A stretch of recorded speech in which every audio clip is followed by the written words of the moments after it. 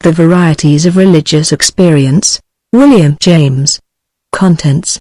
Lecture I. Religion and Neurology.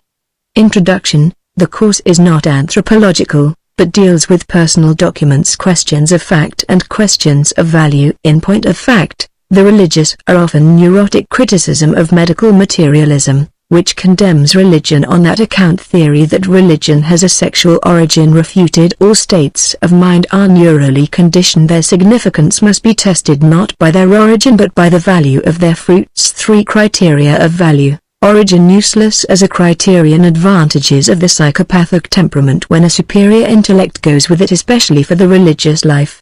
Lecture 2. Circumscription of the topic.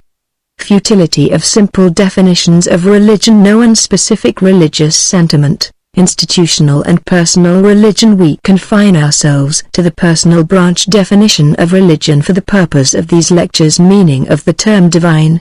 The divine is what prompts solemn reactions. Impossible to make our definitions sharp. We must study the more extreme cases. 2 ways of accepting the universe. Religion is more enthusiastic than philosophy. Its characteristic is enthusiasm in solemn emotion, its ability to overcome unhappiness. Need of such a faculty from the biological point of view. Lecture 3. The reality of the unseen.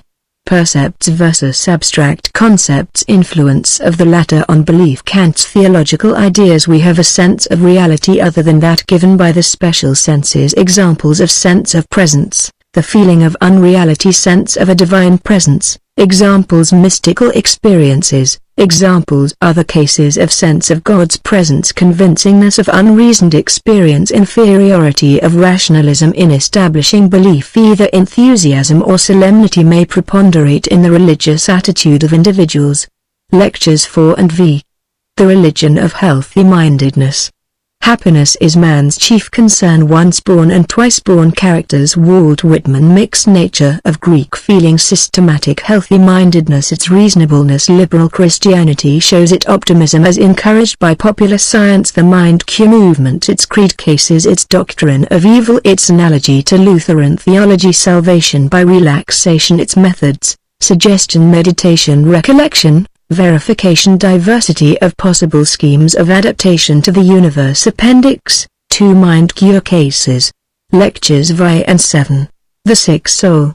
Healthy-mindedness and repentance. Essential pluralism of the healthy-minded philosophy. Morbid-mindedness. Its 2 degrees. The pain threshold varies in individuals. Insecurity of natural goods. Failure or vain success of every life. Pessimism of all pure naturalism. Hopelessness of Greek and Roman view. Pathological unhappiness. Anhedonia, querulous melancholy. Vital zest is a pure gift. Loss of it makes physical world look different. Tolstoy. Bunyan. Align. Morbid fear. Such cases need a supernatural religion for relief. Antagonism of healthy-mindedness and morbidness. The problem of evil cannot be escaped.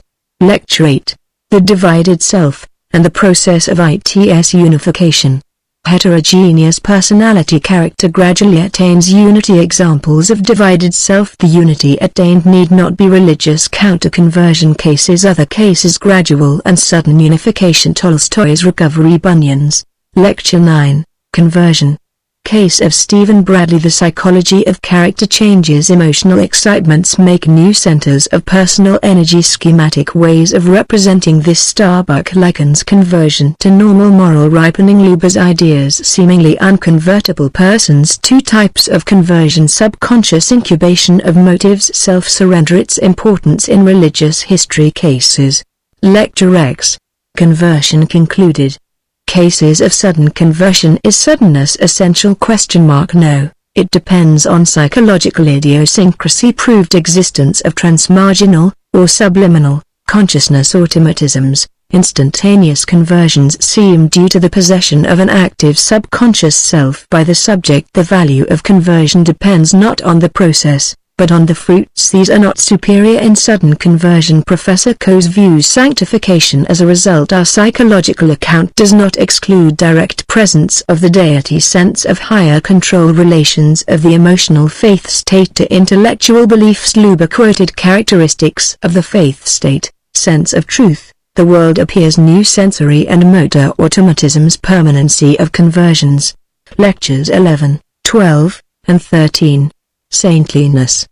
Saint above on the state of grace. Types of character is due to the balance of impulses and inhibitions. Sovereign excitements. Irascibility. Effects of higher excitement. In general, the saintly life is ruled by spiritual excitement. This may annul sensual impulses permanently. Probable subconscious influences involved. Mechanical scheme for representing permanent alteration in character. Characteristics of saintliness. Sense of reality of a higher power. Peace of mind, charity, equanimity, fortitude, etc. Connection of this with relaxation. Purity of life. Asceticism. Obedience. Poverty. The sentiments of democracy and of humanity. General effects of higher excitements. Lectures 14 and 15. The value of saintliness. It must be tested by the human value of its fruits. The reality of the God must, however, also be judged. Unfit religions get eliminated by experience. Empiricism is not skepticism. Individual and tribal religion. Loneliness of religious originators. Corruption follows success. Extravagances. Excessive devoutness, as fanaticism as theopathic absorption. Excessive purity. Excessive charity. The perfect man is adapted only to the perfect environment. Saints 11's excesses of asceticism. Asceticism symbolically stands for the heroic life. Militarism and voluntary poverty as possible equivalents. Pros and cons of the saintly character. Saints versus strong men. Their social function must be considered abstractly. The saint is the highest type, but in the present environment it may fail. So we make ourselves saints at our peril. The question of theological truth. Lectures 16 and 17. Mysticism. Mysticism defined 4 marks of mystic states. They form a distinct region of consciousness. Examples of their lower grades. Mysticism and alcohol. The anesthetic revelation. Religious mysticism. Aspects of nature. Consciousness of God. Cosmic consciousness. Yoga. Buddhistic mysticism. Sufism. Christian mystics. Their sense of revelation. Tonic effects of mystic states. They describe by negative sense of union with the absolute. Mysticism and music. 3 conclusions. 1. Mystical states carry authority for him who has them. 2. But for no one else. 3. Nevertheless, they break down the exclusive authority of rationalistic states. They strengthen monistic and optimistic hypotheses. Lecture 18. Philosophy. Primacy of feeling in religion. Philosophy being a secondary function. Intellectualism professes to escape objective standards in her theological constructions. Dogmatic theology. Criticism of its account of God's attributes. Pragmatism as a test of the value of conceptions. God's metaphysical attributes have no practical significance. His moral attributes are proved by bad arguments. Collapse of systematic theology. Does transcendental idealism fare better? Its principles. Quotations from John Caird. They are good as restatements of religious experience, but uncoercive as reasoned proof. What philosophy can do for religion by transforming herself into science of religions. Lecture 19. Other characteristics. Aesthetic elements in religion. Contrast of Catholicism and Protestantism. Sacrifice and confession. Prayer. Religion holds that spiritual work is really effected in prayer. 3 degrees of opinion as to what is effected. 1st degree, 2nd degree, 3rd degree. Automatisms. Their frequency among religious leaders. Jewish cases. Muhammad Joseph Smith. Religion and the subconscious region in general. Lecture 20. Conclusions. Summary of religious characteristics. Men's religions need not be identical. The science of religions can only suggest, not proclaims a religious creed. Is religion a survival of primitive thought? Modern science rules out the concept of personality, anthropomorphism and belief in the personal characterized pre-scientific thought. Personal forces are real. In spite of this, scientific objects are abstractions, only individualized experiences. A concrete religion holds by the concrete. Primarily, religion is a biological reaction. Its simplest terms are an uneasiness and a deliverance. Description of the deliverance. Question of the reality of the higher power. The author's hypotheses. 1. The subconscious self as intermediating between nature and the higher region. 2. The higher region, or God. 3. He produces real effects in nature. Postscript. philosophic position of the present work defined as piecemeal supernaturalism, criticism of universalistic supernaturalism. Different principles must occasion differences in fact. What differences in fact can God's existence occasion? The question of immortality, question of God's uniqueness and infinity. Religious experience does not settle this question in the affirmative. The pluralistic hypothesis is more conformed to common sense. Preface. This book would never have been written had I not been honoured with an appointment as Gifford Lecturer on Natural Religion at the University of Edinburgh. In casting about me for subjects of the 2 courses of 10 lectures each for which I thus became responsible, it seemed to me that the first course might well be a descriptive one on man's religious appetites, and the second a metaphysical one on their satisfaction through philosophy. But the unexpected growth of the psychological matter as I came to write it out has resulted in the second subject being postponed entirely, and the description of man's religious constitution now fills the 20 lectures. In Lecture 20 I have suggested rather than stated my own philosophic conclusions, and the reader who desires immediately to know them should turn to pages 501-509, and to the postscript of the book. I hope to be able at some later day to express them in more explicit form. In my belief that a large acquaintance with particulars often makes us wiser than the possession of abstract formulas, however deep, I have loaded the lectures with concrete examples, and I have chosen these among the extremer expressions of the religious temperament. To some readers I may consequently seem, before they get beyond the middle of the book, to offer a caricature of the subject. Such convulsions of piety, they will say, are not sane. If, however, they will have the patience to read to the end, I believe that this unfavorable impression will disappear, for either combine the religious impulses with other principles of common sense which serve as correctives of exaggeration, and allow the individual reader to draw as moderate conclusions as he will.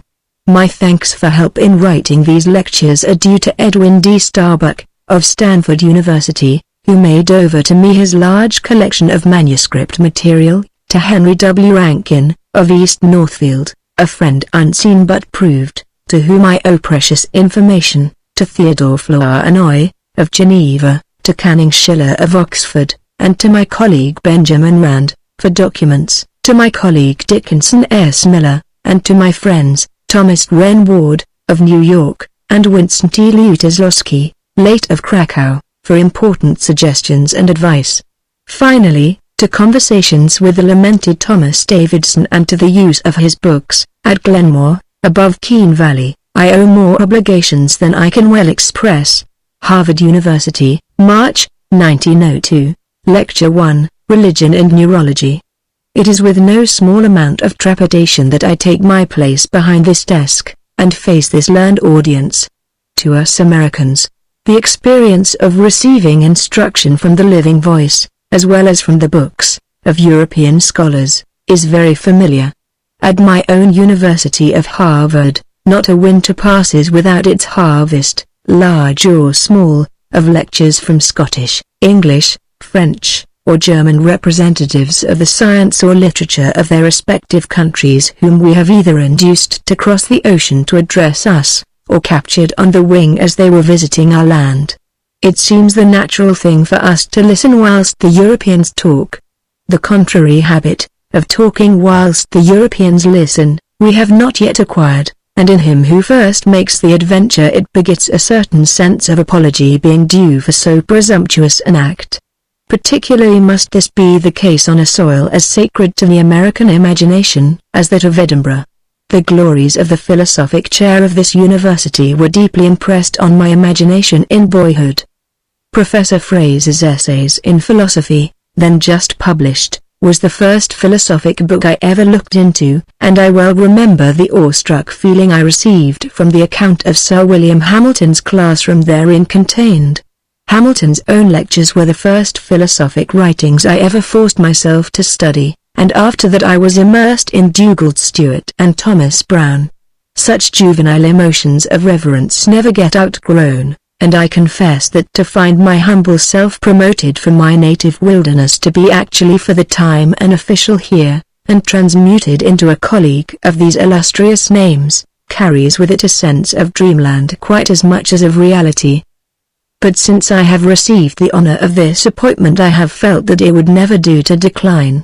The academic career also has its heroic obligations, so I stand here without further deprecatory words. Let me say only this, that now that the current, here and at Aberdeen, has begun to run from west to east, I hope it may continue to do so. As the years go by, I hope that many of my countrymen may be asked to lecture in the Scottish universities, changing places with Scotsmen lecturing in the United States. I hope that our people may become in all these higher matters even as one people, and that the peculiar philosophic temperament, as well as the peculiar political temperament, that goes with our English speech may more and more pervade and influence the world. As regards the manner in which I shall have to administer this lectureship, I am neither a theologian, nor a scholar learned in the history of religions, nor an anthropologist. Psychology is the only branch of learning in which I am particularly versed. To the psychologist, the religious propensities of man must be at least as interesting as any other of the facts pertaining to his mental constitution. It would seem, therefore, that, as a psychologist, the natural thing for me would be to invite you to a descriptive survey of those religious propensities. If the inquiry be psychological, not religious institutions, but rather religious feelings and religious impulses must be its subject, and I must confine myself to those more developed subjective phenomena recorded in literature produced by articulate and fully self-conscious men, in works of piety and autobiography. Interesting as the origins and early stages of a subject always are, yet when one seeks earnestly for its full significance, one must always look to its more completely evolved and perfect forms.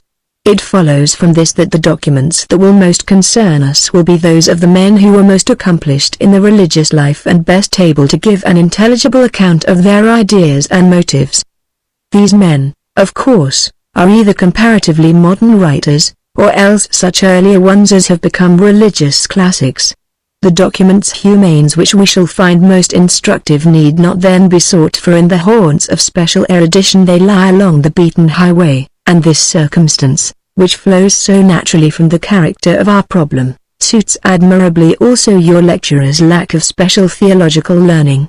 I may take my citations, my sentences and paragraphs of personal confession, from books that most of you at some time will have had already in your hands, and yet this will be no detriment to the value of my conclusions. It is true that some more adventurous reader and investigator, lecturing here in future, may unearth from the shelves of libraries documents that will make a more delectable and curious entertainment to listen to than mine. Yet I doubt whether he will necessarily, by his control of so much more out-of-the-way material, get much closer to the essence of the matter in hand. The question, what are the religious propensities? And the question, what is their philosophic significance? Are two entirely different orders of question from the logical point of view, and, as a failure to recognize this fact distinctly may breed confusion, I wish to insist upon the point a little before we enter into the documents and materials to which I have referred. In recent books on logic, distinction is made between two orders of inquiry concerning anything. First, what is the nature of it? How did it come about? What is its constitution, origin, and history? And second, what is its importance, meaning, or significance, now that it is once here? The answer to the one question is given in an existential judgment or proposition. The answer to the other is a proposition of value, what the Germans call a Worth, or what we may, if we like, denominate a spiritual judgment. Neither judgment can be deduced immediately from the other. They proceed from diverse intellectual preoccupations, and the mind combines them only by making them first separately, and then adding them together. In the matter of religions it is particularly easy to distinguish the two orders of question. Every religious phenomenon has its history and its derivation from natural antecedents. What is nowadays called the higher criticism of the Bible is only a study of the Bible from this existential point of view, neglected too much by the earlier church. Under just what biographic conditions did the sacred writers bring forth their various contributions to the holy volume? and what are they exactly in their several individual minds, when they deliver their utterances?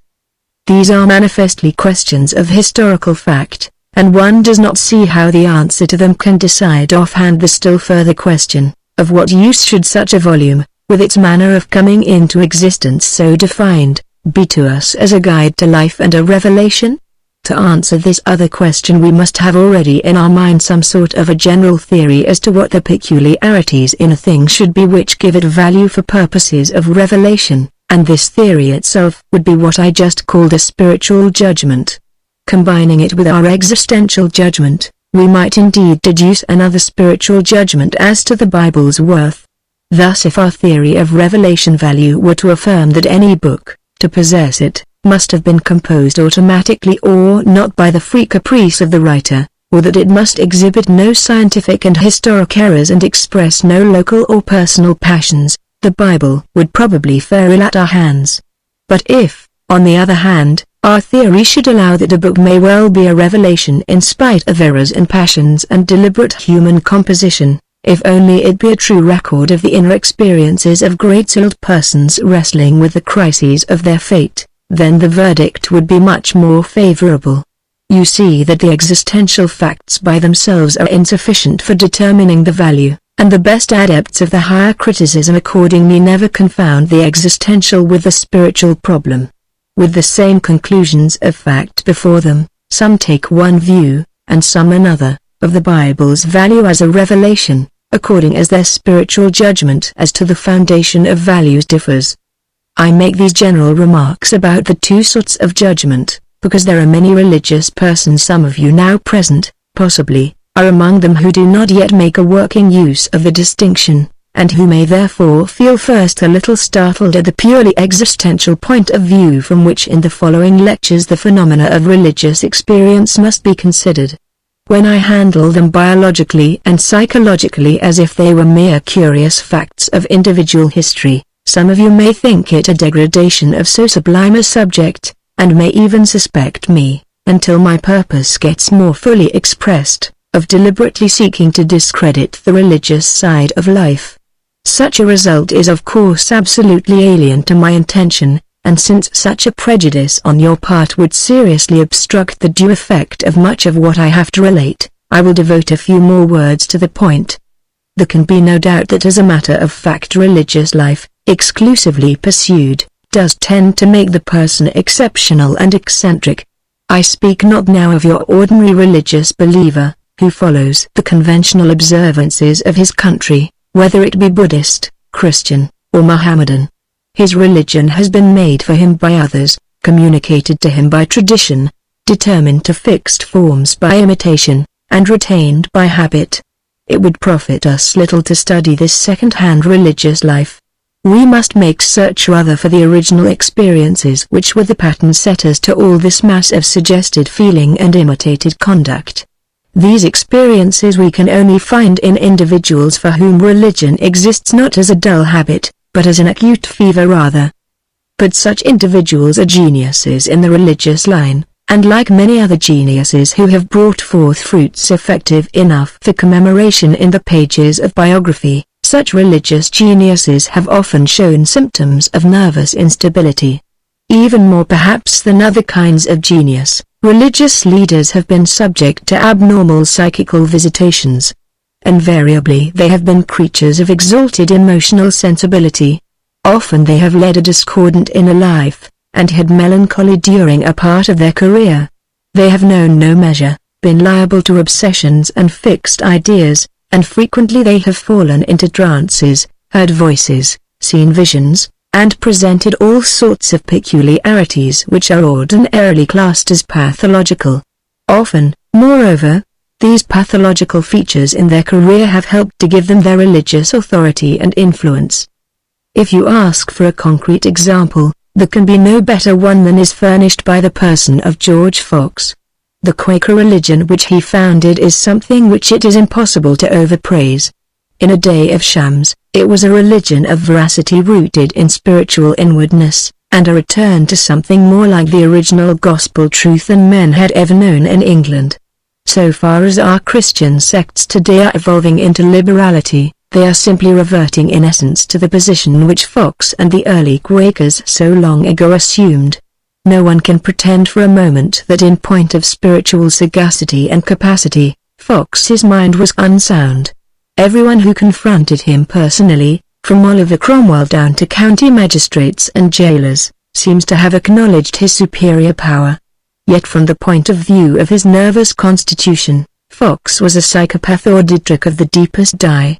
His journal abounds in entries of this sort: As I was walking with several friends, I lifted up my head and saw 3 steeple-house spires, and they struck at my life. I asked them what place that was. They said, Lichfield. Immediately the word of the Lord came to me, that I must go thither.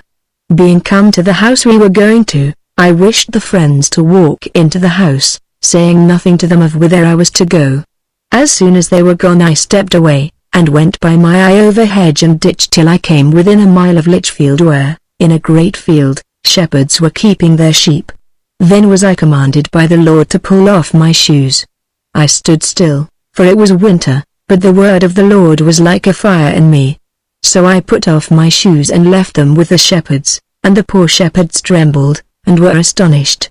Then I walked on about a mile, and as soon as I was got within the city, the word of the Lord came to me again, saying, Cry, woe to the bloody city of Lichfield. So I went up and down the streets, crying with a loud voice, Woe to the bloody city of Lichfield. It being market day, I went into the marketplace, and to and fro in the several parts of it, and made stands, crying as before, Woe to the bloody city of Lichfield. And no one laid hands on me. As I went thus crying through the streets, there seemed to me to be a channel of blood running down the streets, and the marketplace appeared like a pool of blood. When I had declared what was upon me, and felt myself clear, I went out of the town in peace, and returning to the shepherds gave them some money, and took my shoes of them again. But the fire of the Lord was so on my feet, and all over me, that I did not matter to put on my shoes again, and was at a stand whether I should or no, till I felt freedom from the Lord so to do. Then, after I had washed my feet, I put on my shoes again. After this a deep consideration came upon me, for what reason I should be sent to cry against that city, and call it the bloody city. For though the Parliament had the minister one while, and the king another, and much blood had been shed in the town during the wars between them, yet there was no more than had befallen many other places. But afterwards I came to understand, that in the Emperor Diocletian's time 1,000 Christians were martyred in Lichfield. So I was to go, without my shoes, through the channel of their blood, and into the pool of their blood in the marketplace, that I might raise up the memorial of the blood of those martyrs, which had been shed above 1,000 years before, and lay cold in their streets. So the sense of this blood was upon me, and I obeyed the word of the Lord. Bent as we are on studying religion's existential conditions, we cannot possibly ignore these pathological aspects of the subject. We must describe and name them just as if they occurred in non-religious men. It is true that we instinctively recoil from seeing an object to which our emotions and affections are committed handled by the intellect as any other object is handled. The first thing the intellect does with an object is to class it along with something else. But any object that is infinitely important to us and awakens our devotion feels to us also as if it must be sui generis and unique. Probably a crab would be filled with a sense of personal outrage if it could hear us class it without ado or apology as a crustacean, and thus dispose of it. I am no such thing, it would say, I am myself alone. The next thing the intellect does is to lay bare the causes in which the thing originates. Spinoza says, I will analyze the actions and appetites of men as if it were a question of lines, of planes, and of solids. And elsewhere he remarks that he will consider our passions and their properties with the same eye with which he looks on all other natural things, since the consequences of our affections flow from their nature with the same necessity as it results from the nature of a triangle that its 3 angles should be equal to 2 right angles. Similarly M. Taine, in the introduction to his History of English Literature, has written, whether facts be moral or physical, it makes no matter. They always have their causes. There are causes for ambition, courage, veracity, just as there are for digestion, muscular movement, animal heat. Vice and virtue are products like vitriol and sugar.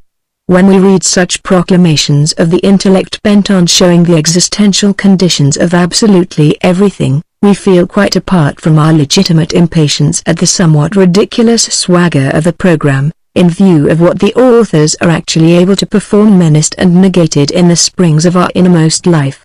Such cold-blooded assimilations threaten, we think, to undo our soul's vital secrets, as if the same breath which should succeed in explaining their origin would simultaneously explain away their significance, and make them appear of no more preciousness, either, than the useful groceries of which M. Taine speaks.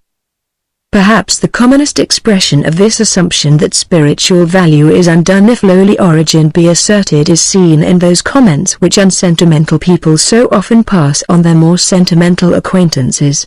Alfred believes in immortality so strongly because his temperament is so emotional.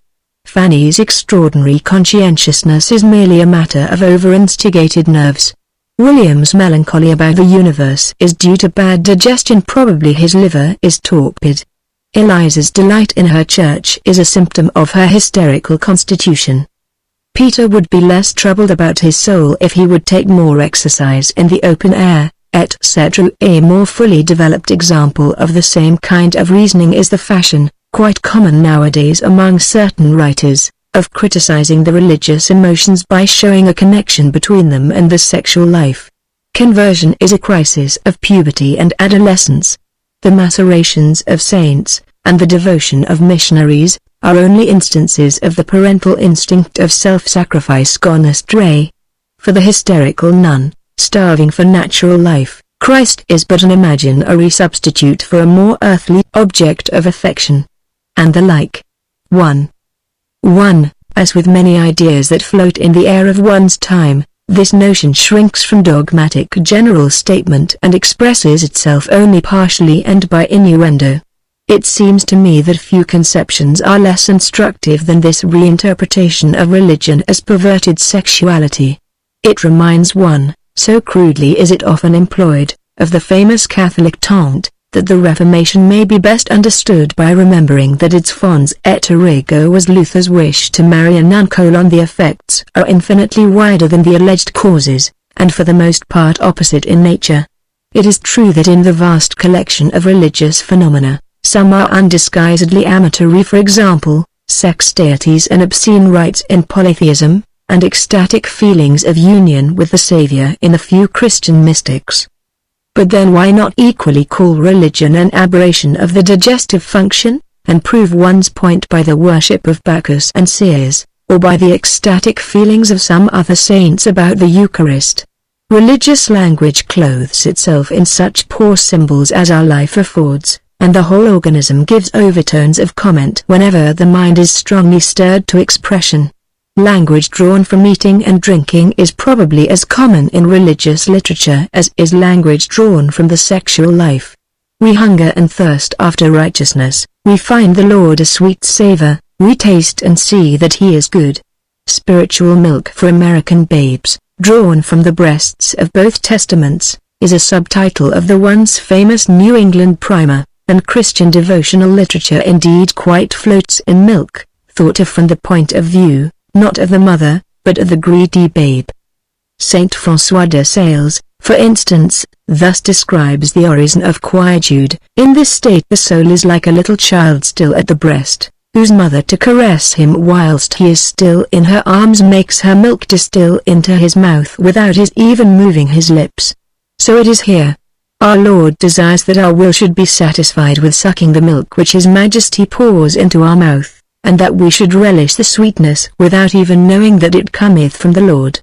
And again, consider the little infants, united and joined to the breasts of their nursing mothers. You will see that from time to time they press themselves closer by little starts to which the pleasure of sucking prompts them.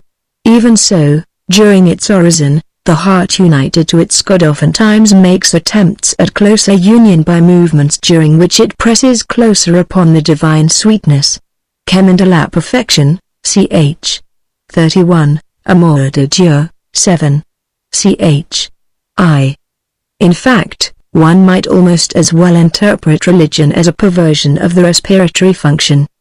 The Bible is full of the language of respiratory oppression. Hide not thine ear at my breathing, my groaning is not hid from thee, my heart panteth, my strength faileth me, my bones are hot with my roaring all the night long, as the hart panteth after the water brooks, so my soul panteth after thee, O my God. God's Breath in Man is the title of the chief work of our best-known American mystic, Thomas Lake Harris, and in certain non-Christian countries the foundation of all religious discipline consists in regulation of the inspiration and expiration. These arguments are as good as much of the reasoning one hears in favor of the sexual theory. But the champions of the latter will then say that their chief argument has no analogue elsewhere. The two main phenomena of religion, namely, melancholy and conversion, they will say, are essentially phenomena of adolescence, and therefore synchronous with the development of sexual life. To which the retort again is easy. Even were the asserted synchrony unrestrictedly true as a fact, which it is not only the sexual life, but the entire higher mental life which awakens during adolescence. One might then as well set up the thesis that the interest in mechanics, physics, chemistry, logic, philosophy, and sociology, which springs up during adolescent years along with that in poetry and religion, is also a perversion of the sexual instinct: but that would be too absurd. Moreover, if the argument from synchrony is to decide, what is to be done with the fact that the religious age par excellence would seem to be old age, when the uproar of the sexual life is past? The plain truth is that to interpret religion one must in the end look at the immediate content of the religious consciousness. The moment one does this, one sees how wholly disconnected it is in the main from the content of the sexual consciousness. Everything about the two things differs: objects, moods, faculties concerned, and acts impelled to. Any general assimilation is simply impossible. What we find most often is complete hostility and contrast. If now the defenders of the sex theory say that this makes no difference to their thesis, that without the chemical contributions which the sex organs make to the blood, the brain would not be nourished so as to carry on religious activities, this final proposition may be true or not true, but at any rate it has become profoundly uninstructive. We can deduce no consequences from it which help us to interpret religion's meaning or value. In this sense the religious life depends just as much upon the spleen, the pancreas, and the kidneys as on the sexual apparatus, and the whole theory has lost its point in evaporating into a vague general assertion of the dependence, somehow, of the mind upon the body. We are surely all familiar in a general way with this method of discrediting states of mind for which we have an antipathy. We all use it to some degree in criticizing persons whose states of mind we regard as overstrained. But when other people criticize our own more exalted soul flights by calling them nothing but expressions of our organic disposition, we feel outraged and hurt, for we know that, whatever be our organism's peculiarities, our mental states have their substantive value as revelations of the living truth, and we wish that all this medical materialism could be made to hold its tongue. Medical materialism seems indeed a good appellation for the too simple-minded system of thought which we are considering. Medical materialism finishes up St. Paul by calling his vision on the road to Damascus a discharging lesion of the occipital cortex, he being an epileptic. It snuffs out St. Teresa as an hysteric, St. Francis of Assisi as an hereditary degenerate. George Fox's discontent with the shams of his age, and his pining for spiritual veracity, it treats as a symptom of a disordered colon. Carlyle's organ tones of misery it accounts for by a gastroduodenal catarrh. All such mental overtensions, it says, are, when you come to the bottom of the matter, mere affairs of diathesis, auto-intoxications most probably, due to the perverted action of various glands which physiology will yet discover. And medical materialism then thinks that the spiritual authority of all such personages is successfully undermined. 2. For a first-rate example of medical materialist reasoning, see an article on Les Varieties du Type de Vote, by Dr. Bennett Sangle, in the Revue de l'Hypnotisme, 14. 161. Let us ourselves look at the matter in the largest possible way. Modern psychology, finding definite psychophysical connections to hold good, assumes as a convenient hypothesis that the dependence of mental states upon bodily conditions must be thoroughgoing and complete. If we adopt the assumption, then of course what medical materialism insists on must be true in a general way, if not in every detail. St. Paul certainly had once an epileptoid, if not an epileptic seizure. George Fox was an hereditary degenerate. Carlyle was undoubtedly auto-intoxicated by some organ or other, no matter which, and the rest. But now, I ask you, how can such an existential account of facts of mental history decide in one way or another upon their spiritual significance? According to the general postulate of psychology just referred to, there is not a single one of our states of mind, high or low, healthy or morbid, that has not some organic process as its condition. Scientific theories are organically conditioned just as much as religious emotions are, and if we only knew the facts intimately enough, we should doubtless see the liver determining the dicta of the sturdy atheist as decisively as it does those of the Methodist under conviction anxious about his soul. When it alters in one way the blood that percolates it, we get the Methodist, when in another way, we get the atheist form of mind. So of all our raptures and our drynesses, our longings and pantings, our questions and beliefs. They are equally organically founded, be they religious or of non-religious content. To plead the organic causation of a religious state of mind, then, in refutation of its claim to possess superior spiritual value, is quite illogical and arbitrary, unless one has already worked out in advance some psychophysical theory connecting spiritual values in general with determinate sorts of physiological change. Otherwise none of our thoughts and feelings, not even our scientific doctrines, not even our disbeliefs, could retain any value as revelations of the truth, for every one of them without exception flows from the state of its possessor's body at the time. It is needless to say that medical materialism draws in point of fact no such sweeping skeptical conclusion. It is sure, just as every simple man is sure, that some states of mind are inwardly superior to others, and reveal to us more truth, and in this it simply makes use of an ordinary spiritual judgment. It has no physiological theory of the production of these its favorite states, by which it may accredit them, and its attempt to discredit the states which it dislikes, by vaguely associating them with nerves and liver, and connecting them with names connoting bodily affliction, is altogether illogical and inconsistent. Let us play fair in this whole matter, and be quite candid with ourselves and with the facts. When we think certain states of mind superior to others, is it ever because of what we know concerning their organic antecedents? No. It is always for two entirely different reasons.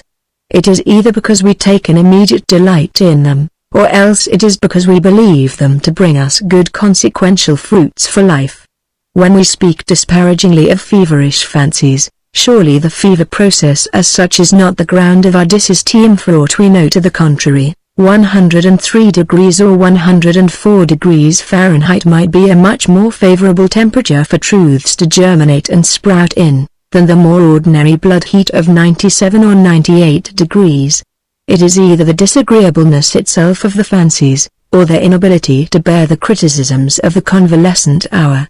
When we praise the thoughts which health brings, health's peculiar chemical metabolisms have nothing to do with determining our judgment.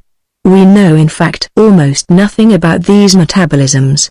It is the character of a happiness in the thoughts which stamps them as good, or else their consistency with our other opinions and their serviceability for our needs, which make them pass for true in our esteem. Now the more intrinsic and the more remote of these criteria do not always hang together.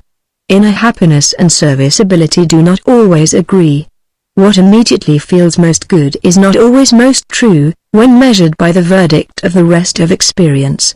The difference between Philip drunk and Philip sober is the classic instance in corroboration. If merely feeling good could decide, drunkenness would be the supremely valid human experience. But its revelations, however acutely satisfying at the moment, are inserted into an environment which refuses to bear them out for any length of time. The consequence of this discrepancy of the two criteria is the uncertainty which still prevails over so many of our spiritual judgments. There are moments or sentimental and mystical experience, we shall hereafter hear much of them, that carry an enormous sense of inner authority and illumination with them when they come. But they come seldom, and they do not come to everyone, and the rest of life makes either no connection with them, or tends to contradict them more than it confirms them. Some persons follow more the voice of the moment in these cases, some prefer to be guided by the average results. Hence the sad discordancy of so many of the spiritual judgments of human beings, a discordancy which will be brought home to us acutely enough before these lectures end. It is, however, a discordancy that can never be resolved by any merely medical test. A good example of the impossibility of holding strictly to the medical tests is seen in the theory of the pathological causation of genius promulgated by recent authors. Genius, said Dr. Morrow, is but one of the many branches of the neuropathic tree. Genius, says Dr. Lombroso, is a symptom of hereditary degeneration of the epileptoid variety, and is allied to moral insanity. Whenever a man's life, writes Mr. Nisbet, is at once sufficiently illustrious and recorded with sufficient fullness to be a subject of profitable study, he inevitably falls into the morbid category. And it is worthy of remark that, as a rule, the greater the genius, the greater the unsoundness. 3. J. F. Nisbet. The Insanity of Genius, 3d ed., London, 1893, pp. 16-24.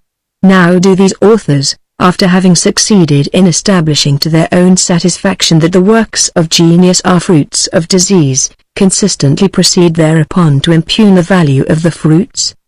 Do they deduce a new spiritual judgment from their new doctrine of existential conditions? Do they frankly forbid us to admire the productions of genius from now onwards? And say outright that no neuropath can ever be a revealer of new truth? No. Their immediate spiritual instincts are too strong for them here, and hold their own against inferences which, in mere love of logical consistency, medical materialism ought to be only too glad to draw. One disciple of the school, indeed, has striven to impugn the value of works of genius in a wholesale way, such works of contemporary art, namely, as he himself is unable to enjoy, and they are many, by using medical arguments. But for the most part the masterpieces are left unchallenged, and the medical line of attack either confines itself to such secular productions as everyone admits to be intrinsically eccentric, or else addresses itself exclusively to religious manifestations. And then it is because the religious manifestations have been already condemned because the critic dislikes them on internal or spiritual grounds. Max Nordau, in his bulky book entitled Degeneration. In the natural sciences and industrial arts it never occurs to anyone to try to refute opinions by showing up their author's neurotic constitution. Opinions here are invariably tested by logic and by experiment, no matter what may be their author's neurological type. It should be no otherwise with religious opinions. Their value can only be ascertained by spiritual judgments directly passed upon them, judgments based on our own immediate feeling primarily, and secondarily on what we can ascertain of their experiential relations to our moral needs and to the rest of what we hold as true. Immediate luminousness, in short, philosophical reasonableness, and the moral helpfulness are the only available criteria. Saint Teresa might have had the nervous system of the placidest cow, and it would not now save her theology, if the trial of the theology by these other tests should show it to be contemptible. And conversely, if her theology can stand these other tests, it will make no difference how hysterical or nervously off her balance Saint Teresa may have been when she was with us here below. You see that at bottom we are thrown back upon the general principles by which the empirical philosophy has always contended that we must be guided in our search for truth. Dogmatic philosophies have sought for tests for truth which might dispense us from appealing to the future. Some direct mark, by noting which we can be protected immediately and absolutely, now and forever, against all mistakes. Such has been the darling dream of philosophic dogmatists. It is clear that the origin of the truth would be an admirable criterion of this sort, if only the various origins could be discriminated from one another from this point of view, and the history of dogmatic opinion shows that origin has always been a favorite test. Origin in immediate intuition, origin in pontifical authority, origin in supernatural revelation, as by vision, hearing, or unaccountable impression, origin in direct possession by a higher spirit, expressing itself in prophecy and warning, origin in automatic utterance. Generally these origins have been stock warrants for the truth of one opinion after another which we find represented in religious history. The medical materialists are therefore only so many belated dogmatists, neatly turning the tables on their predecessors by using the criterion of origin in a destructive instead of an accreditive way. They are effective with their talk of pathological origin only so long as supernatural origin is pleaded by the other side, and nothing but the argument from origin is under discussion. But the argument from origin has seldom been used alone, for it is too obviously insufficient. Dr. Maudsley is perhaps the cleverest of the rebutters of supernatural religion on grounds of origin. Yet he finds himself forced to write : "What right have we to believe nature under any obligation to do her work by means of complete minds only? She may find an incomplete mind a more suitable instrument for a particular purpose. It is the work that is done, and the quality in the worker by which it was done, that is alone of moment, and it may be no great matter from a cosmical standpoint, if in other qualities of character he was singularly defective, if indeed he were hypocrite, adulterer, eccentric, or lunatic. Home we come again, then, to the old and last resort of certitude, namely the common assent of mankind, or of the competent by instruction and training among mankind." 5. H. Maudsley, Natural Causes and Supernatural Seemings, 1886, pp. 256-257. In other words, not its origin, but the way in which it works on the whole, is Dr. Maudsley's final test of a belief. This is our own empiricist criterion, and this criterion the stoutest insisters on supernatural origin have also been forced to use in the end. Among the visions and messages some have always been too patently silly, among the trances and convulsive seizures some have been too fruitless for conduct and character, to pass themselves off as significant, still less as divine. In the history of Christian mysticism, the problem how to discriminate between such messages and experiences as were really divine miracles, and such others as the demon in his malice was able to counterfeit, thus making the religious person twofold more the child of hell he was before, has always been a difficult one to solve, needing all the sagacity and experience of the best directors of conscience. In the end it had to come to our empiricist criterion. By their fruits ye shall know them, not by their roots. Jonathan Edwards's treatise on religious affections is an elaborate working out of this thesis. The roots of a man's virtue are inaccessible to us. No appearances whatever are infallible proofs of grace. Our practice is the only sure evidence, even to ourselves, that we are genuinely Christians. In forming a judgment of ourselves now, Edwards writes, we should certainly adopt that evidence which our Supreme Judge will chiefly make use of when he come to stand before him at the last day. There is not one grace of the Spirit of God, of the existence of which, in any professor of religion, Christian practice is not the most decisive evidence. The degree in which our experience is productive of practice shows the degree in which our experience is spiritual and divine. Catholic writers are equally emphatic. The good dispositions which a vision, or voice, or other apparent heavenly favor leave behind them are the only marks by which we may be sure they are not possible deceptions of the tempter. Says Saint Teresa: like imperfect sleep which, instead of giving more strength to the head, doth but leave it the more exhausted, the result of mere operations of the imagination is but to weaken the soul. Instead of nourishment and energy she reaps only lassitude and disgust, whereas a genuine heavenly vision yields to her a harvest of ineffable spiritual riches, and an admirable renewal of bodily strength. I allege these reasons to those who so often accuse my visions of being the work of the enemy of mankind and the sport of my imagination, I showed them the jewels which the divine hand had left with me. They were my actual dispositions. All those who knew me saw that I was changed. My confessor bore witness to the fact. This improvement, palpable in all respects, far from being hidden, was brilliantly evident to all men. As for myself, it was impossible to believe that if the demon were its author, he could have used, in order to lose me and lead me to hell, an expedient so contrary to his own interests as that of uprooting my vices, and filling me with masculine courage and other virtues instead, for I saw clearly that a single one of these visions was enough to enrich me with all that wealth. 6. Autobiography, ch. 28. I fear I may have made a longer excursus than was necessary, and that fewer words would have dispelled the uneasiness which may have arisen among some of you as I announced my pathological program.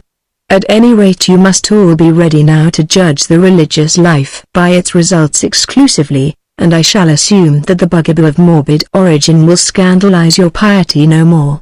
Still, you may ask me, if its results are to be the ground of our final spiritual estimate of a religious phenomenon, why threaten us at all with so much existential study of its conditions?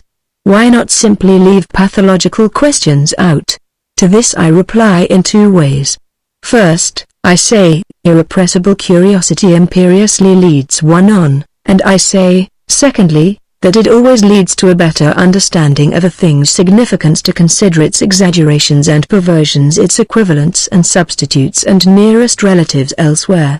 Not that we may thereby swamp the thing in the wholesale condemnation which we pass on its inferior congeners, but rather that we may by contrast ascertain the more precisely in what its merits consist, by learning at the same time to what particular dangers of corruption it may also be exposed. Insane conditions have this advantage, that they isolate special factors of the mental life, and enable us to inspect them unmasked by their more usual surroundings. They play the part in mental anatomy which the scalpel and the microscope play in the anatomy of the body. To understand a thing rightly we need to see it both out of its environment and in it, and to have acquaintance with the whole range of its variations. The study of hallucinations has in this way been for psychologists the key to their comprehension of normal sensation, that of illusions has been the key to the right comprehension of perception. Morbid impulses and imperative conceptions, fixed ideas, so-called, have thrown a flood of light on the psychology of the normal will, and obsessions and delusions have performed the same service for that of the normal faculty of belief. Similarly, the nature of genius has been illuminated by the attempts, of which I already made mention, to class it with psychopathical phenomena.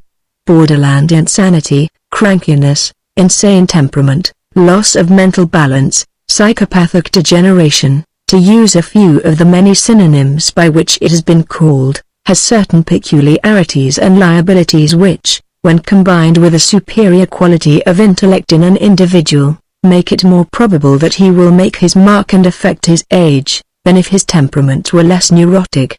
There is of course no special affinity between crankiness as such and superior intellect. 7. For most psychopaths have feeble intellects, and superior intellects more commonly have normal nervous systems.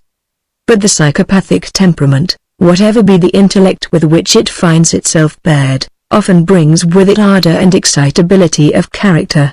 The cranky person has extraordinary emotional susceptibility. He is liable to fixed ideas and obsessions. His conceptions tend to pass immediately into belief and action, and when he gets a new idea, he has no rest till he proclaims it, or in some way works it off. What shall I think of it?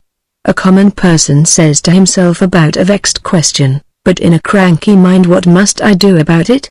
Is the form the question tends to take. In the autobiography of that high-souled woman, Mrs. Annie Besant, I read the following passage: plenty or people wish well to any good cause, but very few care to exert themselves to help it, and still fewer will risk anything in its support. Someone ought to do it. But why should I? Is the ever-echoed phrase of weak-kneed amiability. Someone ought to do it, so why not I? Is the cry of some earnest servant of man, eagerly forward springing to face some perilous duty. Between these two sentences lie whole centuries of moral evolution. True enough. And between these two sentences lie also the different destinies of the ordinary sluggard and the psychopathic man. Thus, when a superior intellect and a psychopathic temperament coalesce as in the endless permutations and combinations of human faculty, they are bound to coalesce often enough in the same individual. We have the best possible condition for the kind of effective genius that gets into the biographical dictionaries. Such men do not remain mere critics and understanders with their intellect.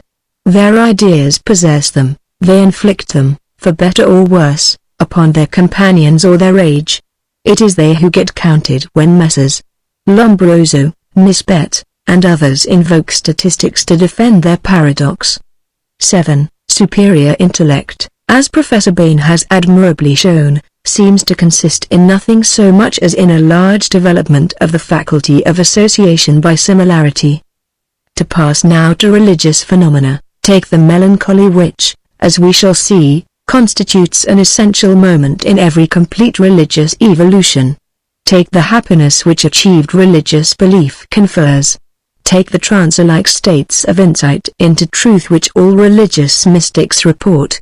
8. These are each and all them special cases of kinds of human experience of much wider scope. Religious melancholy, whatever peculiarities it may have qua religious, is at any rate melancholy. Religious happiness is happiness. Religious trance is trance. And the moment we renounce the absurd notion that a thing is exploded away as soon as it is classed with others, or its origin is shown, the moment we agree to stand by experimental results and inequality, in judging of values, who does not see that we are likely to ascertain the distinctive significance of religious melancholy and happiness, or of religious trances, far better by comparing them as conscientiously as we can with other varieties of melancholy, happiness, and trance, than by refusing to consider their place in any more general series, and treating them as if they were outside of nature's order altogether. I hope that the course of these lectures will confirm us in this supposition. As regards the psychopathic origin of so many religious phenomena, that would not be in the least surprising or disconcerting, even were such phenomena certified from on high to be the most precious of human experiences. No one organism can possibly yield to its owner the whole body of truth. Few of us are not in some way infirm, or even diseased, and our very infirmities help us unexpectedly. In the psychopathic temperament we have the emotionality which is the sine qua non of moral perception, we have the intensity and tendency to emphasis which are the essence of practical moral vigor, and we have the love of metaphysics and mysticism which carry one's interests beyond the surface of the sensible world. What, then, is more natural than that this temperament should introduce one to regions of religious truth, to corners of the universe, which your robust Philistine type of nervous system, forever offering its biceps to be felt, thumping its breast, and thanking heaven that it hasn't a single morbid fiber in its composition, would be sure to hide forever from its self-satisfied possessors. 8. I may refer to a criticism of the insanity theory of genius in the Psychological Review, 287, 1895. If there was such a thing as inspiration from a higher realm, it might well be that the neurotic temperament would furnish the chief condition of the requisite receptivity. And having said thus much, I think that I may let the matter of religion and neuroticism drop. The mass of collateral phenomena, morbid or healthy, with which the various religious phenomena must be compared in order to understand them better, forms what in the slang of pedagogics is termed the apperceiving mass by which we comprehend them. The only novelty that I can imagine this course of lectures to possess lies in the breadth of the apperceiving mass. I may succeed in discussing religious experiences in a wider context than has been usual in university courses. Lecture 2, Circumscription of the topic. Most books on the philosophy of religion try to begin with a precise definition of what its essence consists of. Some of these would-be definitions may possibly come before us in later portions of this course, and I shall not be pedantic enough to enumerate any of them to you now. Meanwhile, the very fact that they are so many and so different from one another is enough to prove that the word religion cannot stand for any single principle or essence, but is rather a collective name. The theorizing mind tends always to the oversimplification of its materials. This is the root of all that absolutism and one-sided dogmatism by which both philosophy and religion have been infested. Let us not fall immediately into a one-sided view of our subject, but let us rather admit freely at the outset that we may very likely find no one essence, but many characters which may alternately be equally important to religion. If we should inquire for the essence of government, for example, one man might tell us it was authority, another submission, another police, another an army, another an assembly, another a system of laws, yet all the while it would be true that no concrete government can exist without all these things, one of which is more important at one moment and others at another. The man who knows governments most completely is he who troubles himself least about a definition which shall give their essence. Enjoying an intimate acquaintance with all their particularities in turn, he would naturally regard an abstract conception in which these were unified as a thing more misleading than enlightening. And why may not religion be a conception equally complex? 9. I can do no better here than refer my readers to the extended and admirable remarks on the futility of all these definitions of religion, in an article by Professor Luber, published in the Monist for January, 1901, after my own text was written. Consider also the religious sentiment which we see referred to in so many books, as if it were a single sort of mental entity. In the psychologies and in the philosophies of religion, we find the authors attempting to specify just what entity it is. One man allies it to the feeling of dependence, one makes it a derivative from fear, others connect it with the sexual life, others still identify it with the feeling of the infinite, and so on. Such different ways of conceiving it ought of themselves to arouse doubt as to whether it possibly can be one specific thing, and the moment we are willing to treat the term religious sentiment as a collective name for the many sentiments which religious subjects may arouse in alternation, we see that it probably contains nothing whatever of a psychologically specific nature. There is religious fear, religious love, religious awe, religious joy, and so forth. But religious love is only man's natural emotion of love directed to a religious object. Religious fear is only the ordinary fear of commerce, so to speak, the common quaking of the human breast, in so far as the notion of divine retribution may arouse it. Religious awe is the same organic thrill which we feel in a forest at twilight, or in a mountain gorge, only this time it comes over us at the thought of our supernatural relations, and similarly of all the various sentiments which may be called into play in the lives of religious persons. As concrete states of mind, made up of a feeling plus a specific sort of object, religious emotions of course are psychic entities distinguishable from other concrete emotions, but there is no ground for assuming a simple abstract religious emotion to exist as a distinct elementary mental affection by itself, present in every religious experience without exception. As there thus seems to be no one elementary religious emotion, but only a common storehouse of emotions upon which religious objects may draw, so there might conceivably also prove to be no one specific and essential kind of religious object, and no one specific and essential kind of religious act. The field of religion being as wide as this, it is manifestly impossible that I should pretend to cover it. My lectures must be limited to a fraction of the subject. And, although it would indeed be foolish to set up an abstract definition of religion's essence, and then proceed to defend that definition against all comers, yet this need not prevent me from taking my own narrow view of what religion shall consist in for the purpose of these lectures, or, out of the many meanings of the word, from choosing the one meaning in which I wish to interest you particularly, and proclaiming arbitrarily that when I say religion I mean that.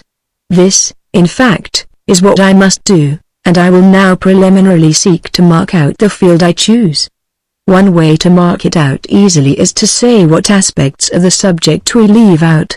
At the outset we are struck by one great partition which divides the religious field.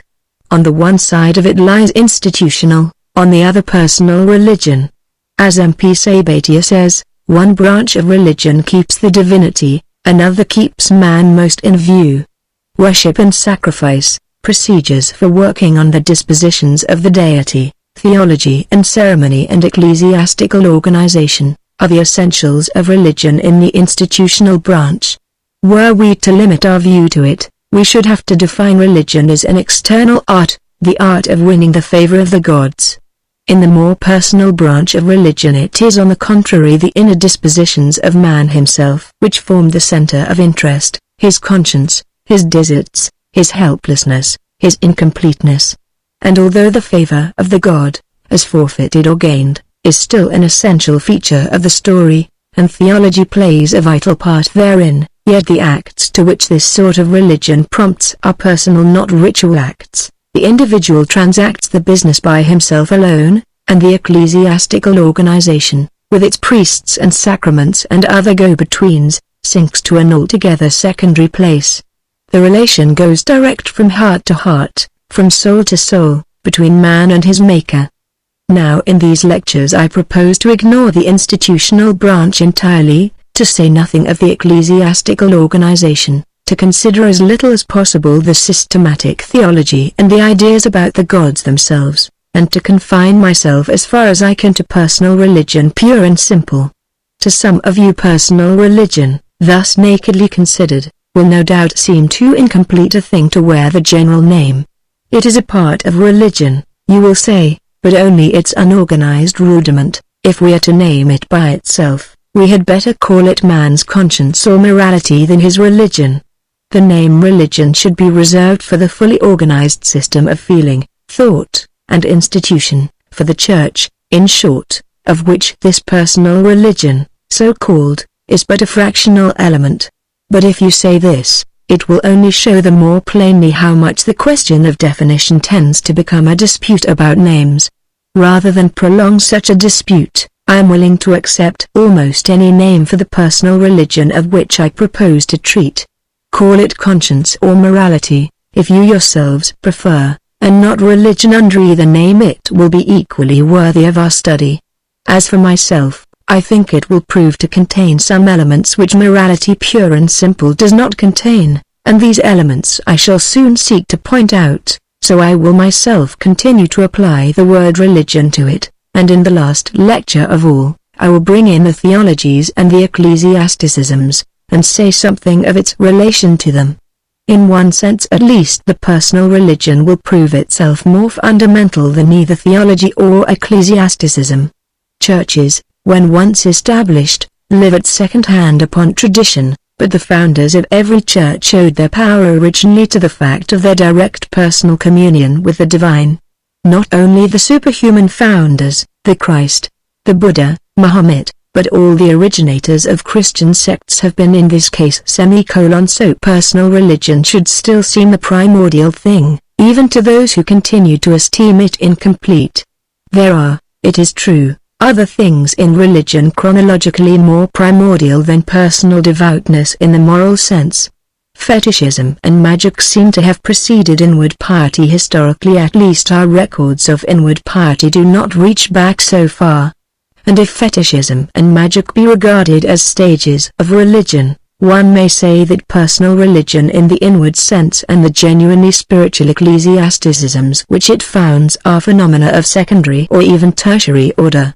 But, quite apart from the fact that many anthropologists, for instance, Jevons and Fraser, expressly oppose religion and magic to each other, it is certain that the whole system of thought which leads to magic, fetishism, and the lower superstitions may just as well be called primitive science as called primitive religion. The question thus becomes a verbal one again, and our knowledge of all these early stages of thought and feeling is in any case so conjectural and imperfect that further discussion would not be worthwhile. Religion, therefore, as I now ask you arbitrarily to take it, shall mean for us the feelings, acts, and experiences of individual men in their solitude, so far as they apprehend themselves to stand in relation to whatever they may consider the divine. Since the relation may be either moral, physical, or ritual, it is evident that out of religion in the sense in which we take it, theologies, philosophies, and ecclesiastical organizations may secondarily grow. In these lectures, however, as I have already said, the immediate personal experiences will amply fill our time, and we shall hardly consider theology or ecclesiasticism at all. We escape much controversial matter by this arbitrary definition of our field. But, still, a chance of controversy comes up over the word divine, if we take the definition in too narrow a sense. There are systems of thought which the world usually calls religious, and yet which do not positively assume a god. Buddhism is in this case. Popularly, of course, the Buddha himself stands in place of a god, but in strictness the Buddhistic system is atheistic. Modern transcendental idealism, Emersonianism, for instance, also seems to let God evaporate into abstract ideality. Not a deity in concreto, not a superhuman person, but the immanent divinity in things, the essentially spiritual structure of the universe, is the object of the transcendentalist cult. In that address to the graduating class at Divinity College in 1838 which made Emerson famous, the frank expression of this worship of mere abstract laws was what made the scandal of the performance. These laws, said the speaker, execute themselves. They are out of time, out of space, and not subject to circumstance. Thus, in the soul of man there is a justice whose retributions are instant and entire. He who does a good deed is instantly ennobled. He who does a mean deed is by the action itself contracted. He who puts off impurity thereby puts on purity. If a man is at heart just, then in so far is he God, the safety of God, the immortality of God, the majesty of God, do enter into the man with justice. If a man dissemble, deceive, he deceives himself, and goes out of acquaintance with his own being. Character is always known. Thefts never enrich, arms never impoverish, murder will speak out of stone walls. The least admixture of a lie, for example, the taint of vanity, any attempt to make a good impression, a favorable appearance will instantly vitiate the effect. But speak the truth, and all things alive or brute are vouchers, and the very roots of the grass underground the do seem to stir and move to bear your witness. For all things proceed out of the same spirit, which is differently named love, justice, temperance, in its different applications, just as the ocean receives different names on the several shores which it washes. In so far as he roves from these ends, a man bereaves himself of power, of auxiliaries. His being shrinks. He becomes less and less, a mote, a point, until absolute badness is absolute death. The perception of this law awakens in the mind a sentiment which we call a religious sentiment, and which makes our highest happiness. Wonderful is its power to charm and to command. It is a mountain air. It is the embalmer of the world. It makes the sky and the hills sublime, and the silent song of the stars is it. It is the beatitude of man. It makes him illimitable. When he says I ought, when love warns him, when he chooses, warned from on high, the good and great deed, then, deep melodies wander through his soul from supreme wisdom. Then he can worship, and be enlarged by his worship, for he can never go behind this sentiment. All the expressions of this sentiment are sacred and permanent in proportion to their purity. They affect us more than all other compositions. The sentences of the olden time, which ejaculate this piety, are still fresh and fragrant. And the unique impression of Jesus upon mankind, whose name is not so much written as ploughed into the history of this world, is proof of the subtle virtue of this infusion. 10. Miscellanies, 1868, p. 120, abridged. Such is the Emersonian religion. The universe has a divine soul of order, which soul is moral, being also the soul within the soul of man. But whether this soul of the universe be a mere quality like the eye's brilliancy or the skin's softness, or whether it be a self-conscious life like the eye's seeing or the skin's feeling, is a decision that never unmistakably appears in Emerson's pages. It quivers on the boundary of these things, sometimes leaning one way sometimes the other, to suit the literary rather than the philosophic need. Whatever it is, though, it is active. As much as if it were a god, We can trust it to protect all ideal interests and keep the world's balance straight. The sentences in which Emerson, to the very end, gave utterance to this faith are as fine as anything in literature. If you love and serve men, you cannot by any hiding or stratagem escape the remuneration. Secret retributions are always restoring the level, when disturbed, of the divine justice. It is impossible to tilt the beam. All the tyrants and proprietors and monopolists of the world in vain set their shoulders to heave the bar. Settles for evermore the ponderous equator to its line, and man and mote, and star and sun, must range to it, or be pulverized by the recoil. 11. Lectures and Biographical Sketches, 1868, p. 186. Now it would be too absurd to say that the inner experiences that underlie such expressions of faith as this and impel the writer to their utterance are quite unworthy to be called religious experiences. The sort of appeal that Emersonian optimism, on the one hand, and Buddhistic pessimism, on the other, make to the individual and the son of response which he makes to them in his life are in fact indistinguishable from, and in many respects identical with, the best Christian appeal and response. We must therefore, from the experiential point of view, call these godless or quasi-godless creeds religions, and accordingly when in our definition of religion we speak of the individual's relation to what he considers the divine, we must interpret the term divine very broadly, as denoting any object that is godlike, whether it be a concrete deity or not. But the term godlike, if thus treated as a floating general quality, becomes exceedingly vague, for many gods have flourished in religious history, and their attributes have been discrepant enough. What then is that essentially godlike quality, be it embodied in a concrete deity or not, our relation to which determines our character as religious men? It will repay us to seek some answer to this question before we proceed farther. For one thing, gods are conceived to be first things in the way of being and power. They overarch and envelop, and from them there is no escape. What relates to them is the first and last word in the way of truth. Whatever then were most primal and enveloping and deeply true might at this rate be treated as godlike, and a man's religion might thus be identified with his attitude, whatever it might be, toward what he felt to be the primal truth. Such a definition as this would in a way be defensible. Religion, whatever it is a man's total reaction upon life, so why not say that any total reaction upon life is a religion? Total reactions are different from casual reactions, and total attitudes are different from usual or professional attitudes. To get at them you must go behind the foreground of existence and reach down to that curious sense of the whole residual cosmos as an everlasting presence, intimate or alien, terrible or amusing, lovable or odious, which in some degree everyone possesses.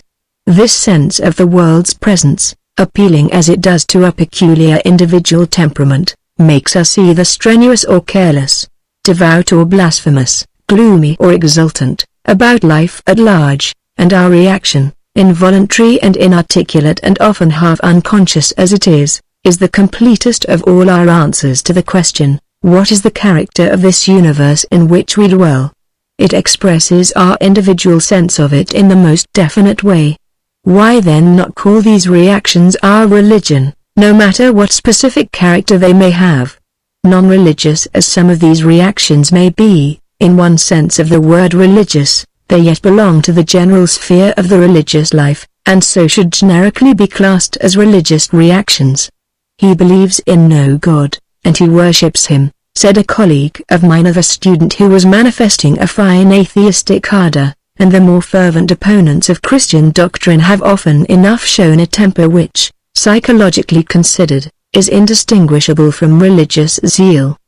But so very broad a use of the word religion would be inconvenient, however defensible it might remain on logical grounds. There are trifling, sneering attitudes even toward the whole of life, and in some men these attitudes are final and systematic. It would strain the ordinary use of language too much to call such attitudes religious, even though, from the point of view of an unbiased critical philosophy, they might conceivably be perfectly reasonable ways of looking upon life.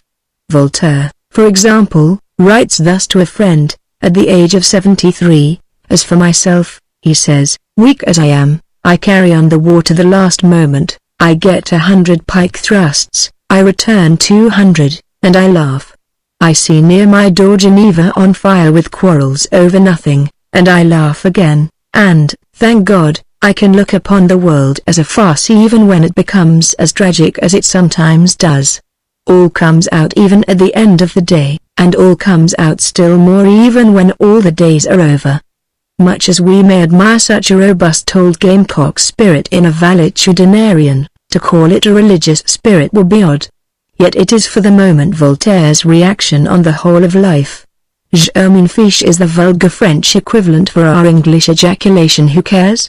And the happy term je m'en ficheism recently has been invented to designate the systematic determination not to take anything in life too solemnly.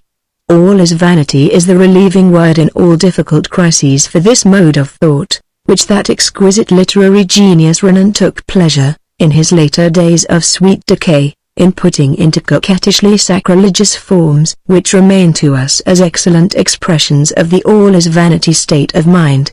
Take the following passage, for example: "We must hold to duty, even against the evidence," Renan says, but he then goes on: "There are many chances that the world may be nothing but a fairy pantomime of which no God has care.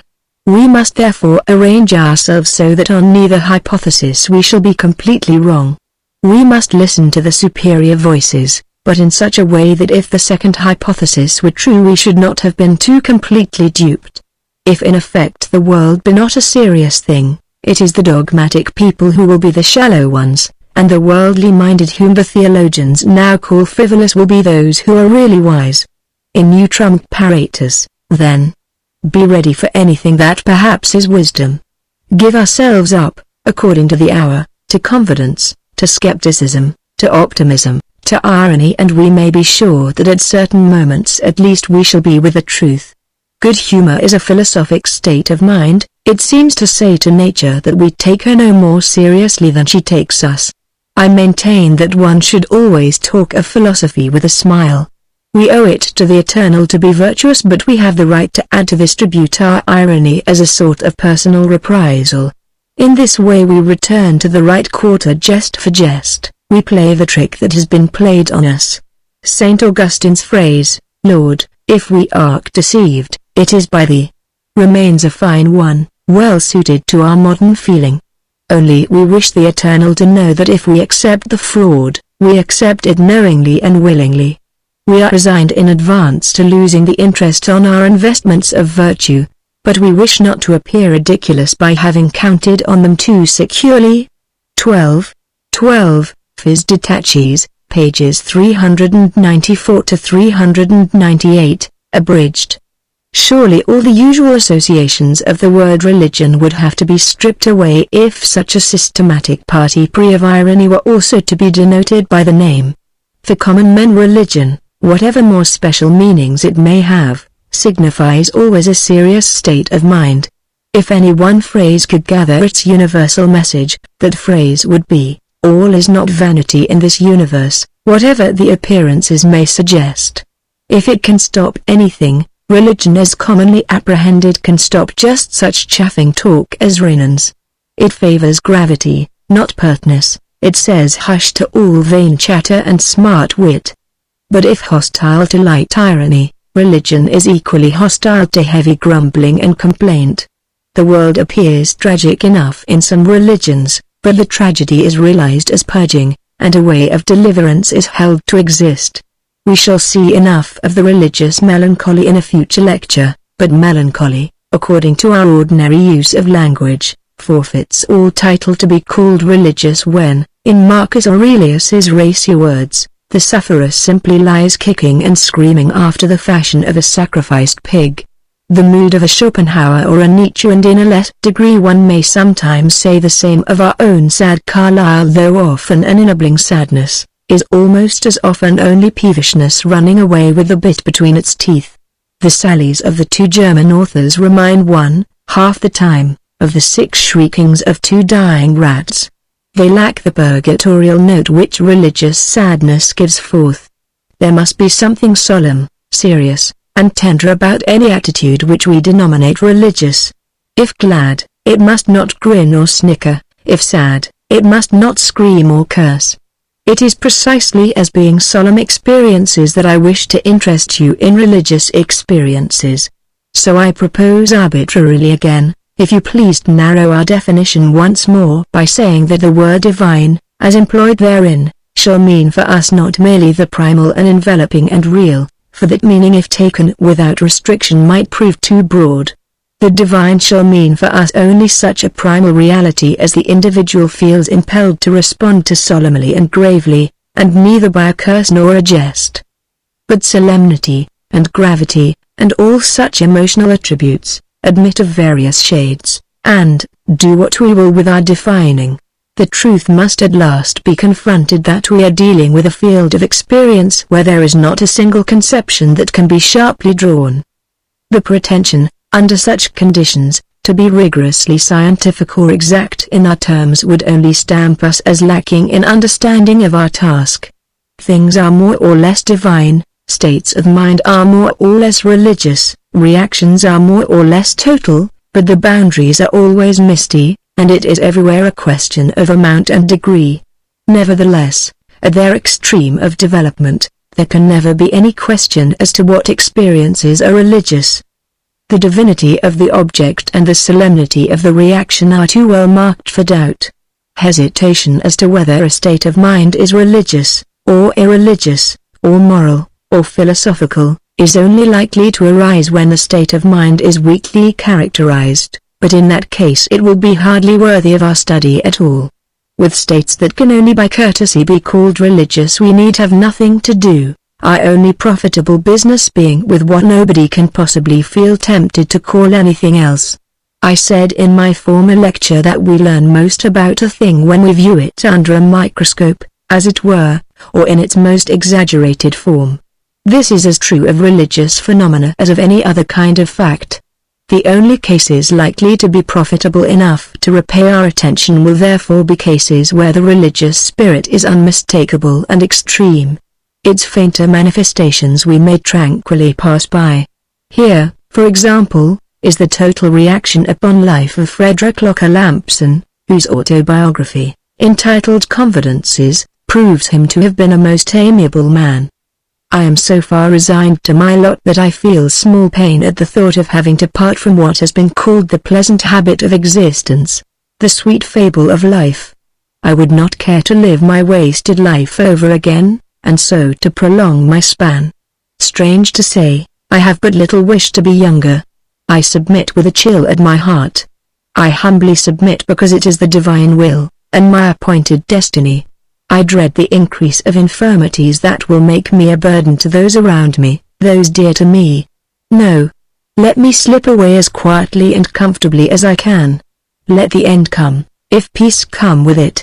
I do not know that there is a great deal to be said for this world, or our sojourn here upon it, but it has pleased God so to place us, and it must please me also. I ask you, what is human life? Is not it a maimed happiness, care and weariness, weariness and care, with the baseless expectation, the strange cousinage of a brighter tomorrow? At best it is but a froward child, that must be played with and humoured, to keep it quiet till it falls asleep, and then the care is over. 13, Op. Cit. pp. 314, 313. This is a complex, a tender, a submissive, and a graceful state of mind. For myself, I should have no objection to calling it on the whole a religious state of mind, although I dare say that to many of you it may seem too listless and half-hearted to merit so good a name. But what matters it in the end whether we call such a state of mind religious or not? It is too insignificant for our instruction in any case, and its very possessor wrote it down in terms which he would not have used unless he had been thinking of more energetically religious moods in others, with which he found himself unable to compete. It is with these more energetic states that our sole business lies, and we can perfectly well afford to let the minor notes and the uncertain border go. It was the extremer cases that I had in mind a little while ago when I said that personal religion, even without theology or ritual, would prove to embody some elements that morality pure and simple does not contain. You may remember that I promised shortly to point out what those elements were. In a general way I can now say what I had in mind. I accept the universe is reported to have been a favorite utterance of our New England transcendentalist, Margaret Fuller, and when someone repeated this phrase to Thomas Carlyle, his sardonic comment is said to have been, "Gad, she'd better." At bottom the whole concern of both morality and religion is with the manner of our acceptance of the universe. Do we accept it only in part and grudgingly, or heartily and altogether? Shall our protests against certain things in it be radical and unforgiving, or shall we think that, even with evil, there are ways of living that must lead to good? If we accept the whole, shall we do so as if stunned into submission as Carlyle would have us gad? We'd better. Or shall we do so with enthusiastic assent? Morality pure and simple accepts the law of the whole which it finds reigning, so far as to acknowledge and obey it, but it may obey it with the heaviest and coldest heart, and never cease to feel it as a yoke. But for religion, in its strong and fully developed manifestations, the service of the highest never is felt as a yoke. Dull submission is left far behind, and a mood of welcome, which may fill any place on the scale between cheerful serenity and enthusiastic gladness, has taken its place. It makes a tremendous emotional and practical difference to one whether one accept the universe in the drab discolored way of stoic resignation to necessity, or with the passionate happiness of Christian saints. The difference is as great as that between passivity and activity, as that between the defensive and the aggressive mood. Gradual as are the steps by which an individual may grow from one state into the other, many as are the intermediate stages which different individuals represent, yet when you place the typical extremes beside each other for comparison, you feel that two discontinuous psychological universes confront you, and that in passing from one to the other a critical point has been overcome. If we compare Stoic with Christian ejaculations we see much more than a difference of doctrine. Rather is it a difference of emotional mood that parts them. When Marcus Aurelius reflects on the eternal reason that has ordered things, there is a frosty chill about his words which you rarely find in a Jewish, and never in a Christian piece of religious writing. The universe is accepted by all these writers, but how devoid of passion or exultation the spirit of the Roman emperor is. Compare his fine sentence, "If gods care not for me or my children, here is a reason for it, with Job's cry, though he slay me, yet will I trust in him." And you immediately see the difference I mean.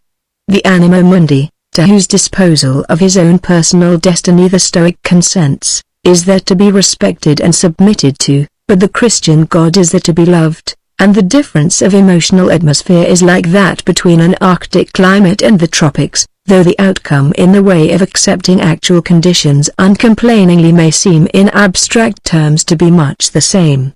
It is a man's duty, says Marcus Aurelius, to comfort himself and wait for the natural dissolution, and not to be vexed, but to find refreshment solely in these thoughts: first, that nothing will happen to me which is not conformable to the nature of the universe, and secondly that I need do nothing contrary to the God and deity within me, for there is no man who can compel me to transgress. He is an abscess on the universe who withdraws and separates himself from the reason of our common nature, through being displeased with the things which happen. For the same nature produces these, and has produced thee too.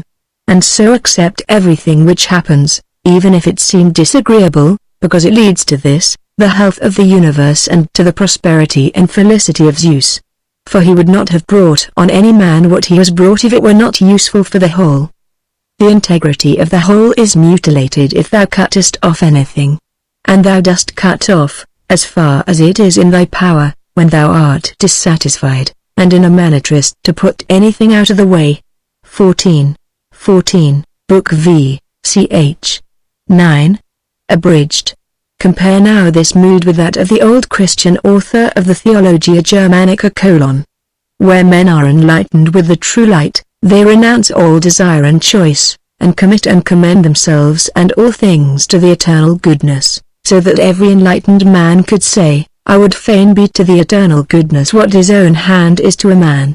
Such men are in a state of freedom, because they have lost the fear of pain or hell, and the hope of reward or heaven, and are living in pure submission to the eternal goodness, in the perfect freedom of fervent love.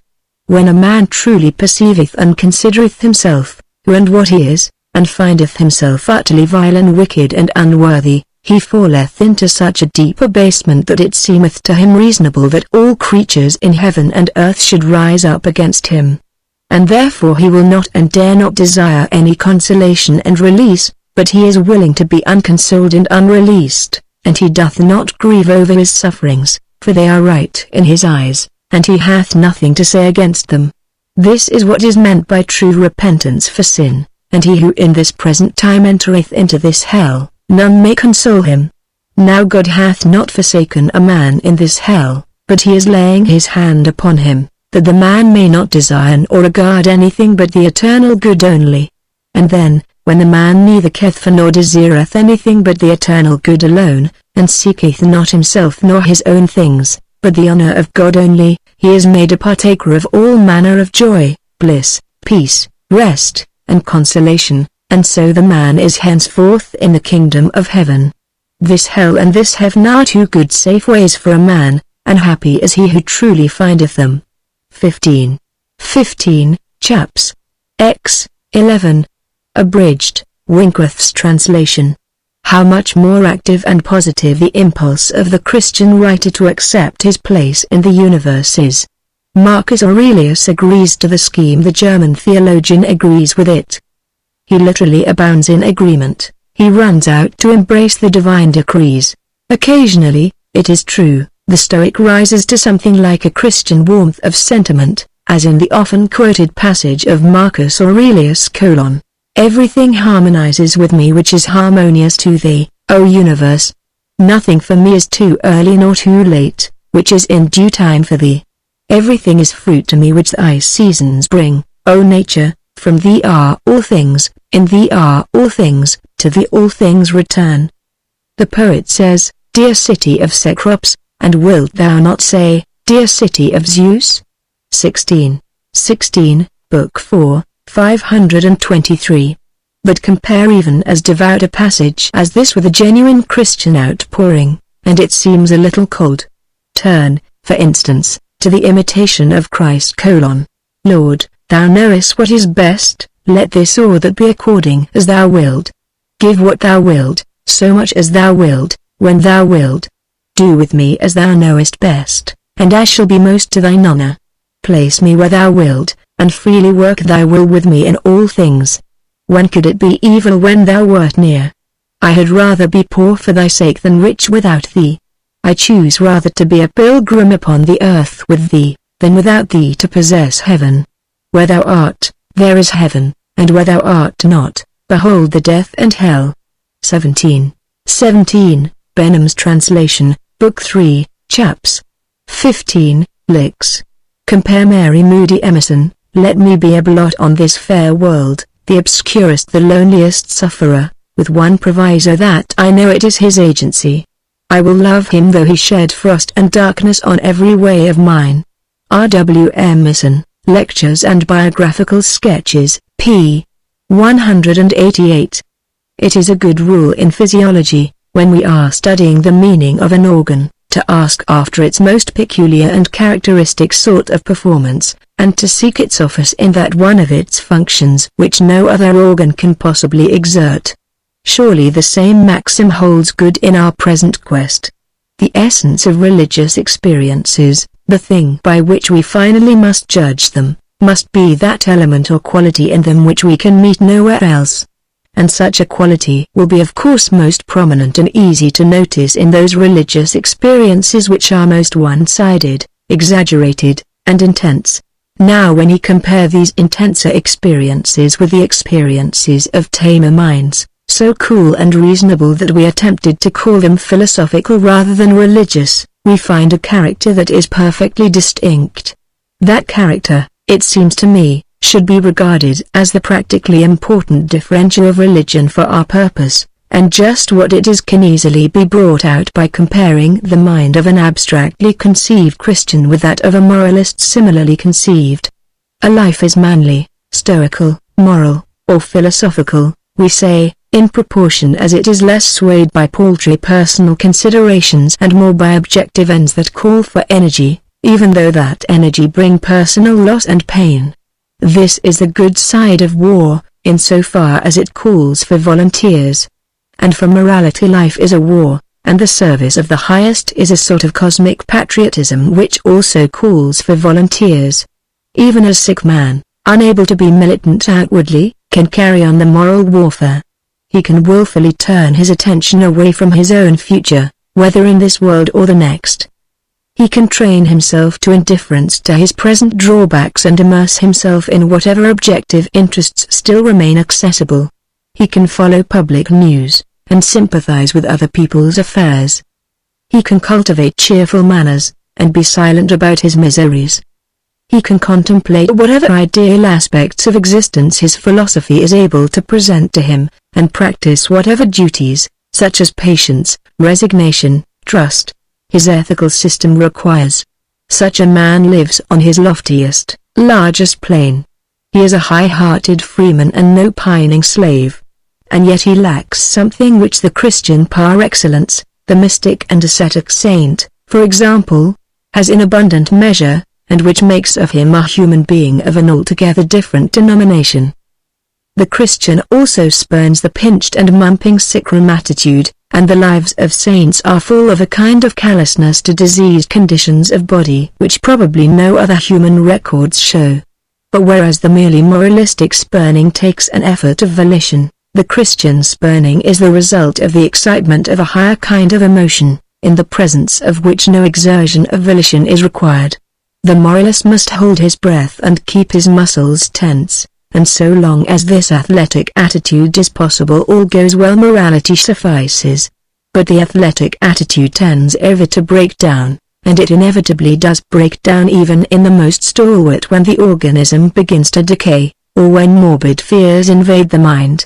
To suggest personal will and effort to one all sick allied or with the sense of irremediable impotence is to suggest the most impossible of things. What he craves is to be consoled in his very powerlessness, to feel that the spirit of the universe recognizes and secures him, all decaying and failing as he is. Well, we are all such helpless failures in the last resort. The sanest and best of us are of one clay with lunatics and prison inmates, and death finally runs the robustest of us down. And whenever we feel this, such a sense of the vanity and provisionality of our voluntary career comes over us that all our morality appears but as a plaster hiding a sore it can never cure, and all our well-doing as the hollowest substitute for that well-being that our lives ought to be grounded in, but, alas, are not. And here religion comes to our rescue and takes our fate into her hands. There is a state of mind, known to religious men, but to no others, in which the will to assert ourselves and hold our own has been displaced by a willingness to close our mouths and be as nothing in the floods and waterspouts of God. In this state of mind, what we most dreaded has become the habitation of our safety, and the hour of our moral death has turned into our spiritual birthday. The time for tension in our soul is over, and that of happy relaxation, of calm deep breathing, of an eternal present, with no discordant future to be anxious about, has arrived. Fear is not held in abeyance as it is by mere morality, it is positively expunged and washed away. We shall see abundant examples of this happy state of mind in later lectures of this course. We shall see how infinitely passionate a thing religion at its highest flights can be. Like love, like wrath, like hope, ambition, jealousy, like every other instinctive eagerness and impulse, it adds to life an enchantment which is not rationally or logically deducible from anything else. This enchantment, coming as a gift when it does come, a gift of our organism, the physiologists will tell us, a gift of God's grace, the theologians say is either there or not there for us, and there are persons who can no more become possessed by it than they can fall in love with a given woman by mere word of command. Religious feeling is thus an absolute addition to the subject's range of life. It gives him a new sphere of power. When the outward battle is lost, and the outer world disowns him, it redeems and vivifies an interior world which otherwise would be an empty waste. If religion is to mean anything definite for us, It seems to me that we ought to take it as meaning this added dimension of emotion, this enthusiastic temper of espousal, in regions where morality strictly so-called can at best but bow its head and acquiesce. It ought to mean nothing short of this new reach of freedom for us, with the struggle over, the keynote of the universe sounding in our ears, and everlasting possession spread before our eyes. 18. Once more, there are plenty of men, constitutionally somber men, in whose religious life this rapturousness is lacking. They are religious in the wider sense, yet in this acutest of all senses they are not so, and it is religion in the acutest sense that I wish, without disputing about words, to study first, so as to get at its typical differentia. This sort of happiness in the absolute and everlasting is what we find nowhere but in religion. It is parted off from all mere animal happiness, all mere enjoyment of the present, by that element of solemnity of which I have already made so much account. Solemnity is a hard thing to define abstractly, but certain of its marks are patent enough. A solemn state of mind is never crude or simple. It seems to contain a certain measure of its own opposite in solution. A solemn joy preserves a sort of bitter in its sweetness, a solemn sorrow is one to which we intimately consent. But there are writers who, realizing that happiness of a supreme sort is the prerogative of religion, forget this complication, and call all happiness, as such, religious. Mr. Havelock Ellis, for example, identifies religion with the entire field of the soul's liberation from oppressive moods. The simplest functions of physiological life, he writes, may be its ministers. Everyone who is at all acquainted with the Persian mystics knows how wine may be regarded as an instrument of religion. Indeed, in all countries and in all ages some form of physical enlargement, singing, dancing, drinking, sexual excitement has been intimately associated with worship. Even the momentary expansion of the soul in laughter is, to however slight an extent, a religious exercise. Whenever an impulse from the world strikes against the organism, and the resultant is not discomfort or pain, not even the muscular contraction of strenuous manhood, but a joyous expansion or aspiration of the whole soul, there is religion. It is the infinite for which we hunger, and we ride gladly on every little wave that promises to bear us towards it. 19. The New Spirit, p. 232.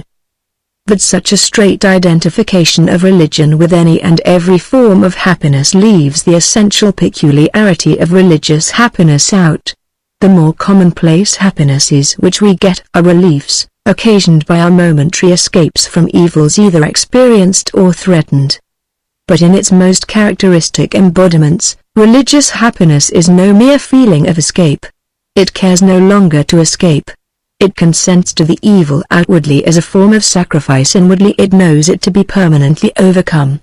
If you ask how religion thus falls on the thorns and faces death, and in the very act annuls annihilation, I cannot explain the matter, for it is religion's secret, and to understand it you must yourself have been a religious man of the extremer type.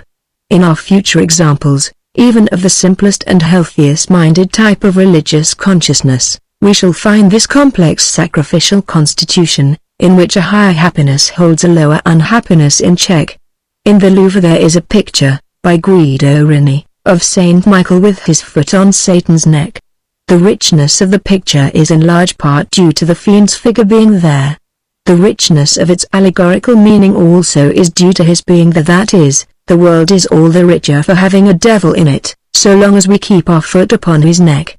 In the religious consciousness, that is just the position in which the fiend, the negative or tragic principle, is found, and for that very reason the religious consciousness is so rich from the emotional point of view. 20. We shall see how in certain men and women it takes on a monstrously ascetic form.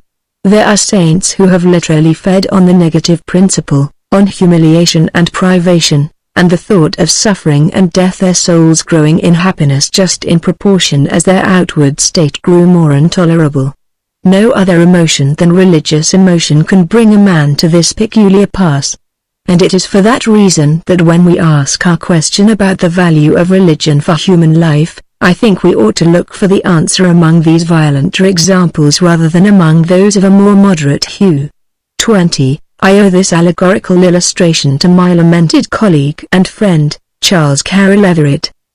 Having the phenomenon of our study in its acutest possible form to start with, we can shade down as much as we please later. And if in these cases, repulsive as they are to our ordinary worldly way of judging, we find ourselves compelled to acknowledge religion's value and treat it with respect, it will have proved in some way its value for life at large. By subtracting and toning down extravagances, we may thereupon proceed to trace the boundaries of its legitimate sway. To be sure, it makes our task difficult to have to deal so much with eccentricities and extremes. How can religion on the whole be the most important of all human functions, you may ask, if every several manifestation of it in turn have to be corrected and sobered down and pruned away? Such a thesis seems a paradox impossible to sustain reasonably, yet I believe that something much like it will have to be our final contention.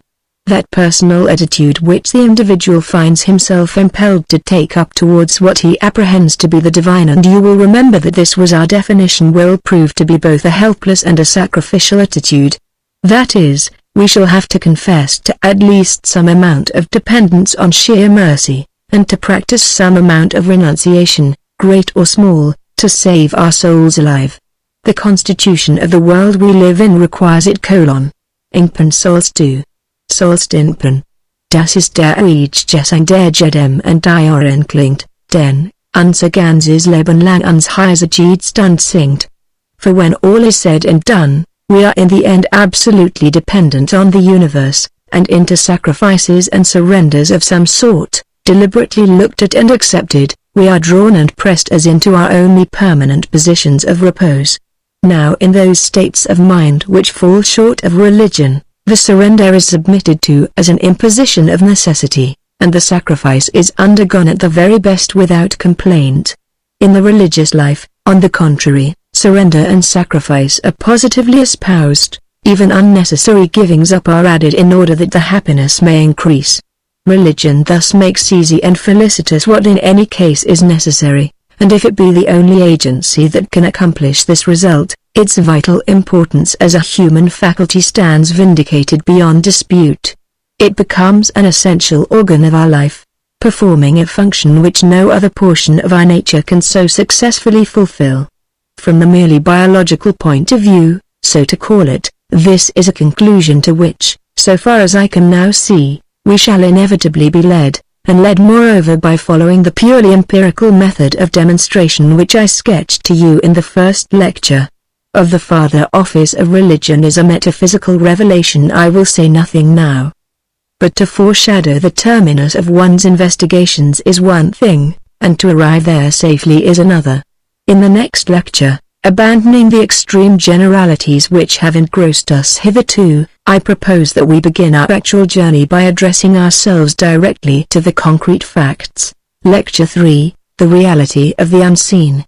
Were one asked to characterize the life of religion in the broadest and the most general terms possible, one might say that it consists of the belief that there is an unseen order, and that our supreme good lies in harmoniously adjusting ourselves thereto. This belief and this adjustment are the religious attitude in the soul. I wish during this hour to call your attention to some of the psychological peculiarities of such an attitude as this, or belief in an object which we cannot see. All our attitudes, moral, practical, or emotional, as well as religious, are due to the objects of our consciousness, the things which we believe to exist, whether really or ideally, along with ourselves. Such objects may be present to our senses, or they may be present only to our thought. In either case they elicit from us a reaction, and the reaction due to things of thought is notoriously in many cases as strong as that due to sensible presences. It may be even stronger. The memory of an insult may make us angrier than the insult did when we received it. We are frequently more ashamed of our blunders afterwards than we were at the moment of making them, and in general our whole higher prudential and moral life is based on the fact that material sensations actually present may have a weaker influence on our action than ideas of remoter facts. The more concrete objects of most men's religion, the deities whom they worship, are known to them only in idea. It has been vouchsafed, For example, to very few Christian believers to have had a sensible vision of their Savior, though enough appearances of this sort are on record, by way of miraculous exception, to merit our attention later.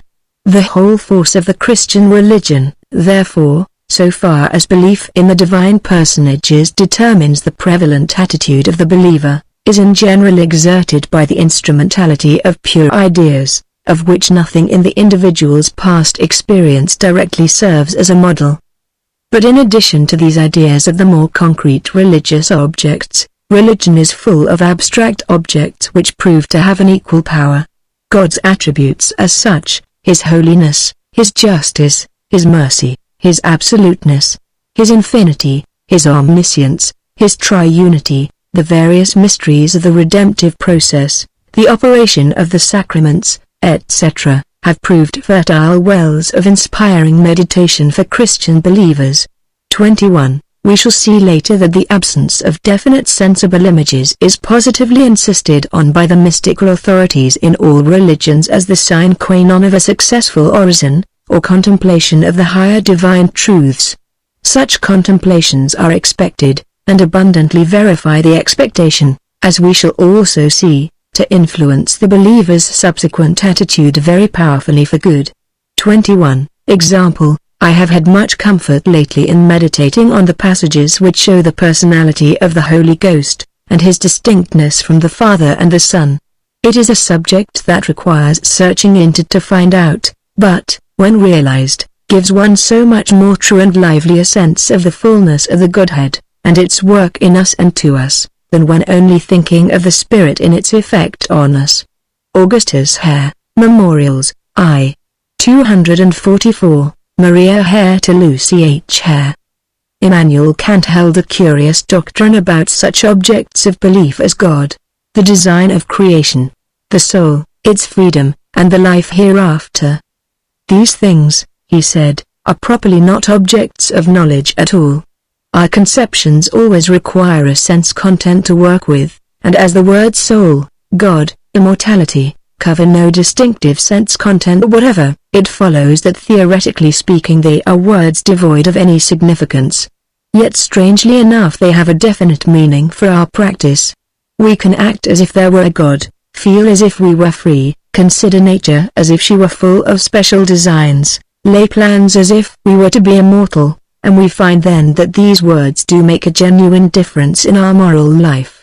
Our faith that these unintelligible objects actually exist proves thus to be a full equivalent in practice Hinsicht, as Kant calls it, or from the point of view of our action, for a knowledge of what they might be, in case we were permitted positively to conceive them. So we have the strange phenomenon, as Kant assures us, of a mind believing with all its strength in the real presence of a set of things of no one of which it can form any notion whatsoever. My object in thus recalling Kant's doctrine to your mind is not to express any opinion as to the accuracy of this particularly uncouth part of his philosophy, but only to illustrate the characteristic of human nature which we are considering, by an example so classical in its exaggeration. The sentiment of reality can indeed attach itself so strongly to our object of belief that our whole life is polarized through and through, so to speak, by its sense of the existence of the thing believed in, and yet that thing, for purpose of definite description, can hardly be said to be present to our mind at all. It is as if a bar of iron, without touch or sight, with no representative faculty whatever, might nevertheless be strongly endowed with an inner capacity for magnetic feeling, and as if, through the various arousals of its magnetism by magnets coming and going in its neighborhood, it might be consciously determined to different attitudes and tendencies. Such a bar of iron could never give you an outward description of the agencies that had the power of stirring it so strongly, yet of their presence, and of their significance for its life, it would be intensely aware through every fiber of its being. It is not only the ideas of pure reason as Kant styled them, that have this power of making us vitally feel presences that we are impotent articulately to describe. All sorts of higher abstractions bring with them the same kind of impalpable appeal. Remember those passages from Emerson which I read at my last lecture. The whole universe of concrete objects, as we know them, swims, not only for such a transcendentalist writer, but for all of us, in a wider and higher universe of abstract ideas, that lend it its significance. As time, space, and the ether soak through all things, so, we feel, do abstract and essential goodness, beauty, strength, significance, justice, soak through all things good, strong, significant, and just. Such ideas, and others equally abstract, form the background for all our facts, the fountainhead of all the possibilities we conceive of. They give its nature, as we call it, to every special thing. Everything we know is what it is by sharing in the nature of one of these abstractions. We can never look directly at them, for they are bodiless and featureless and footless, but we grasp all other things by their means, and in handling the real world we should be stricken with helplessness in just so far forth as we might lose these mental objects, these adjectives and adverbs and predicates and heads of classification and conception. This absolute determinability of our mind by abstractions is one of the cardinal facts in our human constitution. Polarizing and magnetizing us as they do, we turn towards them and from them, we seek them, hold them, hate them, bless them, just as if they were so many concrete beings. And beings they are, beings as real in the realm which they inhabit as the changing things of sense are in the realm of space. Plato gave so brilliant and impressive a defense of this common human feeling, that the doctrine of the reality of abstract objects has been known as the Platonic theory of ideas ever since. Abstract beauty, for example, is for Plato a perfectly definite individual being, of which the intellect is aware as of something additional to all the perishing beauties of the earth. The true order of going, he says, in the often quoted passage in his Banquet, is to use the beauties of earth as steps along which one mounts upwards for the sake of that other beauty, going from one to two, and from two to all fair forms, and from fair forms to fair actions, and from fair actions to fair notions, until from fair notions, he arrives at the notion of absolute beauty, and at last knows what the essence of beauty is. 22. In our last lecture we had a glimpse of the way in which a Platonizing writer like Emerson may treat the abstract divineness of things, the moral structure of the universe, as a fact worthy of worship. In those various churches without a God which today are spreading through the world under the name of ethical societies, we have a similar worship of the abstract divine, the moral law believed in as an ultimate object. Science in many minds is genuinely taking the place of a religion. Where this is so, the scientist treats the laws of nature as objective facts to be revered.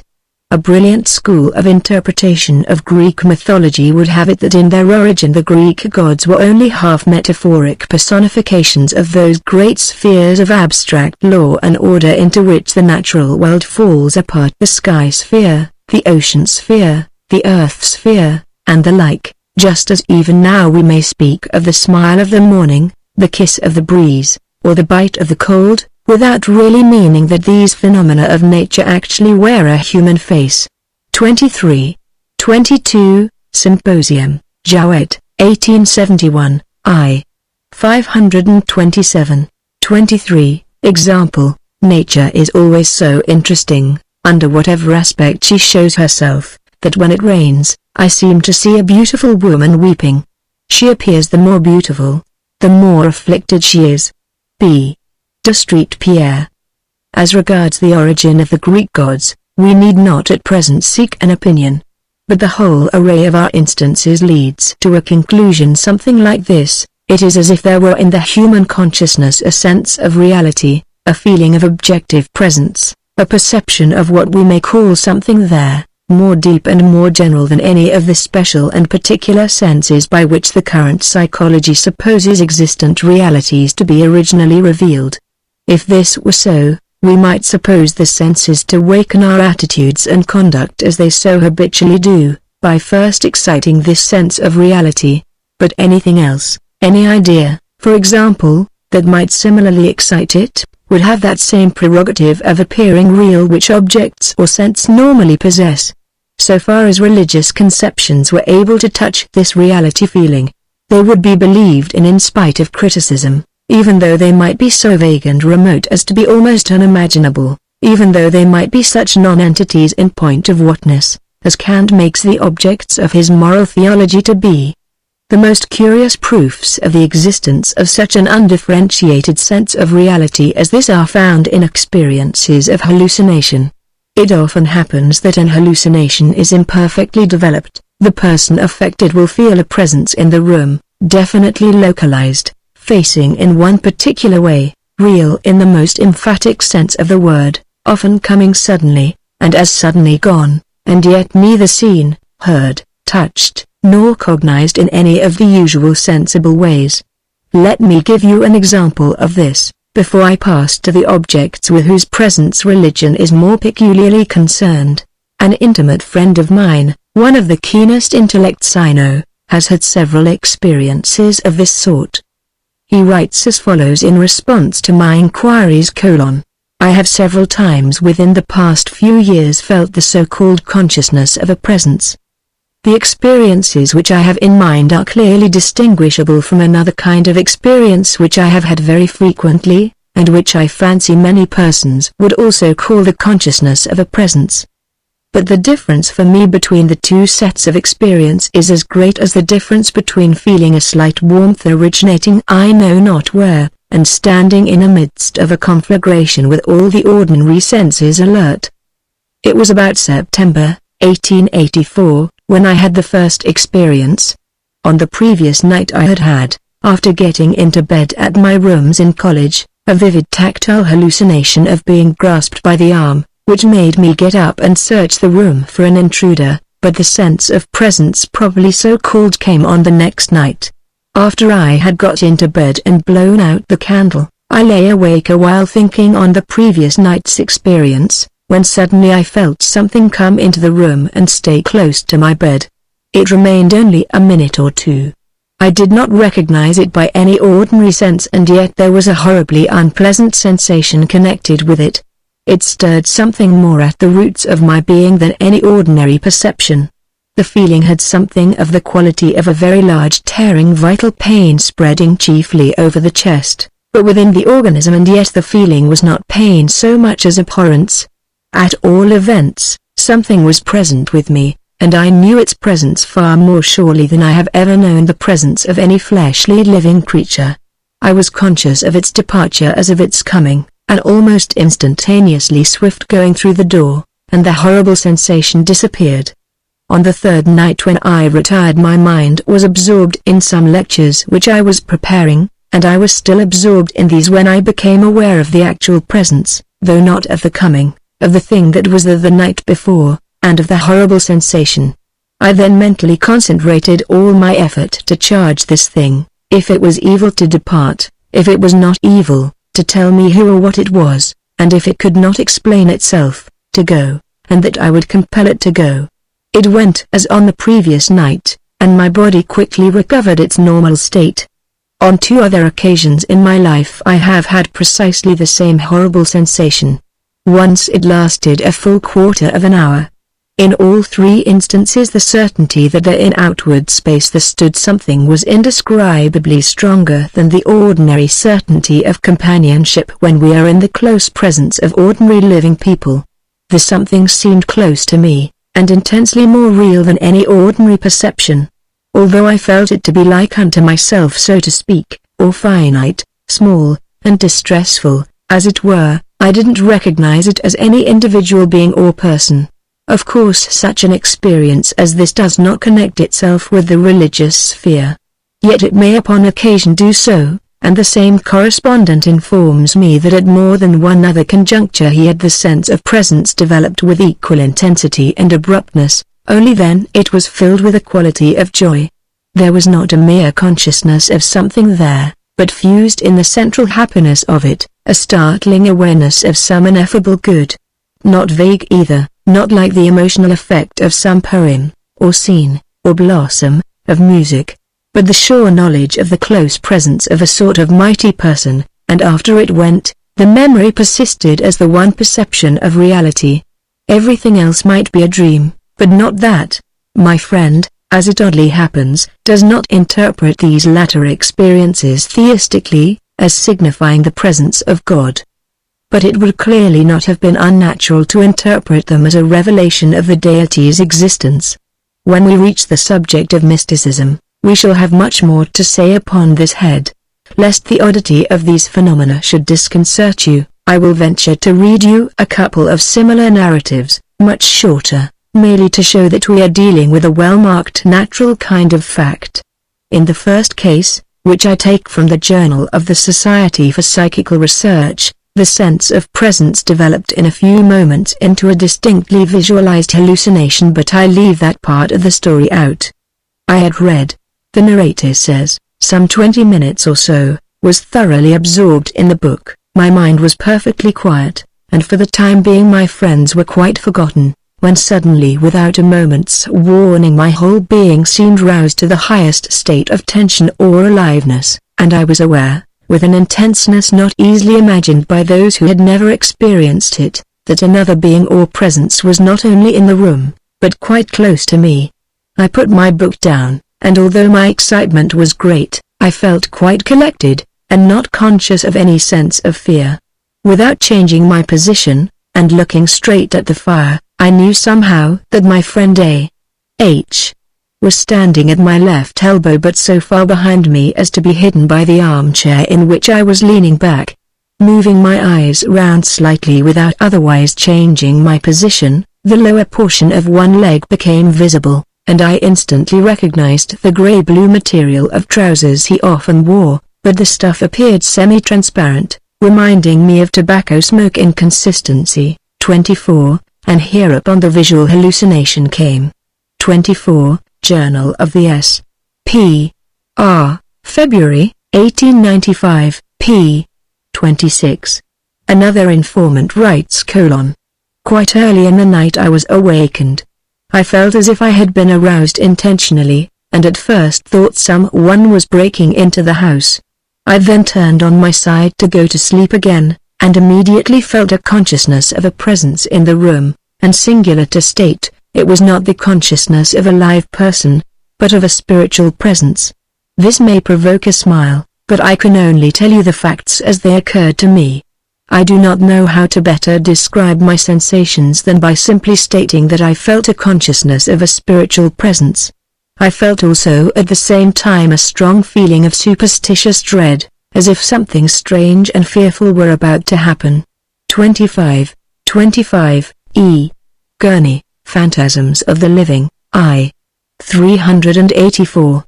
Professor Flournoy of Geneva gives me the following testimony of a friend of his, a lady, who has the gift of automatic or involuntary writing: Whenever I practice automatic writing, what makes me feel that it is not due to a subconscious self is the feeling I always have of a foreign presence, external to my body. It is sometimes so definitely characterized that I could point to its exact position. This impression of presence is impossible to describe. It varies in intensity and clearness according to the personality from whom the writing professes to come. If it is someone whom I love, I feel it immediately, before any writing has come. My heart seems to recognize it. In an earlier book of mine I have cited at full length a curious case of presence felt by a blind man. The presence was that of the figure of a grey-bearded man dressed in a pepper and salt suit, squeezing himself under the crack of the door and moving across the floor of the room towards a sofa. The blind subject of this quasi-hallucination is an exceptionally intelligent reporter. He is entirely without internal visual imagery and cannot represent light or colors to himself, and is positive that his other senses, hearing, etc., were not involved in this false perception.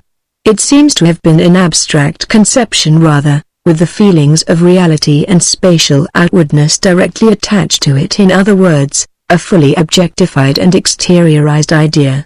Such cases, taken along with others which would be too tedious for quotation, seem sufficiently to prove the existence in our mental machinery of a sense of present reality more diffused and general than that which our special senses yield. For the psychologists, the tracing of the organic seat of such a feeling would form a pretty problem. Nothing could be more natural than to connect it with the muscular sense, with the feeling that our muscles were innervating themselves for action. Whatsoever thus innervated our activity, or made our flesh creep. Our senses are what do so oftenest might then appear real and present, even though it were but an abstract idea. But with such vague conjectures we have no concern at present, for our interest lies with the faculty rather than with its organic seat. Like all positive affections of consciousness, the sense of reality has its negative counterpart in the shape of a feeling of unreality by which persons may be haunted, and of which one sometimes hears complaint.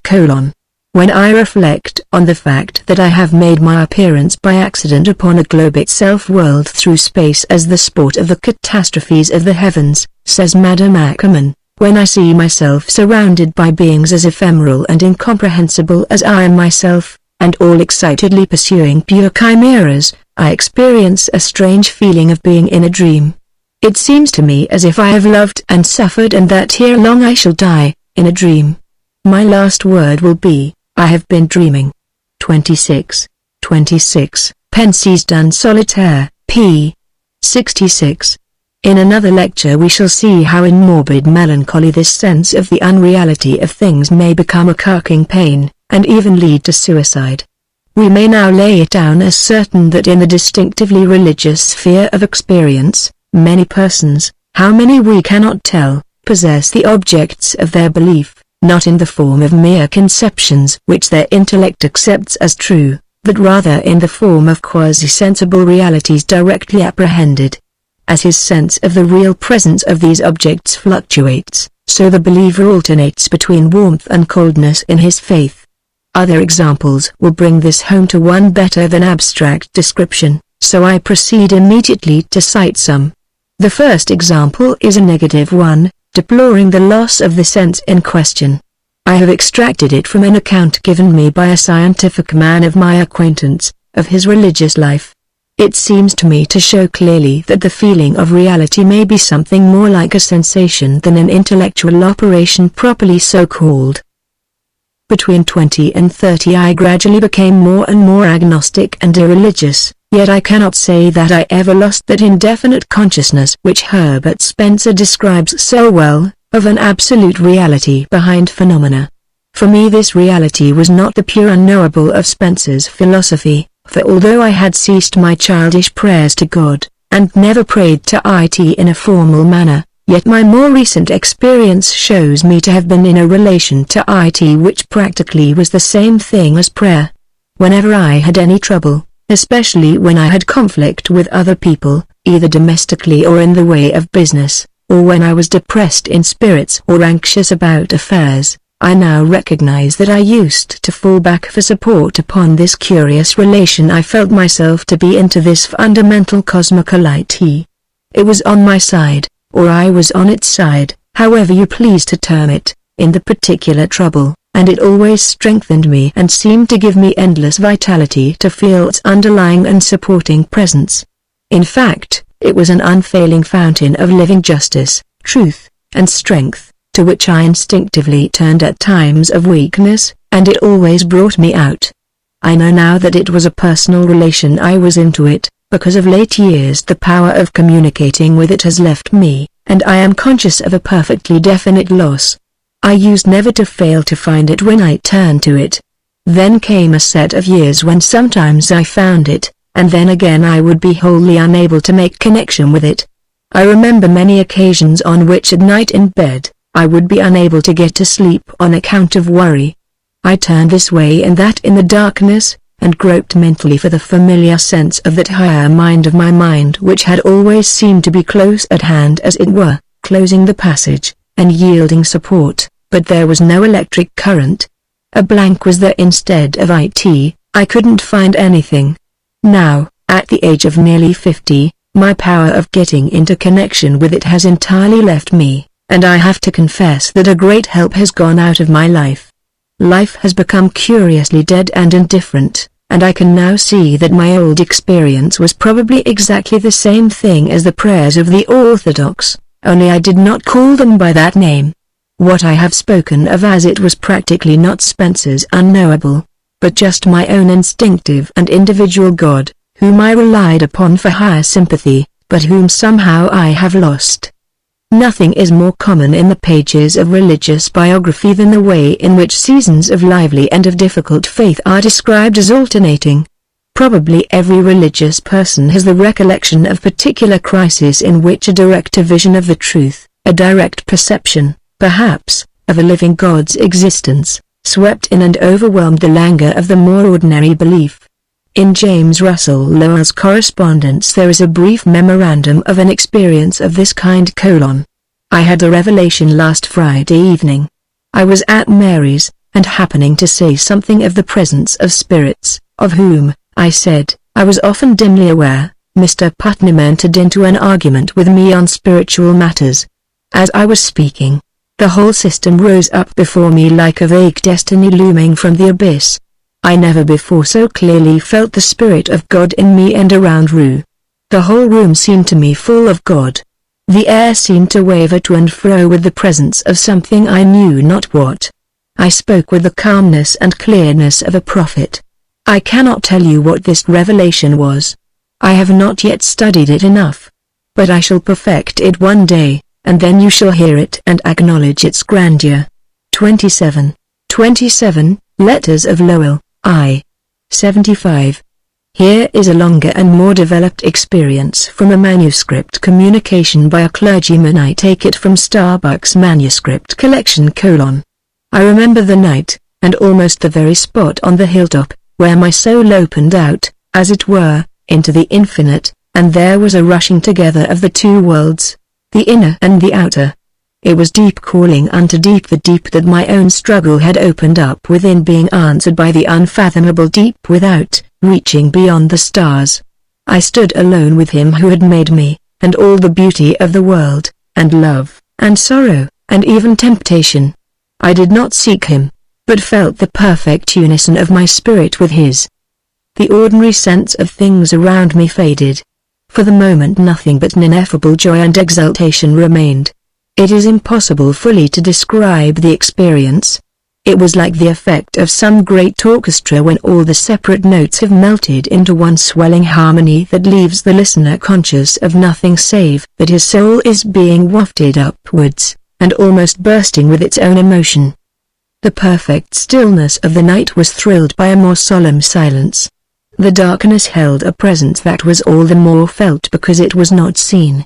I could not any more have doubted that he was there than that I was. Indeed, I felt myself to be, if possible, the less real of the two. My highest faith in God and truest idea of him were then born in me. I have stood upon the Mount of Vision since, and felt the eternal round about me. But never since has there come quite the same stirring of the heart. Then, if ever, I believe, I stood face to face with God, and was born anew of his Spirit. There was, as I recall it, no sudden change of thought or of belief, except that my early crude conception had, as it were, burst into flower.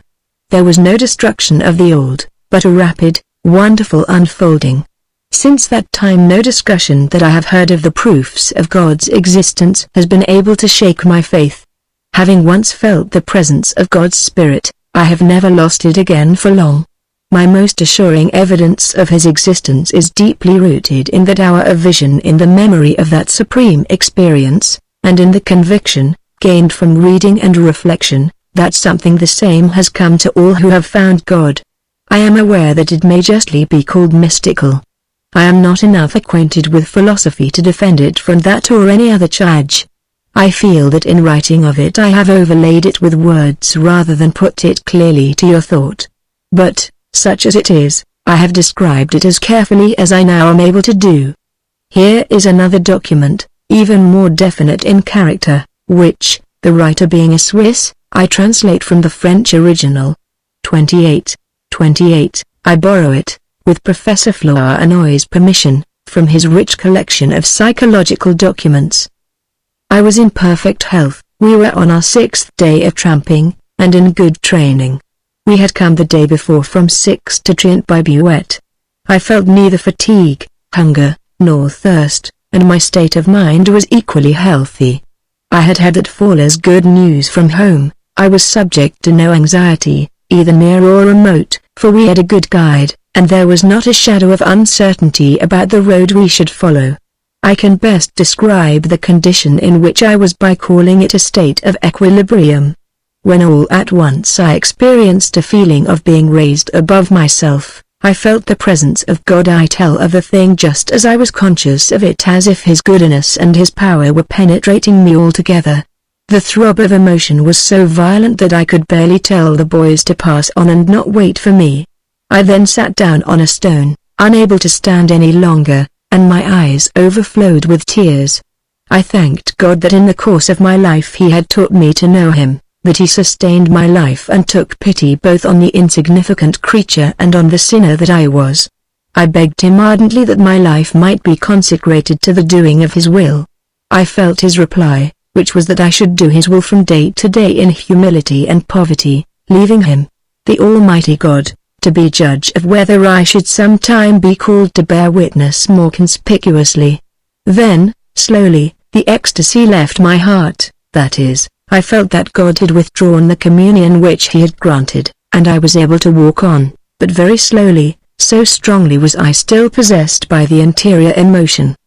Besides, I had wept uninterruptedly for several minutes, my eyes were swollen, and I did not wish my companions to see me.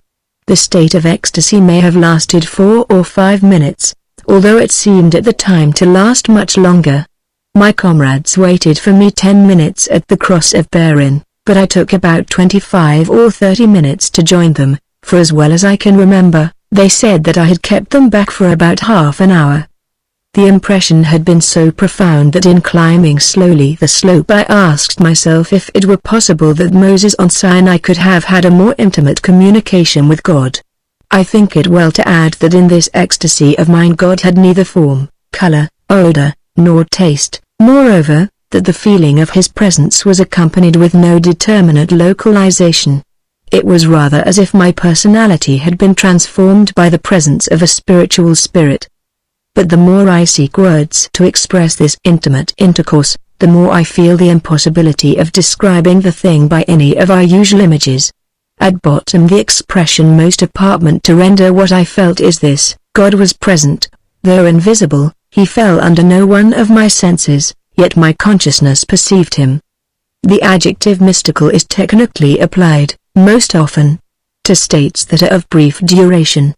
Of course such hours of rapture as the last 2 persons describe are mystical experiences, of which in a later lecture I shall have much to say. Meanwhile here is the abridged record of another mystical or semi-mystical experience, in a mind evidently framed by nature for ardent piety. I owe it to Starbuck's collection. The lady who gives the account is the daughter of a man well known in his time as a writer against Christianity.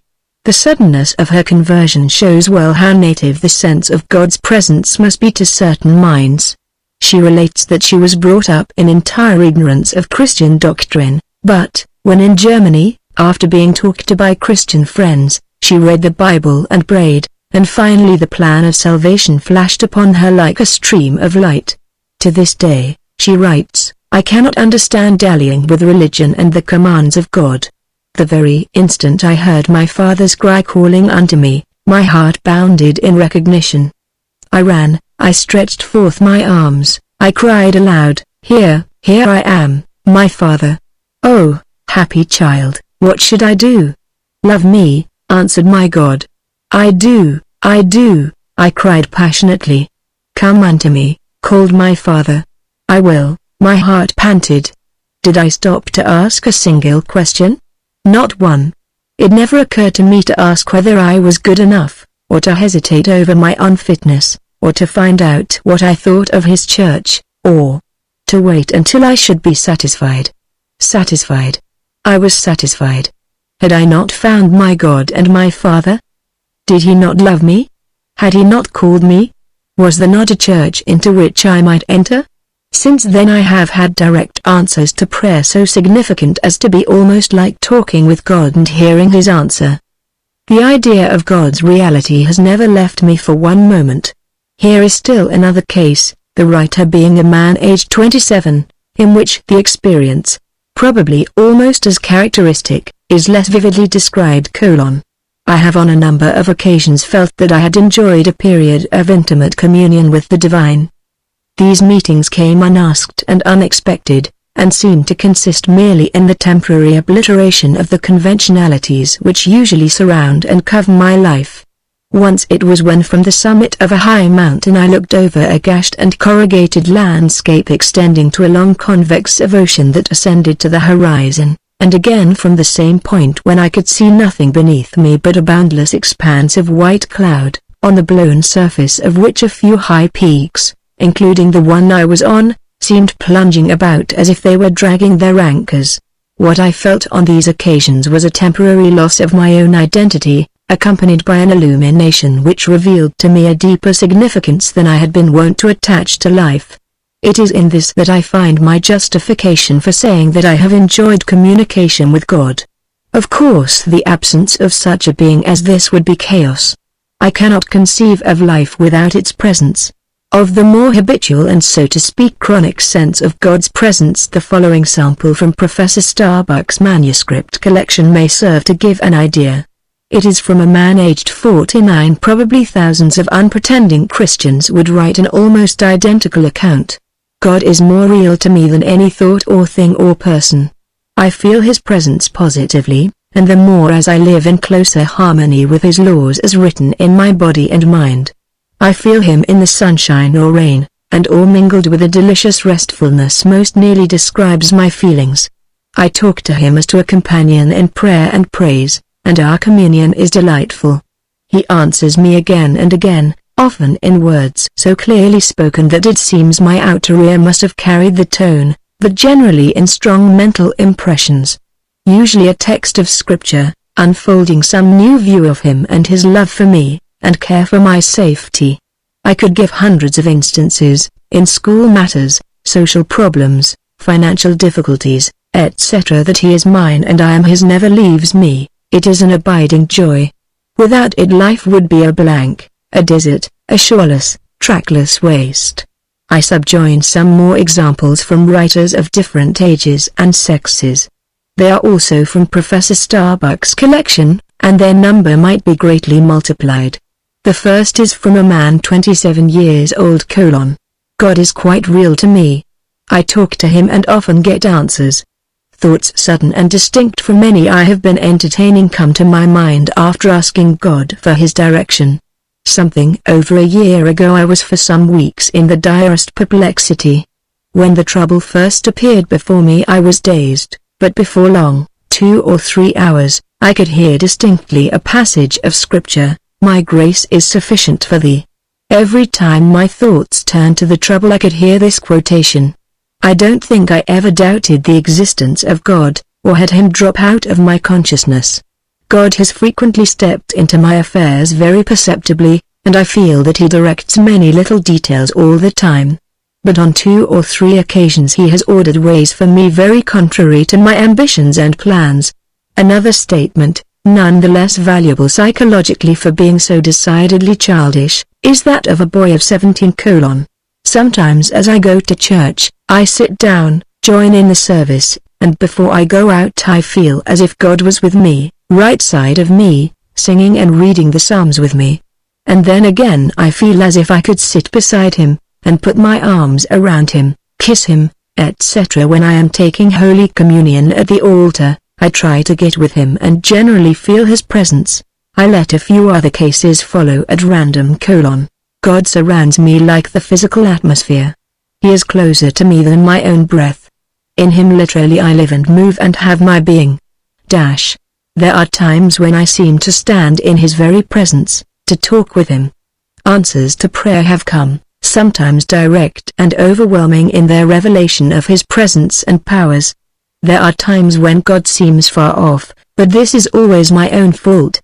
I have the sense of a presence, strong, and at the same time soothing, which hovers over me. Sometimes it seems to enwrap me with sustaining arms. Such is the human ontological imagination, and such is the convincingness of what it brings to birth. Unpicturable beings are realized, and realized with an intensity almost like that of an hallucination.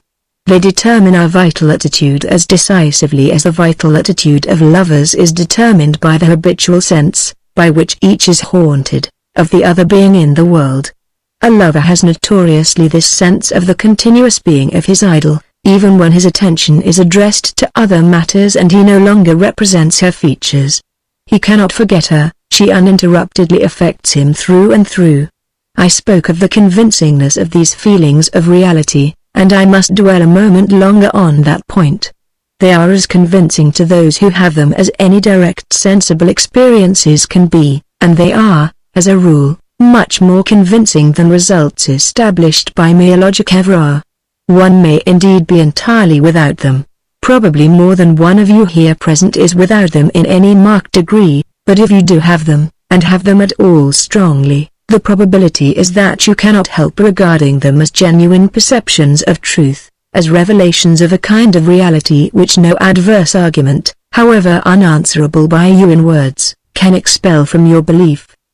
The opinion opposed to mysticism in philosophy is sometimes spoken of as rationalism. Rationalism insists that all our beliefs ought ultimately to find for themselves articulate grounds. Such grounds, for rationalism, must consist of four things: 1. Definitely stateable abstract principles, 2. Definite facts of sensation, 3. Definite hypotheses based on such facts, and 4. Definite inferences logically drawn. Vague impressions of something indefinable have no place in the rationalistic system, which on its positive side is surely a splendid intellectual tendency, for not only are all our philosophies fruits of it, but physical science, amongst other good things, is its result.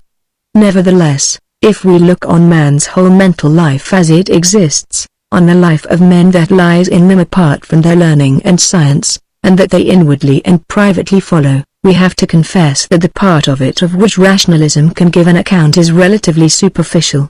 It is the part that has the prestige undoubtedly, for it has the loquacity, it can challenge you for proofs, and chop logic, and put you down with words. But it will fail to convince or convert you all the same, if your dumb intuitions are opposed to its conclusions. If you have intuitions at all, they come from a deeper level of your nature than the loquacious level which rationalism inhabits. Your whole subconscious life, your impulses, your faiths, your needs, your divinations, have prepared the premises, of which your consciousness now feels the weight of the result, and something in you absolutely knows that that result must be truer than any logic-chopping rationalistic talk, however clever, that may contradict it. This inferiority of the rationalistic level in founding belief is just as manifest when rationalism argues for religion as when it argues against it. That vast literature of proofs of God's existence drawn from the order of nature, which a century ago seemed so overwhelmingly convincing, today does little more than gather dust in libraries, for the simple reason that our generation has ceased to believe in the kind of God it argued for. Whatever sort of a being God may be, we know today that he is neither more than mere external inventor of contrivances intended to make manifest his glory, in which our great-grandfathers took such satisfaction, though just how we know this we cannot possibly make clear by words either to others or to ourselves. I defy any of you here fully to account for your persuasion that if a God exist he must be a more cosmic and tragic personage than that being. The truth is that in the metaphysical and religious sphere, articulate reasons are cogent for us only when our inarticulate feelings of reality have already been impressed in favor of the same conclusion. Then, indeed, our intuitions and our reason work together, and great world-ruling systems, like that of the Buddhist or of the Catholic philosophy, may grow up. Our impulsive belief is here always what sets up the original body of truth, and our articulately verbalized philosophy is but its showy translation into formulas. The unreasoned and immediate assurance is the deep thing in us, the reasoned argument is but a surface exhibition. Instinct leads, intelligence does but follow. If a person feels the presence of a living God after the fashion shown by my quotations, your critical arguments, be they never so superior, will vainly set themselves to change his faith. Please observe, however, that I do not yet say that it is better that the subconscious and non-rational should thus hold primacy in the religious realm.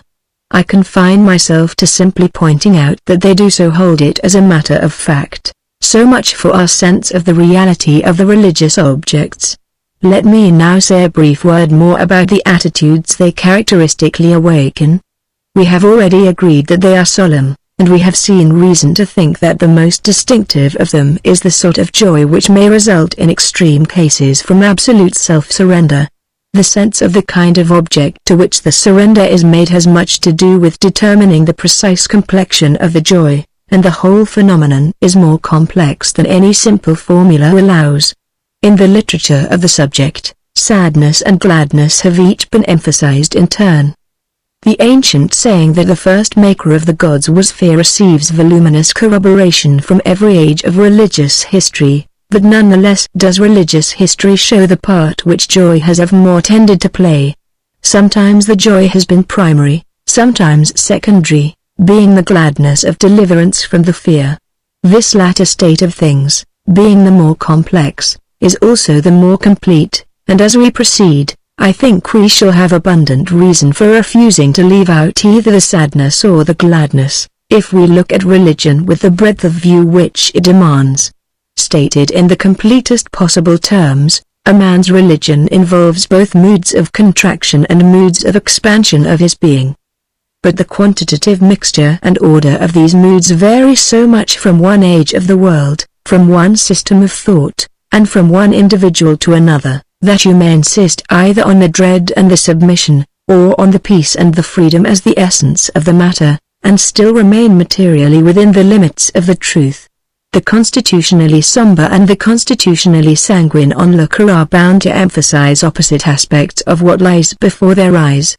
The constitutionally somber religious person makes even of his religious peace a very sober thing. Danger still hovers in the air about it. Flexion and contraction are not wholly checked. It were sparrow-like and childish after our deliverance to explode into twittering laughter and caper-cutting, and utterly to forget the imminent hawk on bough. Lie low, rather, lie low, for you are in the hands of a living God. In the book of Job, for example, the impotence of man and the omnipotence of God is the exclusive burden of its author's mind. It is as high as heaven. What canst thou do? Deeper than hell, what canst thou know? There is an astringent relish about the truth of this conviction which some men can feel, and which for them is as near an approach as can be made to the feeling of religious joy. In Job, says that coldly truthful writer, the author of Mark Rutherford, God reminds us that man is not the measure of his creation. The world is immense, constructed on no plan or theory which the intellect of man can grasp. It is transcendent everywhere. This is the burden of every verse, and is the secret, if there be one, of the poem. Sufficient or insufficient, there is nothing more. God is great, we know not his ways.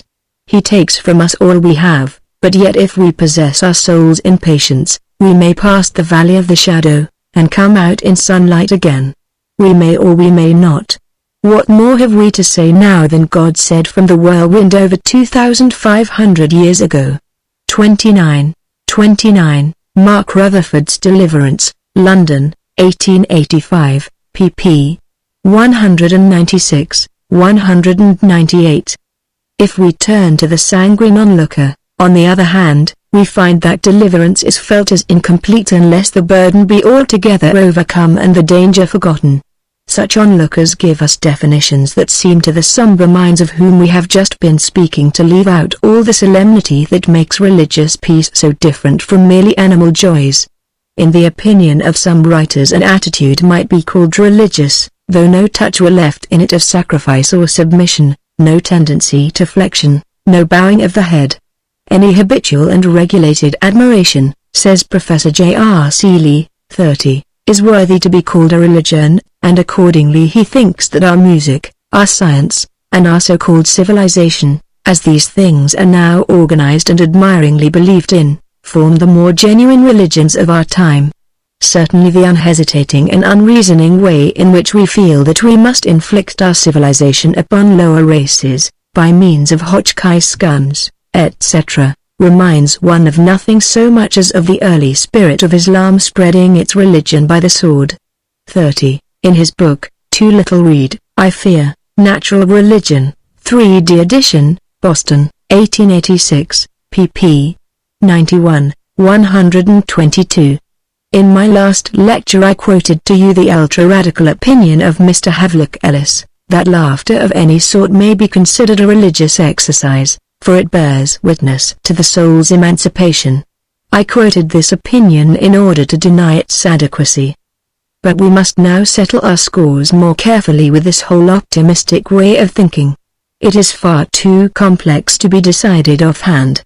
I propose accordingly that we make of religious optimism the theme of the next two lectures, lectures 4 and 5, the religion of healthy-mindedness. If we were to ask the question, what is human life's chief concern? One of the answers we should receive would be, it is happiness. How to gain, how to keep, how to recover happiness, is in fact for most men at all times the secret motive of all they do, and of all they are willing to endure.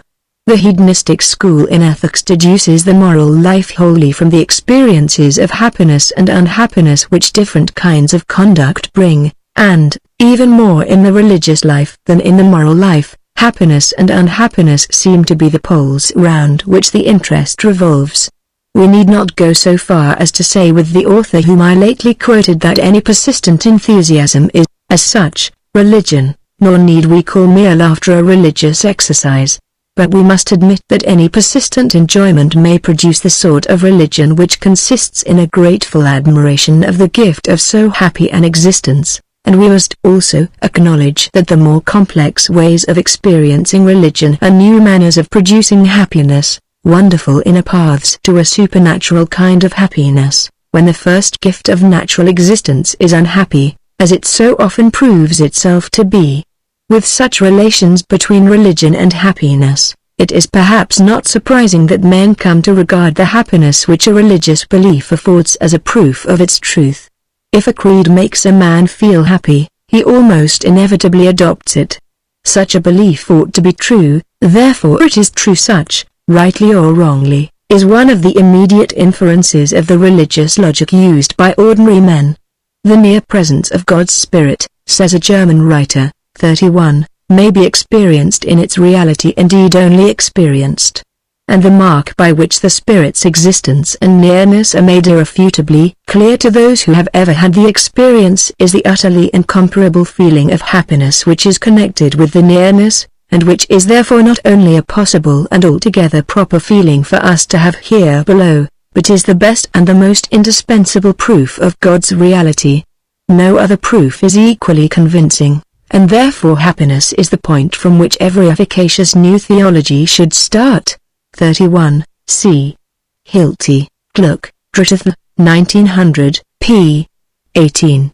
In the hour immediately before us, I shall invite you to consider the simpler kinds of religious happiness, leaving the more complex sorts to be treated on a later day. In many persons, happiness is congenital and irreclaimable. Cosmic emotion inevitably takes in them the form of enthusiasm and freedom. I speak not only of those who are animally happy. I mean those who, when unhappiness is offered or proposed to them, positively refuse to feel it, as if it were something mean and wrong. We find such persons in every age, passionately flinging themselves upon their sense of the goodness of life, in spite of the hardships of their own condition, and in spite of the sinister theologies into which they may be born. From the outset their religion is one of union with the divine. The heretics who went before the Reformation are lavishly accused by the church writers of antinomian practices, just as the first Christians were accused of indulgence in orgies by the Romans. It is probable that there never has been a century in which the deliberate refusal to think ill of life has not been idealized by a sufficient number of persons to form sects, open or secret, who claimed all that natural things to be permitted. St. Augustine's maxim, Diliget quod vis fac, if you but love God, you may do as you incline, is morally one of the profoundest of observations, yet it is pregnant, for such persons, with passports beyond the bounds of conventional morality. According to their characters they have been refined or gross, but their belief has been at all times systematic enough to constitute a definite religious attitude. God was for them a giver of freedom, and the sting of evil was overcome. Saint Francis and his immediate disciples were, on the whole, of this company of spirits, of which there are of course infinite varieties. Rousseau in the earlier years of his writing, Diderot, B. de Saint-Pierre, and many of the leaders of the 18th century anti-Christian movement were of this optimistic type. They owed their influence to a certain authoritativeness in their feeling that nature, if you will only trust her sufficiently, is absolutely good. It is to be hoped that we all have some friend, perhaps more often feminine than masculine, and young than old, whose soul is of this sky-blue tint, whose affinities are rather with flowers and birds and all enchanting innocencies than with dark human passions, who can think no ill of man or God, and in whom religious gladness, being in possession from the outset, needs no deliverance from any antecedent burden.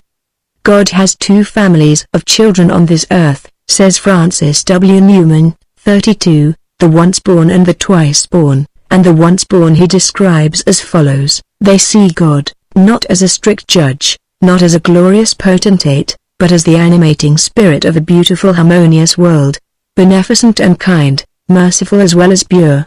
The same characters generally have no metaphysical tendencies, they do not look back into themselves. Hence they are not distressed by their own imperfections, yet it would be absurd to call them self-righteous, for they hardly think of themselves at all. This childlike quality of their nature makes the opening of religion very happy to them, for they no more shrink from God, than a child from an emperor, before whom the parent trembles. In fact, they have no vivid conception of any of the qualities in which the severer majesty of God consists. 33. He is to them the impersonation of kindness and beauty. They read his character, not in the disordered world of man, but in romantic and harmonious nature. Of human sin they know perhaps little in their own hearts and not very much in the world, and human suffering does but melt them to tenderness. Thus, when they approach God, no inward disturbance ensues, and without being as yet spiritual, they have a certain complacency and perhaps romantic sense of excitement in their simple worship.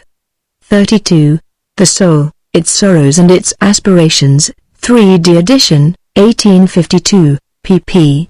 89, 91, 33. I once heard a lady describe the pleasure it gave her to think that she could always cuddle up to God. In the Romish Church such characters find a more congenial soil to grow in than in Protestantism, whose fashions of feeling have been set by minds of a decidedly pessimistic order. But even in Protestantism they have been abundant enough, and in its recent liberal developments of Unitarianism and Latitudinarianism generally, minds of this order have played and still are playing leading and constructive parts. Emerson himself is an admirable example. Theodore Parker is another. Here are a couple of characteristic passages from Parker's correspondence. 34. John Weiss, Life of Theodore Parker, I. 152, 32. Orthodox scholars say, in the heathen classics you find no consciousness of sin. It is very true, God be thanked for it. They were conscious of wrath, of cruelty, avarice, drunkenness, lust, sloth, cowardice, and other actual vices, and struggled and got rid of the deformities, but they were not conscious of enmity against God, and didn't sit down and whine and groan against non-existent evil.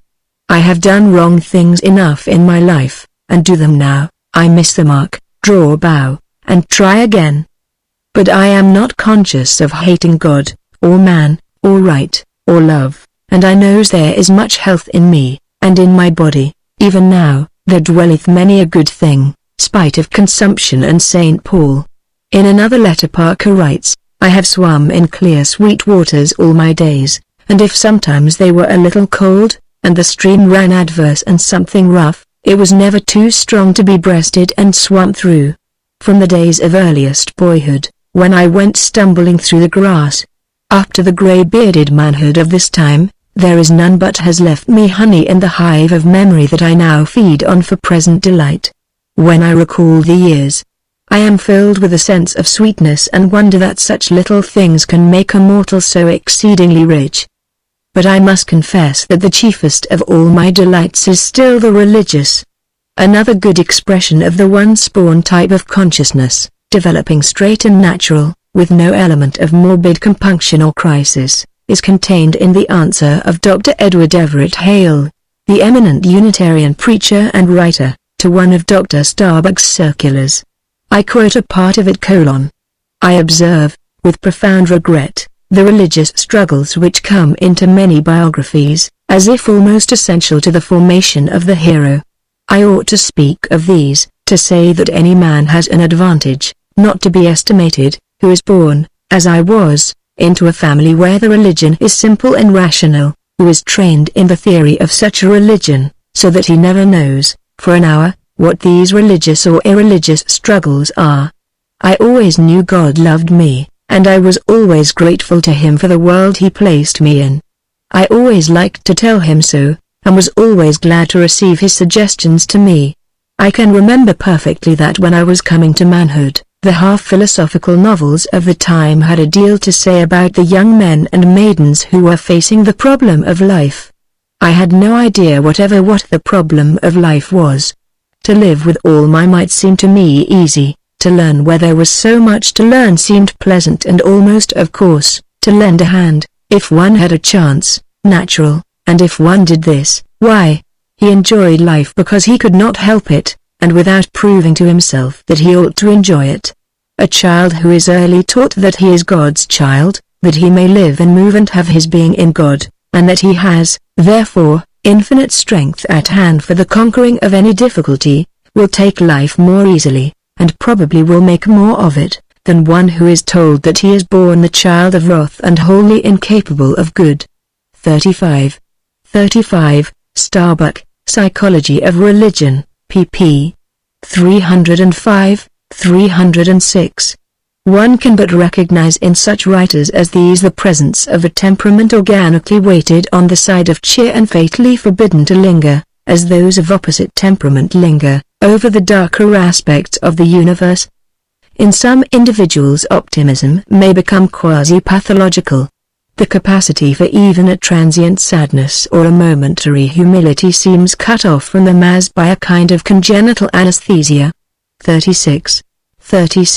I know not to what physical laws philosophers will some day refer the feelings of melancholy.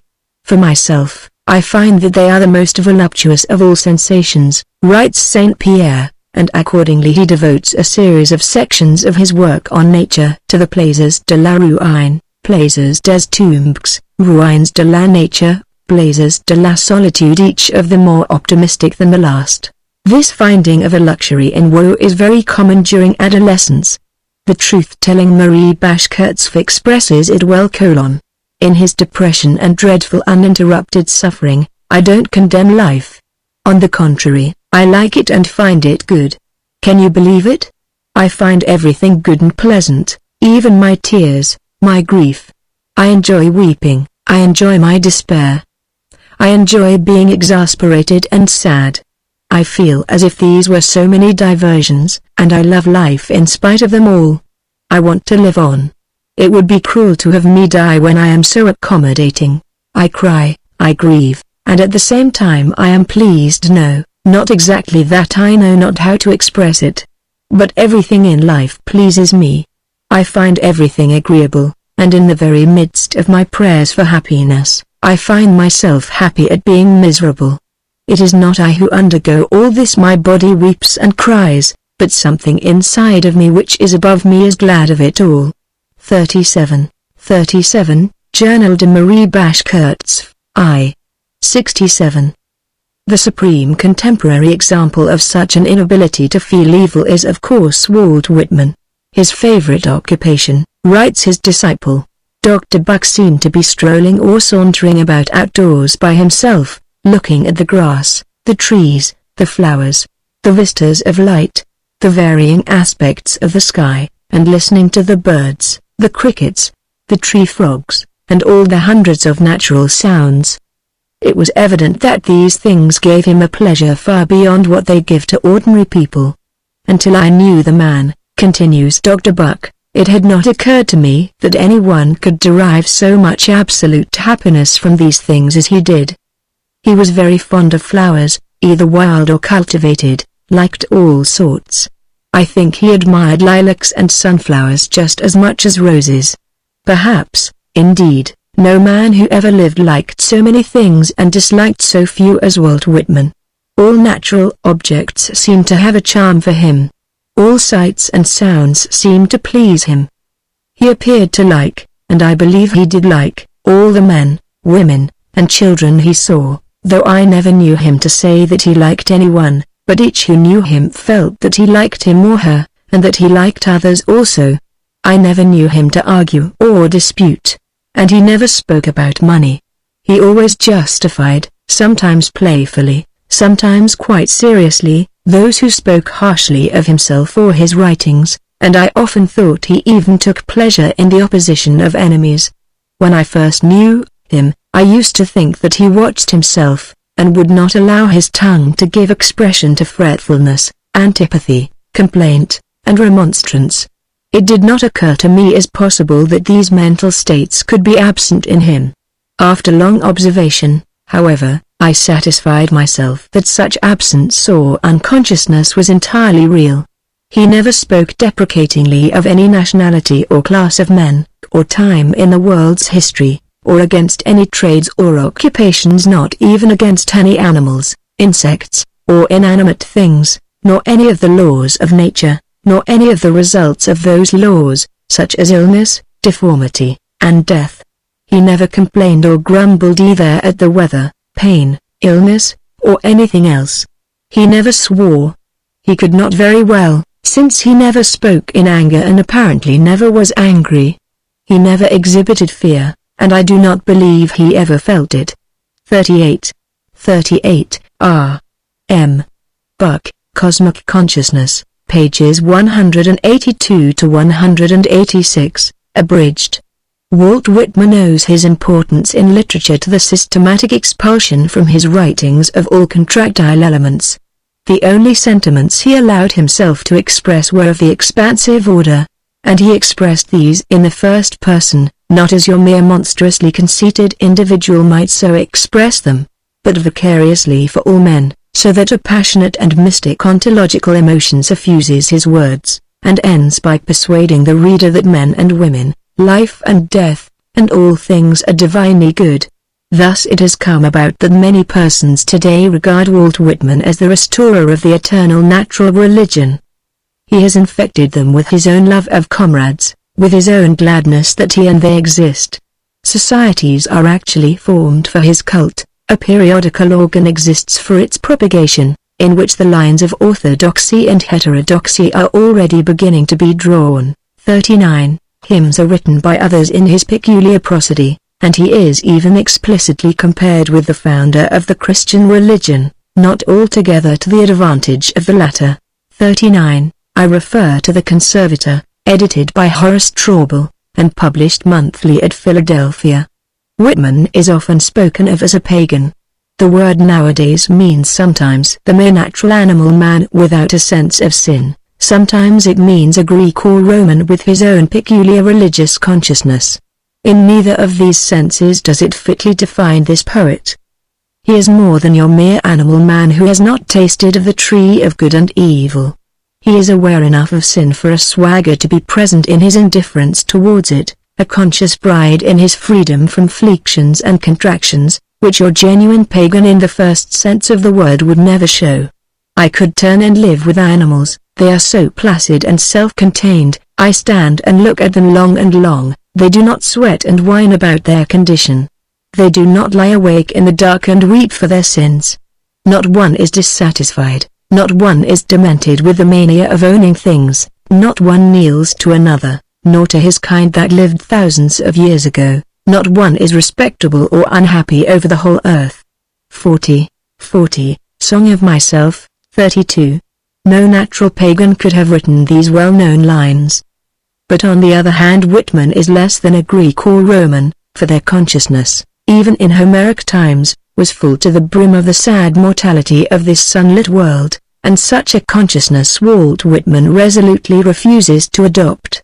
When, for example, Achilles, about to slay Lycaon, Priam's young son, hears him sue for mercy, he stops to say: "Ah, friend, thou too must die, why thus lamentest thou? Patroclus too is dead, who was better far than thou. Over me too hang death and forceful fate.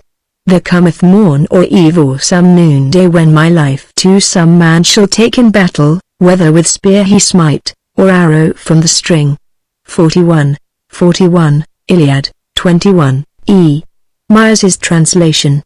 Then Achilles savagely severs the poor boy's neck with his sword, heaves him by the foot into the Scamander, and calls to the fishes of the river to eat the white fat of Lycaon. Just as here the cruelty and the sympathy each are in true, and do not mix or interfere with one another, so did the Greeks and Romans keep all their sadnesses and gladnesses unmingled and entire.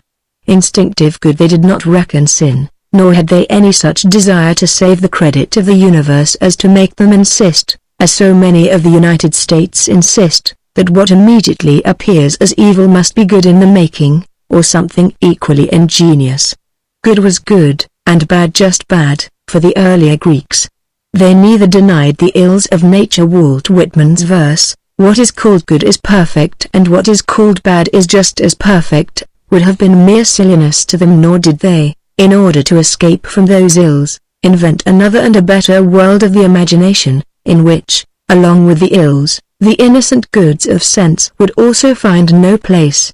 This integrity of the instinctive reactions, this freedom from all moral sophistry and strain, gives a pathetic dignity to ancient pagan feeling. And this quality Whitman's outpourings have not got. His optimism is too voluntary and defiant, his gospel has a touch of bravado and an affected twist. 42, and this diminishes its effect on many readers who yet are well disposed towards optimism, and on the whole quite willing to admit that in important respects Whitman is of the genuine lineage of the prophets. 42, God is afraid of me, remarked such a titanic optimistic friend in my presence one morning when he was feeling particularly hearty and cannibalistic. The defiance of the phrase showed that a Christian education in humility still rankled in his breast. If, then, we give the name of healthy-mindedness to the tendency which looks on all things and sees that they are good, we find that we must distinguish between a more involuntary and a more voluntary or systematic way of being healthy-minded. In its involuntary variety, healthy-mindedness is a way of feeling happy about things immediately. In its systematical variety, it is an abstract way of conceiving things as good. Every abstract way of conceiving things selects some one aspect of them as their essence for the time being, and disregards the other aspects. Systematic healthy-mindedness, conceiving good as the essential and universal aspect of being, deliberately excludes evil from its field of vision, and although, when thus nakedly stated, this might seem a difficult feat to perform for one who is intellectually sincere with himself and honest about facts, a little reflection shows that the situation is too complex to lie open to so simple a criticism. In the first place, happiness, like every other emotional state, has blindness and insensibility to opposing facts given it as its instinctive weapon for self-protection against disturbance. When happiness is actually in possession, the thought of evil can no more acquire the feeling of reality than the thought of good can gain reality when melancholy rules. To the man actively happy, from whatever cause, evil simply cannot then and there be believed in. He must ignore it, and to the bystander he may then seem perversely to shut his eyes to it and hush it up. But more than this, the hushing of it up may, in a perfectly candid and honest mind, grow into a deliberate religious policy, or parti pris. Much of what we call evil is due entirely to the way men take the phenomenon. It can so often be converted into a bracing and tonic good by a simple change of the sufferer's inner attitude from one of fear to one of fight. Its sting so often departs and turns into the relish when, after vainly seeking to shun it, we agree to face about and bear it cheerfully, that a man is simply bound in honor, with reference to many of the facts that seem at first to disconcert his peace, to adopt this way of escape. Refuse to admit their badness, despise their power, ignore their presence, turn your attention the other way, and so far as you yourself are concerned at any rate, though the facts may still exist, their evil character exists no longer. Since you make them evil or good by your own thoughts about them, it is the ruling of your thoughts which proves to be your principal concern. The deliberate adoption of an optimistic turn of mind thus makes its entrance into philosophy. And once in, it is hard to trace its lawful bounds. Not only does the human instinct for happiness, bent on self-protection by ignoring, keep working in its favor, but higher inner ideals have weighty words to say. The attitude of unhappiness is not only painful, it is mean and ugly. What can be more base and unworthy than the pining, puling, mumping mood, no matter by what outward ills it may have been engendered? What is more injurious to others? What less helpful as a way out of the difficulty? It but fastens and perpetuates the trouble which occasioned it, and increases the total evil of the situation. At all costs, then, we ought to reduce the sway of that mood, we ought to scout it in ourselves and others, and never show it tolerance. But it is impossible to carry on this discipline in the subjective sphere without zealously emphasizing the brighter and minimizing the darker aspects of the objective sphere of things at the same time. And thus our resolution not to indulge in misery, beginning at a comparatively small point within ourselves, may not stop until it has brought the entire frame of reality under a systematic conception optimistic enough to be congenial with its needs. In all this I say nothing of any mystical insight or persuasion that the total frame of things absolutely must be good. Such mystical persuasion plays an enormous part in the history of the religious consciousness, and we must look at it later with some care. But we need not go so far at present. More ordinary non-mystical conditions of rapture suffice for my immediate contention. All invasive moral states and passionate enthusiasms make one feelingless to evil in some direction. The common penalties cease to deter the patriot, the usual prudences are flung by the lover to the winds. When the passion is extreme, suffering may actually be gloried in, provided it be for the ideal cause. Death may lose its sting, the grave its victory. In these states, the ordinary contrast of good and ill seems to be swallowed up in a higher denomination, an omnipotent excitement which engulfs the evil, and which the human being welcomes as the crowning experience of his life. This, he says, is truly to live, and I exult in the heroic opportunity and adventure.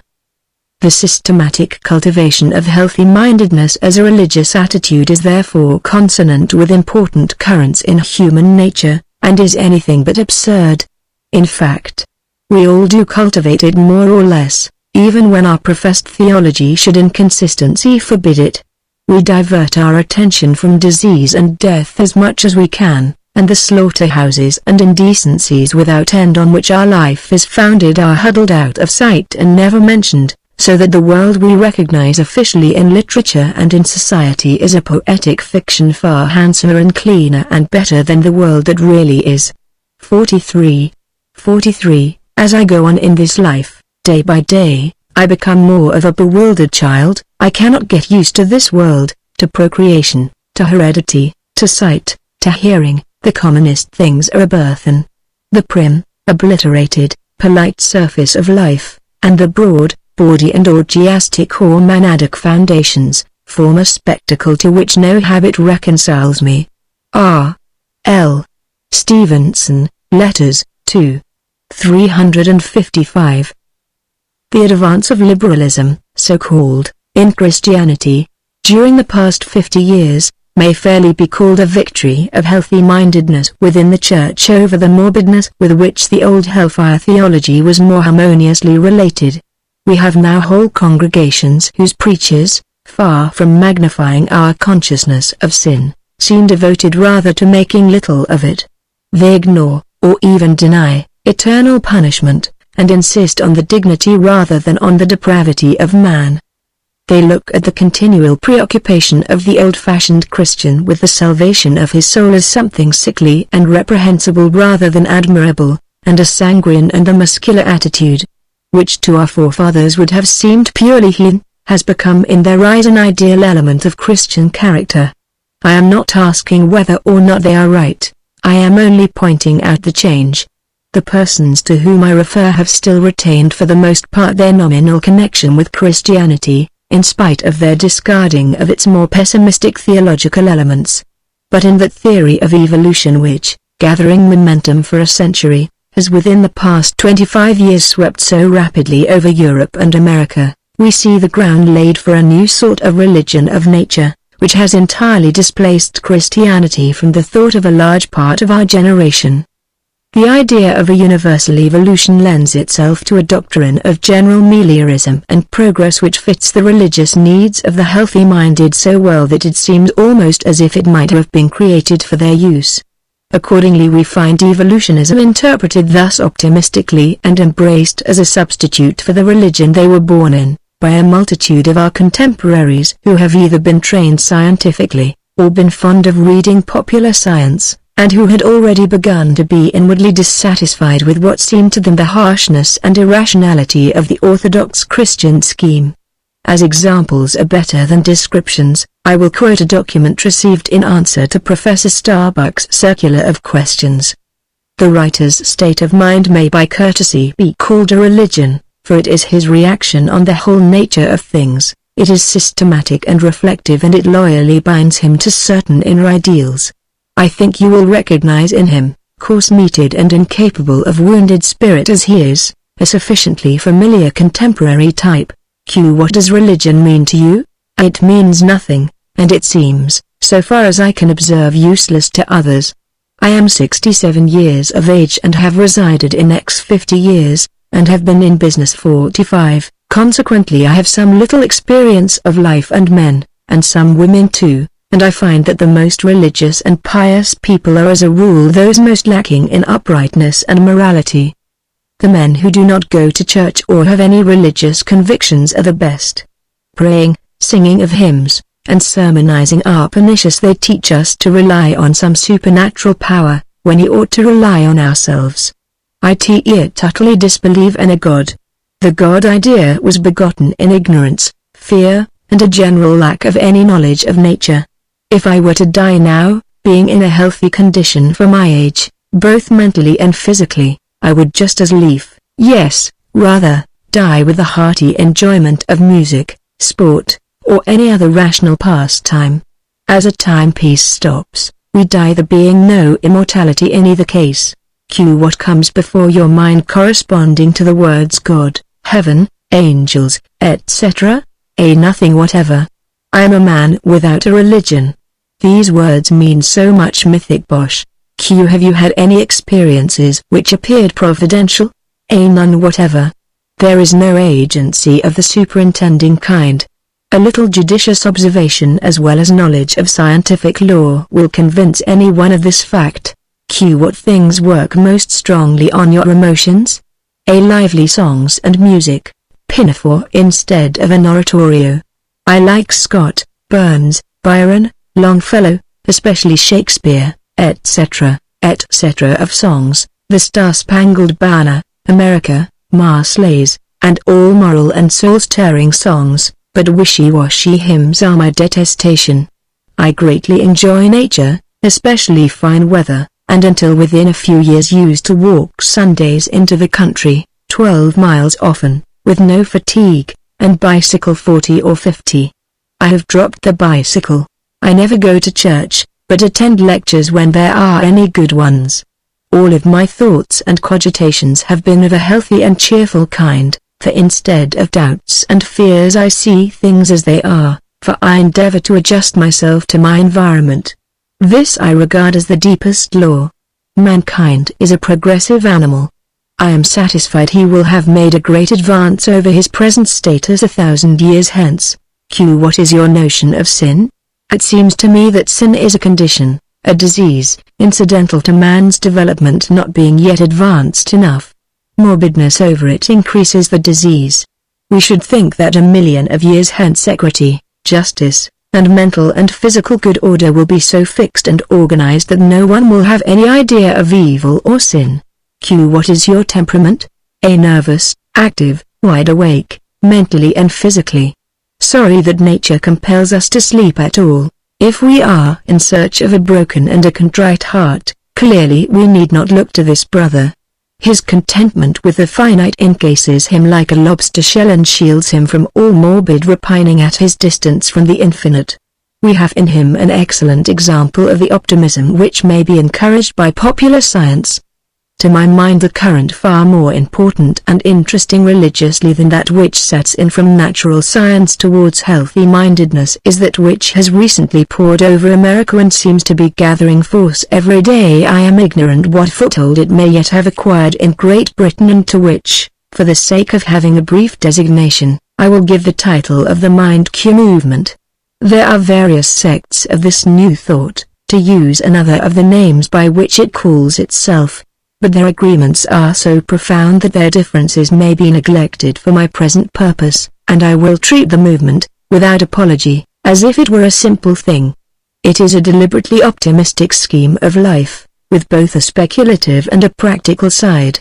In its gradual development during the last quarter of a century, it has taken up into itself a number of contributory elements, and it must now be reckoned with as a genuine religious power.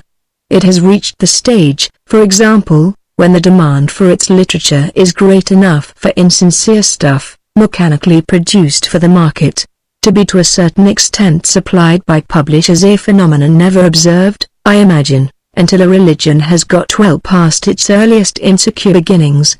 One of the doctrinal sources of mind cure is the Four Gospels, another is Emersonianism or New England Transcendentalism, another is Berkeleyan idealism, another is Spiritism, with its messages of law and progress and development, another the optimistic popular science evolutionism of which I have recently spoken, and, finally, Hinduism has contributed a strain. But the most characteristic feature of the Mind Cure movement is an inspiration much more direct.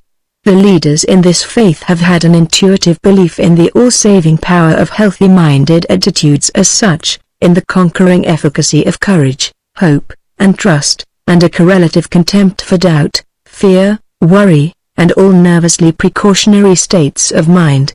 44. Their belief has in a general way been corroborated by the practical experience of their disciples, and this experience forms today a mass imposing in amount.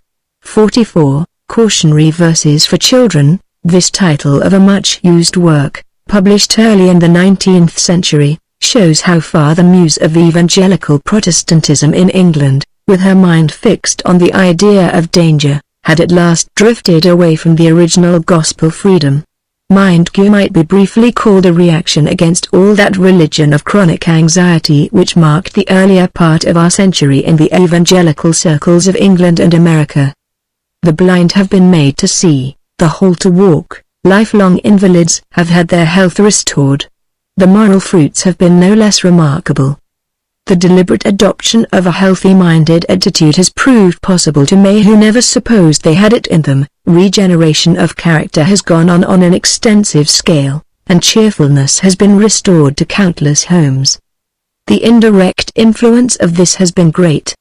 The mind cure principles are beginning so to pervade the air that one catches their spirit at second hand. One hears of the gospel of relaxation, of the don't worry movement, of people who repeat to themselves, youth, health, vigor, when dressing in the morning, as their motto for the day. Complaints of the weather are getting to be forbidden in many households, and more people are recognizing it to be bad form to speak of disagreeable sensations, or to make much of the ordinary inconveniences and ailments of life. These general tonic effects on public opinion would be a good even if the more striking results were non-existent. But the latter abound so that we can afford to overlook the innumerable failures and self-deceptions that are mixed in with them, for in everything human failure is a matter of course, and we can also overlook the verbiage of a good deal of the mind cure literature, some of which is so moonstruck with optimism and so vaguely expressed that an academically trained intellect finds it almost impossible to read it at all.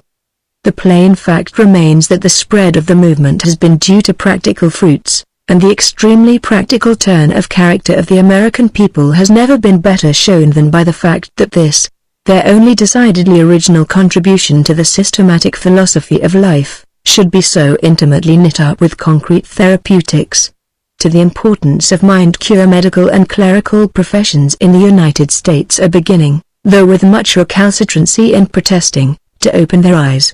It is evidently bound to develop still farther, both speculatively and practically, and its latest writers are far and away the ablest of the group. 45. It matters nothing that, just as there are hosts of persons who cannot pray, so there are greater hosts who cannot by any possibility be influenced by the mind-curer's ideas. For our immediate purpose, the important point is that so large a number should exist who can be so influenced. They form a psychic type to be studied with respect. 46. 45. I refer to Mr. Horatio W. Dresser and Mr. Henry Wood, especially the former. Mr. Dresser's works are published by G. P. Putnam's Sons, New York and London, Mr. Wood's by Leon Shepherd, Boston. 46. Lest my own testimony be suspected, I will quote another reporter, Dr. H. H. Goddard, of Clark University, whose thesis on the effects of mind on body as evidenced by faith cures is published in the American Journal of Psychology for 1899, Volume X. This critic, after a wide study of the facts, concludes that the cures by mind cure exist, but are in no respect different from those now officially recognized in medicine as cures by suggestion, and the end of his essay contains an interesting physiological speculation as to the way in which the suggestive ideas may work. p. 67 of the reprint.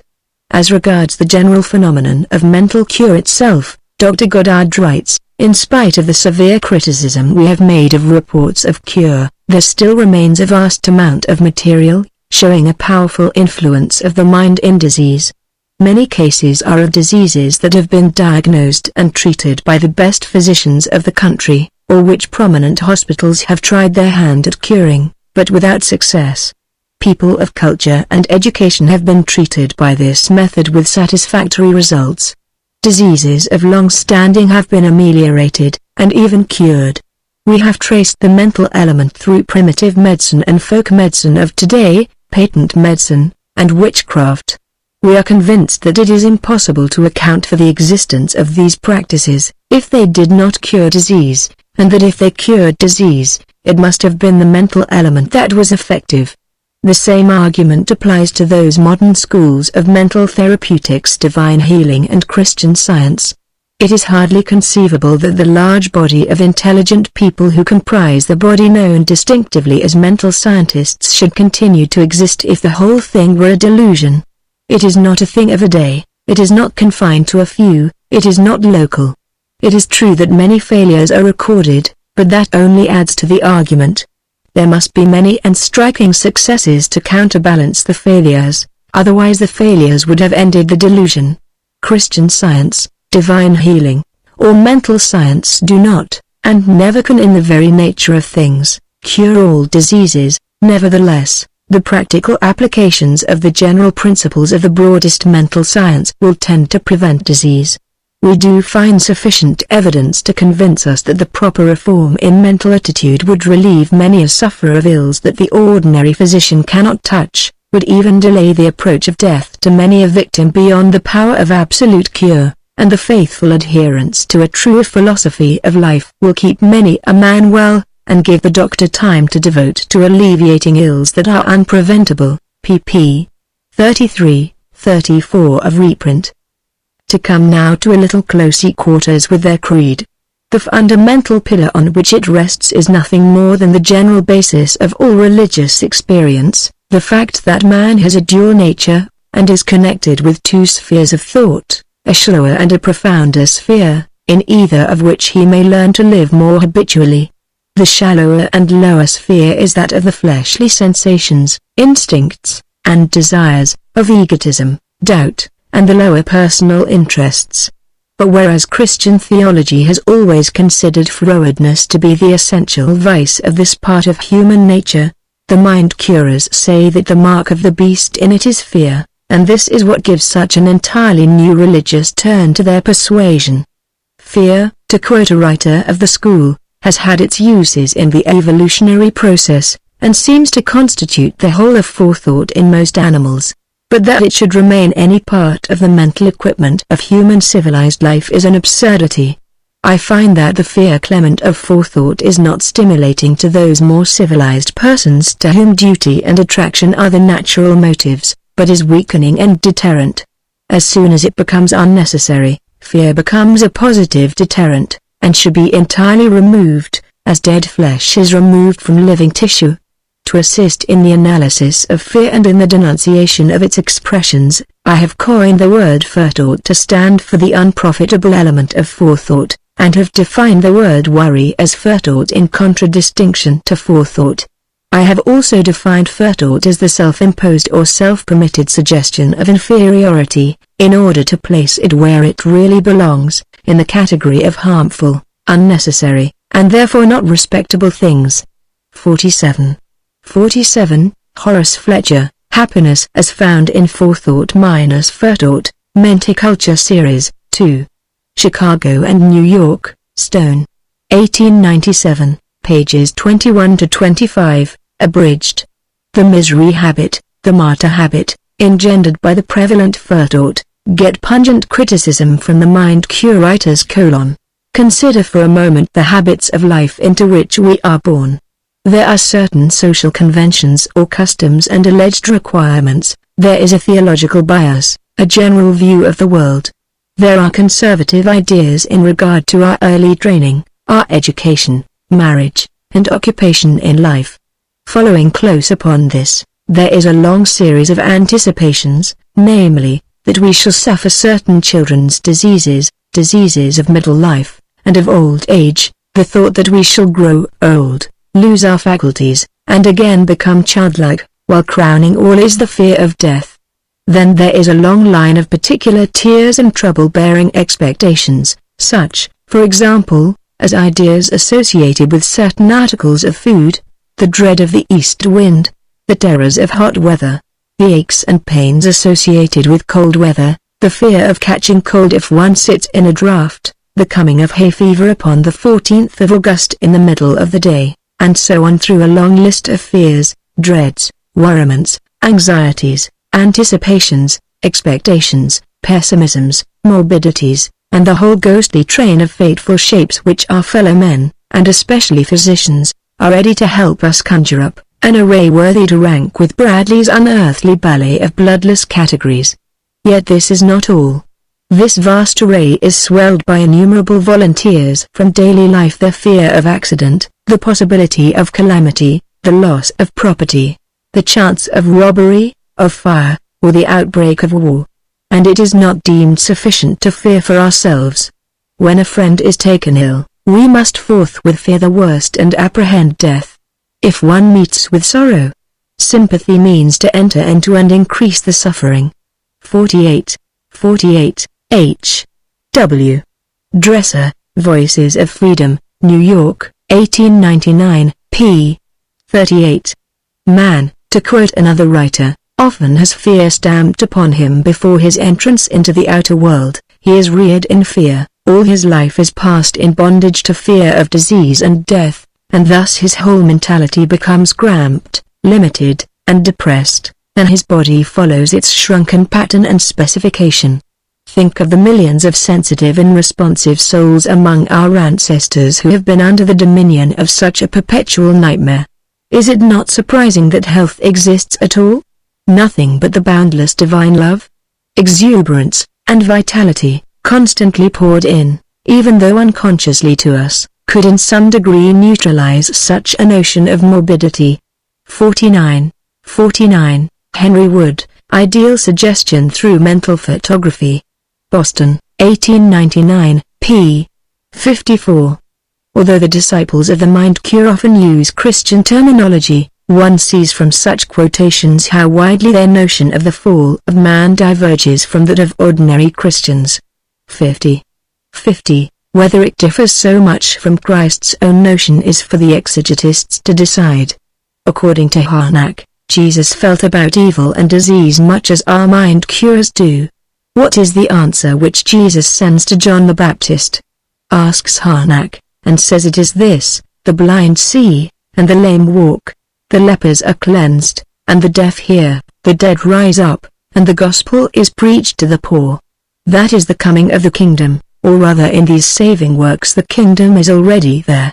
By the overcoming and removal of misery, of the need, of sickness, by these actual effects John is to see that the new time has arrived. The casting out of devils is only a part of this work of redemption, but Jesus points to that as the sense and seal of his mission. Thus to the wretched, sick, and poor did he address himself, but not as a moralist, and without a trace of sentimentalism. He never makes groups and departments of the ills, he never spends time in asking whether the sick one deserves to be cured, and it never occurs to him to sympathize with the pain or the death. He nowhere says that sickness is a beneficent infliction, and that evil has a healthy use. No, he calls sickness sickness and health health. All evil, all wretchedness, is for him something dreadful, it is of the great kingdom of Satan, but he feels the power of the Savior within him.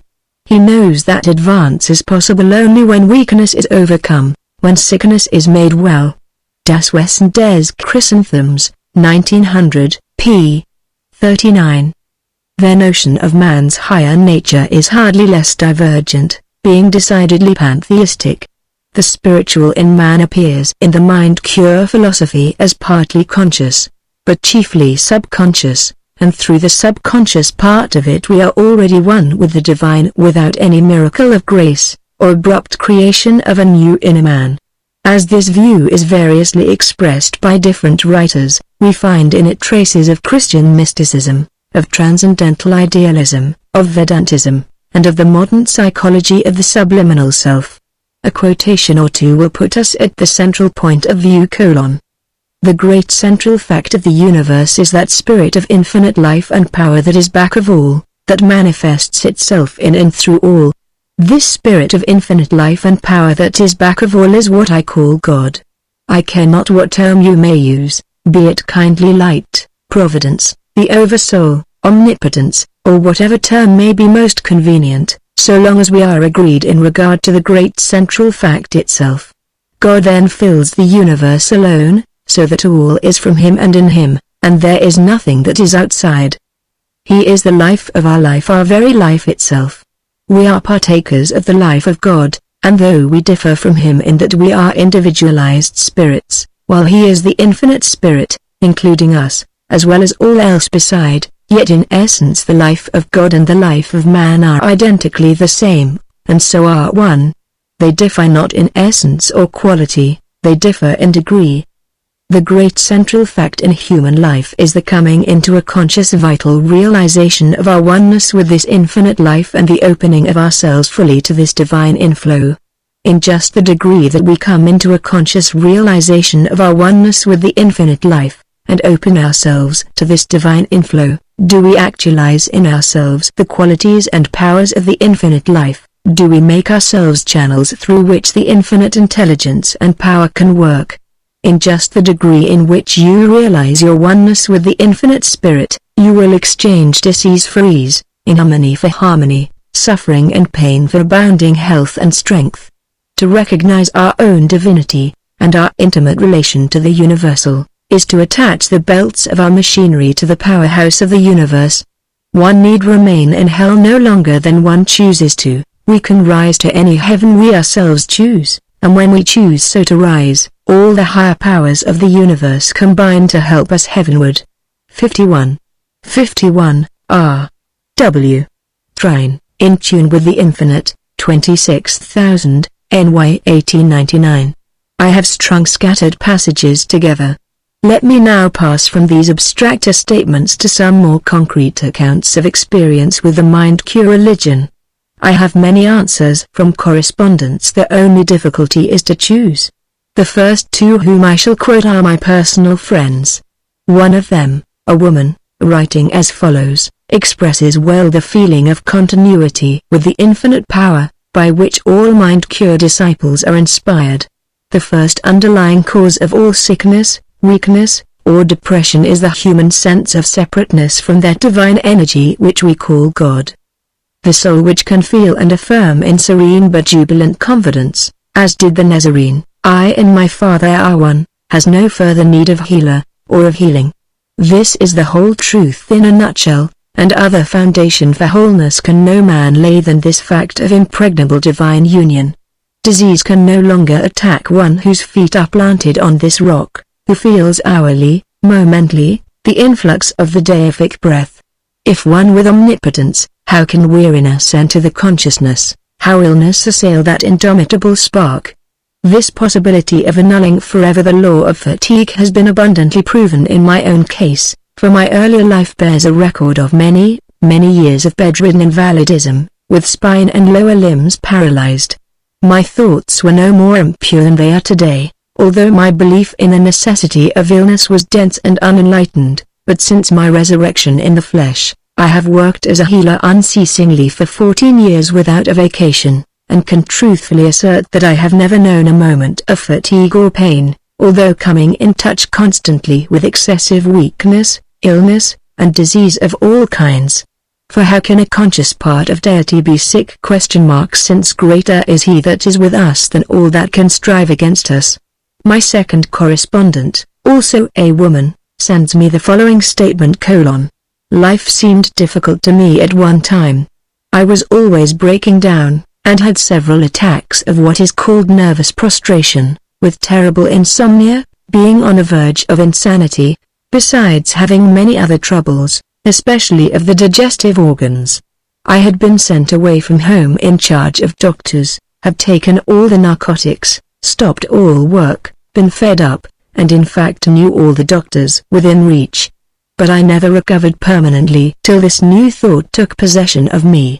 I think that the one thing which impressed me most was learning the fact that we must be in absolutely constant relation or mental touch. This word is to me very expressive, with that essence of life which permeates all and which we call God. This is almost unrecognizable unless we live it into ourselves actually, that is, by a constant turning to the very innermost, deepest consciousness of our real selves or of God in us, for illumination from within, just as we turn to the sun for light, warmth, and invigoration without. When you do this consciously, realizing that to turn inward to the light within you is to live in the presence of God or your divine self, you soon discover the unreality of the objects to which you have hitherto been turning and which have engrossed you without. I have come to disregard the meaning of this attitude for bodily health as such, because that comes of itself, as an incidental result, and cannot be found by any special mental act or desire to have it, beyond the general attitude of mind I have referred to above. That which we usually make the object of life, those outer things we are also wildly seeking, which we so often live and die for, but which then do not give us peace and happiness, they should all come of themselves as accessory, and as the mere outcome or natural result of a far higher life sunk deep in the bosom of the Spirit. This life is the real seeking of the kingdom of God, the desire for His supremacy in our hearts, so that all else comes as that which shall be added unto you as quite incidental and as a surprise to us, perhaps, and yet it is the proof of the reality of the perfect poise in the very center of our being. When I say that we commonly make the object of our life that which we should not work for primarily, I mean many things which the world considers praiseworthy and excellent, such as success in business, fame as author or artist, physician or lawyer, or renown in philanthropic undertakings. Such things should be results, not objects. I would also include pleasures of many kinds which seem harmless and good at the time, and are pursued because many accept them. I mean conventionalities, sociabilities, and fashions in their various development, these being mostly approved by the masses, although they may be unreal, and even unhealthy superfluities. Here is another case, more concrete, also that of a woman. I read you these cases without comment, they express so many varieties of the state of mind we are studying. I had been a sufferer from my childhood till my 40th year. Details of ill health are given which I omit. I had been in Vermont several months hoping for good from the change of air, but steadily growing weaker, when one day during the latter part of October, while resting in the afternoon, I suddenly heard as it were these words: "You will be healed and do a work you never dreamed of." These words were impressed upon my mind with such power I said at once that only God could have put them there. I believed them in spite of myself and of my suffering and weakness, which continued until Christmas, when I returned to Boston. Within 2 days a young friend offered to take me to a mental healer. This was January 7, 1881. The healer said, "There is nothing but mind, we are expressions of the one mind, body is only a mortal belief, as a man thinketh so is he."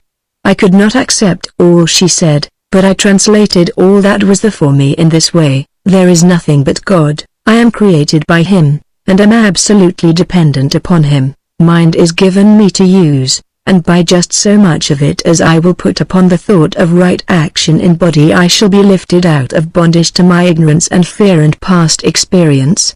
That day I commenced accordingly to take a little of every food provided for the family, constantly saying to myself, "The power that created the stomach must take care of what I have eaten." By holding these suggestions through the evening I went to bed and fell asleep, saying, "I am soul, spirit, just one with God's thought of me," and slept all night without waking, for the first time in several years. The distress turns had usually recurred about 2 o'clock in the night. I felt the next day like an escaped prisoner, and believed I had found the secret that would in time give me perfect health. Within 10 days I was able to eat anything provided for others, and after 2 weeks I began to have my own positive mental suggestions of truth, which were to me like stepping stones. I will note a few of them. They came about 2 weeks apart. First, I am soul, therefore it is well with me. 2d. I am soul, therefore I am well. 3d. A sort of inner vision of myself as a 4-footed beast with a protuberance on every part of my body where I had suffering, with my own face, begging me to acknowledge it as myself. I resolutely fixed my attention on being well, and refused to even look at my old self in this form. Fourth, again the vision of the beast far in the background, with faint voice. Again refusal to acknowledge. Fifth, once more the vision, but only of my eyes with the longing look, and again the refusal.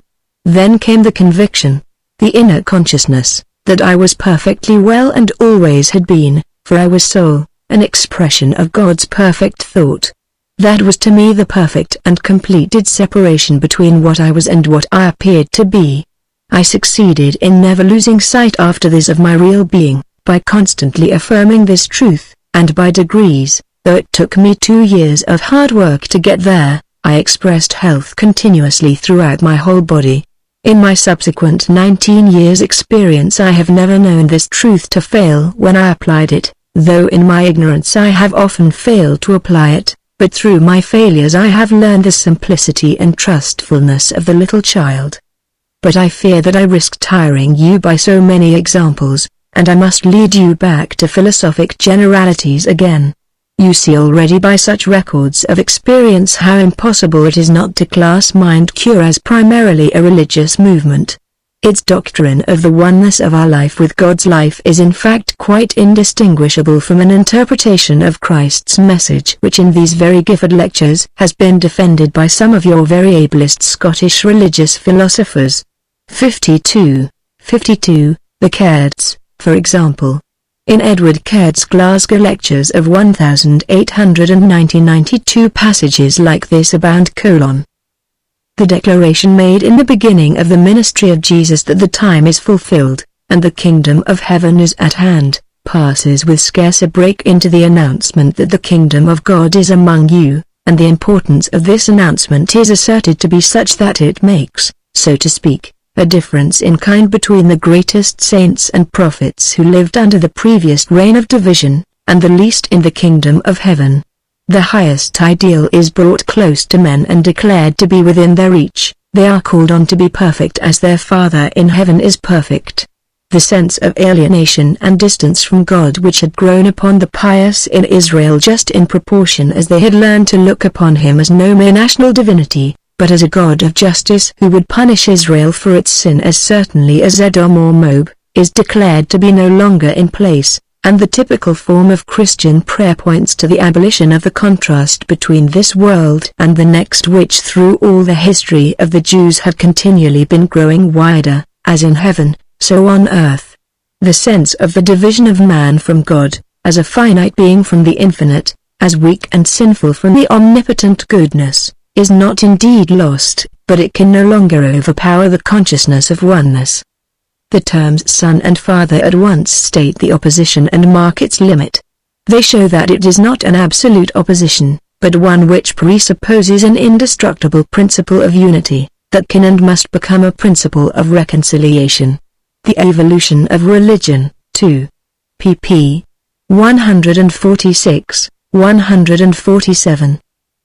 But philosophers usually profess to give a quasi-logical explanation of the existence of evil, whereas of the general fact of evil in the world, the existence of the selfish, suffering, timorous finite consciousness, the mind-curers, so far as I am acquainted with them, profess to give no speculative explanation. Evil is empirically there for them as it is for everybody, but the practical point of view predominates, and it would ill agree with the spirit of their system to spend time in worrying over it as a mystery or problem, or in laying to heart the lesson of its experience, after the manner of the evangelicals.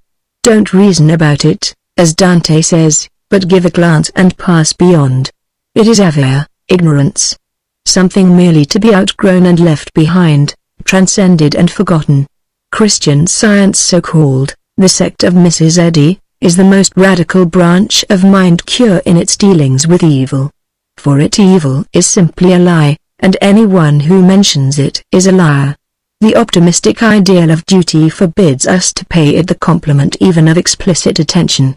Of course, as our next lectures will show us, this is a bad speculative omission, but it is intimately linked with the practical merits of the system we are examining. Why regret a philosophy of evil? A mind curer would ask us, if I can put you in possession of a life of good. After all, it is the life that tells, and mind cure has developed a living system of mental hygiene which may well claim to have thrown all previous literature of the Diététique der Seele into the shade. This system is wholly and exclusively compacted of optimism. Pessimism leads to weakness. Optimism leads to power. Thoughts are things, as one of the most vigorous mind cure writers prints in bold type at the bottom of each of his pages, and if your thoughts are of health, youth, vigor, and success, before you know it these things will also be your outward portion. No one can fail of the regenerative influence of optimistic thinking, pertinaciously pursued. Every man owns indefeasibly this elect to the divine.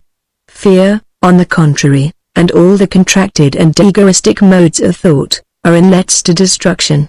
Most mind curers here bring in a doctrine that thoughts are forces, and that, by virtue of a law that like attracts like, one man's thoughts draw to themselves as allies all the thoughts of the same character that exist the world over. Thus one gets, by one's thinking, reinforcements from elsewhere for the realization of one's desires, and the great point in the conduct of life is to get the heavenly forces on one's side by opening one's own mind to their influx. On the whole, one is struck by a psychological similarity between the mind cure movement and the Lutheran and Wesleyan movements. To the believer in moralism and works, with his anxious query, "What shall I do to be saved?" Luther and Wesley replied, "You are saved now, if you would but believe it." And the mind curers come with precisely similar words of emancipation. They speak, it is true, to persons for whom the conception of salvation has lost its ancient theological meaning, but who labor nevertheless with the same eternal human difficulty. Things are wrong with them, and what shall I do to be clear, right, sound, whole, well? Is the form of their question. And the answer is, you are well, sound, and clear already, if you did but know it. The whole matter may be summed up in one sentence, says one of the authors whom I have already quoted: God is well, and so are you. You must awaken to the knowledge of your real being. The adequacy of their message to the mental needs of a large fraction of mankind is what gave force to those earlier Gospels. Exactly the same adequacy holds in the case of the mind cure message, foolish as it may sound upon its surface, and seeing its rapid growth in influence, and its therapeutic triumphs, one is tempted to ask whether it may not be destined, probably by very reason of the crudity and extravagance of many of its manifestations 53, to play a part almost as great in the evolution of the popular religion of the future as did those earlier movements in their day. 53. It remains to be seen whether the school of Mr. Dresser, which assumes more and more the form of mind-cure experience and academic philosophy mutually impregnating each other, will score the practical triumphs of the less critical and rational sects. But I here fear that I may begin to jar upon the nerves of some of the members of this academic audience. Such contemporary vagaries, you may think, should hardly take so large a place in dignified Gifford lectures. I can only beseech you to have patience. The whole outcome of these lectures will, I imagine, be the emphasizing to your mind of the enormous diversities which the spiritual lives of different men exhibit. Their wants, their susceptibilities, and their capacities all vary and must be classed under different heads. The result is that we have really different types of religious experience, and, seeking in these lectures closer acquaintance with the healthy-minded type, we must take it where we find it in most radical form. The psychology of individual types of character has hardly begun even to be sketched as yet. Our lectures may possibly serve as a crumb-like contribution to the structure. The first thing to bear in mind, especially if we ourselves belong to the clerico-academic scientific type, the officially and conventionally correct type, the deadly respectable type, for which to ignore others is a besetting temptation, is that nothing can be more stupid than to bar out phenomena from our notice, merely because we are incapable of taking part in anything like them ourselves. Now the history of Lutheran salvation by faith, of Methodistic conversions, and of what I call the mind-cure movement seems to prove the existence of numerous persons in whom at any rate at a certain stage in their development a change of character for the better, so far from being facilitated by the rules laid down by official moralists, will take place all the more successfully if those rules be exactly reversed. Official moralists advise us never to relax our strenuousness. Be vigilant, day and night, they adjure us. Hold your passive tendencies in check, shrink from no effort, keep your will like a bow always bent. But the persons I speak of find that all this conscious effort leads to nothing but failure and vexation in their hands, and only makes them twofold more the children of hell they were before. The tense and voluntary attitude becomes in them an impossible fever and torment. Their machinery refuses to run at all when the bearings are made so hot and the belts so tight. Under these circumstances the way to success, as vouched for by innumerable authentic personal narrations, is by an anti-moralistic method, by the surrender of which I spoke in my second lecture. Passivity, not activity, relaxation, not intentness, should be now the rule. Give up the feeling of responsibility, let go your hold, resign the care of your destiny to higher powers, be genuinely indifferent as to what becomes of it all. And you will find not only that you gain a perfect inward relief, but often also, in addition, the particular goods you sincerely thought you were renouncing. This is the salvation through self-despair, the dying to be truly born, of Lutheran theology, the passage into nothing of which Jacob Bauman writes. To get to it, a critical point must usually be passed, a corner turned within one. Something must give way, a native hardness must break down and liquefy, and this event, as we shall abundantly see hereafter, is frequently sudden and automatic, and leaves on the subject an impression that he has been wrought on by an external power. Whatever its ultimate significance may prove to be, this is certainly one fundamental form of human experience.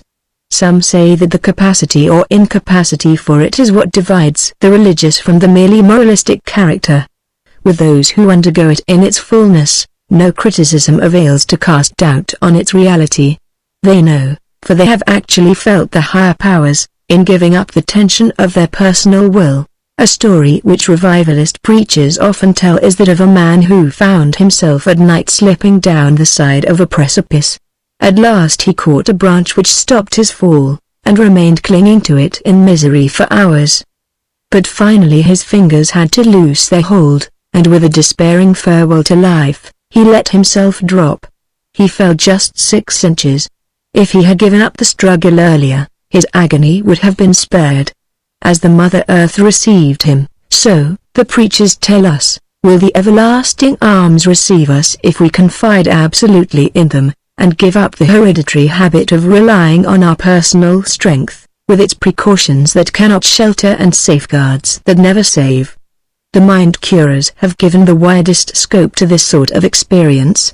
They have demonstrated that a form of regeneration by relaxing, by letting go, psychologically indistinguishable from the Lutheran justification by faith and the Wesleyan acceptance of free grace, is within the reach of persons who have no conviction of sin and care nothing for the Lutheran theology. It is but giving your little private convulsive self a rest, and finding that a greater self is there. The results, slow or sudden, or great or small, of the combined optimism and expectancy, the regenerative phenomena which ensue on the abandonment of effort, remain firm facts of human nature, no matter whether we adopt a theistic, a pantheistic idealistic, or a medical materialistic view of their ultimate causal explanation. 54.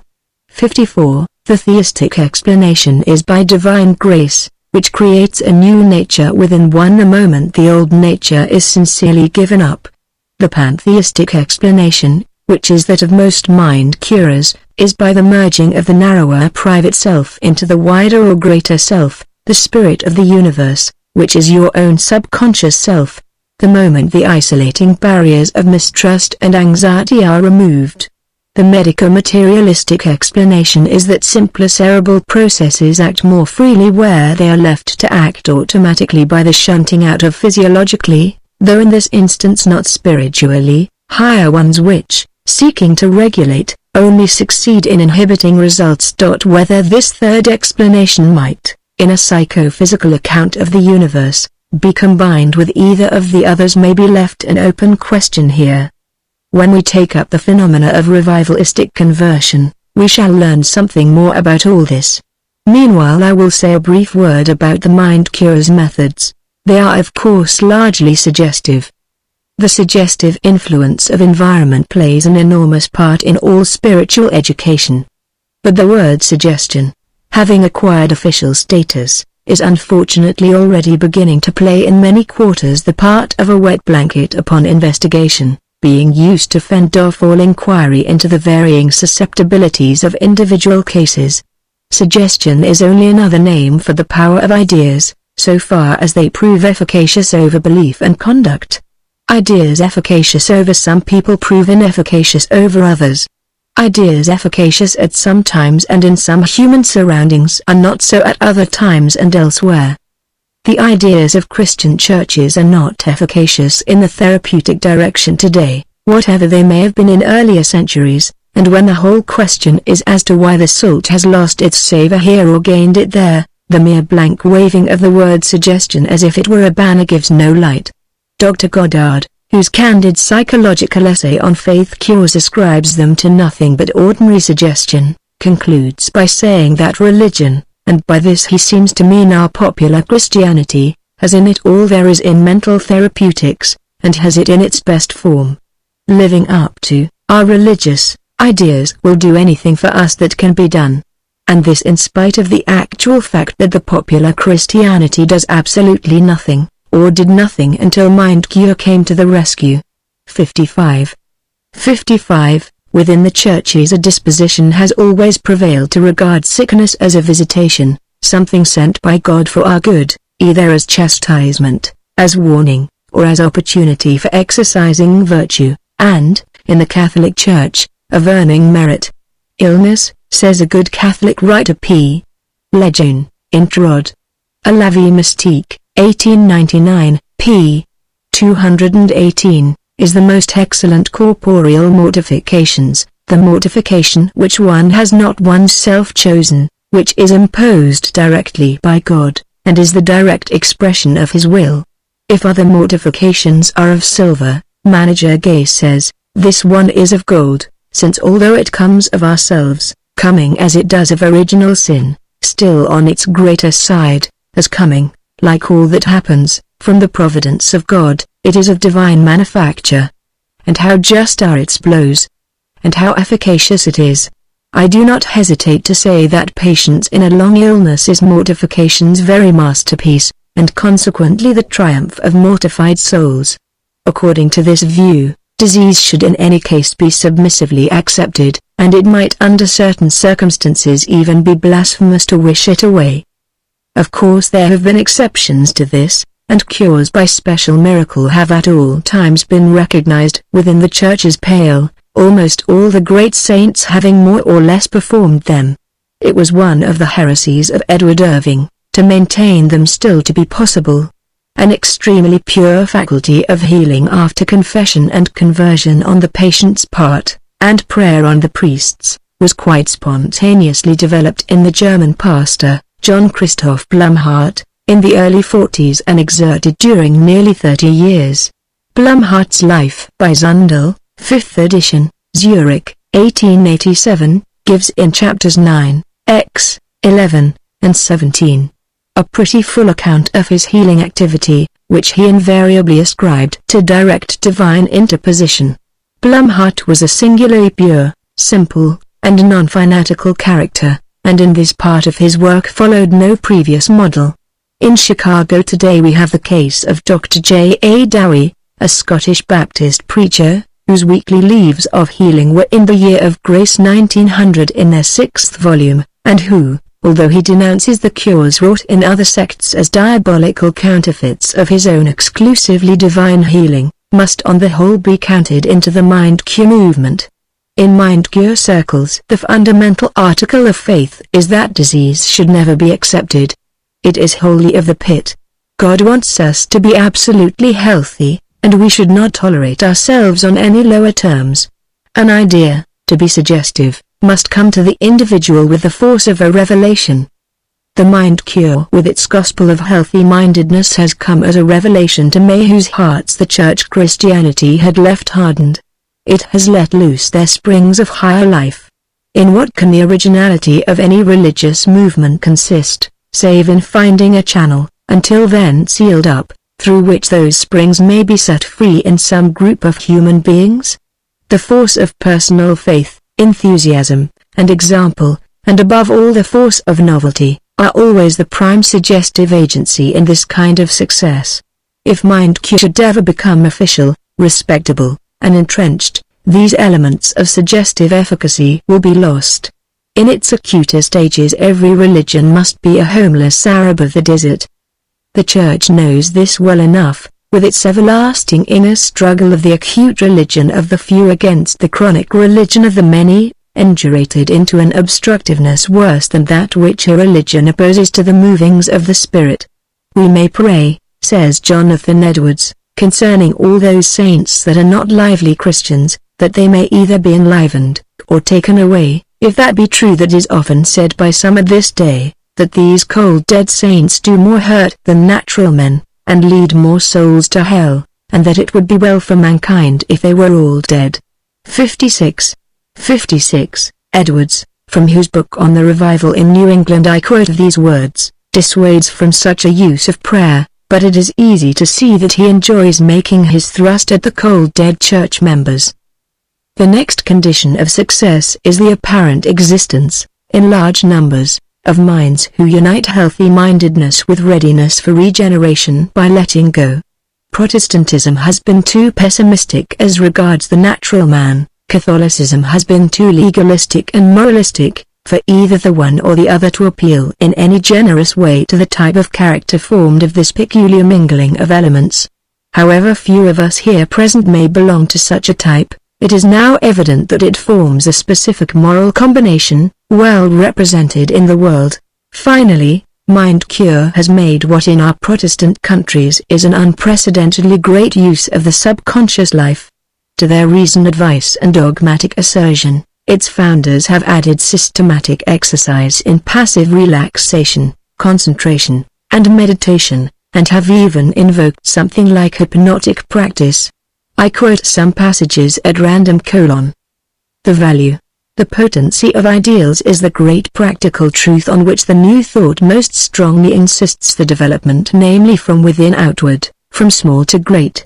57. Consequently one's thought should be centered on the ideal outcome, even though this trust be literally like a step in the dark. 58. To attain the ability thus effectively to direct the mind, the New Thought advises the practice of concentration, or in other words, the attainment of self-control.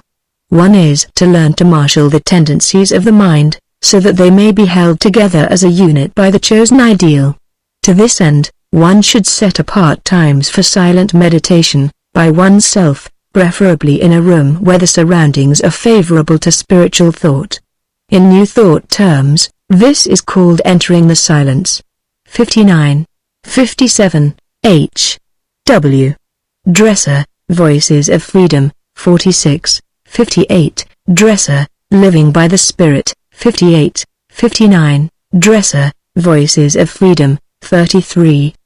The time will come when in the busy office or on a noisy street you can enter into the silence by simply drawing the mantle of your own thoughts about you and realizing that there and everywhere the Spirit of infinite life, love, wisdom, peace, power, and plenty is guiding, keeping, protecting, leading you.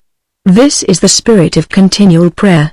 60. One of the most intuitive men we ever met had a desk at a city office where several other gentlemen were doing business constantly, and often talking loudly. Entirely undisturbed by the many various sounds about him, this self-centered faithful man would, in any moment of perplexity, draw the curtains of privacy so completely about him that he would be as fully enclosed in his own psychic aura, and thereby as effectually removed from all distractions, as though he were alone in some primeval wood. Taking his difficulty with him into the mystic silence in the form of a direct question, to which he expected a certain answer, he would remain utterly passive until the reply came, and never once through many years' experience did he find himself disappointed or misled. 61. 60. Trine, in tune with the infinite, p. 214. 61. Trine, p. 117. Wherein, I should like to know, does this intrinsically differ from the practice of recollection which plays so great a part in Catholic discipline? Otherwise called the practice of the presence of God, and so known among ourselves, as for instance in Jeremy Taylor, it is thus defined by the eminent teacher Alvarez de Paz in his work on contemplation. It is the recollection of God, the thought of God, which in all places and circumstances makes us see Him present, lets us commune respectfully and lovingly with Him, and fills us with desire and affection for Him. Would you escape from every ill? Never lose this recollection of God, neither in prosperity nor in adversity, nor on any occasion whichsoever it be. Invoke not, to excuse yourself from this duty, either the difficulty or the importance of your business, for you can always remember that God sees you, that you are under His eye. If 1,000 times an hour you forget Him, reanimate 1,000 times the recollection. If you cannot practice this exercise continuously, at least make yourself as familiar with it as possible, and, like unto those who in a rigorous winter draw near the fire as often as they can, go as often as you can to that ardent fire which will warm your soul. 62. 62. Quoted by Lejeune, Introd. A la Vie Mystique, 1899, p. 66. All the external associations of the Catholic discipline are of course unlike anything in mind-cure thought, but the purely spiritual part of the exercise is identical in both communions, and in both communions those who urge it write with authority, for they have evidently experienced in their own persons that whereof they tell. Compare again some mind-cure utterances: high, healthful, pure thinking can be encouraged, promoted, and strengthened. Its current can be turned upon grand ideals until it forms a habit and wears a channel.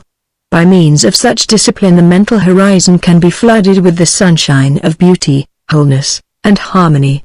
To inaugurate pure and lofty thinking may at first seem difficult, even almost mechanical, but perseverance will at length render it easy, then pleasant, and finally delightful. The soul's real world is that which it has built of its thoughts, mental states, and imaginations.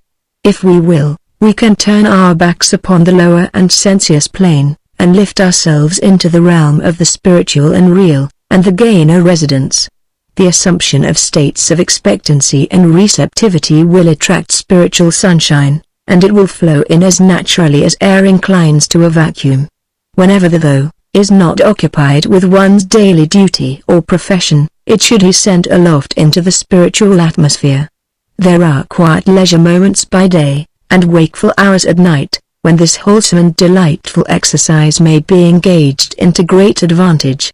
If one who has never made any systematic effort to lift and control the thought forces will, for a single month, earnestly pursue the course here suggested, he will be surprised and delighted at the result, and nothing will induce him to go back to careless, aimless, and superficial thinking. At such favorable seasons the outside world, with all its current of daily events, is barred out, and one goes into the silent sanctuary of the inner temple of soul to commune and aspire.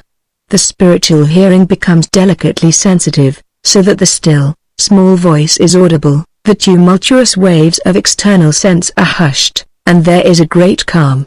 The ego gradually becomes conscious that it is face to face with the divine presence, that mighty, healing, loving, fatherly life which is nearer to us than we are to ourselves. There is soul contact with the parent soul, and an influx of life, love, virtue, health, and happiness from the inexhaustible fountain. 63. Henry Wood, Ideal Suggestion Through Mental Photography, pp. 51-70, abridged. When we reach the subject of mysticism, you will undergo so deep an immersion into these exalted states of consciousness as to be wet all over, if I may so express myself, and the cold shiver of doubt with which this little sprinkling may affect you will have long since passed away. Doubt, I mean, as to whether all such writing be not mere abstract talk and rhetoric set down poor and courageously authors.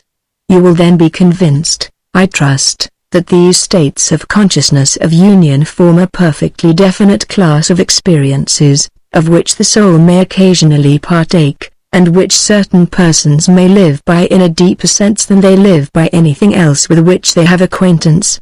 This brings me to a general philosophical reflection with which I should like to pass from the subject of healthy-mindedness, and close a topic which I fear is already only too long drawn out.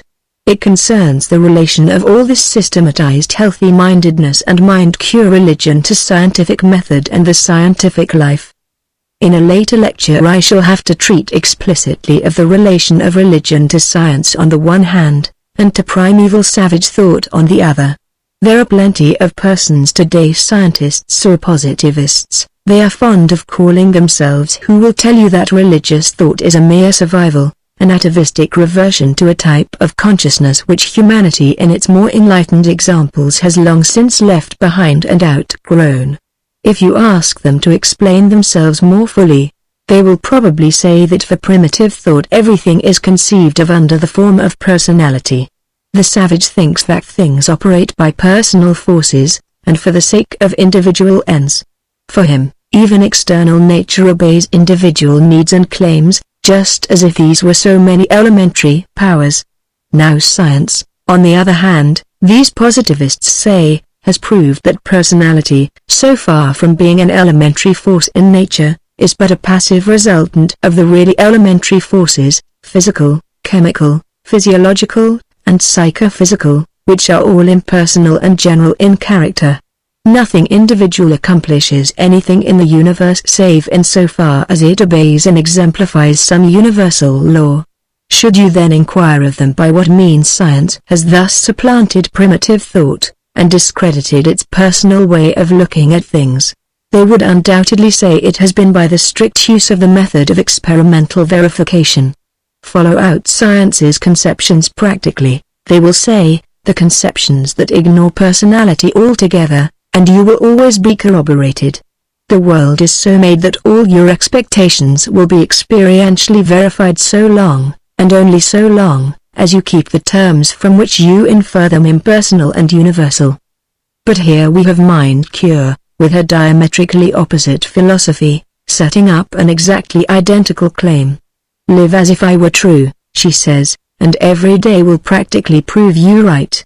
That the controlling energies of nature are personal, that your own personal thoughts are forces, that the powers of the universe will directly respond to your individual appeals and needs, are propositions which your whole bodily and mental experience will verify.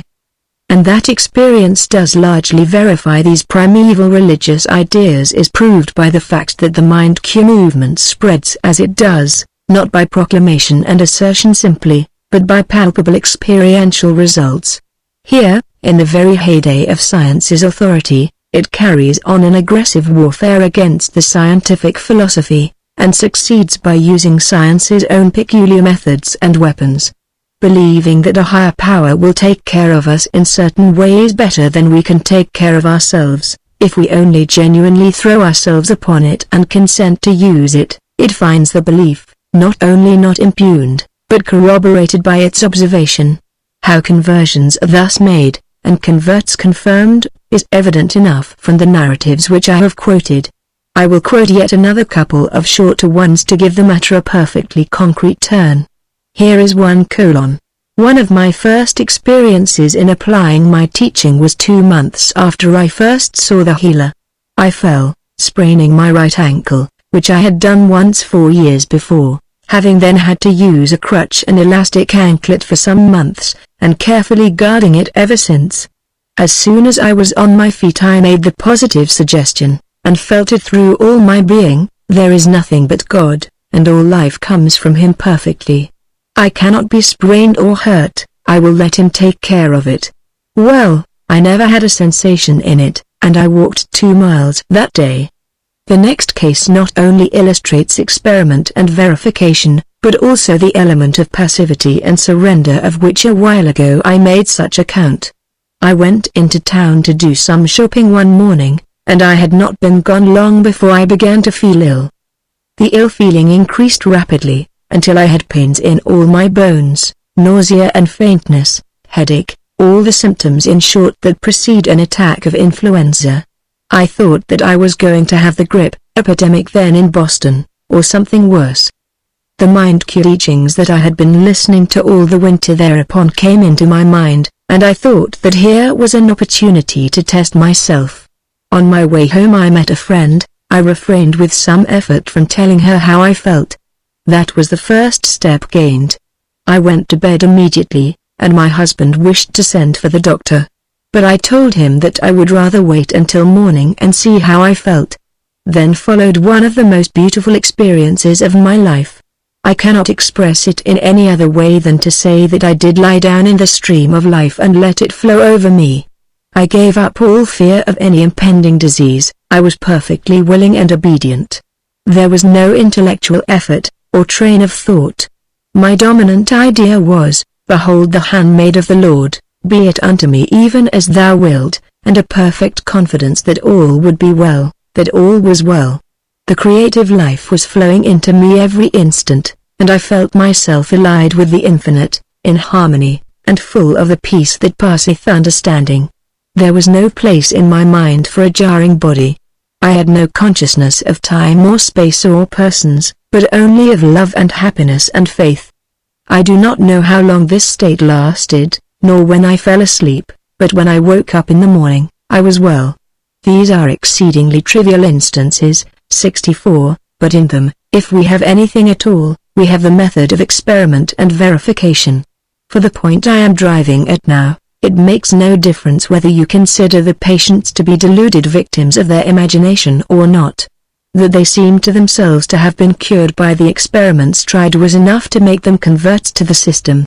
And although it is evident that one must be of a certain mental mold to get such results, for not everyone can get thus cured to his own satisfaction any more than everyone can be cured by the first regular practitioner whom he calls in, yet it would surely be pedantic and over-scrupulous for those who can get their savage and primitive philosophy of mental healing verified in such experimental ways as this, to give them up at word of command for more scientific therapeutics.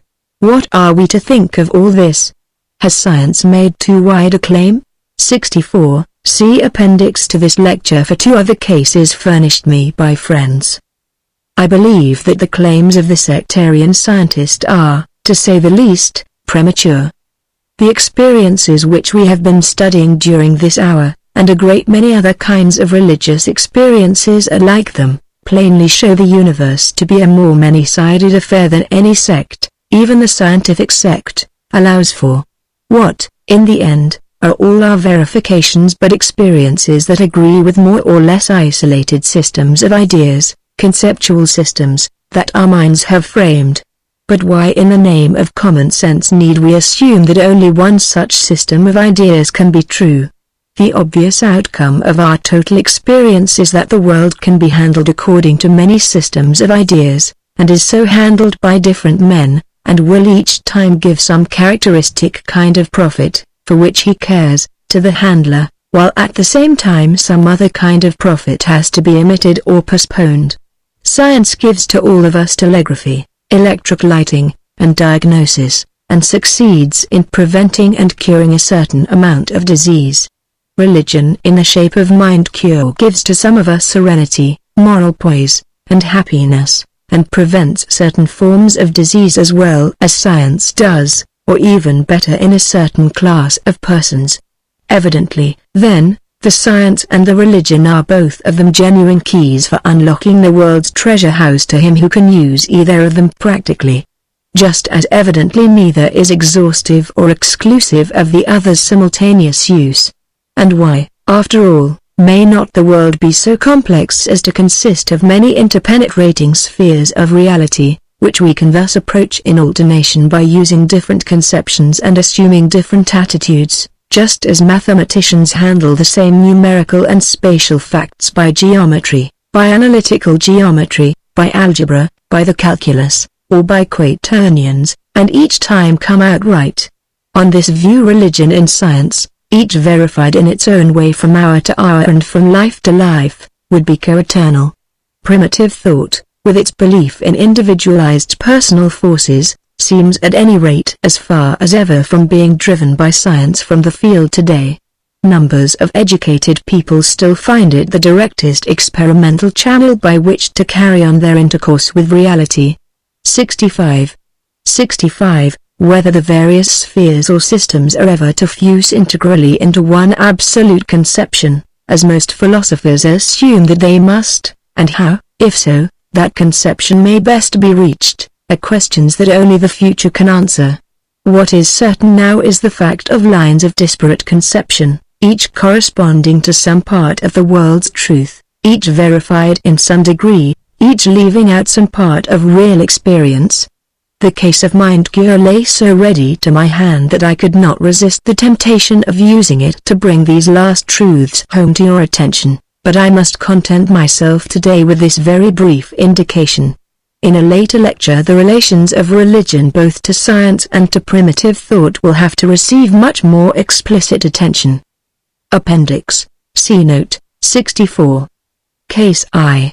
My own experience is this: I had long been ill, and one of the first results of my illness, a dozen years before, had been a diplopia which deprived me of the use of my eyes for reading and writing almost entirely, while a later one had been to shut me out from exercise of any kind under penalty of immediate and great exhaustion. I had been under the care of doctors of the highest standing both in Europe and America, men in whose power to help me I had had great faith, with no or ill result. Then, at a time when I seemed to be rather rapidly losing ground, I heard some things that gave me interest enough in mental healing to make me try it. I had no great hope of getting any good from it. It was a chance I tried, partly because my thought was interested by the new possibility it seemed to open, partly because it was the only chance I then could see. I went to X in Boston, from whom some friends of mine had got, or thought they had got, great help.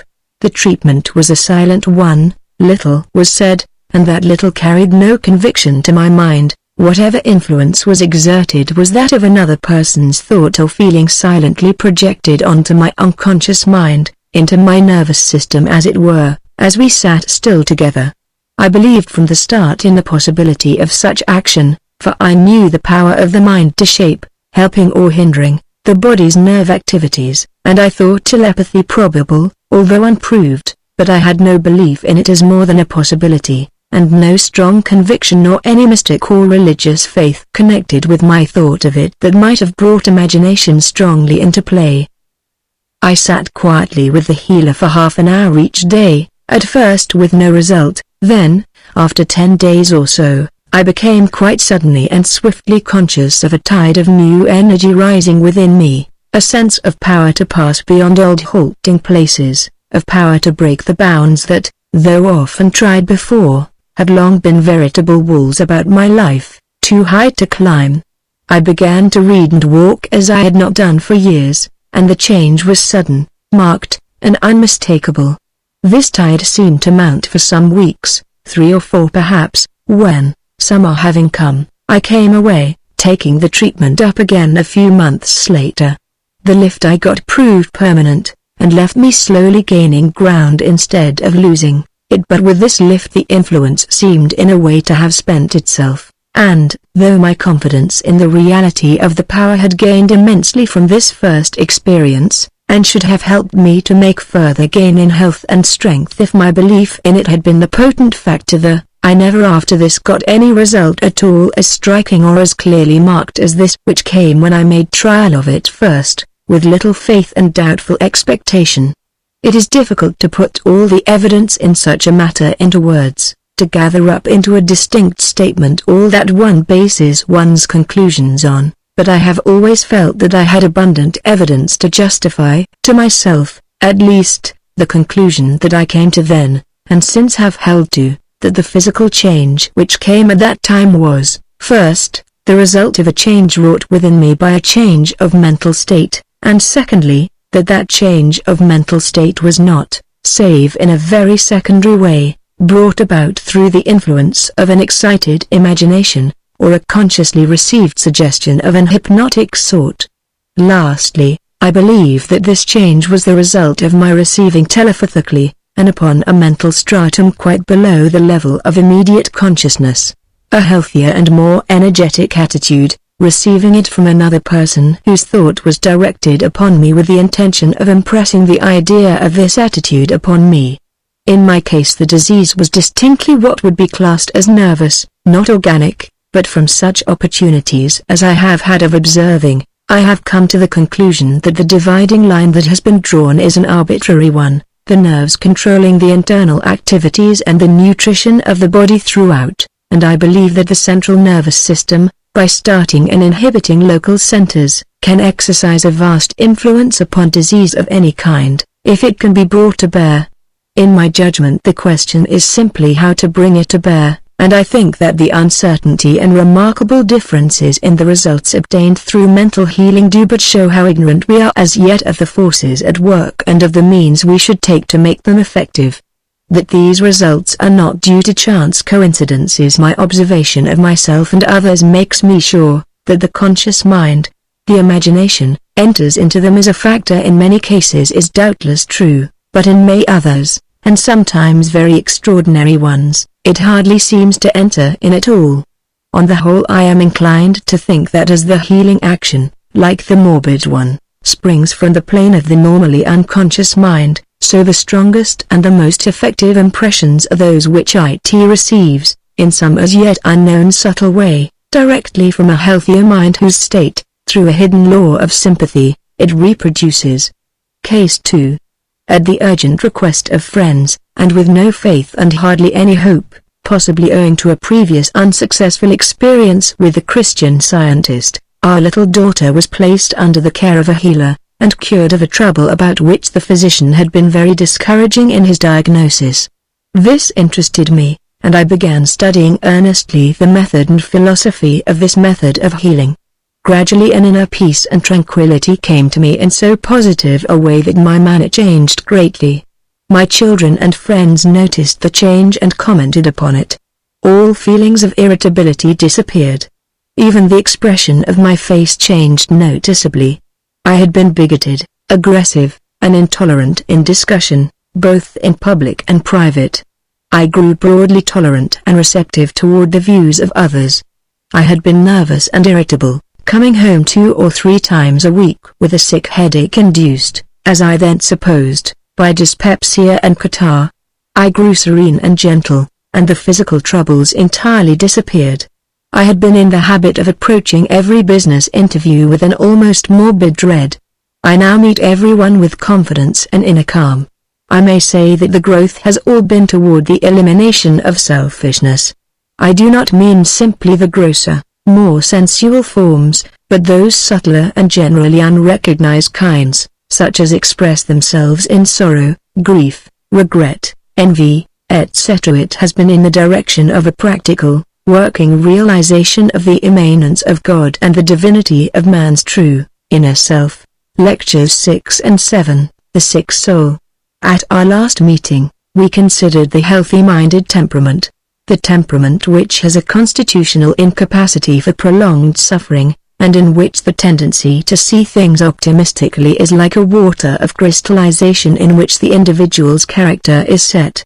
We saw how this temperament may become the basis for a peculiar type of religion, a religion in which good, even the good of this world's life, is regarded as the essential thing for a rational being to attend to. This religion directs him to settle his scores with the more evil aspects of the universe by systematically declining to lay them to heart or make much of them, by ignoring them in his reflective calculations, or even, on occasion, by denying outright that they exist. Evil is a disease, and worry over disease is itself an additional form of disease, which only adds to the original complaint. Even repentance and remorse, affections which come in the character of ministers of good, may be but sickly and relaxing impulses.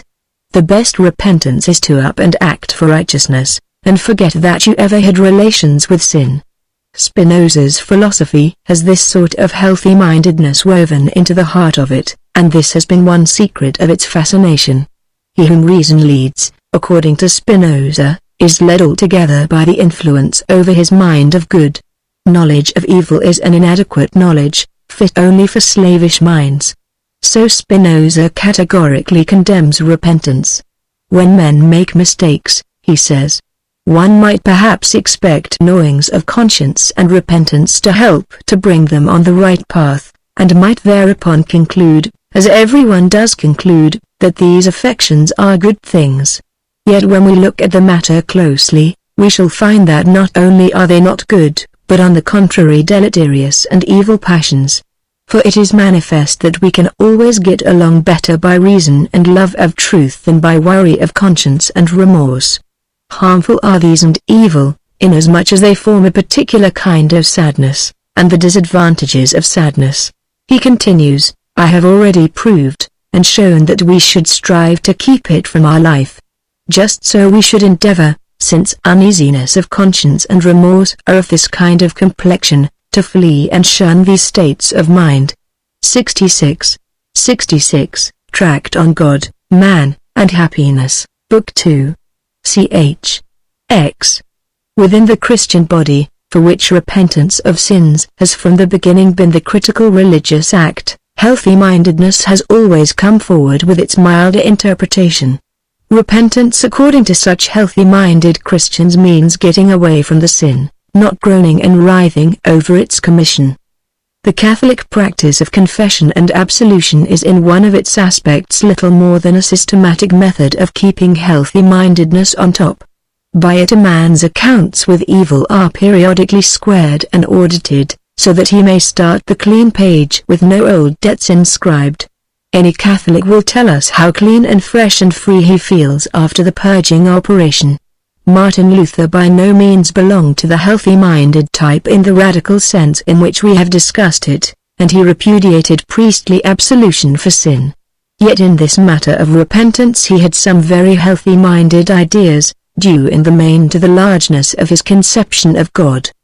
When I was a monk, he says, I thought that I was utterly cast away, if at any time I felt the lust of the flesh, that is to say, if I felt any evil motion, fleshly lust, wrath, hatred, or envy against any brother. I essayed many ways to help to quiet my conscience, but it would not be, for the concupiscence and lust of my flesh did always return, so that I could not rest, but was continually vexed with these thoughts. This or that sin thou hast committed, thou art infected with envy, with impatiency, and such other sins, therefore thou art entered into this holy order in vain, and all thy good works are unprofitable. But if then I had rightly understood these sentences of Paul, the flesh lusteth contrary to the spirit, and the spirit contrary to the flesh, and these two are one against another, so that ye cannot do the things that ye would do. I should not have so miserably tormented myself, but should have thought and said to myself, as now commonly I do, Martin, thou shalt not utterly be without sin, for thou hast flesh, thou shalt therefore feel the battle thereof. I remember that Staupitz was wont to say, I have vowed unto God above 1,000 times that I would become a better man, but I never performed that which I vowed. Hereafter I will make no such vow, for I have now learned by experience that I am not able to perform it. Unless, therefore, God be favorable and merciful unto me for Christ's sake, I shall not be able, with all my vows and all my good deeds, to stand before him. This, of Staupitz's, was not only a true, but also a godly and a holy desperation, and this must they all confess, both with mouth and heart, who will be saved. For the godly trust not to their own righteousness. They look unto Christ their reconciler who gave his life for their sins. Moreover, they know that the remnant of sin which is in their flesh is not laid to their charge, but freely pardoned. Notwithstanding, in the meanwhile they fight in spirit against the flesh, lest they should fulfill the lusts thereof, and although they feel the flesh to rage and rebel, and themselves also do fall sometimes into sin through infirmity, yet are they not discouraged, nor think therefore that their state and kind of life, and the works which are done according to their calling, displease God, but they raise up themselves by faith. 67. Commentary on Galatians, Philadelphia, 1891, pages 510 to 514, abridged. One of the heresies for which the Jesuits got that spiritual genius, Molinos, the founder of Quietism, so abominably condemned was his healthy-minded opinion of repentance: when thou fallest into a fault, in what matter soever it be, do not trouble nor afflict thyself for it. For they are effects of our frail nature, stained by original sin. The common enemy will make thee believe, as soon as thou fallest into any fault, that thou walkest in error, and therefore art out of God and his favor, and herewith would he make thee distrust of the divine grace, telling thee of thy misery, and making a giant of it, and putting it into thy head that every day thy soul grows worse instead of better, whilst it so often repeats these failings. O blessed soul, open thine eyes, and shut the gate against these diabolical suggestions, knowing thy misery, and trusting in the mercy divine. Would not he be a mere fool who, running a tournament with others, and falling in the best of the career, should lie weeping on the ground and afflicting himself with discourses upon his fall? Man, they would tell him, lose no time, get up and take the course again, for he that rises again quickly and continues his race is as if he had never fallen. If thou seest thyself fallen once and 1,000 times, thou oughtest to make use of the remedy which I have given thee, that is, a loving confidence in the divine mercy. These are the weapons with which thou must fight and conquer cowardice and vain thoughts. This is the means thou oughtest to use, not to lose time, not to disturb thyself, and reap no good. 68. Molinos, Spiritual Guide, Book 2, Chaps. 17, 18. Abridged. Now in contrast with such healthy-minded views as these, if we treat them as a way of deliberately minimizing evil, stands a radically opposite view, a way of maximizing evil, if you please so to call it, based on the persuasion that the evil aspects of our life are of its very essence, and that the world's meaning most comes home to us when we lay them most to heart. We have now to address ourselves to this more morbid way of looking at the situation. But as I closed our last hour with a general philosophical reflection on the healthy-minded way of taking life, I should like at this point to make another philosophical reflection upon it before turning to that heavier task. You will excuse the brief delay. If we admit that evil is an essential part of our being and the key to the interpretation of our life, we load ourselves down with a difficulty that has always proved burdensome in philosophies of religion. Theism, whenever it has erected itself into a systematic philosophy of the universe, has shown a reluctance to let God be anything less than all in all. In other words, philosophic theism has always shown a tendency to become pantheistic and monistic, and to consider the world as one unit of absolute fact, and this has been at variance with popular or practical theism, which latter has ever been more or less frankly pluralistic, not to say polytheistic, and shown itself perfectly well satisfied with a universe composed of many original principles, provided we be only allowed to believe that the divine principle remains supreme, and that the others are subordinate. In this latter case God is not necessarily responsible for the existence of evil. He would only be responsible if it were not finally overcome. But on the monistic or pantheistic view, evil, like everything else, must have its foundation in God, and the difficulty is to see how this can possibly be the case if God be absolutely good. This difficulty faces us in every form of philosophy in which the world appears as one flawless unit of fact. Such a unit is an individual, and in it the worst parts must be as essential as the best, must be as necessary to make the individual what he is, since if any part whatever in an individual were to vanish or alter, it would no longer be that individual at all. The philosophy of absolute idealism, so vigorously represented both in Scotland and America today, has to struggle with this difficulty quite as much as scholastic theism struggled in its time. And although it would be premature to say that there is no speculative issue whatever from the puzzle, it is perfectly fair to say that there is no clear or easy issue, and that the only obvious escape from paradox here is to cut loose from the monistic assumption altogether, and to allow the world to have existed from its origin in pluralistic form, as an aggregate or collection of higher and lower things and principles, rather than an absolutely unitary fact. For then evil would not need to be essential, it might be, and may always have been, an independent portion that had no rational or absolute right to live with the rest, and which we might conceivably hope to see got rid of at last. Now the gospel of healthy-mindedness, as we have described it, casts its vote distinctly for this pluralistic view.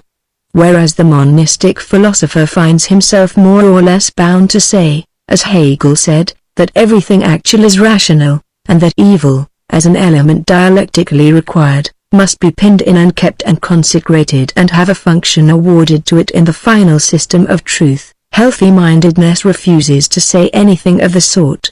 69. Evil, it says, is emphatically irrational, and not to be pinned in, or preserved, or consecrated in any final system of truth. It is a pure abomination to the Lord, an alien unreality, a waste element, to be sloughed off and negated, and the very memory of it, if possible, wiped out and forgotten. The ideal, so far from being coextensive with the whole actual, is a mere extract from the actual, marked by its deliverance from all contact with this diseased, inferior, and excrementitious stuff. 69. I say this in spite of the monistic utterances of many mind-cure writers, for these utterances are really inconsistent with their attitude towards disease, and can easily be shown not to be logically involved in the experiences of union with a higher presence with which they connect themselves.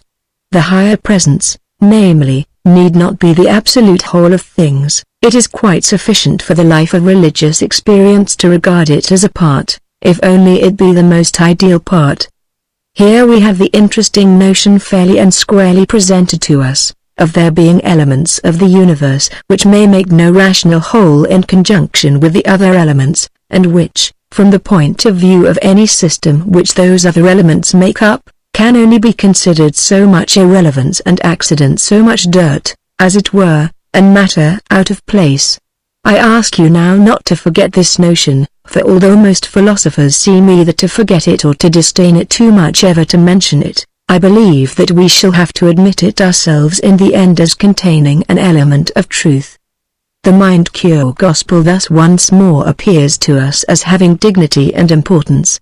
We have seen it to be a genuine religion, and no mere silly appeal to imagination to cure disease. We have seen its method of experimental verification to be not unlike the method of all science, and now here we find mind-cure as the champion of a perfectly definite conception of the metaphysical structure of the world.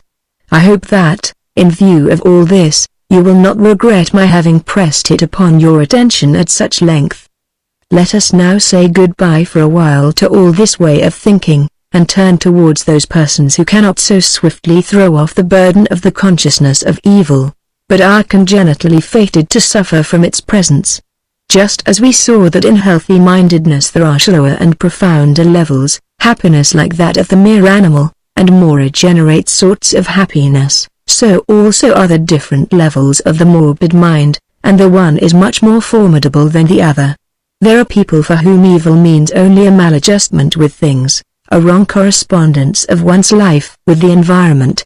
Such evil as this is curable, in principle at least, upon the natural plane, for merely by modifying either the self or the things, or both at once, the two terms may be made to fit, and all go merry as a marriage bell again.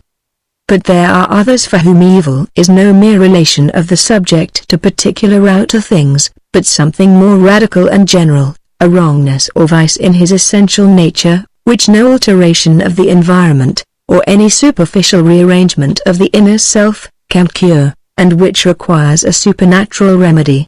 On the whole, the Latin races have leaned more towards the former way of looking upon evil, as made up of ills and sins in the plural, removable in detail, while the Germanic races have tended rather to think of sin in the singular, and with a capital S, as of something ineradicably ingrained in our natural subjectivity, and never to be removed by any superficial piecemeal operations. 70. These comparisons of races are always open to exception, but undoubtedly the northern tone in religion has inclined to the more intimately pessimistic persuasion, and this way of feeling, being the more extreme, we shall find by far the more instructive for our study. 70. Cf. J. Mulsand, Luther et le Surfarbiter, 1884, Passim. Recent psychology has found great use for the word threshold as a symbolic designation for the point at which one state of mind passes into another. Thus we speak of the threshold of a man's consciousness in general, to indicate the amount of noise, pressure, or other outer stimulus which it takes to arouse his attention at all. One with a high threshold will doze through an amount of racket by which one with a low threshold would be immediately waked. Similarly, when one is sensitive to small differences in any order of sensation, we say he has a low difference threshold. His mind easily steps over it into the consciousness of the differences in question.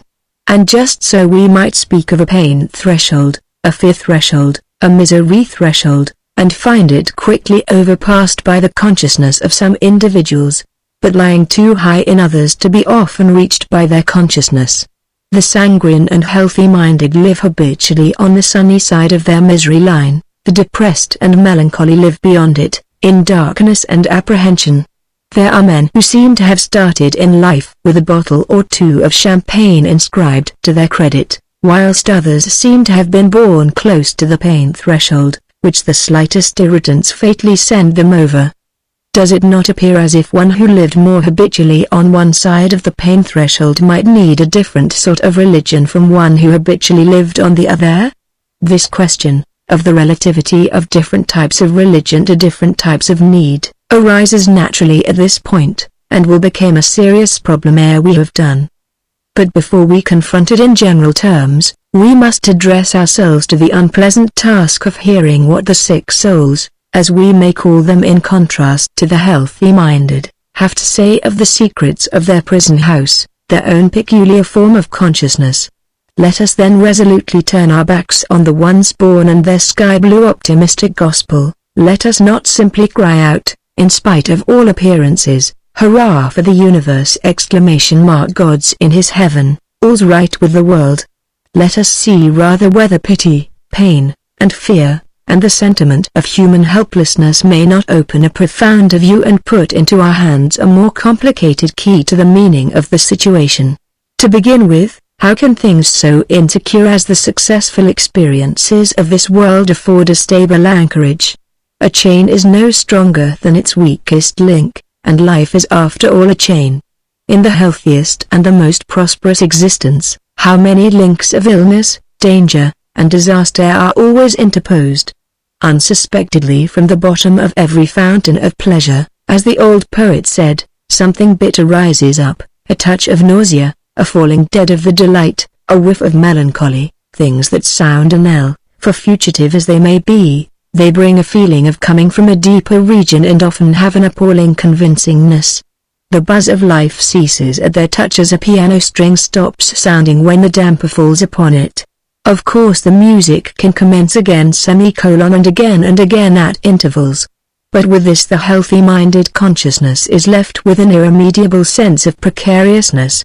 It is a bell with a crack, it draws its breath on sufferance and by an accident.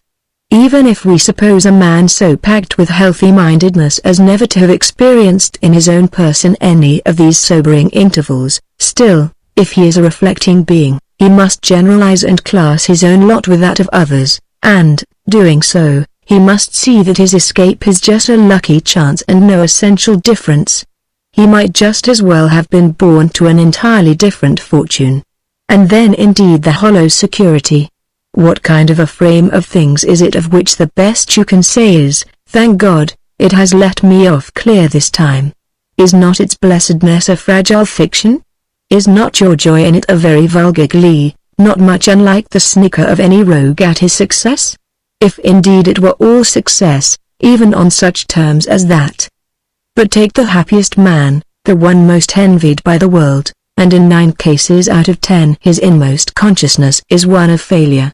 Either his ideals in the line of his achievements are pitched far higher than the achievements themselves, or else he has secret ideals of which the world knows nothing, and in regard to which he inwardly knows himself to be found wanting. When such a conquering optimist as Goethe can express himself in this wise, how must it be with less successful men? "I will say nothing," writes Goethe in 1824, "against the course of my existence. But at bottom it has been nothing but pain and burden, and I can affirm that during the whole of my 75 years, I have not had 4 weeks of genuine well-being. It is but the perpetual rolling of a rock that must be raised up again forever. What single-handed man was ever on the whole as successful as Luther? Yet when he had grown old, he looked back on his life as if it were an absolute failure. I am utterly weary of life. I pray the Lord will come forthwith and carry me hence. Let him come, above all, with his last judgment. I will stretch out my neck, the thunder will burst forth, and I shall be at rest." And having a necklace of white agates in his hand at the time he added, "O God, grant that it may come without delay. I would readily eat up this necklace today, for the judgment to come tomorrow." The Electress Dowager, one day when Luther was dining with her, said to him, "Doctor, I wish you may live 40 years to come." "Madame," replied he, "rather than live 40 years more, I would give up my chance of paradise." Failure, then, failure. So the world stamps us at every turn. We strew it with our blunders, our misdeeds, our lost opportunities, with all the memorials of our inadequacy to our vocation. And with what a damning emphasis does it then blot us out. No easy fine, no mere apology or formal expiation, will satisfy the world's demands, but every pound of flesh exacted is soaked with all its blood. The subtlest forms of suffering known to man are connected with the poisonous humiliations incidental to these results, and they are pivotal human experiences. A process so ubiquitous and everlasting is evidently an integral part of life. There is indeed one element in human destiny, Robert Louis Stevenson writes, that not blindness itself can controvert. Whatever else we are intended to do, we are not intended to succeed. Failure is the fate allotted. 71. And our nature being thus routed in failure, is it any wonder that theologians should have held it to be essential, and thought that only through the personal experience of humiliation which it engenders, the deeper sense of life's significance is reached. 72. 71. He adds with characteristic healthy-mindedness, our business is to continue to fail in good spirits. 72. The God of many men is little more than their court of appeal against the damnatory judgment passed on their failures by the opinion of this world. To our own consciousness there is usually a residuum of worth left over after our sins and errors have been told off. Our capacity of acknowledging and regretting them is the germ of a better self in posse at least. But the world deals with us in actu and not in posse, and of this hidden germ, not to be guessed at from without, it never takes account. Then we turn to the All-Knower, who knows our bad, that knows this good in us also, and who is just. We cast ourselves with our repentance on his mercy. Only by an all-knower can we finally be judged. So the need of a God very definitely emerges from this sort of experience of life. But this is only the first stage of the world's sickness. Make the human being's sensitiveness a little greater, carry him a little farther over the misery threshold, and the good quality of the successful moments themselves when they occur is spoiled and vitiated. All natural goods perish. Riches take wings, fame is a breath, love is a cheat, youth and health and pleasure vanish. Can things whose end is always dust and disappointment be the real goods which our souls require? Back of everything is the great spectre of universal death, the all-encompassing blackness. What profit hath a man of all his labor which he taketh under the sun? I looked on all the works that my hands had wrought, and behold, all was vanity and vexation of spirit. For that which befalleth the sons of men befalleth beasts, as the one dieth, so dieth the other, all are of the dust, and all turn to dust again. The dead know not anything, neither have they any more a reward, for the memory of them is forgotten. Also their love and their hatred and their envy is now perished, neither have they any more a portion forever in anything that is done under the sun. Truly the light is sweet, and a pleasant thing it is for the eyes to behold the sun, but if a man live many years and rejoice in them all, yet let him remember the days of darkness, for they shall be many. In short, life and its negation are beaten up inextricably together. But if the life be good, the negation of it must be bad. Yet the two are equally essential facts of existence, and all natural happiness thus seems infected with a contradiction. The breath of the sepulchre surrounds it. To a mind attentive to this state of things and rightly subject to the joy-destroying chill which such a contemplation engenders, the only relief that healthy-mindedness can give is by saying, "Stuff and nonsense, get out into the open air." Or cheer up, old fellow. You'll be all right here long, if you will only drop your morbidness. But in all seriousness, can such bald animal talk as that be treated as a rational answer? To ascribe religious value to mere happy-go-lucky contentment with one's brief chance at natural good is but the very consecration of forgetfulness and superficiality. Our troubles lie indeed too deep for that cure. The fact that we can die, that we can be ill at all, is what perplexes us. The fact that we now for a moment live and are well is irrelevant to that perplexity. We need a life not correlated with death, a health not liable to illness, a kind of good that will not perish, a good in fact that flies beyond the goods of nature. It all depends on how sensitive the soul may become to discords. The trouble with me is that I believe too much in common happiness and goodness, said a friend of mine whose consciousness was of this sort, and nothing can console me for their transiency. I am appalled and disconcerted at its being possible.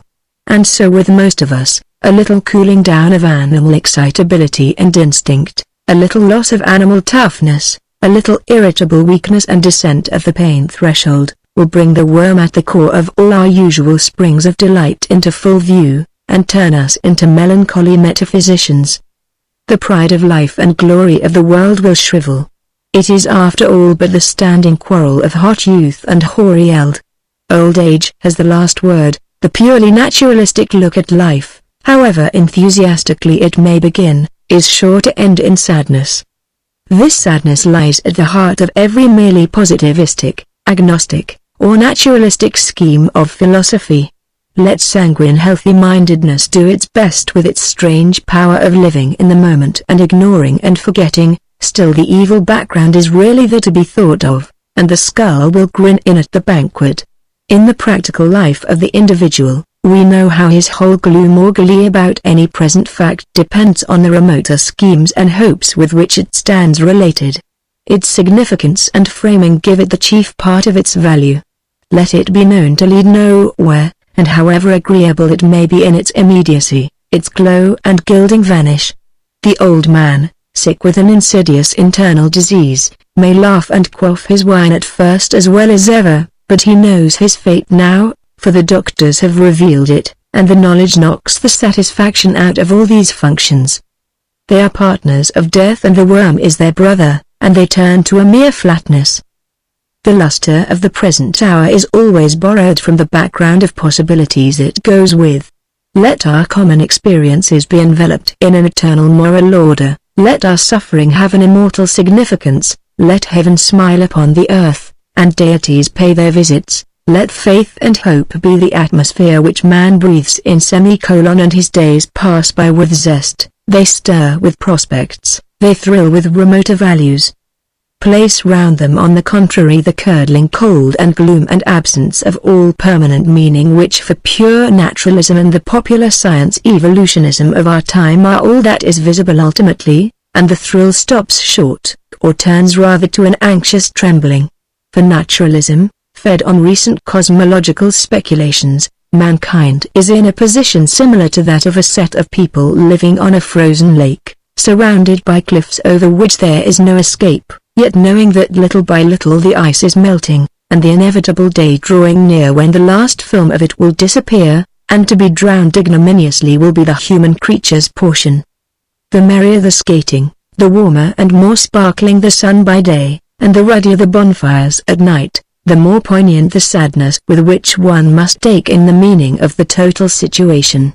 The early Greeks are continually held up to us in literary works as models of the healthy-minded joyousness which the religion of nature may engender. There was indeed much joyousness among the Greeks. Homer's flow of enthusiasm for most things that the sun shines upon is steady. But even in Homer the reflective passages are cheerless. 73, and the moment the Greeks grew systematically pensive and thought of ultimates, they became unmitigated pessimists. 74. The jealousy of the gods, the nemesis that follows too much happiness, the all-encompassing death, fate's dark opacity, the ultimate and unintelligible cruelty, were the fixed background of their imagination. The beautiful joyousness of their polytheism is only a poetic modern fiction. They knew no joys comparable in quality of preciousness to those which we shall ere long see that Ilramans, Buddhists, Christians, Mohammedans, twice-born people whose religion is non-naturalistic, get from their several creeds of mysticism and renunciation. 73, for example, Iliad 17. 446, nothing then is more wretched anywhere than man of all that breathes and creeps upon this earth. 74, for example, Theognis, 425-428. Best of all for all things upon earth is it not to be born nor to behold the splendors of the sun, next best to traverse as soon as possible the gates of Hades. See also the almost identical passage in Oedipus in Colonus, 1225. The anthology is full of pessimistic utterances. Naked came I upon the earth, naked I go below the ground. Why then do I vainly toil when I see the end naked before me? How did I come to be? Whence am I? Wherefore did I come? To pass away. How can I learn aught when naught I know? Being naught I came to life, once more shall I be what I was. Nothing and nothingness is the whole race of mortals. For death we are all cherished and fattened like a herd of hogs that is wantonly butchered.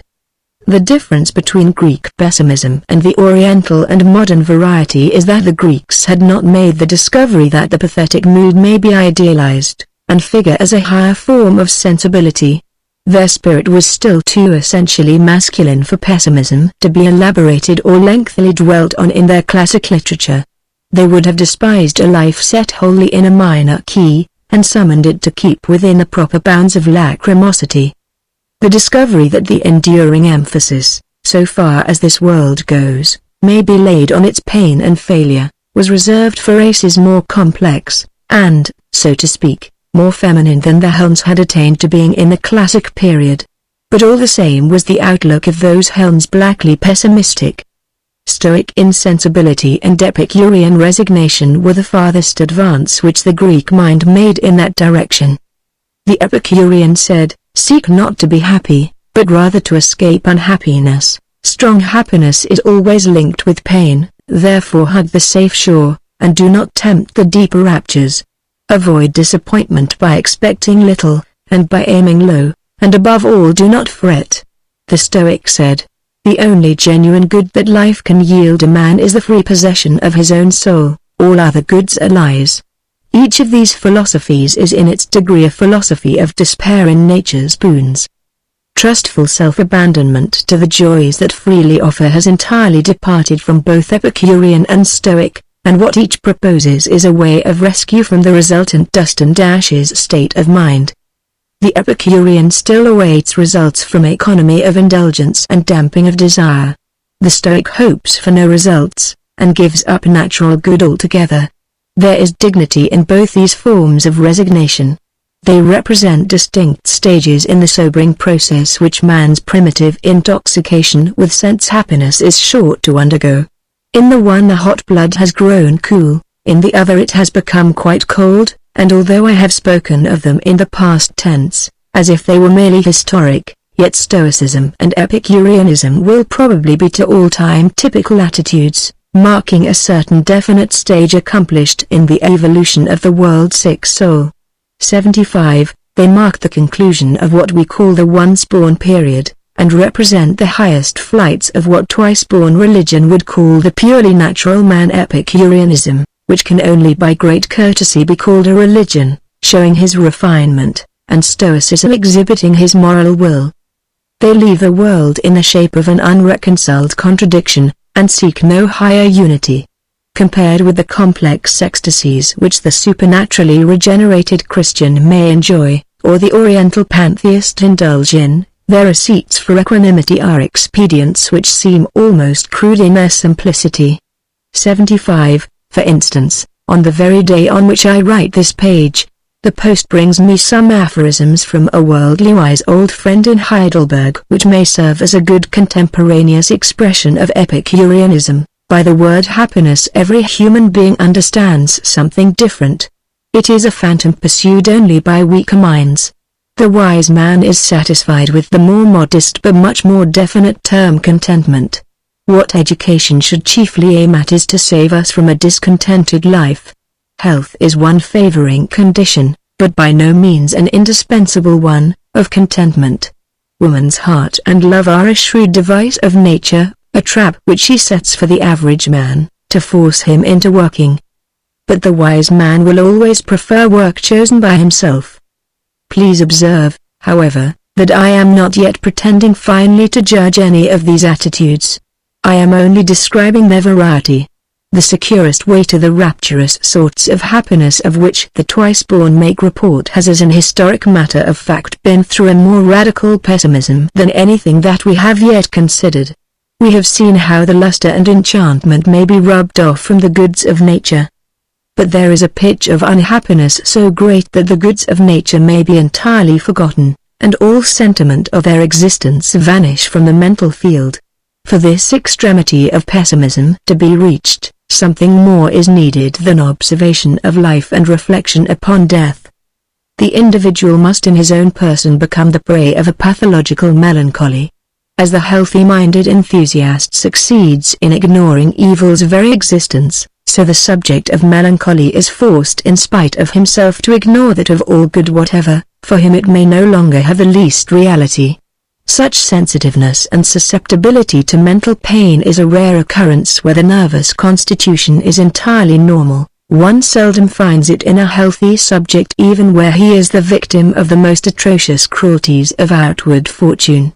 So we note here the neurotic constitution, of which I said so much in my first lecture, making its active entrance on our scene, and destined to play a part in much that follows. Since these experiences of melancholy are in the first instance absolutely private and individual, I can now help myself out with personal documents. Painful indeed they will be to listen to, and there is almost an indecency in handling them in public. Yet they lie right in the middle of our path, and if we are to touch the psychology of religion at all seriously, we must be willing to forget conventionalities, and dive below the smooth and lying official conversational surface. One can distinguish many kinds of pathological depression. Sometimes it is mere passive joylessness and dreariness. Discouragement, dejection, lack of taste and zest and spring. Professor Ibbott has proposed the name anhedonia to designate this condition. The state of anhedonia, if I may coin a new word to pair off with analgesia, he writes, has been very little studied, but it exists. A young girl was smitten with a liver disease which for some time altered her constitution. She felt no longer any affection for her father and mother. She would have played with her doll, but it was impossible to find the least pleasure in the act. The same things which formerly convulsed her with laughter entirely failed to interest her now. A squire observed the case of a very intelligent magistrate who was also a prey to hepatic disease. Every emotion appeared dead within him. He manifested neither perversion nor violence, but complete absence of emotional reaction. If he went to the theatre, which he did out of habit, he could find no pleasure there. The thought of his house, of his home, of his wife, and of his absent children moved him as little, he said, as a theorem of Euclid. 76. Ribbert, Psychologie des Sentiments, p. 54. Prolonged seasickness will in most persons produce a temporary condition of anhedonia. Every good, terrestrial or celestial, is imagined only to be turned from with disgust. A temporary condition of this sort, connected with the religious evolution of a singularly lofty character, both intellectual and moral, is well described by the Catholic philosopher, Further Gritry, in his autobiographical recollections. In consequence of mental isolation and excessive study at the Polytechnic School, young Gritry fell into a state of nervous exhaustion with symptoms which he thus describes: I had such a universal terror that I woke at night with a start, thinking that the Pantheon was tumbling on the Polytechnic School, or that the school was in flames, or that the Seine was pouring into the catacombs, and that Paris was being swallowed up. And when these impressions were past, all day long without respite I suffered an incurable and intolerable desolation, verging on despair. I thought myself, in fact, rejected by God, lost, damned. I felt something like the suffering of hell. Before that I had never even thought of hell. My mind had never turned in that direction. Neither discourses nor reflections had impressed me in that way. I took no account of hell. Now, and all at once, I suffered in a measure what is suffered there. But what was perhaps still more dreadful is that every idea of heaven was taken away from me. I could no longer conceive of anything of the sort. Heaven did not seem to me worth going to. It was like a vacuum, a mythological Elysium, an abode of shadows less real than the earth. I could conceive no joy, no pleasure in inhabiting it. Happiness, joy, light, affection, love, all these words were now devoid of sense. Without doubt I could still have talked of all these things, but I had become incapable of feeling anything in them, of understanding anything about them, of hoping anything from them, or of believing them to exist. There was my great and inconsolable grief. I neither perceived nor conceived any longer the existence of happiness or perfection. An abstract heaven over a naked rock. Such was my present abode for eternity. 77. A. Gritry, Souvenirs de ma jeunesse, 1880, pages 119 to 121, abridged. Some persons are affected with anhedonia permanently, or at any rate with a loss of the usual appetite for life.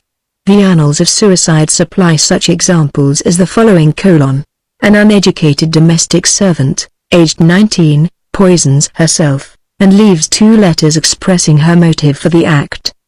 To her parents she writes: Life is sweet perhaps to some, but I prefer what is sweeter than life, and that is death.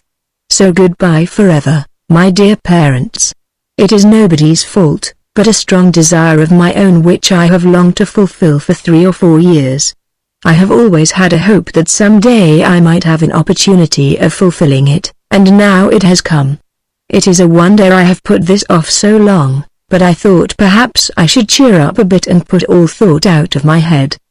To her brother she writes: Goodbye forever, my own dearest brother. By the time you get this I shall be gone forever. I know, dear love, there is no forgiveness for what I am going to do. I am tired of living, so am willing to die. Life may be sweet to some, but death to me is sweeter. S. A. K. Strahan, Suicide and Insanity, 2D edition, London, 1894, p. 131. So much for melancholy in the sense of incapacity for joyous feeling. A much worse form of it is positive and active anguish, a sort of psychical neuralgia wholly unknown to healthy life. Such anguish may partake of various characters, having sometimes more the quality of loathing, sometimes that of irritation and exasperation, or again of self-mistrust and self-despair, or of suspicion, anxiety, trepidation, fear. The patient may rebel or submit, may accuse himself, or accuse outside powers, and he may or he may not be tormented by the theoretical mystery of why he should so have to suffer. Most cases are mixed cases, and we should not treat our classifications with too much respect. Moreover, it is only a relatively small proportion of cases that connect themselves with the religious sphere of experience at all. Exasperated cases, for instance, as a rule do not. I quote now literally from the first case of melancholy on which I lay my hand. It is a letter from a patient in a French asylum. I suffer too much in this hospital, both physically and morally. Besides the burnings and the sleeplessness, for I no longer sleep since I am shut up here, and the little rest I get is broken by bad dreams, and I am waked with a jump by nightmares, dreadful visions, lightning, thunder, and the rest. Fear, atrocious fear, presses me down, holds me without respite, never lets me go. Where is the justice in it all? What have I done to deserve this success or severity? Under what form will this fear crush me? What would I not owe to anyone who would rid me of my life? Eat, drink, lie awake all night, suffer without interruption. Such is the fine legacy I have received from my mother. What I fail to understand is this abuse of power. There are limits to everything, there is a middle way. But God knows neither middle way nor limits. I say God, but why? All I have known so far has been the devil. After all, I am afraid of God as much as of the devil, so I drift along, thinking of nothing but suicide, but with neither courage nor means here to execute the act. As you read this, it will easily prove to you my insanity. The style and the ideas are incoherent enough, I can see that myself. But I cannot keep myself from being either crazy or an idiot, and, as things are, from whom should I ask pity? I am defenseless against the invisible enemy who is tightening his coils around me. I should be no better armed against him even if I saw him, or had seen him. Oh, if he would but kill me, devil take him. Death, death, once for all. But I stop. I have raved to you long enough. I say raved, for I can write no otherwise, having neither brain nor thoughts left. Oh God! What a misfortune to be born! Born like a mushroom, doubtless between an evening and a morning, and how true and right I was when in our philosophy year in college I chewed the cud of bitterness with the pessimists. Yes, indeed, there is more pain in life than gladness. It is one long agony until the grave. Think how gay it makes me to remember that this horrible misery of mine, coupled with this unspeakable fear, may last 50, 100, who knows how many more years. 78. 78, Rubenovich et Toulouse, La Mélancolie, 1897, p. 170, abridged. This letter shows two things. First, you see how the entire consciousness of the poor man is so choked with the feeling of evil that the sense of there being any good in the world is lost for him altogether. His attention excludes it, cannot admit it, the sun has left his heaven. And secondly, you see how the querulous temper of his misery keeps his mind from taking a religious direction. Querulousness of mind tends in fact rather towards irreligion, and it has played, so far as I know, no part whatever in the construction of religious systems. Religious melancholy must be cast in a more melting mood. Tolstoy has left us, in his book called My Confession, a wonderful account of the attack of melancholy which led him to his own religious conclusions.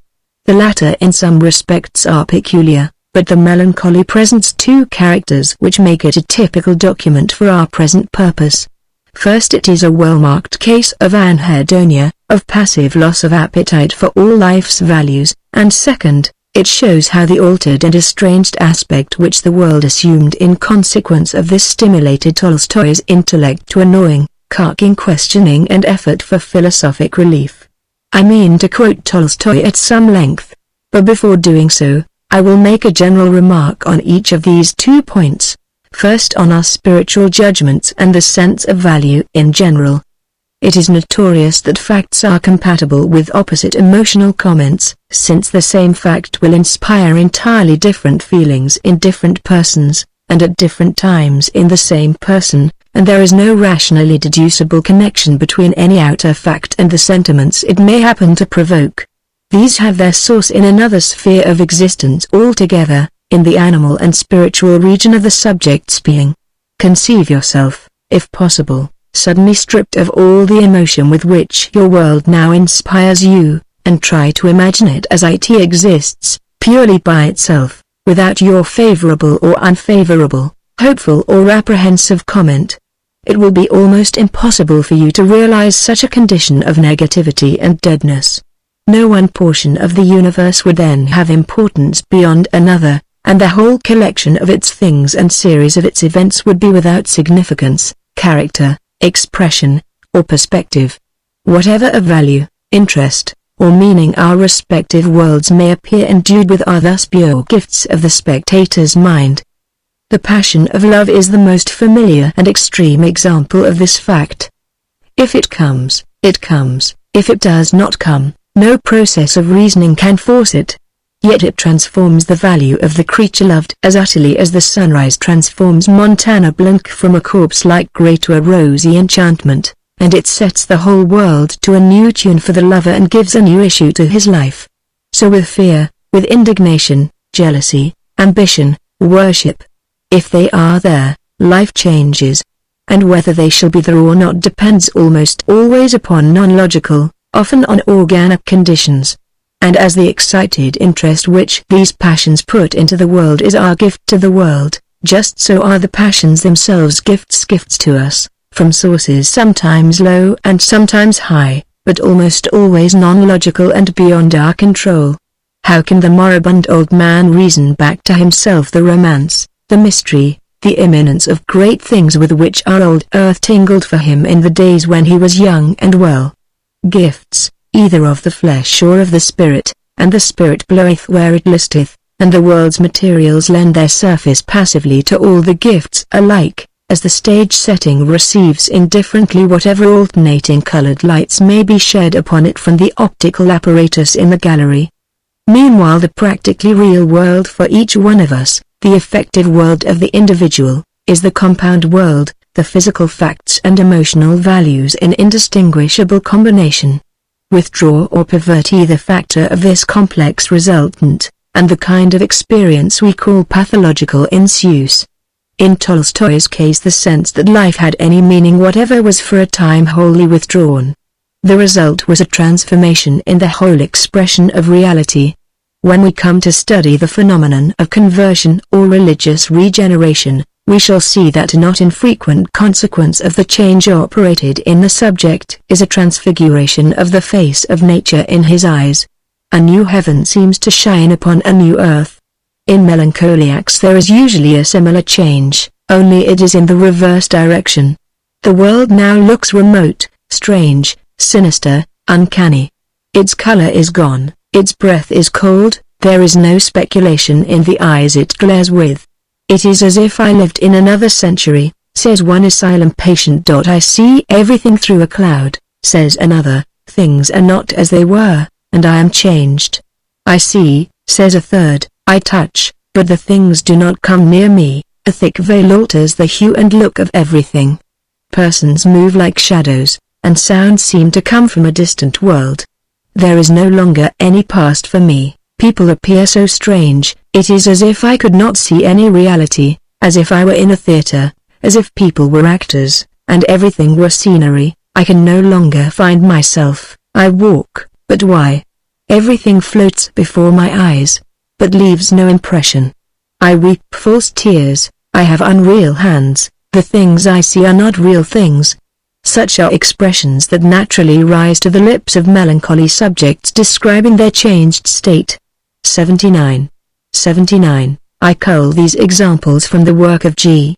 Dumas, La Tristesse et la Joie, 1900. Now there are some subjects whom all this leaves a prey to the profoundest astonishment. The strangeness is wrong. The unreality cannot be. A mystery is concealed, and a metaphysical solution must exist.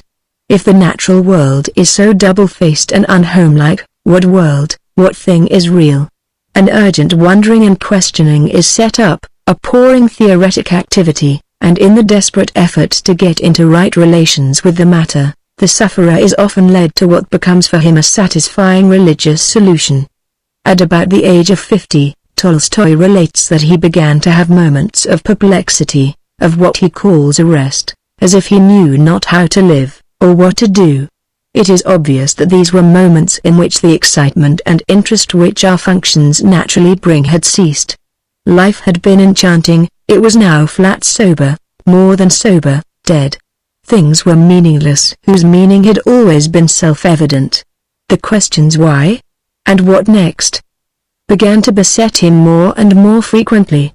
At first it seemed as if such questions must be answerable, and as if he could easily find the answers if he would take the time, but as they ever became more urgent, he perceived that it was like those first discomforts of a sick man, to which he pays but little attention till they run into one continuous suffering, and then he realizes that what he took for a passing disorder means the most momentous thing in the world for him, means his death. These questions why, wherefore, what for, found no response. I felt, says Tolstoy, that something had broken within me on which my life had always rested, that I had nothing left to hold on to, and that morally my life had stopped. An invincible force impelled me to get rid of my existence, in one way or another. It cannot be said exactly that I wished to kill myself, for the force which drew me away from life was fuller, more powerful, more general than any mere desire. It was a force like my old aspiration to live, only it impelled me in the opposite direction. It was an aspiration of my whole being to get out of life. Behold me then, a man happy and in good health, hiding the rope in order not to hang myself to the rafters of the room where every night I went to sleep alone. Behold me no longer going shooting, lest I should yield to the too easy temptation of putting an end to myself with my gun. I did not know what I wanted. I was afraid of life, I was driven to leave it, and in spite of that I still hoped something from it. All this took place at a time when, so far as all my outer circumstances went, I ought to have been completely happy. I had a good wife who loved me and whom I loved, good children and a large property which was increasing with no pains taken on my part. I was more respected by my kinsfolk and acquaintance than I had ever been. I was loaded with praise by strangers, and without exaggeration I could believe my name already famous. Moreover, I was neither insane nor ill. On the contrary, I possessed a physical and mental strength which I have rarely met in persons of my age. I could mow as well as the peasants, I could work with my brain 8 hours uninterruptedly and feel no bad effects. And yet I could give no reasonable meaning to any actions of my life. And I was surprised that I had not understood this from the very beginning. My state of mind was as if some wicked and stupid jest was being played upon me by someone. One can live only so long as one is intoxicated, drunk with life, but when one grows sober one cannot fail to see that it is all a stupid cheat. What is truest about it is that there is nothing even funny or silly in it. It is cruel and stupid, purely and simply. The Oriental fable of the traveler surprised in the desert by a wild beast is very old. Seeking to save himself from the fierce animal, the traveler jumps into a well with no water in it, but at the bottom of this well he sees a dragon waiting with open mouth to devour him. And the unhappy man, not daring to go out lest he should be the prey of the beast, not daring to jump to the bottom lest he should be devoured by the dragon, clings to the branches of a wild bush which grows out of one of the cracks of the well. His hands weaken, and he feels that he must soon give way to certain fate, but still he clings, and see 2 mice, one white, the other black, evenly moving round the bush to which he hangs, and gnawing off its roots. The traveler sees this and knows that he must inevitably perish, But while thus hanging he looks about him and finds on the leaves of the bush some drops of honey. These he reaches with his tongue and licks them off with rapture. Thus I hang upon the boughs of life, knowing that the inevitable dragon of death is waiting ready to tear me, and I cannot comprehend why I am thus made a martyr. I try to suck the honey which formerly consoled me, but the honey pleases me no longer, and day and night the white mouse and the black mouse gnaw the branch to which I cling. I can see but one thing, the inevitable dragon and the mice. I cannot turn my gaze away from them. This is no fable, but the literal incontestable truth which everyone may understand. What will be the outcome of what I do today? Of what I shall do tomorrow? What will be the outcome of all my life? Why should I live? Why should I do anything? Is there in life any purpose which the inevitable death which awaits me does not undo and destroy? These questions are the simplest in the world. From the stupid child to the wisest old man, they are in the soul of every human being. Without an answer to them, it is impossible, as I experienced, for life to go on. But perhaps, I often said to myself, there may be something I have failed to notice or to comprehend. It is not possible that this condition of despair should be natural to mankind. And I sought for an explanation in all the branches of knowledge acquired by men. I questioned painfully and protractedly and with no idle curiosity. I sought, not with indolence, but laboriously and obstinately for days and nights together. I sought like a man who is lost and seeks to save himself, and I found nothing. I became convinced, moreover, that all those who before me had sought for an answer in the sciences have also found nothing. And not only this, but that they have recognized that the very thing which was leading me to despair, the meaningless absurdity of life, is the only incontestable knowledge accessible to man. To prove this point, Tolstoy quotes the Buddha, Solomon, and Schopenhauer. And he finds only 4 ways in which men of his own class and society are accustomed to meet the situation. Either mere animal blindness, sucking the honey without seeing the dragon or the mice, and from such a way, he says, I can learn nothing, after what I now know, or reflective Epicureanism, snatching what it can while the day lasts, which is only a more deliberate sort of stupefaction than the first, or manly suicide, or seeing the mice and dragon and yet weakly and plaintively clinging to the bush of life. Suicide was naturally the consistent course dictated by the logical intellect. Yet, says Tolstoy, whilst my intellect was working, something else in me was working too, and kept me from the D-Day consciousness of life, as I may call it, which was like a force that obliged my mind to fix itself in another direction and draw me out of my situation of despair. During the whole course of this year, when I almost unceasingly kept asking myself how to end the business, whether by the rope or by the bullet, during all that time, alongside of all those movements of my ideas and observations, my heart kept languishing with another pining emotion. I can call this by no other name than that of a thirst for God. This craving for God had nothing to do with the movement of my ideas. In fact, it was the direct contrary of that movement, but it came from my heart.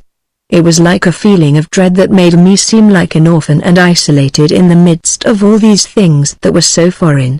And this feeling of dread was mitigated by the hope of finding the assistance of someone.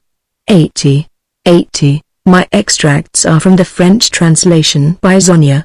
In abridging, I have taken the liberty of transposing one passage of the process, intellectual as well as emotional, which, starting from this idea of God, led to Tolstoy's recovery. I will say nothing in this lecture, reserving it for a later hour.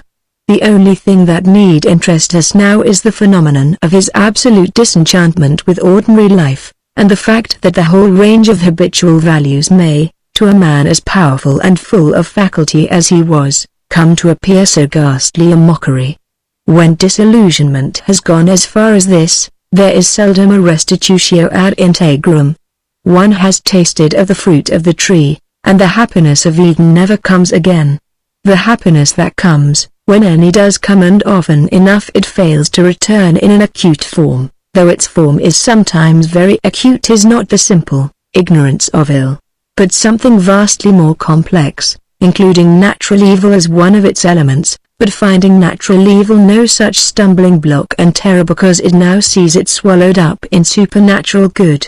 The process is one of redemption, not of mere aversion to natural health, and the sufferer, when saved, is saved by what seems to him a second birth, a deeper kind of conscious being than he could enjoy before. We find a somewhat different type of religious melancholy enshrined in literature in John Bunyan's autobiography. Tolstoy's preoccupations were largely objective, for the purpose and meaning of life in general was what so troubled him, but poor Bunyan's troubles were over the condition of his own personal self. He was a typical case of the psychopathic temperament, sensitive of conscience to a diseased degree, beset by doubts, fears and insistent ideas, and a victim of verbal automatisms, both motor and sensory. These were usually texts of scripture which, sometimes damnatory and sometimes favorable, would come in a half-hallucinatory form as if they were voices, and fasten on his mind and buffet it between them like a shuttlecock. Added to this were a fearful melancholy self-contempt and despair. Nay, thought I, now I grow worse and worse, now I am farther from conversion than ever I was before. If now I should have burned at the stake, I could not believe that Christ had love for me. Alas, I could neither hear him, nor see him, nor feel him, nor savor any of his things. Sometimes I would tell my condition to the people of God, which, when they heard, they would pity me, and would tell of the promises. But they had as good have told me that I must reach the sun with my finger as have bidden me receive or rely upon the promise. Yet, all this while as to the act of sinning, I never was more tender than now. I durst not take a pin or stick, though but so big as a straw, for my conscience now was sore, and would smart at every touch. I could not tell how to speak my words, for fear I should misplace them. Oh, how gingerly did I then go, in all I did or said. I found myself as on a miry bog that shook if I did but stir, and was as the left both by God and Christ, and the Spirit, and all good things. But my original and inward pollution, that was my plague and my affliction.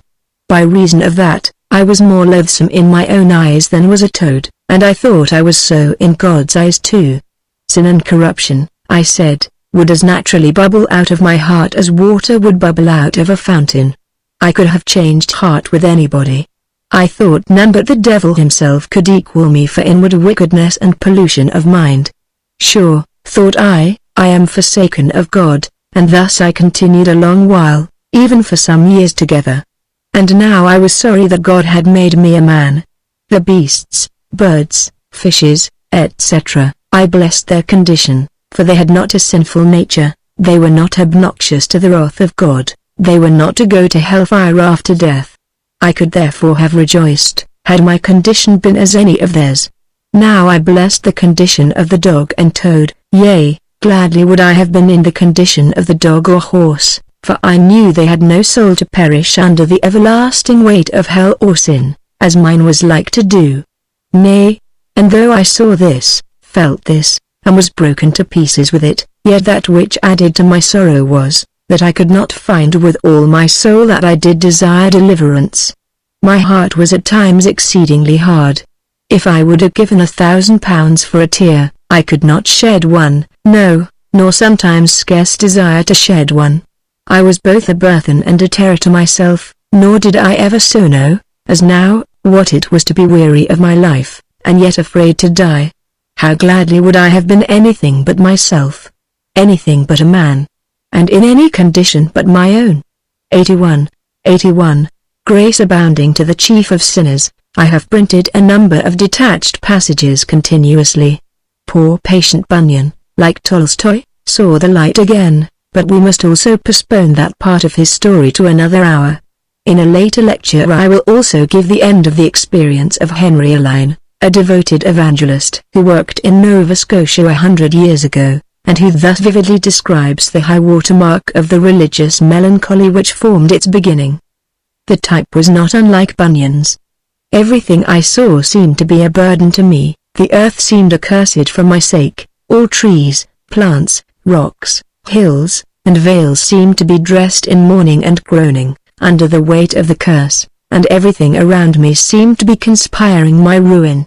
My sins seemed to be laid open, so that I thought that everyone I saw knew them, and sometimes I was almost ready to acknowledge many things, which I thought they knew. Yea, sometimes it seemed to me as if everyone was pointing me out as the most guilty wretch upon earth. I had now so great a sense of the vanity and emptiness of all things here below, that I knew the whole world could not possibly make me happy, no, nor the whole system of creation. When I waked in the morning, the first thought would be, "Oh, my wretched soul, what shall I do, where shall I go?" And when I laid down, would say, "I shall be perhaps in hell before morning." I would many times look on the beasts with envy, wishing with all my heart I was in their place, that I might have no soul to lose, and when I have seen birds flying over my head, have often thought within myself, "Oh, that I could fly away from my danger and distress. Oh, how happy should I be, if I were in their place." 82. The Life and Journal of the Reverend Mr. Henry Alline, Boston 1806, pp. 25-26. I owe my acquaintance with this book to my colleague, Dr. Benjamin Rand. Envy of the placid beasts seems to be a very widespread affection in this type of sadness. The worst kind of melancholy is that which takes the form of panic fear. Here is an excellent example, for permission to print which I have to thank the sufferer. The original is in French, and though the subject was evidently in a bad nervous condition at the time of which he writes, his case has otherwise the merit of extreme simplicity. I translate freely. Whilst in this state of philosophic pessimism and general depression of spirits about my prospects, I went one evening into a dressing-room in the twilight to procure some article that was there, when suddenly there fell upon me without any warning, just as if it came out of the darkness, a horrible fear of my own existence. Simultaneously there arose in my mind the image of an epileptic patient whom I had seen in the asylum, a black-haired youth with greenish skin, entirely idiotic, who used to sit all day on one of the benches, or other shelves against the wall, with his knees drawn up against his chin, and the coarse grey undershirt, which was his only garment, drawn over them enclosing his entire figure. He sat there like a sort of sculptured Egyptian cat or Peruvian mummy, moving nothing but his black eyes and looking absolutely non-human. This image and my fear entered into a species of combination with each other that shape I felt, potentially. Nothing that I possess can defend me against that fate, if the hour for it should strike for me as it struck for him. There was such a horror of him, and such a perception of my own merely momentary discrepancy from him, that it was as if something hitherto solid within my breast gave way entirely, and I became a mass of quivering fear. After this the universe was changed for me altogether. I awoke morning after morning with a horrible dread at the pit of my stomach, and with a sense of the insecurity of life that I never knew before, and that I have never felt since. 83. It was like a revelation, and although the immediate feelings passed away, the experience has made me sympathetic with the morbid feelings of others ever since. It gradually faded, but for months I was unable to go out into the dark alone. 83. Compare Bunyan. There was I struck into a very great trembling, insomuch that at sometimes I could, for days together, feel my very body, as well as my mind, to shake and totter under the sense of the dreadful judgment of God, that should fall on those that have sinned that most fearful and unpardonable sin. I felt also such clogging and heat at my stomach, by reason of this my terror, that I was, especially at some times, as if my breastbone would have split asunder. Thus did I wind, and twine, and shrink, under the burden that was upon me, which burden also did so oppress me that I could neither stand, nor go, nor lie, either at rest or quiet. In general I dreaded to be left alone.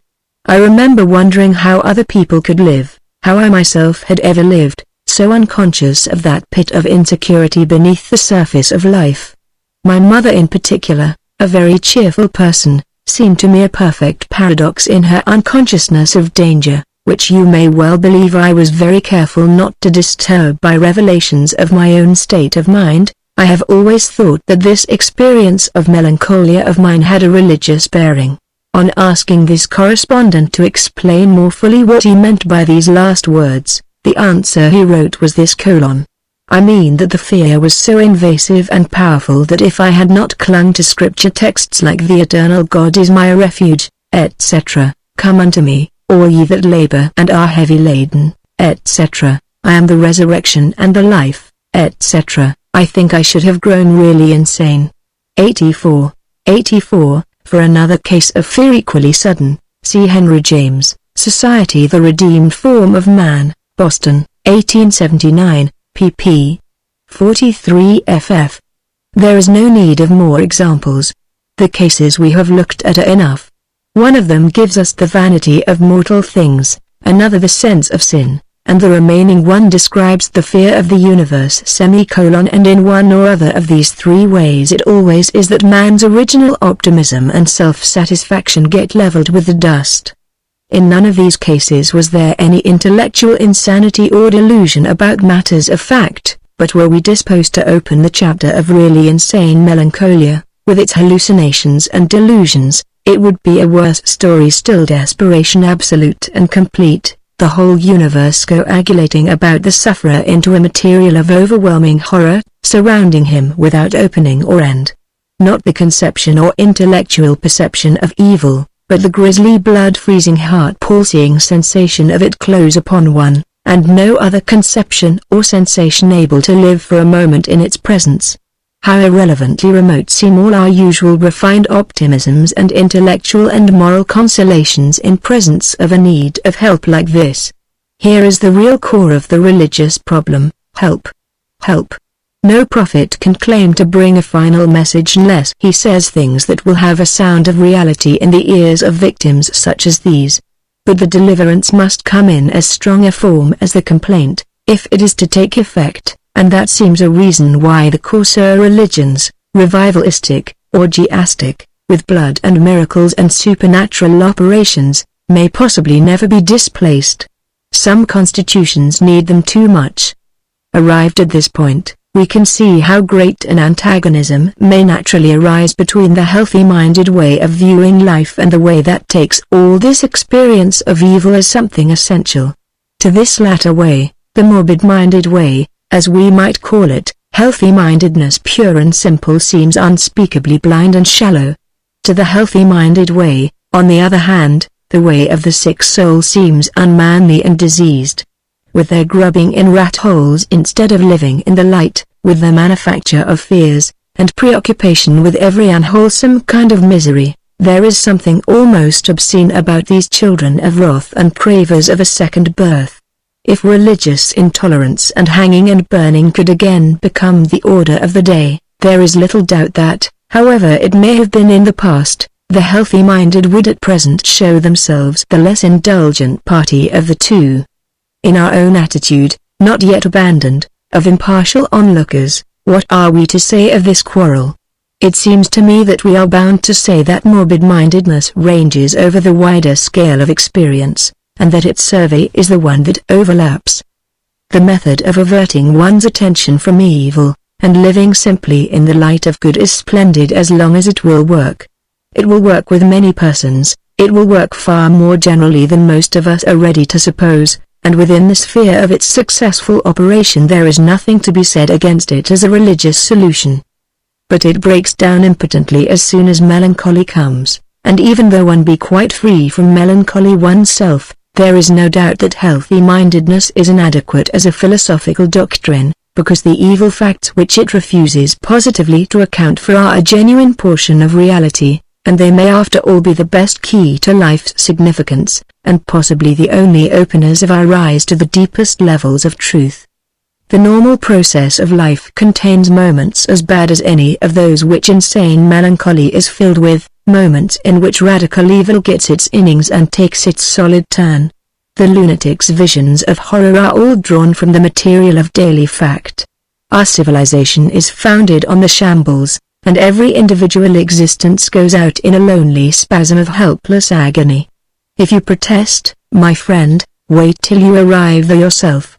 To believe in the carnivorous reptiles of geologic times is hard for our imagination. They seem too much like mere museum specimens. Yet there is no tooth in any one of those museum skulls that did not daily through long years of the foretime hold fast to the body struggling in despair of some fated living victim. Forms of horror just as dreadful to the victims, if on a smaller spatial scale, fill the world about us today. Here on our very hearths and in our gardens the infernal cat plays with the panting mouse, or holds the hot bird fluttering in her jaws. Crocodiles and rattlesnakes and pythons are at this moment vessels of life as real as we are. Their loathsome existence fills every minute of every day that drags its length along, and whenever they or other wild beasts clutch their living prey, the deadly horror which an agitated melancholiac feels is the literally right reaction on the situation. 85. Example, it was about 11 o'clock at night. But I strolled on still with the people. Suddenly upon the left side of our road, a crackling was heard among the bushes. All of us were alarmed, and in an instant a tiger, rushing out of the jungle, pounced upon the one of the party that was foremost, and carried him off in the twinkling of an eye. The rush of the animal, and the crush of the poor victim's bones in his mouth, and his last cry of distress, "Ho hi!" involuntarily re-echoed by all of us, was over in 3 seconds. And then I know not what happened till I returned to my senses, when I found myself and companions lying down on the ground as if prepared to be devoured by our enemy the sovereign of the forest. I find my pen incapable of describing the terror of that dreadful moment. Our limbs stiffened, our power of speech ceased, and our hearts beat violently, and only a whisper of the same "ho hi" was heard from us. In this state we crept on all fours for some distance back, and then ran for life with the speed of an Arab horse for about half an hour, and fortunately happened to come to a small village. After this every one of us was attacked with fever, attended with shivering, in which deplorable state we remained till morning. Autobiography of Lutullah, a Mohammedan Gentleman, Leipzig, 1857, p. 112. It may indeed be that no religious reconciliation with the absolute totality of things is possible. Some evils, indeed, are ministerial to higher forms of good, but it may be that there are forms of evil so extreme as to enter into no good system whatsoever, and that, in respect of such evil, dumb submission or neglect to notice is the only practical resource. This question must confront us on a later day. But provisionally, and as a mere matter of program and method, since the evil facts are as genuine parts of nature as the good ones, the philosophic presumption should be that they have some rational significance, and that systematic healthy-mindedness, failing as it does to accord to sorrow, pain, and death any positive and active attention whatever, is formally less complete than systems that try at least to include these elements in their scope. The completest religions would therefore seem to be those in which the pessimistic elements are best developed. Buddhism, of course, and Christianity are the best known to us of these. They are essentially religions of deliverance. The man must die to an unreal life before he can be born into the real life. In my next lecture, I will try to discuss some of the psychological conditions of this second birth. Fortunately from now onward we shall have to deal with more cheerful subjects than those which we have recently been dwelling on. Lecture 8, The Divided Self, and the Process of its Unification. The last lecture was a painful one, dealing as it did with evil as a pervasive element of the world we live in. At the close of it we were brought into full view of the contrast between the two ways of looking at life which are characteristic respectively of what we call the healthy-minded, who need to be born only once, and of the sick souls, who must be twice born in order to be happy. The result is two different conceptions of the universe of our experience. In the religion of the once born the world is a sort of rectilinear or one-storied affair, whose accounts are kept in one denomination, whose parts have just the values which naturally they appear to have, and of which a simple algebraic sum of pluses and minuses will give the total worth. Happiness and religious peace consist in living on the plus side of the account. In the religion of the twice-born, on the other hand, the world is a double-storied mystery. Peace cannot be reached by the simple addition of pluses and elimination of minuses from life. Natural good is not simply insufficient in amount and transient, There lurks a falsity in its very being. Cancelled as it all is by death if not by earlier enemies, it gives no final balance, and can never be the thing intended for our lasting worship. It keeps us from our real good, rather, and renunciation and despair of it are our first step in the direction of the truth. There are two lives, the natural and the spiritual, and we must lose the one before we can participate in the other. In their extreme forms, of pure naturalism and pure salvationism, the two types are violently contrasted, though here as in most other current classifications, the radical extremes are somewhat ideal abstractions, and the concrete human beings whom we oftenest meet are intermediate varieties and the mixtures. Practically, however, you all recognize the difference. You understand, for example, the disdain of the Methodist convert for the mere sky-blue healthy-minded moralist, and you likewise enter into the aversion of the latter to what seems to him the diseased subjectivism of the Methodist, dying to live, as he calls it, and making of paradox and the inversion of natural appearances the essence of God's truth. 86. For example, our young people are diseased with the theological problems of original sin, origin of evil, predestination, and the like. These never presented a practical difficulty to any man, never darkened the cross any man's road, who did not go out of his way to seek them. These are the soul's mumps, and measles, and whooping coughs, etc. Emerson, Spiritual Laws. The psychological basis of the twice-born character seems to be a certain discordancy or heterogeneity in the native temperament of the subject, an incompletely unified moral and intellectual constitution. Homo duplex, writes Alphonse Daudet. The first time that I perceived that I was two was at the death of my brother Henri, when my father cried out so dramatically, "He is dead, he is dead." While my first self wept, my second self thought, how truly given was that cry, how fine it will be at the theatre. I was then 14 years old. This horrible duality has often given me matter for reflection.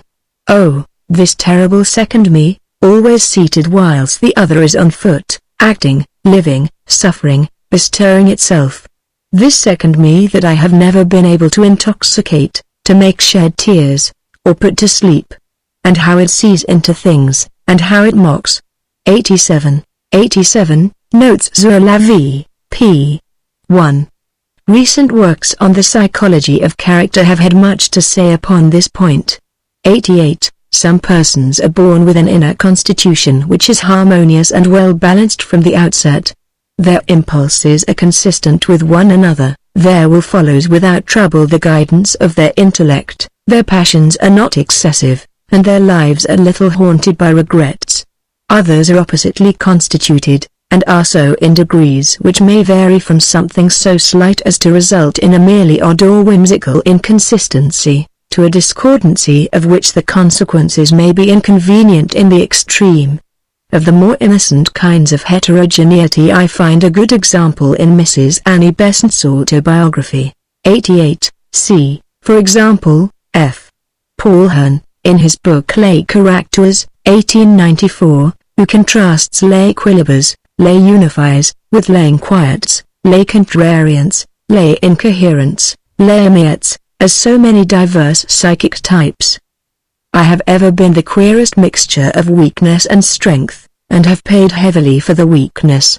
As a child I used to suffer tortures of shyness, and if my shoelace was untied would feel shamefacedly that every eye was fixed on the unlucky string. As a girl I would shrink away from strangers and think myself unwanted and unliked, so that I was full of eager gratitude to anyone who noticed me kindly. As a young mistress of a house I was afraid of my servants, and would let careless work pass rather than bear the pain of reproving the ill-doer. When I have been lecturing and debating with no lack of spirit on the platform, I have preferred to go without what I wanted at the hotel rather than to ring and make the waiter fetch it. Combative on the platform in defense of any cause I cared for, I shrink from quarrel or disapproval in the house, and am a coward at heart in private while a good fighter in public. How often have I passed unhappy quarters of an hour screwing up my courage to find fault with some subordinate whom my duty compelled me to reprove, and how often have I jeered myself for a fraud as the doughty platform combatant, when shrinking from blaming some lad or lass for doing their work badly. An unkind look or word has availed to make me shrink into myself as a snail into its shell, while, on the platform, opposition makes me speak my best. 89. Annie Besant, An Autobiography, p. 82.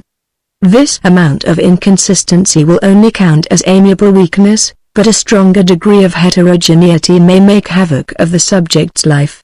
There are persons whose existence is little more than a series of zigzags, as now one tendency and now another gets the upper hand. Their spirit wars with their flesh, they wish for incompatibles, wayward impulses interrupt their most deliberate plans, and their lives are one long drama of repentance and of effort to repair misdemeanors and mistakes. Heterogeneous personality has been explained as the result of inheritance. The traits of character of incompatible and antagonistic ancestors are supposed to be preserved alongside of each other. 90. This explanation may pass for what it is worth. It certainly needs corroboration. But whatever the cause of heterogeneous personality may be, we find the extreme examples of it in the psychopathic temperament, of which I spoke in my first lecture. All writers about that temperament make the inner heterogeneity prominent in their descriptions. Frequently, indeed, it is only this trait that leads us to ascribe that temperament to a man at all. A degenia superior is simply a man of sensibility in many directions, who finds more difficulty than is common in keeping his spiritual house in order and running his furrow straight, because his feelings and impulses are too keen and too discrepant mutually. In the haunting and insistent ideas, in the irrational impulses, the morbid scruples, dreads, and inhibitions which beset the psychopathic temperament when it is thoroughly pronounced, we have exquisite examples of heterogeneous personality. Bunyan had an obsession of the words, "Sell Christ for this, sell him for that, sell him," which would run through his mind 100 times together, until one day, out of breath with retorting, "I will not, he impulsively said, "Let him go if he will," and this loss of the battle kept him in despair for over a year. The lives of the saints are full of such blasphemous obsessions, ascribed invariably to the direct agency of Satan. The phenomenon connects itself with the life of the subconscious self, so-called, of which we must here long speak more directly. 90. Smith Baker, in Journal of Nervous and Mental Diseases, September, 1893. Now in all of us, however constituted, but to a degree the greater in proportion as we are intense and sensitive and subject to diversified temptations, and to the greatest possible degree if we are decidedly psychopathic, does the normal evolution of character chiefly consist in the straightening out and unifying of the inner self.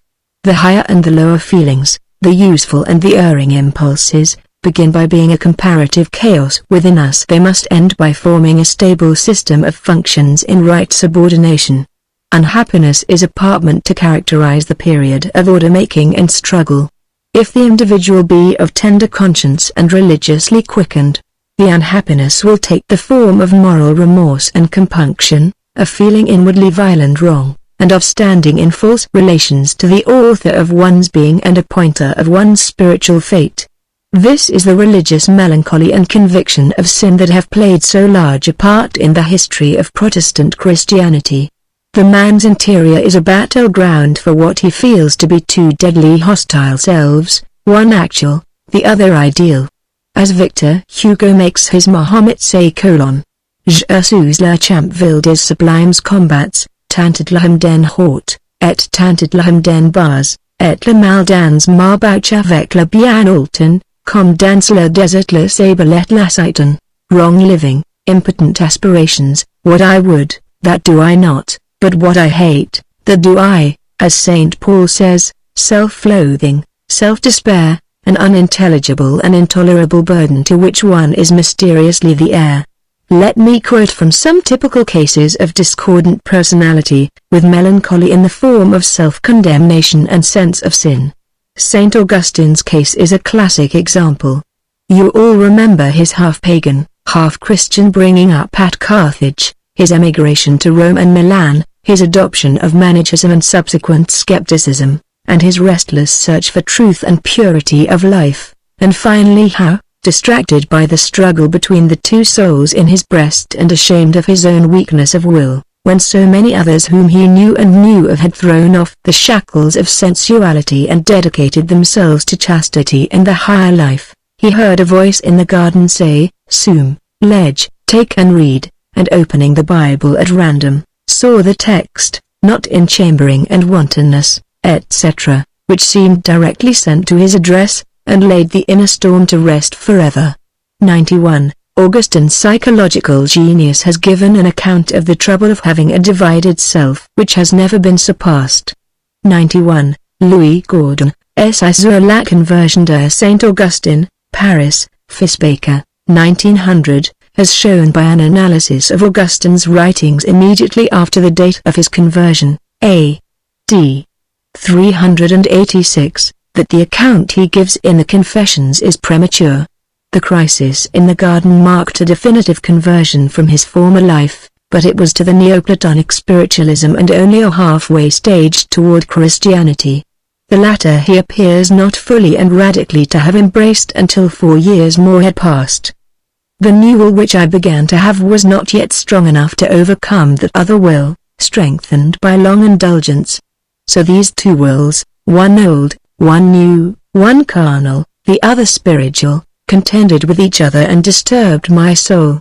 I understood by my own experience what I had read, flesh lusteth against spirit, and spirit against flesh.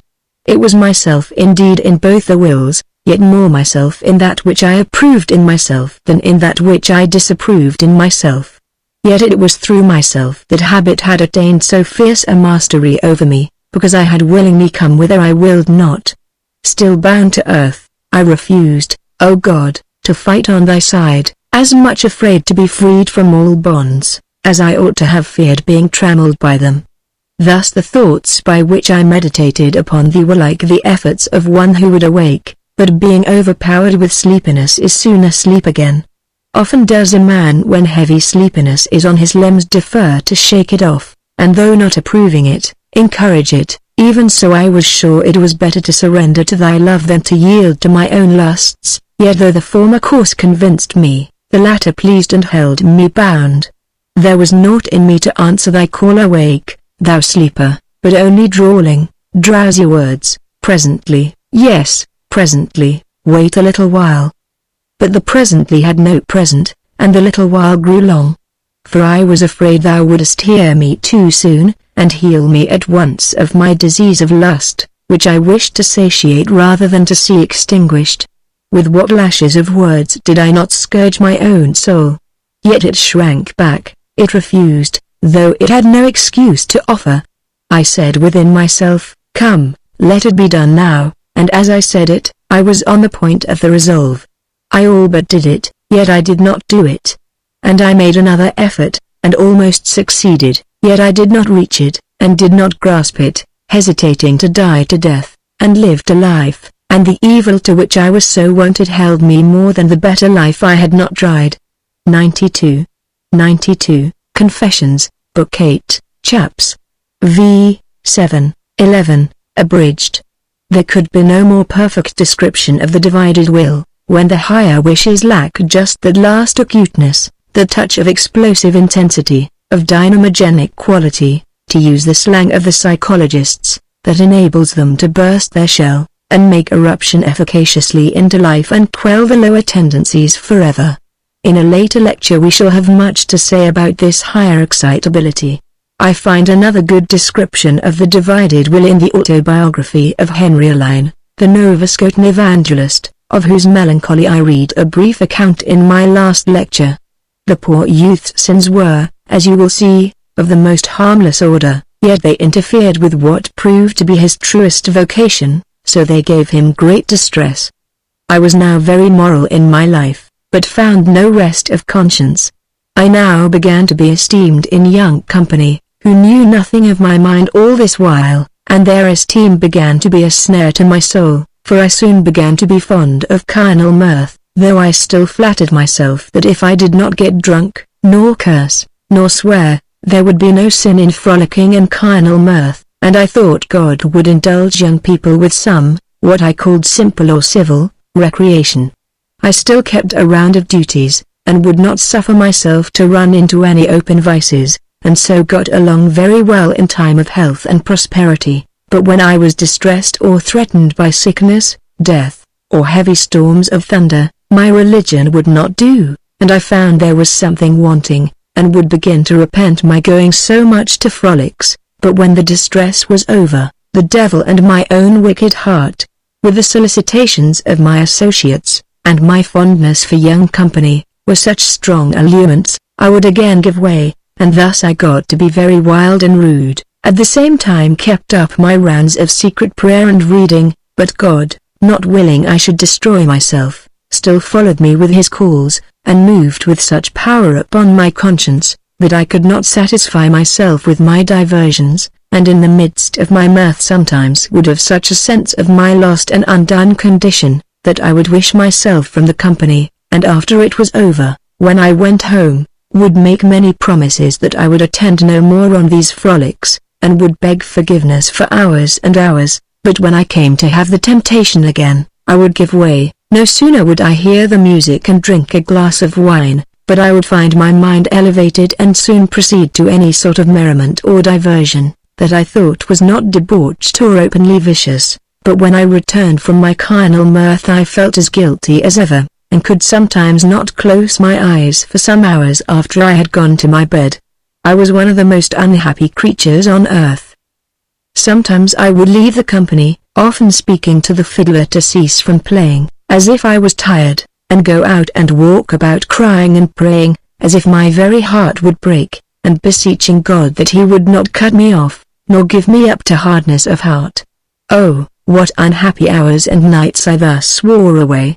When I met sometimes with merry companions, and my heart was ready to sink, I would labor to put on as cheerful a countenance as possible, that they might not distrust anything, and sometimes would begin some discourse with young men or young women on purpose, or propose a merry song, lest the distress of my soul would be discovered, or mistrusted, when at the same time I would then rather have been in a wilderness in exile, than with them or any of their pleasures or enjoyments. Thus for many months when I was in company, I would act the hypocrite and feign a merry heart, but at the same time would endeavor as much as I could to shun their company, O wretched and unhappy mortal that I was.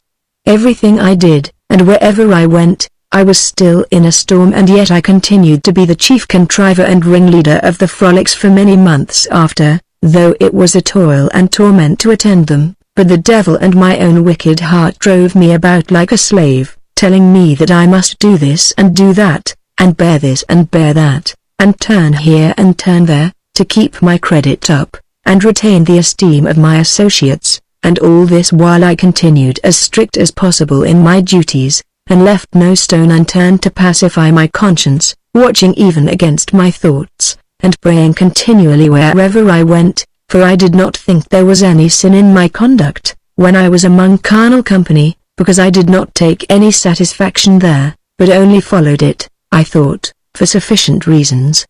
But still, all that I did or could do, conscience would roar night and day.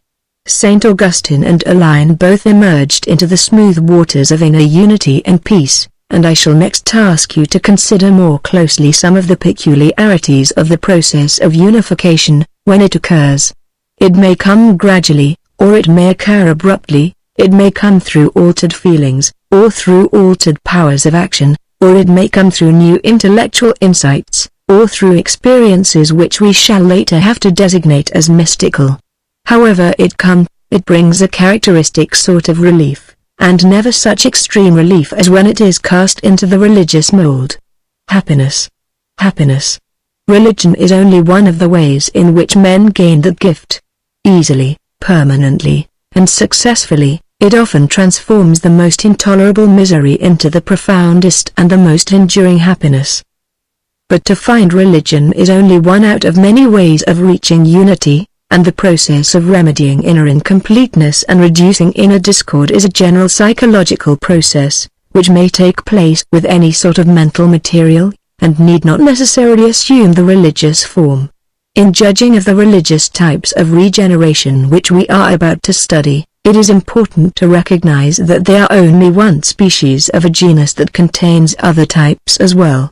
For example, the new birth may be away from religion into incredulity, or it may be from moral scrupulosity into freedom and license, or it may be produced by the eruption into the individual's life of some new stimulus or passion, such as love, ambition, cupidity, revenge, or patriotic devotion.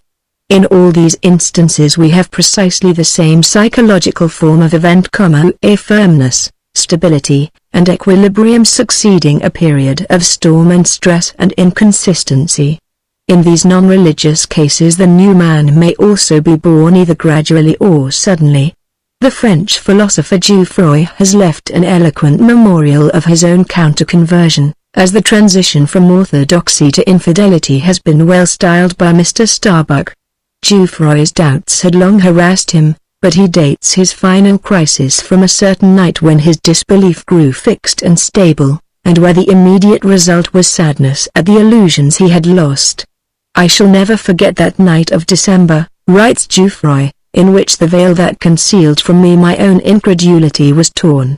I hear again my steps in that narrow naked chamber where long after the hour of sleep had come I had the habit of walking up and down. I see again that moon, half veiled by clouds, which now and again illuminated the frigid window panes. The hours of the night flowed on and I did not note their passage. Anxiously I followed my thoughts, as from layer to layer they descended towards the foundation of my consciousness, and, scattering one by one all the illusions which until then had screened its windings from my view, made them every moment more clearly visible. Vainly I clung to these last beliefs as a shipwrecked sailor clings to the fragments of his vessel. Vainly, frightened at the unknown void in which I was about to float, I turned with them towards my childhood, my family, my country, all that was dear and sacred to me. The inflexible current of my thought was too strong. Parents, family, memory, beliefs, it forced me to let go of everything. The investigation went on more obstinate and more severe as it drew near its term, and did not stop until the end was reached. I knew then that in the depth of my mind nothing was left that stood erect. This moment was a frightful one, and when towards morning I threw myself exhausted on my bed, I seemed to feel my earlier life, so smiling and so full, go out like a fire, and before me another life opened, somber and unpeopled, where in future I must live alone, alone with my fatal thought which had exiled me thither, and which I was tempted to curse. The days which followed this discovery were the saddest of my life. 93 th. Geoffroy, Nouveaux Mélanges Philosophiques, 2me edition, p. 83. I add two other cases of counter-conversion dating from a certain moment. The first is from Professor Starbuck's manuscript collection, and the narrator is a woman. Away down in the bottom of my heart, I believe I was always more or less skeptical about God. Skepticism grew as an undercurrent, all through my early youth, but it was controlled and covered by the emotional elements in my religious growth. When I was 16 I joined the church and was asked if I loved God. I replied yes, as was customary and expected. But instantly with a flash something spoke within me, "No, you do not." I was haunted for a long time with shame and remorse for my falsehood and for my wickedness in not loving God, mingled with fear that there might be an avenging God who would punish me in some terrible way. At 19, I had an attack of tonsillitis. Before I had quite recovered, I heard told a story of a brute who had kicked his wife downstairs, and then continued the operation until she became insensible. I felt the horror of the thing keenly. Instantly this thought flashed through my mind, I have no use for a God who permits such things. This experience was followed by months of stoical indifference to the God of my previous life, mingled with feelings of positive dislike and a somewhat proud defiance of him. I still thought there might be a God. If so he would probably damn me, but I should have to stand it. I felt very little fear and no desire to propitiate him. I have never had any personal relations with him since this painful experience. The second case exemplifies how small an additional stimulus will overthrow the mind into a new state of equilibrium when the process of preparation and incubation has proceeded far enough. It is like the proverbial last straw added to the camel's burden, or that touch of a needle which makes the salt in a supersaturated fluid suddenly begin to crystallize out. Tolstoy writes, "A frank and intelligent man, told me as follows how he ceased to believe: He was 26 years old when one day on a hunting expedition, the time for sleep having come, he set himself to pray according to the custom he had held from childhood. His brother, who was hunting with him, lay upon the hay and looked at him. When had finished his prayer and was turning to sleep, the brother said, 'Do you still keep up that thing?' Nothing more was said. But since that day, now more than 30 years ago, has never prayed again, he never takes communion, and does not go to church. All this, not because he became acquainted with convictions of his brother which he then and there adopted, not because he made any new resolution in his soul, but merely because the words spoken by his brother were like the light push of a finger against a leaning wall already about to tumble by its own weight. These words but showed him that the place wherein he supposed religion dwelt in him had long been empty, and that the sentences he uttered, the crosses and bows which he made during his prayer, were actions with no inner sense. Having once seized their absurdity, he could no longer keep them up." Mark Confession, p. 8. I subjoin an additional document which has come into my possession, and which represents in a vivid way what is probably a very frequent sort of conversion, if the opposite of falling in love, falling out of love, may be so termed. Falling in love also conforms frequently to this type, a latent process of unconscious preparation often preceding a sudden awakening to the fact that the mischief is irretrievably done. The free and easy tone in this narrative gives it a sincerity that speaks for itself. For 2 years of this time I went through a very bad experience, which almost drove me mad. I had fallen violently in love with a girl who, young as she was, had a spirit of coquetry like a cat. As I look back on her now, I hate her, and wonder how I could ever have fallen so low as to be worked upon to such an extent by her attractions. Nevertheless, I fell into a regular fever, could think of nothing else. Whenever I was alone, I pictured her attractions, and spent most of the time when I should have been working, in recalling our previous interviews, and imagining future conversations. She was very pretty, good-humored, and jolly to the last degree, and intensely pleased with my admiration. Would give me no decided answer yes or no, and the queer thing about it was that whilst pursuing her for her hand, I secretly knew all along that she was unfit to be a wife for me, and that she never would say yes. Although for a year we took our meals at the same boarding house, so that I saw her continually and familiarly, our closer relations had to be largely on the sly, and this fact, together with my jealousy of another one of her male admirers and my own conscience despising me for my uncontrollable weakness, made me so nervous and sleepless that I really thought I should become insane. I understand well those young men murdering their sweethearts, which appear so often in the papers. Nevertheless I did love her passionately, and in some ways she did deserve it. The queer thing was the sudden and unexpected way in which it all stopped.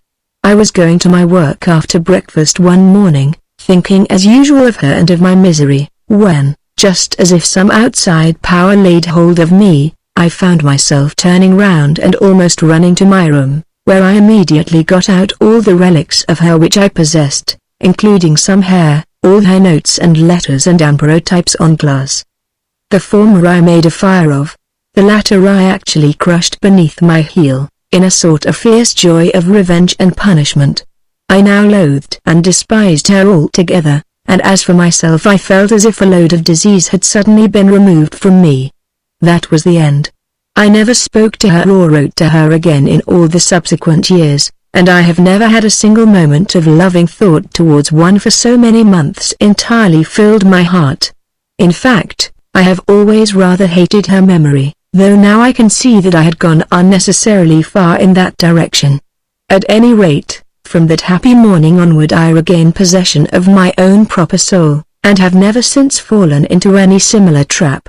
This seems to me an unusually clear example of two different levels of personality, inconsistent in their dictates, yet so well balanced against each other as for a long time to fill the life with discord and dissatisfaction.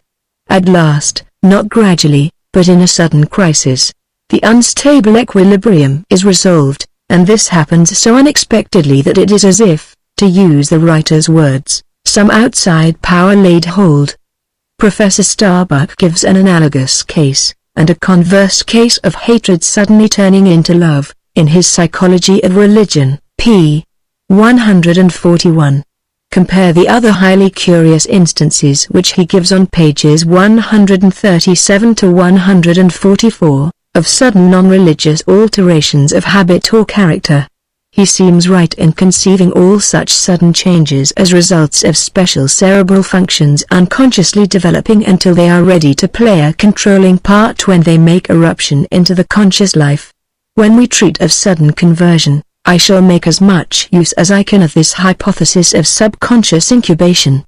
In John Foster's essay on Decision of Character, there is an account of a case of sudden conversion to avarice, which is illustrative enough to quote : "A young man, it appears, wasted, in 2 or 3 years, a large patrimony in profligate revels with a number of worthless associates who called themselves his friends, and who, when his last means were exhausted, treated him of course with neglect or contempt.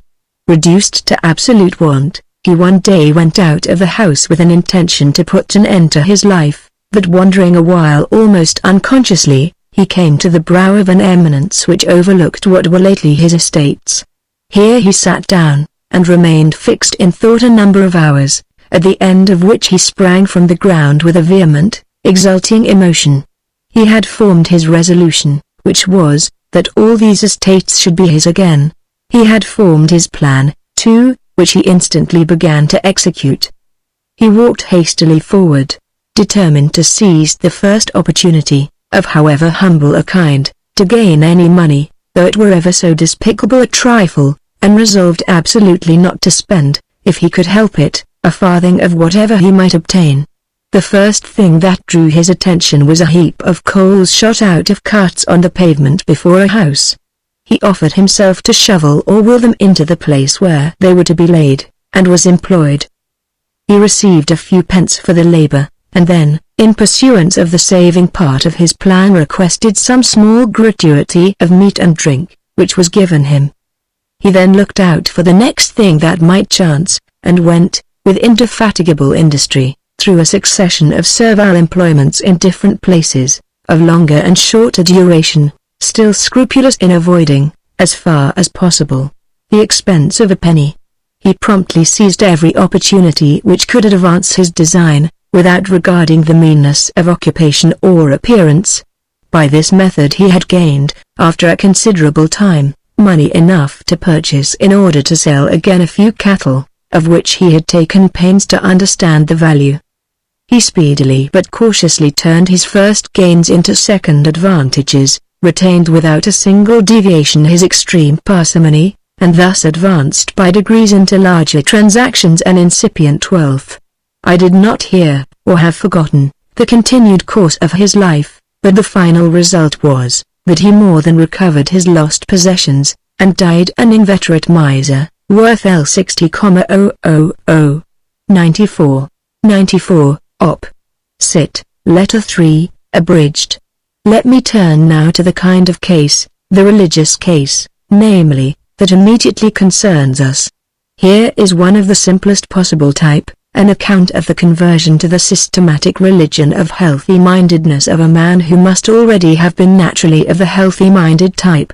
It shows how, when the fruit is ripe, a touch will make it fall.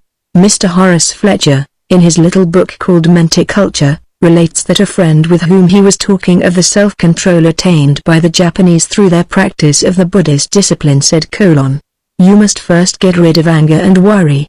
"But," said I, "is that possible?" "Yes," replied he, "it is possible to the Japanese, and ought to be possible to us." On my way back I could think of nothing else but the words get rid, and the idea must have continued to possess me during my sleeping hours, for the first consciousness in the morning brought back the same thought, with the revelation of a discovery, which framed itself into the reasoning: if it is possible to get rid of anger and worry, why is it necessary to have them at all? I felt the strength of the argument, and at once accepted the reasoning. The baby had discovered that it could walk. It would scorn to creep any longer. From the instant I realized that these cancer spots of worry and anger were removable, they left me. With the discovery of their weakness they were exorcised. From that time life has had an entirely different aspect. Although from that moment the possibility and desirability of freedom from the depressing passions has been a reality to me, it took me some months to feel absolute security in my new position, but, as the usual occasions for worry and anger have presented themselves over and over again, and I have been unable to feel them in the slightest degree, I no longer dread or guard against them, and I am amazed at my increased energy and vigor of mind, at my strength to meet situations of all kinds, and at my disposition to love and appreciate everything. I have had occasion to travel more than 10,000 miles by rail since that morning. The same Pullman porter, conductor, hotel waiter, peddler, book agent, cabman, and others who were formerly a source of annoyance and irritation have been met, but I am not conscious of a single incivility. All at once the whole world has turned good to me. I have become, as it were, sensitive only to the rays of good. I could recount many experiences which prove a brand new condition of mind, but one will be sufficient. Without the slightest feeling of annoyance or impatience, I have seen a train that I had planned to take with a good deal of interested and pleasurable anticipation move out of the station without me, because my baggage did not arrive. The porter from the hotel came running and panting into the station just as the train pulled out of sight. When he saw me, he looked as if he feared a scolding, and began to tell of being blocked in a crowded street and unable to get out. When he had finished, I said to him, "It doesn't matter at all, you couldn't help it, so we will try again tomorrow. Here is your fee, I am sorry you had all this trouble in earning it." The look of surprise that came over his face was so filled with pleasure that I was repaid on the spot for the delay in my departure. Next day he would not accept a cent for this service, and he and I are friends for life. During the first weeks of my experience I was on guard only against worry and anger, but, in the meantime, having noticed the absence of the other depressing and dwarfing passions, I began to trace a relationship, until I was convinced that they are all growths from the two roots I have specified. I have felt the freedom now for so long a time that I am sure of my relation toward it, and I could no more harbor any of the thieving and depressing influences that once I nursed as a heritage of humanity than a fop would voluntarily wallow in a filthy gutter.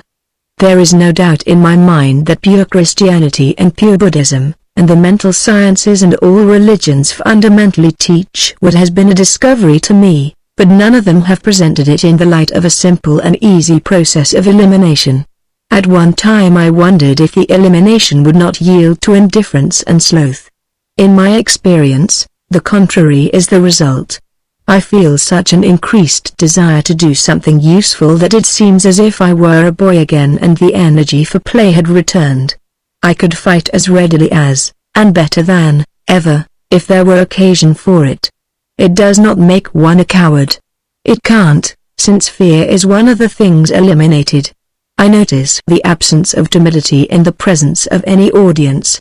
When a boy, I was standing under a tree which was struck by lightning, and received a shock from the effects of which I never knew exemption until I had dissolved partnership with worry. Since then, lightning and thunder have been encountered under conditions which would formerly have caused great depression and discomfort, without my experiencing a trace of either. Surprise is also greatly modified, and one is less liable to become startled by unexpected sights or noises. As far as I am individually concerned, I am not bothering myself at present as to what the results of this emancipated condition may be. I have no doubt that the perfect health aimed at by Christian Science may be one of the possibilities, for I note a marked improvement in the way my stomach does its duty in assimilating the food I give it to handle, and I am sure it works better to the sound of a song than under the friction of a frown. Neither am I wasting any of this precious time formulating an idea of a future existence or a future heaven. The heaven that I have within myself is as attractive as any that has been promised or that I can imagine, and I am willing to let the growth lead where it will, as long as the anger and their brood have no part in misguiding it. 95. H. Fletcher, Menticulture, or the ABC of True Living, New York and Chicago, 1899, pp. 26, 36, abridged. The old medicine used to speak of two ways, lysis and crisis, one gradual, the other abrupt, in which one might recover from a bodily disease. In the spiritual realm there are also two ways, one gradual, the other sudden, in which inner unification may occur. Tolstoy and Bunyan may again serve us as examples, as it happens, of the gradual way, though it must be confessed at the outset that it is hard to follow these windings of the hearts of others, and one feels that their words do not reveal their total secret. However this be, Tolstoy, pursuing his unending questioning, seemed to come to one insight after another. First he perceived that his conviction that life was meaningless took only this finite life into account. He was looking for the value of one finite term in that of another, and the whole result could only be one of those indeterminate equations in mathematics which end with infinity. Yet this is as far as the reasoning intellect by itself can go, unless irrational sentiment or faith brings in the infinite. Believe in the infinite as common people do, and life grows possible again. Since mankind has existed, wherever life has been, there also has been the faith that gave the possibility of living. Faith is the sense of life, that sense by virtue of which man does not destroy himself, but continues to live on. It is the force whereby we live. If man did not believe that he must live for something, he would not live at all. The idea of an infinite God, of the divinity of the soul, of the union of men's actions with God, these are ideas elaborated in the infinite secret depths of human thought. They are ideas without which there would be no life, without which I myself, said Tolstoy, would not exist. I began to see that I had no right to rely on my individual reasoning and neglect these answers given by faith, for they are the only answers to the question. Yet how believe as the common people believe, steeped as they are in grossest superstition? It is impossible, but yet their life. It is normal. It is happy. It is an answer to the question. Little by little, Tolstoy came to the settled conviction. He says it took him 2 years to arrive that his trouble had not been with life in general, not with the common life of common men, but with the life of the upper, intellectual, artistic classes, the life which he had personally always led, the cerebral life, the life of conventionality, artificiality, and personal ambition. He had been living wrongly and must change. To work for animal needs, to abjure lies and vanities, to relieve common wants, to be simple, to believe in God, therein lay happiness again. I remember, he says, one day in early spring, I was alone in the forest, lending my ear to its mysterious noises. I listened, and my thought went back to what for these 3 years it always was busy with, the quest of God. But the idea of him, I said, how did I ever come by the idea? And again there arose in me, with this thought, glad aspirations towards life. Everything in me awoke and received a meaning. Why do I look farther? A voice within me asked. He is there, he, without whom one cannot live. To acknowledge God and to live are one and the same thing. God is what life is. Well, then, live, seek God, and there will be no life without him. After this, things cleared up within me and about me better than ever, and the light has never wholly died away. I was saved from suicide. Just how or when the change took place I cannot tell. But as insensibly and gradually as the force of life had been annulled within me, and I had reached my moral deathbed, just as gradually and imperceptibly did the energy of life come back. And what was strange was that this energy that came back was nothing new. It was my ancient juvenile force of faith, the belief that the sole purpose of my life was to be better. I gave up the life of the conventional world, recognizing it to be no life, but a parody on life, which its superfluities simply keep us from comprehending, and Tolstoy thereupon embraced the life of the peasants, and has felt right and happy, or at least relatively so, ever since. 96. I have considerably abridged Tolstoy's words in my translation. As I interpret his melancholy, then, it was not merely an accidental vitiation of his humors, though it was doubtless also that. It was logically called for by the clash between his inner character and his outer activities and aims. Although a literary artist, Tolstoy was one of those primitive oaks of men to whom the superfluities and insincerities, the cupidities, complications, and cruelties of our polite civilization are profoundly unsatisfying, and for whom the eternal veracities lie with more natural and animal things. His crisis was the getting of his soul in order, the discovery of its genuine habitat and vocation, the escape from falsehoods into what for him were ways of truth. It was a case of heterogeneous personality tardily and slowly finding its unity and level. And though not many of us can imitate Tolstoy, not having enough, perhaps, of the aboriginal human marrow in our bones, most of us may at least feel as if it might be better for us if we could. Bunyan's recovery seems to have been even slower. For years together he was alternately haunted with texts of scripture, now up and now down, but at last with an ever-growing relief in his salvation through the blood of Christ.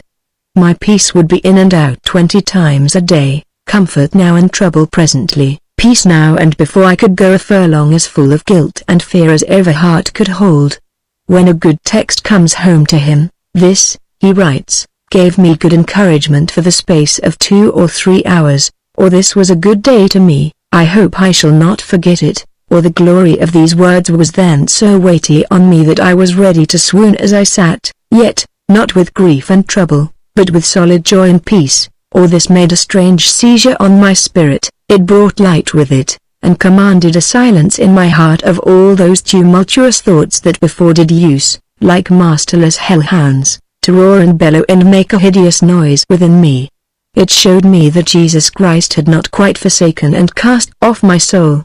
Such periods accumulate until he can write, and now remained only the hinder part of the tempest, for the thunder was gone beyond me, only some drops would still remain, that now and then would fall upon me, and at last, now did my chains fall off my legs indeed, I was loosed from my afflictions and irons, my temptations also fled away, so that from that time, those dreadful scriptures of God left off to trouble me. Now went I also home rejoicing, for the grace and love of God. Now could I see myself in heaven and earth at once, in heaven by my Christ, by my head, by my righteousness and life, though on earth by my body or person. Christ was a precious Christ to my soul that night, I could scarce lie in my bed for joy and peace and triumph through Christ.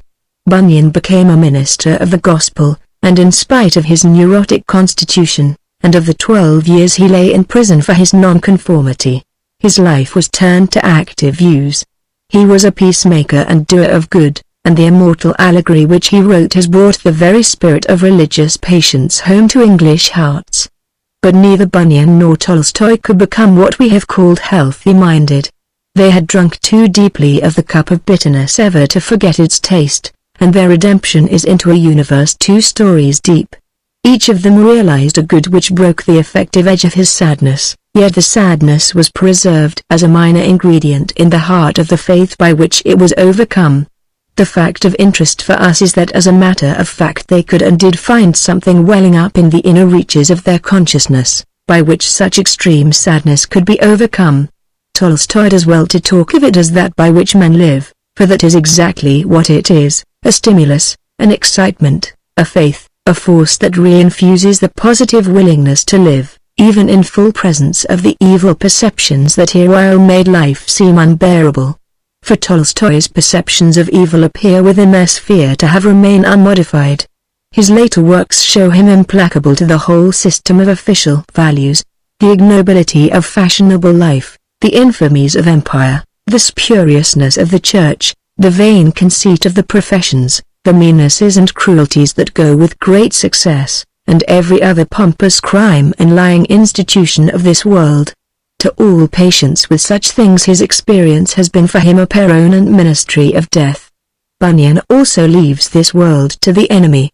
I must first pass a sentence of death, he says, upon everything that can properly be called a thing of this life, even to reckon myself, my wife, my children, my health, my enjoyments, and all, as dead to me, and myself as dead to them, to trust in God through Christ, as touching the world to come, and as touching this world, to count the grave my house, to make my bed in darkness, and to say to corruption, Thou art my father, and to the worm, Thou art my mother and sister.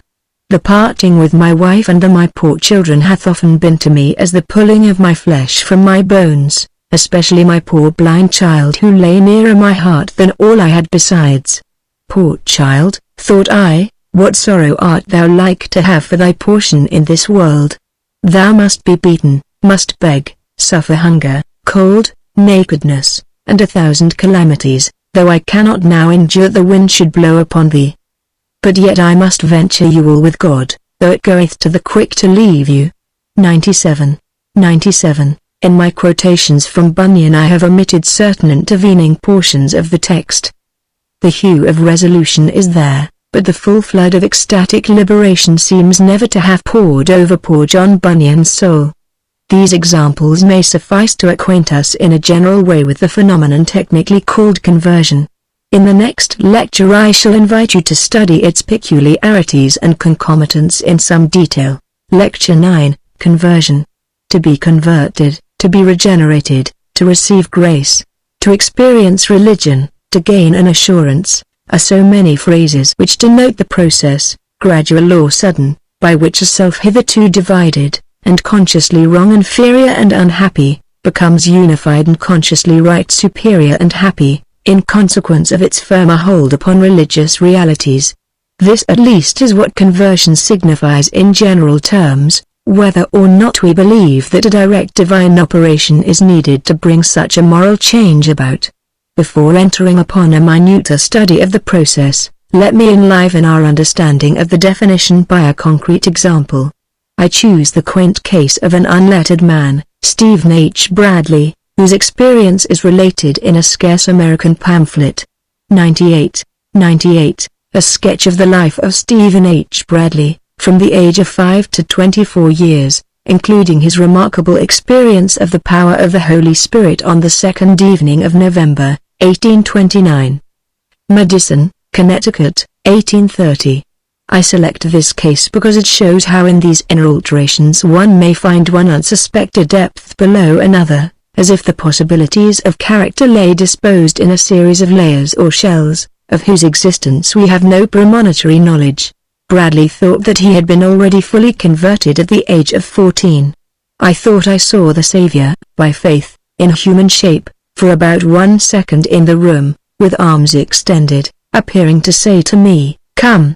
The next day I rejoiced with trembling. Soon after, my happiness was so great that I said that I wanted to die. This world have no place in my affections, as I knew of, and every day appeared as solemn to me as the Sabbath.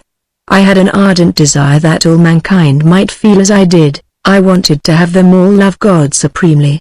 Previous to this time I was very selfish and self-righteous, but now I desired the welfare of all mankind, and could with a feeling heart forgive my worst enemies, and I felt as if I should be willing to bear the scoffs and sneers of any person, and suffer anything for his sake, if I could be the means in the hands of God, of the conversion of one soul.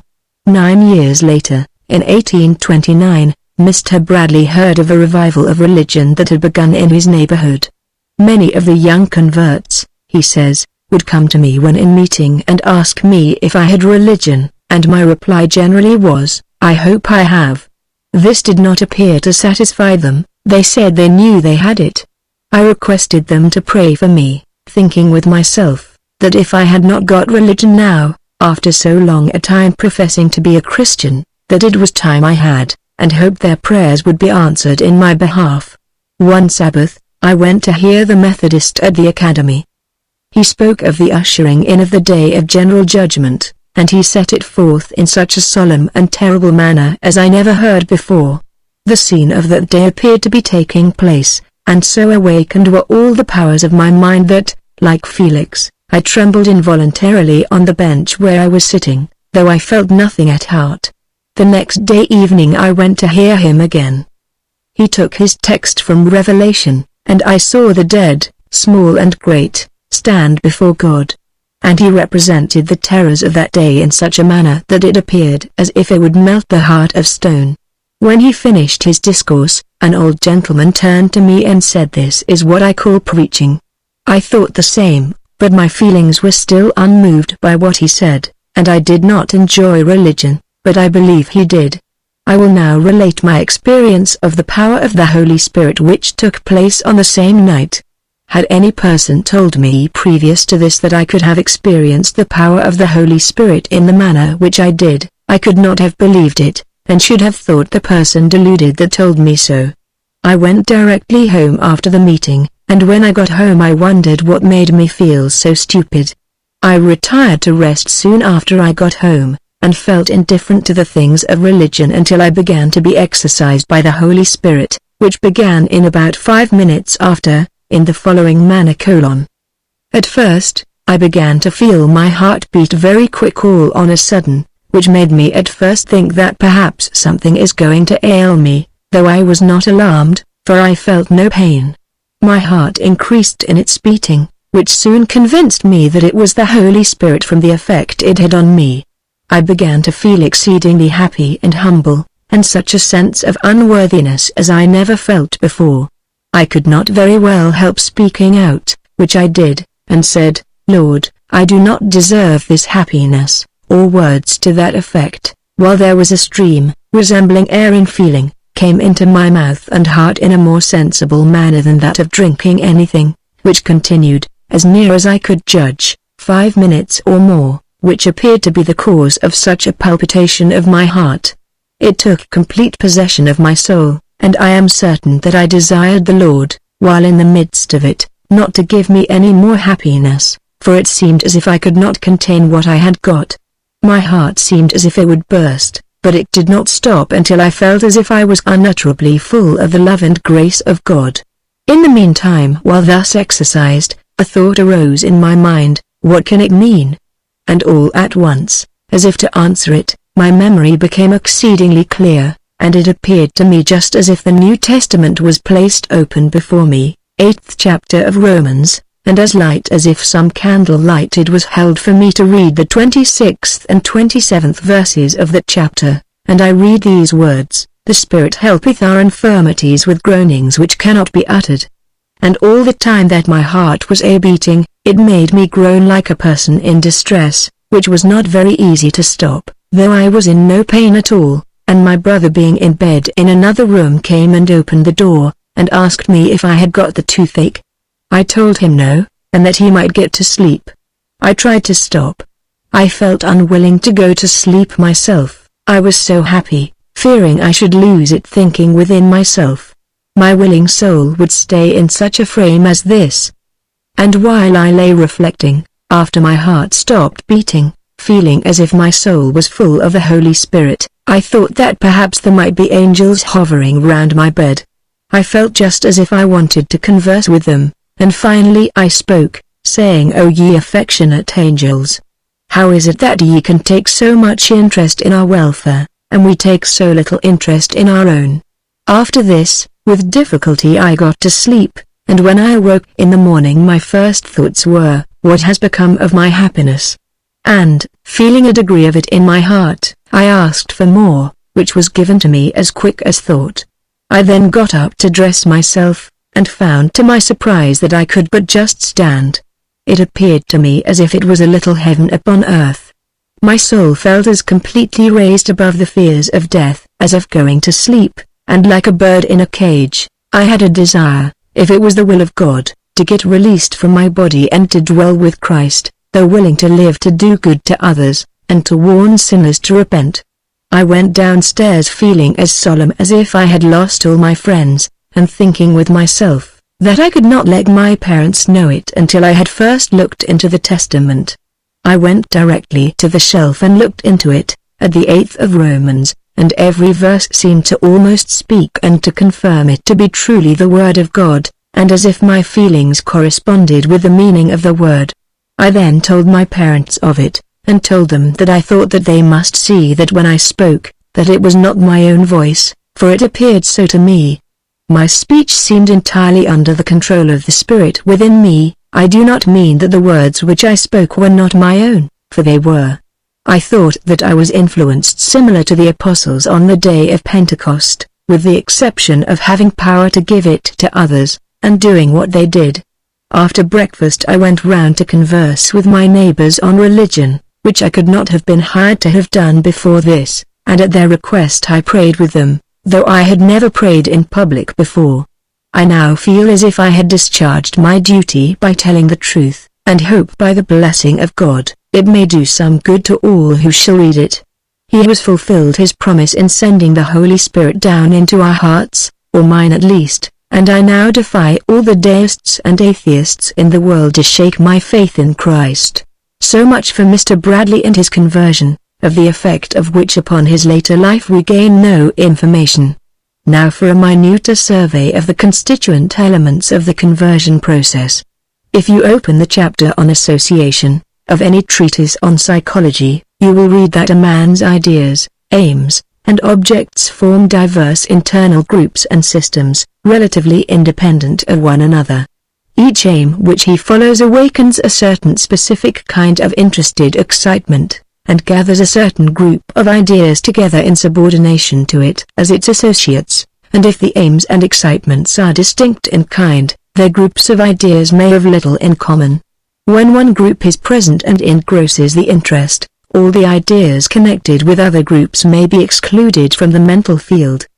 The President of the United States when, with paddle, gun, and fishing rod, he goes camping in the wilderness for a vacation, changes his system of ideas from top to bottom. The presidential anxieties have lapsed into the background entirely, the official habits are replaced by the habits of a son of nature, and those who knew the man only as the strenuous magistrate would not know him for the same person if they saw him as the camper. If now he should never go back, and never again suffer political interests to gain dominion over him, he would be for practical intents and purposes a permanently transformed being. Our ordinary alterations of character, as we pass from one of our aims to another, are not commonly called transformations, because each of them is so rapidly succeeded by another in the reverse direction, but whenever one aim grows so stable as to expel definitively its previous rivals from the individual's life, we tend to speak of the phenomenon, and perhaps to wonder at it, as a transformation. These alternations are the completest of the ways in which a self may be divided. A less complete way is the simultaneous coexistence of two or more different groups of aims, of which one practically holds the right of way and instigates activity, whilst the others are only pious wishes, and never practically come to anything. St. Augustine's aspirations to a purer life, in our last lecture, were for a while an example.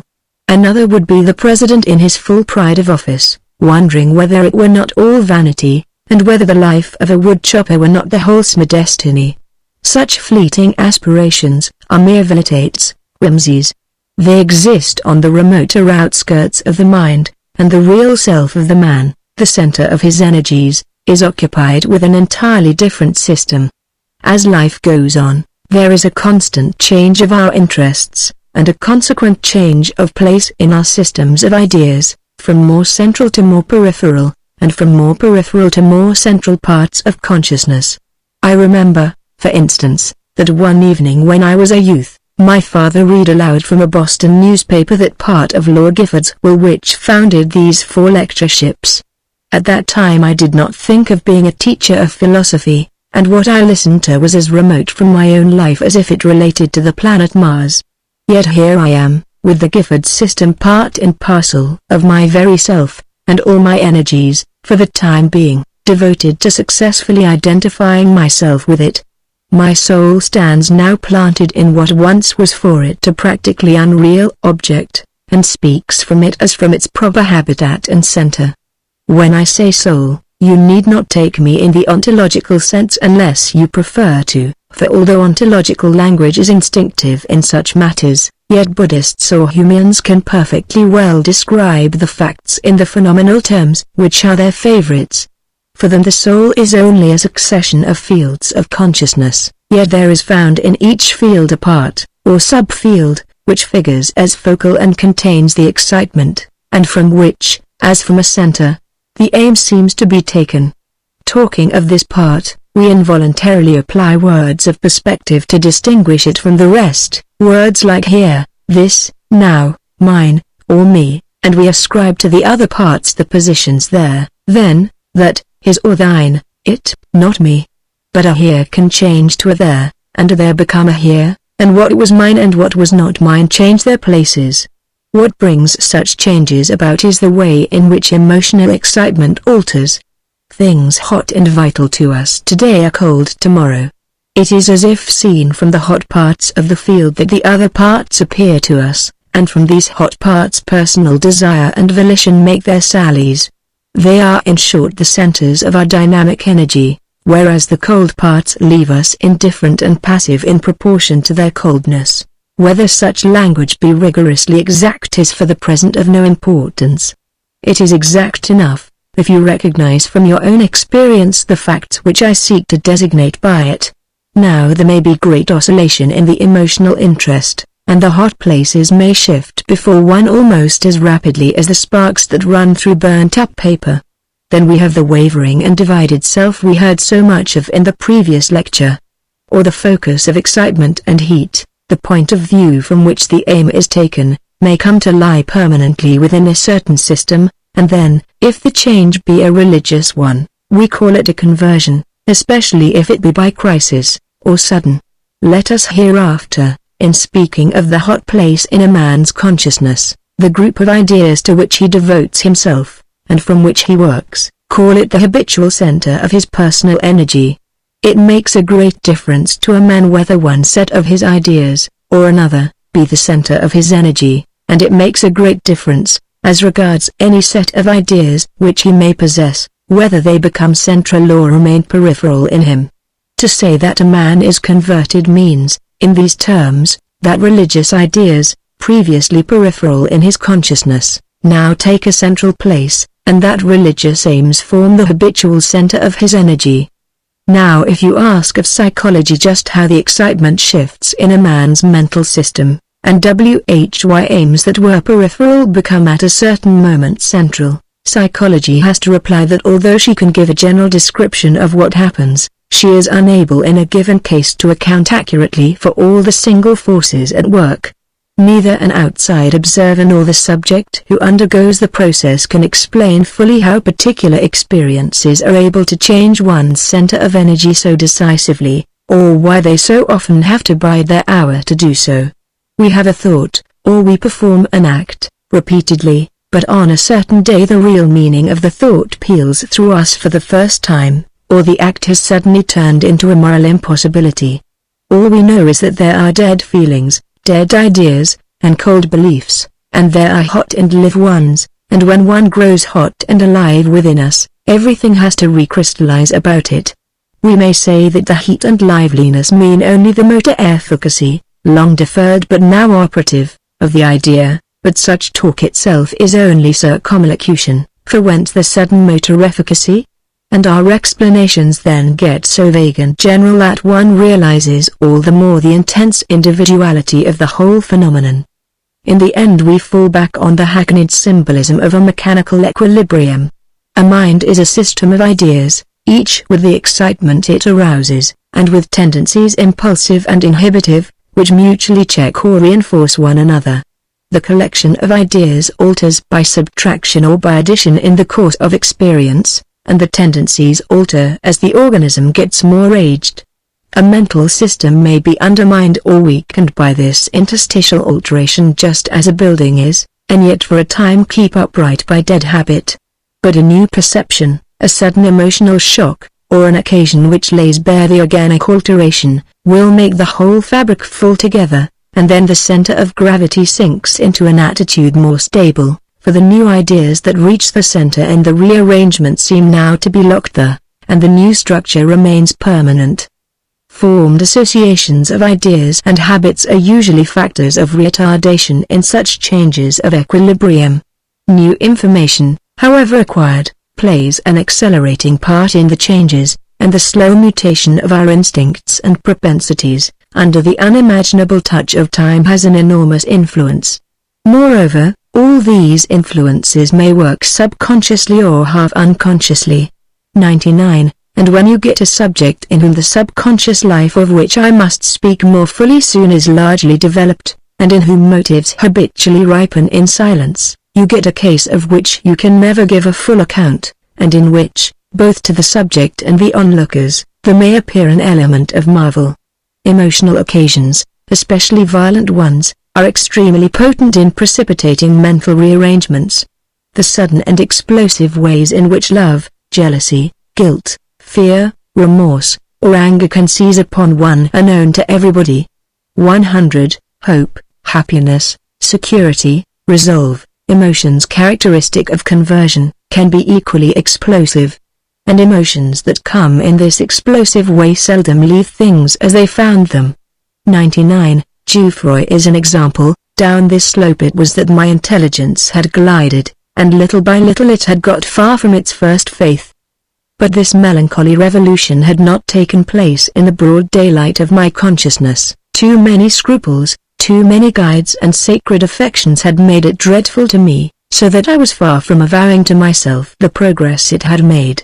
It had gone on in silence, by an involuntary elaboration of which I was not the accomplice, and although I had in reality long ceased to be a Christian, yet, in the innocence of my intention, I should have shuddered to suspect it, and thought it calumny had I been accused of such a falling away. Then follows Jouffroy's account of his counter-conversion, quoted above on p. 173. 100. One hardly needs examples, but for love, see p.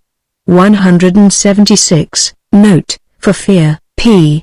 161, for remorse, see Othello after the murder, for anger see Lear after Cordelia's first speech to him, for resolve, see p. 175, J. Foster case.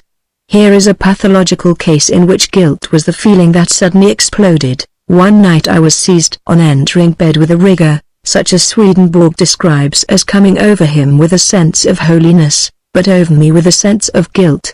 During that whole night I lay under the influence of the rigor, and from its inception I felt that I was under the curse of God.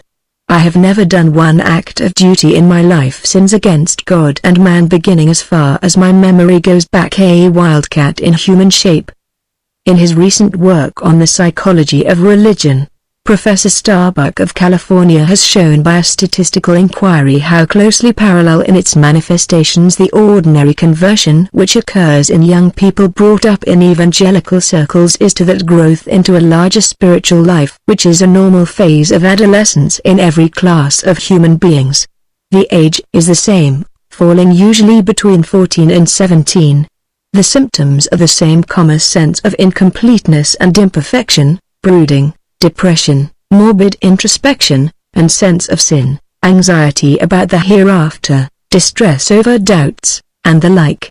And the result is the same: a happy relief and objectivity, as the confidence in self gets greater through the adjustment of the faculties to the wider outlook. In spontaneous religious awakening, apart from revivalistic examples, and in the ordinary storm and stress and melting time of adolescence, we also may meet with mystical experiences, astonishing the subjects by their suddenness, just as in revivalistic conversion. The analogy, in fact, is complete, and Starbuck's conclusion as to these ordinary youthful conversions would seem to be the only sound one. Conversion is in its essence a normal adolescent phenomenon, incidental to the passage from the child's small universe to the wider intellectual and spiritual life of maturity. Theology, says Dr. Starbuck, takes the adolescent tendencies and builds upon them. It sees that the essential thing in adolescent growth is bringing the person out of childhood into the new life of maturity and personal insight. It accordingly brings those means to bear which will intensify the normal tendencies. It shortens up the period of duration of storm and stress. The conversion phenomena of conviction of sin last, by this investigator's statistics, about 1/5, as long as the periods of adolescent storm and stress phenomena of which he also got statistics, but they are very much more intense. Bodily accompaniments, loss of sleep and appetite, for example, are much more frequent in them. The essential distinction appears to be that conversion intensifies but shortens the period by bringing the person to a definite crisis. 101. 101, E. D. Starbuck, The Psychology of Religion, pp. 224, 262. The conversions which Dr. Starbuck here has in mind are of course mainly those of very commonplace persons, kept true to a pre-appointed type by instruction, appeal, and example. The particular form which they affect is the result of suggestion and imitation. 102. If they went through their growth crisis in other faiths and other countries, although the essence of the change would be the same, since it is one in the main so inevitable, its accidents would be different. In Catholic lands, for example, and in our own Episcopalian sects, no such anxiety and conviction of sin is usual as in sects that encourage revivals. The sacraments being more relied on in these more strictly ecclesiastical bodies, the individual's personal acceptance of salvation needs less to be accentuated and led up to. 102. No one understands this better than Jonathan Edwards understood it already. Conversion narratives of the more commonplace sort must always be taken with the allowances which he suggests. A rule received and established by common consent is a very great, though to many persons an insensible influence in forming their notions of the process of their own experience. I know very well how they proceed as to this matter, for I have had frequent opportunities of observing their conduct.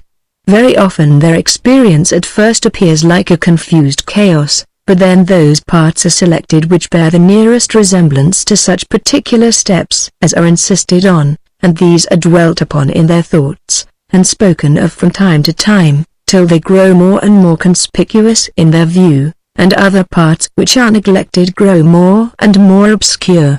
Thus what they have experienced is insensibly strained, so as to bring it to an exact conformity to the scheme already established in their minds.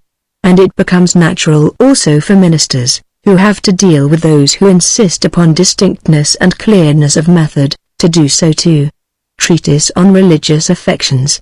But every imitative phenomenon must once have had its original, and I propose that for the future we keep as close as may be to the more first-hand and original forms of experience. These are more likely to be found in sporadic adult cases. Professor Luber, in a valuable article on the psychology of conversion, 103, subordinates the theological aspect of the religious life almost entirely to its moral aspect. The religious sense he defines as the feeling of unwholeness, of moral imperfection, of sin, to use the technical word, accompanied by the yearning after the peace of unity. The word religion, he says, is getting more and more to signify the conglomerate of desires and emotions springing from the sense of sin and its release, and he gives a large number of examples, in which the sin ranges from drunkenness to spiritual pride, to show that the sense of it may beset one and crave relief as urgently as does the anguish of the sickened flesh or any form of physical misery. 103. Studies in the Psychology of Religious Phenomena, American Journal of Psychology, 7. 309, 1896. Undoubtedly this conception covers an immense number of cases. A good one to use as an example is that of Mr. S. H. Hadley, who after his conversion became an active and useful rescuer of drunkards in New York. His experience runs as follows: One Tuesday evening I sat in a saloon in Harlem, a homeless, friendless, dying drunkard. I had pawned or sold everything that would bring a drink. I could not sleep unless I was dead drunk. I had not eaten for days, and for 4 nights preceding I had suffered with delirium tremens, or the horrors, from midnight till morning. I had often said, I will never be a tramp. I will never be cornered, for when that time comes, if ever it comes, I will find a home in the bottom of the river. But the Lord so ordered it that when that time did come I was not able to walk 1/4 of the way to the river. As I sat there thinking, I seemed to feel some great and mighty presence. I did not know then what it was. I did learn afterwards that it was Jesus, the sinner's friend. I walked up to the bar and pounded it with my fist till I made the glasses rattle. Those who stood by drinking looked on with scornful curiosity. I said I would never take another drink, if I died on the street, and really I felt as though that would happen before morning. Something said, if you want to keep this promise, go and have yourself locked up. I went to the nearest station house and had myself locked up. I was placed in a narrow cell, and it seemed as though all the demons that could find room came in that place with me. This was not all the company I had, either. No, praise the Lord, that dear spirit that came to me in the saloon was present, and said, pray. I did pray, and though I did not feel any great help, I kept on praying. As soon as I was able to leave my cell I was taken to the police court and remanded back to the cell. I was finally released, and found my way to my brother's house, where every care was given me. While lying in bed the admonishing spirit never left me, and when I rose the following Sabbath morning I felt that day would decide my fate, and toward evening it came into my head to go to Jerry Morley's mission. I went. The house was packed, and with great difficulty I made my way to the space near the platform. There I saw the apostle to the drunkard and the outcast, that man of God, Jerry Morley. He rose, and amid deep silence told his experience. There was a sincerity about this man that carried conviction with it, and I found myself saying, I wonder if God can save me?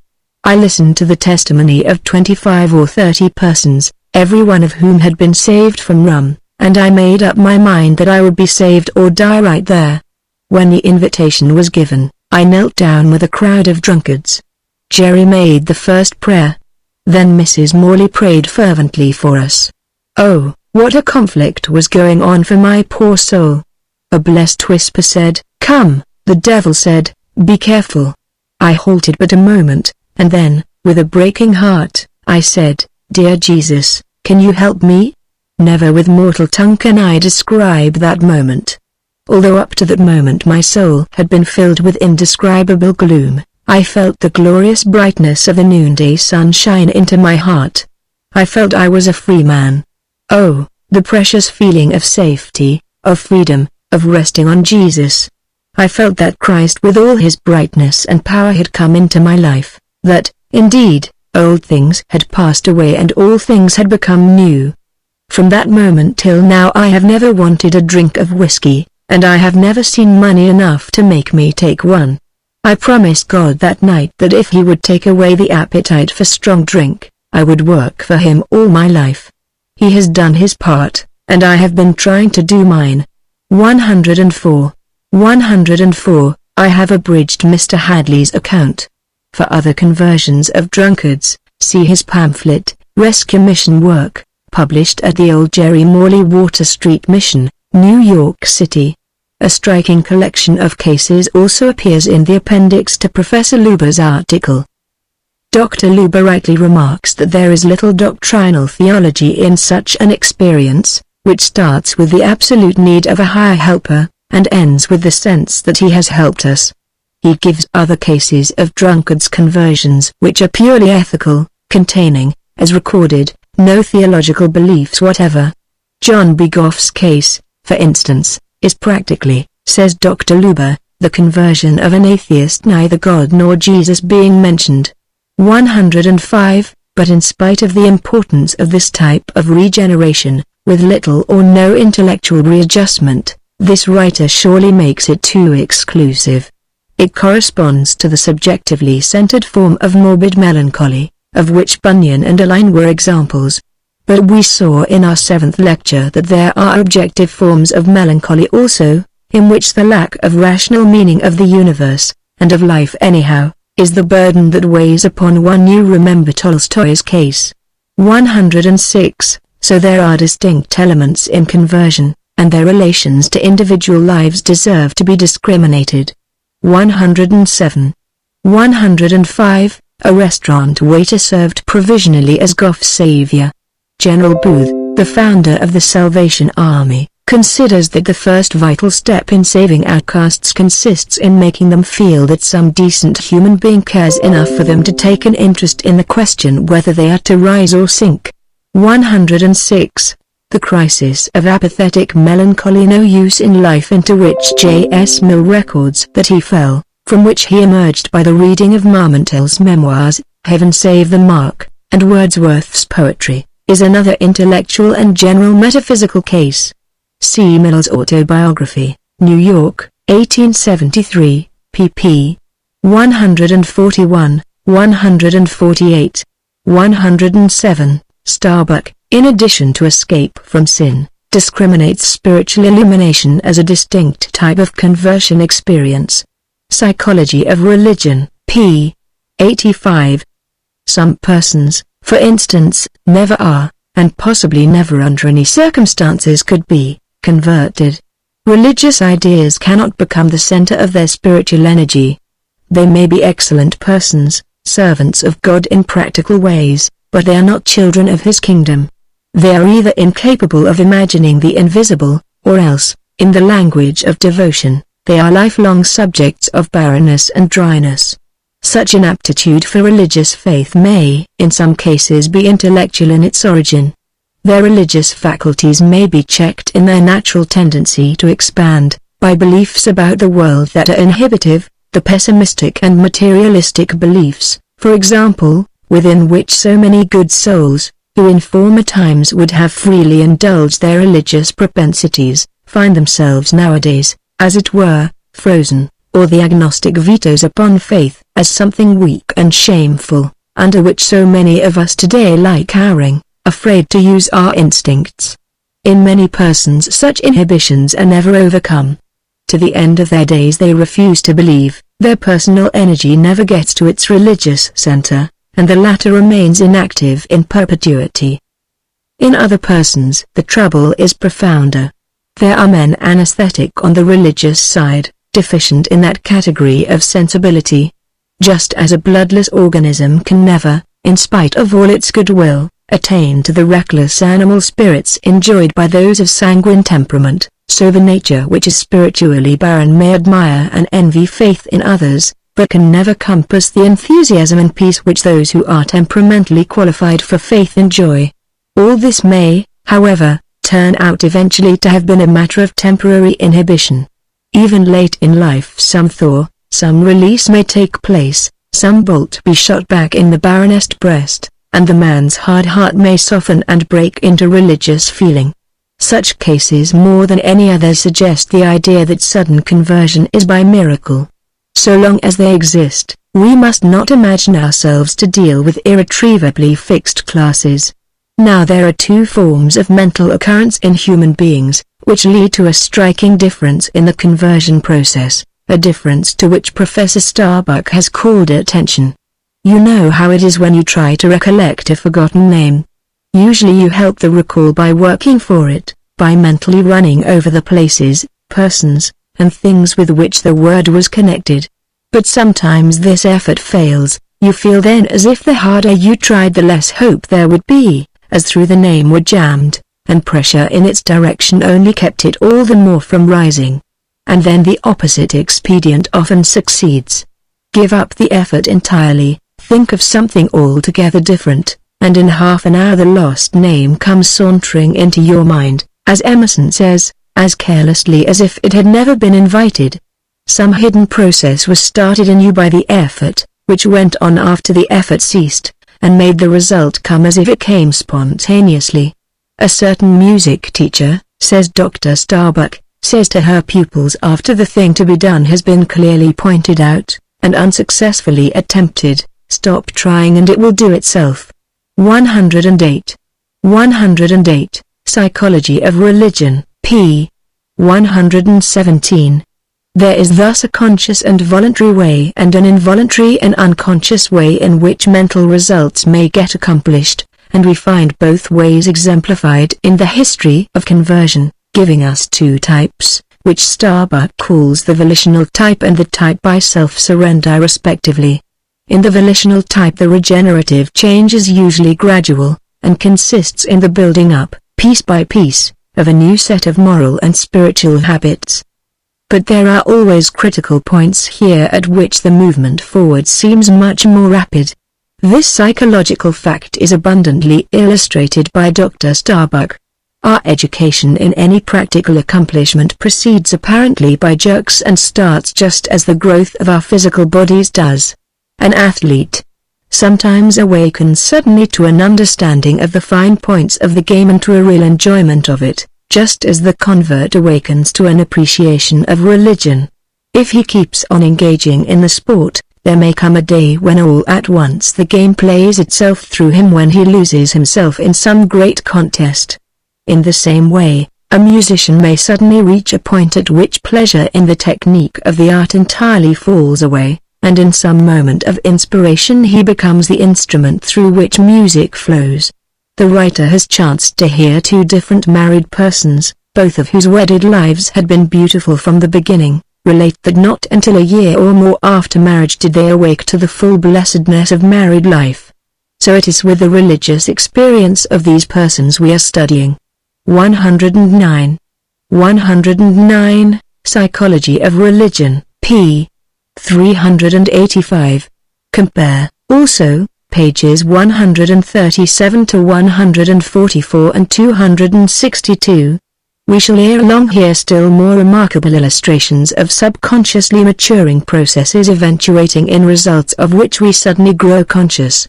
Sir William Hamilton and Professor Laycock of Edinburgh were among the first to call attention to this class of effects, but Dr. Carpenter first, unless I am mistaken, introduced the term unconscious cerebration, which has since then been a popular phrase of explanation.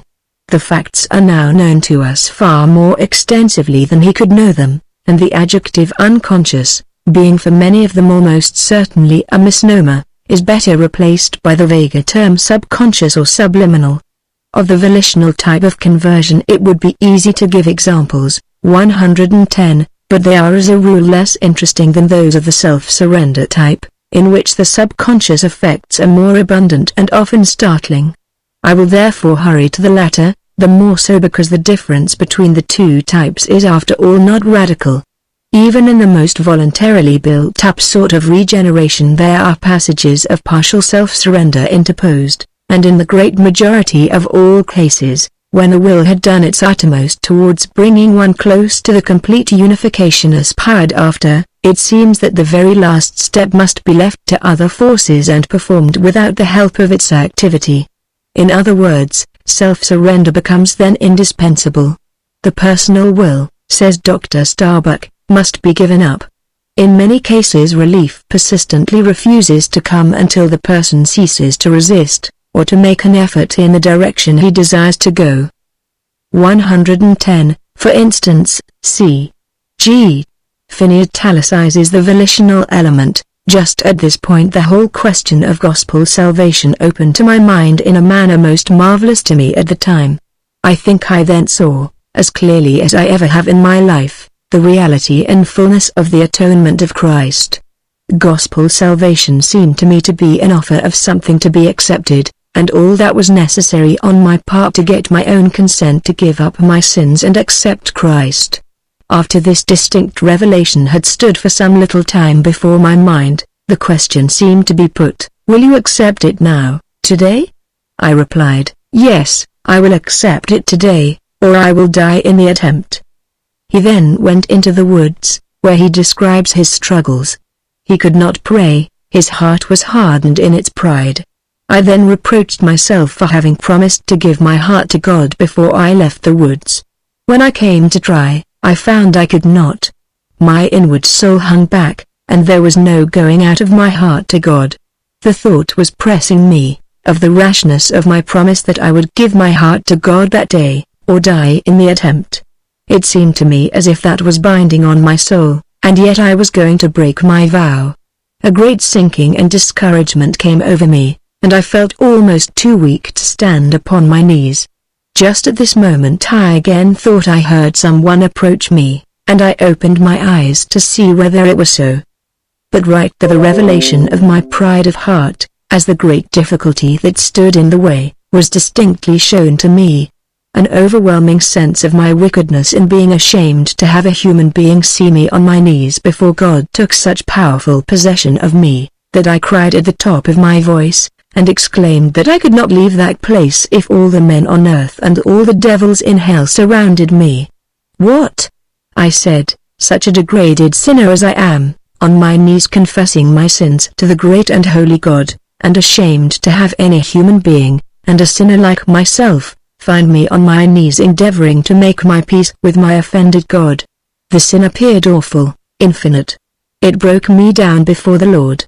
Memoirs, pages 14 to 16, abridged. I had said I would not give up, but when my will was broken, it was all over, writes one of Starbucks' correspondents. Another says, I simply said, Lord, I have done all I can, I leave the whole matter with thee, and immediately there came to me a great peace. Another, all at once it occurred to me that I might be saved, too, if I would stop trying to do it all myself, and follow Jesus. Somehow I lost my load. Another, I finally ceased to resist, and gave myself up, though it was a hard struggle. Gradually the feeling came over me that I had done my part, and God was willing to do his. 111, Lord, thy will be done, damn or save. Cries John Nelson. 112, exhausted with the anxious struggle to escape damnation, and at that moment his soul was filled with peace. 111, Starbuck, Op. Cit. pp. 91, 114.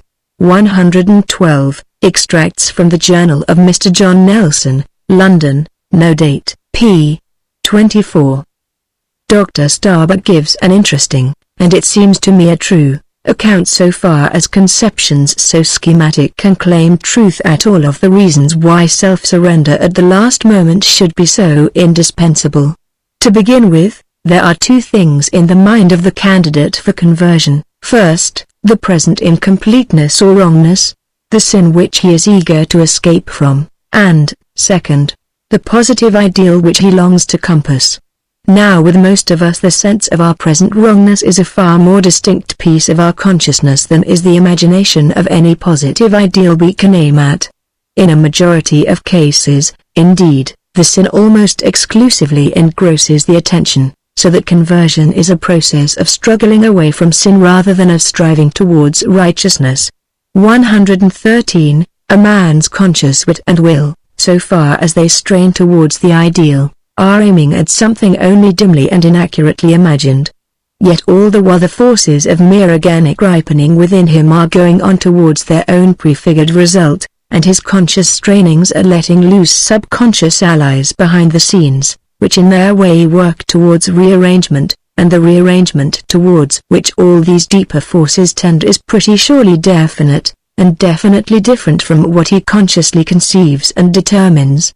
It may consequently be actually interfered with, jammed, as it were, like the lost word when we seek too energetically to recall it, by his voluntary efforts slanting from the true direction. 113, Starbuck, p. 64. Starbuck seems to put his finger on the root of the matter when he says that to exercise the personal will is still to live in the region where the imperfect self is the thing most emphasized. Where, on the contrary, the subconscious forces take the lead, it is more probably the better self in posse which directs the operation. Instead of being clumsily and vaguely aimed at from without, it is then itself the organizing center. What then must the person do? He must relax, says Dr. Starbuck, that is, he must fall back on the larger power that makes for righteousness, which has been welling up in his own being, and let it finish in its own way the work it has begun. The act of yielding, in this point of view, is giving oneself over to the new life, making it the center of a new personality, and living, from within, the truth of it which had before been viewed objectively. 114. 114, Starbuck, p. 115. Man's extremity is God's opportunity is the theological way of putting this fact of the need of self-surrender, whilst the physiological way of stating it would be, let one do all in one's power, and one's nervous system will do the rest. Both statements acknowledge the same fact. 115. 115. Starbuck, p. 113. To state it in terms of our own symbolism, when the new center of personal energy has been subconsciously incubated so long as to be just ready to open into flower, hands off is the only word for us, it must burst forth unaided. We have used the vague and abstract language of psychology. But since, in any terms, the crisis described is the throwing of our conscious selves upon the mercy of powers which, whatever they may be, are more ideal than we are actually, and make for our redemption, you see why self-surrender has been and always must be regarded as the vital turning point of the religious life, so far as the religious life is spiritual and no affair of outer works and ritual and sacraments. One may say that the whole development of Christianity in inwardness has consisted in little more than the greater and greater emphasis attached to this crisis of self-surrender. From Catholicism to Lutheranism, and then to Calvinism, from that to Wesleyanism, and from this, outside of technical Christianity altogether, to pure liberalism or transcendental idealism, whether or not of the mind-cure type, taking in the medieval mystics, the Quietists, the Pietists, and Quakers. By the way, we can trace the stages of progress towards the idea of an immediate spiritual help, experienced by the individual in his forlornness and standing in no essential need of doctrinal apparatus or propitiatory machinery. Psychology and religion are thus in perfect harmony up to this point, since both admit that there are forces seemingly outside of the conscious individual that bring redemption to his life. Nevertheless, psychology, defining these forces as subconscious, and speaking of their effects, as due to incubation, or cerebration, implies that they do not transcend the individual's personality, and herein she diverges from Christian theology, which insists that they are direct supernatural operations of the deity. I propose to you that we do not yet consider this divergence final, but leave the question for a while in abeyance. Continued inquiry may enable us to get rid of some of the apparent discord. Revert, then, for a moment more to the psychology of self-surrender. When you find a man living on the ragged edge of his consciousness, penitent to his sin and want and incompleteness, and consequently inconsolable, and then simply tell him that all is well with him, that he must stop his worry, break with his discontent, and give up his anxiety, you seem to him to come with pure absurdities. The only positive consciousness he has tells him that all is not well, and the better way you offer sounds simply as if you propose to him to assert cold-blooded falsehoods. Their will to believe cannot be stretched as far as that. We can make ourselves more faithful to a belief of which we have the rudiments, but we cannot create a belief out of whole cloth when our perception actively assures us of its opposite. The better mind proposed to us comes in that case in the form of a pure negation of the only mind we have, and we cannot actively will a pure negation. There are only two ways in which it is possible to get rid of anger, worry, fear, despair, or other undesirable affections. One is that an opposite affection should overpoweringly break over us, and the other is by getting so exhausted with the struggle that we have to stop, so we drop down, give up, and don't care any longer. Our emotional brain centers strike work, and relapse into a temporary apathy. Now there is documentary proof that this state of temporary exhaustion not infrequently forms part of the conversion crisis. So long as the egoistic worry of the sick soul guards the door, the expansive confidence of the soul of faith gains no presence. But let the former faint away, even but for a moment, and the latter can profit by the opportunity, and, having once acquired possession, may retain it. Carlyle's dutiful stroke passes from the everlasting no to the everlasting yes through a center of indifference. Let me give you a good illustration of this feature in the conversion process. That genuine saint, David Brainerd, describes his own crisis in the following words: One morning, while I was walking in a solitary place as usual, I at once saw that all my contrivances and projects to effect or procure deliverance and salvation for myself were utterly in vain. I was brought quite to a stand, as finding myself totally lost. I saw that it was forever impossible for me to do anything towards helping or delivering myself, that I had made all the pleas I ever could have made to all eternity, and that all my pleas were vain, for I saw that self-interest had led me to pray, and that I had never once prayed from any respect to the glory of God. I saw that there was no necessary connection between my prayers and the bestowment of divine mercy, that they laid not the least obligation upon God to bestow His grace upon me, and that there was no more virtue or goodness in them than there would be in my paddling with my hand in the water. I saw that I had been heaping up my devotions before God, fasting, praying, etc., pretending, and indeed really thinking sometimes that I was aiming at the glory of God, whereas I never once truly intended it, but only my own happiness. I saw that as I had never done anything for God, I had no claim on anything from Him but perdition, on account of my hypocrisy and mockery. When I saw evidently that I had regard to nothing but self-interest, then my duties appeared a vile mockery and a continual course of lies, for the whole was nothing but self-worship, and an horrid abuse of God. I continued, as I remember, in this state of mind, from Friday morning till the Sabbath evening following, July 12, 1739, when I was walking again in the same solitary place. Here, in a mournful melancholy state I was attempting to pray, but found no heart to engage in that or any other duty. My former concern, exercise, and religious affections were now gone. I thought that the Spirit of God had quite left me, but still was not distressed, yet disconsolate, as if there was nothing in heaven or earth could make me happy. Having been thus endeavoring to pray though, as I thought, very stupid and senseless for near half an hour, then, as I was walking in a thick grove, unspeakable glory seemed to open to the apprehension of my soul. I do not mean any external brightness, nor any imagination of a body of light, but it was a new inward apprehension or view that I had of God, such as I never had before, nor anything which had the least resemblance to it. I had no particular apprehension of any one person in the Trinity, either the Father, the Son, or the Holy Ghost, but it appeared to be divine glory. My soul rejoiced with joy unspeakable, to see such a God, such a glorious divine being, and I was inwardly pleased and satisfied that He should be God over all forever and ever. My soul was so captivated and delighted with the excellency of God that I was even swallowed up in Him, at least to that degree that I had no thought about my own salvation, and scarce reflected that there was such a creature as myself.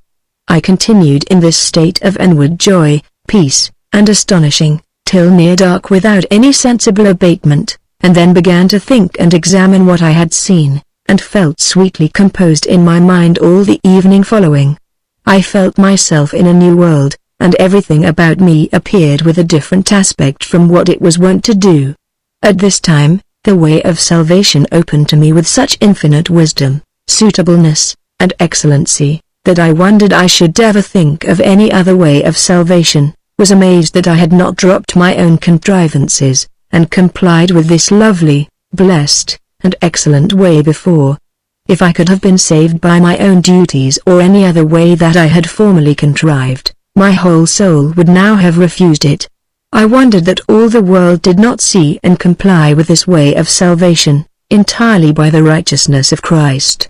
116. 116. Edwards and Dwight's Life of Brainerd, New Haven, 1822, pages 45 to 47, abridged. I have italicized the passage which records the exhaustion of the anxious emotion hitherto habitual. In a large proportion, perhaps the majority, of reports, the writers speak as if the exhaustion of the lower and the entrance of the higher emotion were simultaneous. 117. Yet often again they speak as if the higher actively drove the lower out. This is undoubtedly true in a great many instances, as we shall presently see. But often there seems little doubt that both conditions, subconscious ripening of the one affection and exhaustion of the other, must simultaneously have conspired, in order to produce the result. 117. Describing the whole phenomenon as a change of equilibrium, we might say that the movement of new psychic energies towards the personal center and the recession of old ones towards the margin, or the rising of some objects above, and the sinking of others below the conscious threshold, were only two ways of describing an indivisible event. Doubtless this is often absolutely true, and Starbuck is right when he says that self-surrender and new determination, though seeming at first sight to be such different experiences, are really the same thing. Self-surrender sees the change in terms of the old self. Determination sees it in terms of the new. Op. Cit. p. 160. T. W. B. A convert of Nettleton's, being brought to an acute paroxysm of conviction of sin, ate nothing all day, locked himself in his room in the evening in complete despair, crying aloud, "How long, O Lord, how long?" After repeating this and similar language, he says, several times, I seemed to sink away into a state of insensibility. When I came to myself again I was on my knees, praying not for myself but for others. I felt submission to the will of God, willing that he should do with me as should seem good in his sight. My concern seemed all lost in concern for others. 118. 118, A. Bonner, Nettleton and His Labours, Edinburgh, 1854, p. 261. Our great American revivalist Finney writes, I said to myself, what is this? I must have grieved the Holy Ghost entirely away. I have lost all my conviction. I have not a particle of concern about my soul, and it must be that the Spirit has left me. Why? Thought I never was so far from being concerned about my own salvation in my life. I tried to recall my convictions, to get back again the load of sin under which I had been laboring. I tried in vain to make myself anxious. I was so quiet and peaceful that I tried to feel concerned about that, lest it should be the result of my having grieved the Spirit away. 119. 119, Charles G. Finney, Memoirs written by himself, 1876, pp. 17, 18. But beyond all question there are persons in whom, quite independently of any exhaustion in the subject's capacity for feeling, or even in the absence of any acute previous feeling, the higher condition, having reached the due degree of energy, bursts through all barriers and sweeps in like a sudden flood. These are the most striking and memorable cases, the cases of instantaneous conversion to which the conception of divine grace has been most peculiarly attached. I have given one of them at length, the case of Mr. Bradley. But I had better reserve the other cases and my comments on the rest of the subject for the following lecture. Lecture 10, Conversion Concluded. In this lecture we have to finish the subject of conversion, considering at first those striking instantaneous instances of which St. Paul's is the most eminent, and in which, often amid tremendous emotional excitement or perturbation of the senses, a complete division is established in the twinkling of an eye between the old life and the new. Conversion of this type is an important phase of religious experience, owing to the part which it has played in Protestant theology, and it behooves us to study it conscientiously on that account. I think I had better cite 2 or 3 of these cases before proceeding to a more generalized account. One must know concrete instances first, for, as Professor Agassiz used to say, one can see no farther into a generalization than just so far as one's previous acquaintance with particulars enables one to take it in. I will go back, then, to the case of our friend Henry Alline, and quote his report of the 26th of March, 1775, on which his poor divided mind became unified for good. As I was about sunset wandering in the fields lamenting my miserable lost and undone condition, and almost ready to sink under my burden, I thought I was in such a miserable case as never any man was before. I returned to the house, and when I got to the door, just as I was stepping off the threshold, the following impressions came into my mind like a powerful but small still voice. You have been seeking, praying, reforming, laboring, reading, hearing, and meditating, and what have you done by it towards your salvation? Are you any nearer to conversion now than when you first began? Are you any more prepared for heaven, or fitter to appear before the impartial bar of God, than when you first began to seek? It brought such conviction on me that I was obliged to say that I did not think I was one step nearer than at first, but as much condemned, as much exposed, and as miserable as before. I cried out within myself, O Lord God, I am lost, and if thou, O Lord, dost not find out some new way, I know nothing of, I shall never be saved, for the ways and the methods I have prescribed to myself have all failed me, and I am willing they should fail. O Lord, have mercy. O Lord, have mercy. These discoveries continued until I went into the house and sat down. After I sat down, being all in confusion, like a drowning man that was just giving up to sink, and almost in an agony, I turned very suddenly round in my chair, and seeing part of an old Bible lying in one of the chairs, I caught hold of it in great haste, and opening it without any premeditation, cast my eyes on the 38th Psalm, which was the first time I ever saw the Word of God. It took hold of me with such power that it seemed to go through my whole soul, so that it seemed as if God was praying in, with, and for me. About this time my father called the family to attend prayers. I attended, but paid no regard to what he said in his prayer, but continued praying in those words of the psalm. "Oh, help me, cried I, thou Redeemer of souls, and save me, or I am gone forever. Thou canst this night, if thou pleasest, with one drop of thy blood atone for my sins, and appease the wrath of an angry God." At that instant of time when I gave all up to him to do with me as he pleased, and was willing that God should rule over me at his pleasure, redeeming love broke into my soul with repeated scriptures, with such power that my whole soul seemed to be melted down with love. The burden of guilt and condemnation was gone, darkness was expelled, my heart humbled and filled with gratitude, and my whole soul, that was a few minutes ago groaning under mountains of death, and crying to an unknown God for help, was now filled with immortal love, soaring on the wings of faith, freed from the chains of death and darkness, and crying out, "My Lord and my God, thou art my rock and my fortress, my shield and my high tower, my life, my joy, my present and my everlasting portion."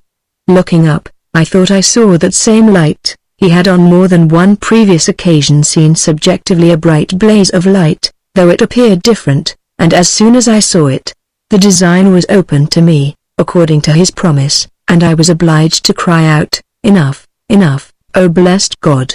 The work of conversion, the change, and the manifestations of it are no more disputable than that light which I see, or anything that ever I saw. In the midst of all my joys, in less than half an hour after my soul was set at liberty, the Lord discovered to me my labor in the ministry and call to preach the gospel.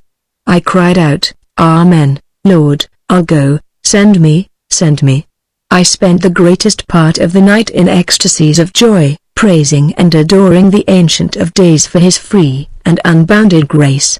After I had been so long in this transport and heavenly frame that my nature seemed to require sleep, I thought to close my eyes for a few moments. Then the devil stepped in, and told me that if I went to sleep, I should lose it all, and when I should awake in the morning I would find it to be nothing but a fancy and delusion. I immediately cried out, "O Lord God, if I am deceived, undeceive me."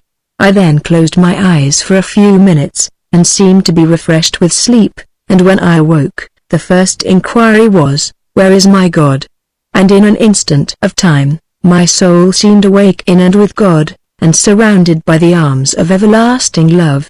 About sunrise I arose with joy to relate to my parents what God had done for my soul, and declared to them the miracle of God's unbounded grace. I took a Bible to show them the words that were impressed by God on my soul the evening before, but when I came to open the Bible, it appeared all new to me. I so longed to be useful in the cause of Christ, in preaching the gospel, that it seemed as if I could not rest any longer, but go I must and tell the wonders of redeeming love. I lost all taste for carnal pleasures, and carnal company, and was enabled to forsake them. 120. Life and Journals, Boston, 1806, pages 31 to 40, abridged. Young Mr. Aline, after the briefest of delays, and with no book learning but his Bible, and no teaching save that of his own experience, became a Christian minister, and thenceforward his life was fit to rank, for its austerity and single-mindedness, with that of the most devoted saints. But happy as he became in his strenuous way, he never got his taste for even the most innocent carnal pleasures back. We must class him, Like Bunyan and Tolstoy, amongst those upon whose soul the iron of melancholy left a permanent imprint. His redemption was into another universe than this mere natural world, and life remained for him a sad and patient trial. Years later we can find him making such an entry as this in his diary: "On Wednesday the 12th I preached at a wedding, and had the happiness thereby to be the means of excluding carnal mirth." The next case I will give is that of a correspondent of Professor Luber, printed in the latter's article, already cited, in Volume V, of the American Journal of Psychology.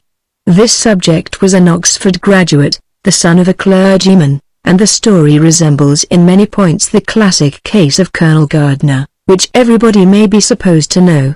Here it is, somewhat abridged: "Between the period of leaving Oxford and my conversion I never darkened the door of my father's church, although I lived with him for 8 years, making what money I wanted by journalism, and spending it in high carousal with anyone who would sit with me and drink it away. So I lived, sometimes drunk for a week together, and then a terrible repentance, and would not touch a drop for a whole month. In all this period, that is, up to 33 years of age, I never had a desire to reform on religious grounds. But all my pangs were due to some terrible remorse I used to feel after a heavy carousal, the remorse taking the shape of regret after my folly in wasting my life in such a way a man of superior talents and education. This terrible remorse turned me grey in one night, and whenever it came upon me I was perceptibly greyer the next morning. What I suffered in this way is beyond the expression of words. It was hellfire in all its most dreadful tortures. Often did I vow that if I got over this time I would reform. Alas, in about 3 days I fully recovered, and was as happy as ever. So it went on for years, but, with a physique like a rhinoceros, I always recovered, and as long as I let drink alone, no man was as capable of enjoying life as I was. I was converted in my own bedroom in my father's rectory house at precisely 3 o'clock in the afternoon of a hot July day, July 13, 1886. I was in perfect health, having been off from the drink for nearly a month. I was in no way troubled about my soul. In fact, God was not in my thoughts that day. A young lady friend sent me a copy of Professor Drummond's Natural Law in the Spiritual World, asking me my opinion of it as a literary work only. Being proud of my critical talents and wishing to enhance myself in my new friend's esteem, I took the book to my bedroom for quiet, intending to give it a thorough study, and then write her what I thought of it. It was here that God met me face to face, and I shall never forget the meeting. He that hath the Son hath life eternal, he that hath not the Son hath not life. I had read this scores of times before, but this made all the difference. I was now in God's presence and my attention was absolutely soldered on to this verse, and I was not allowed to proceed with the book till I had fairly considered what these words really involved. Only then was I allowed to proceed, feeling all the while that there was another being in my bedroom, though not seen by me. The stillness was very marvelous, and I felt supremely happy. It was most unquestionably shown me, in 1 second of time, that I had never touched the eternal, and that if I died then, I must inevitably be lost. I was undone. I knew it as well as I now know I am saved. The Spirit of God showed it me in ineffable love, there was no terror in it. I felt God's love so powerfully upon me that only a mighty sorrow crept over me that I had lost all through my own folly, and what was I to do? What could I do? I did not repent even, God never asked me to repent. All I felt was I am undone, and God cannot help it, although He loves me. No fault on the part of the Almighty. All the time I was supremely happy, I felt like a little child before his father. I had done wrong, but my father did not scold me, but loved me most wondrously. Still my doom was sealed. I was lost to a certainty, and being naturally of a brave disposition I did not quail under it, but deep sorrow for the past, mixed with regret for what I had lost, took hold upon me, and my soul thrilled within me to think it was all over. Then there crept in upon me so gently, so lovingly, so unmistakably, a way of escape, and what was it after all? The old story over again, told in the simplest way, "There is no name under heaven whereby ye can be saved except that of the Lord Jesus Christ." No words were spoken to me, my soul seemed to see my Savior in the Spirit, and from that hour to this, nearly 9 years now, there has never been in my life one doubt that the Lord Jesus Christ and God the Father both worked upon me that afternoon in July, both differently, and both in the most perfect love conceivable, and I rejoiced there and then in a conversion so astounding that the whole village heard of it in less than 24 hours. But a time of trouble was yet to come.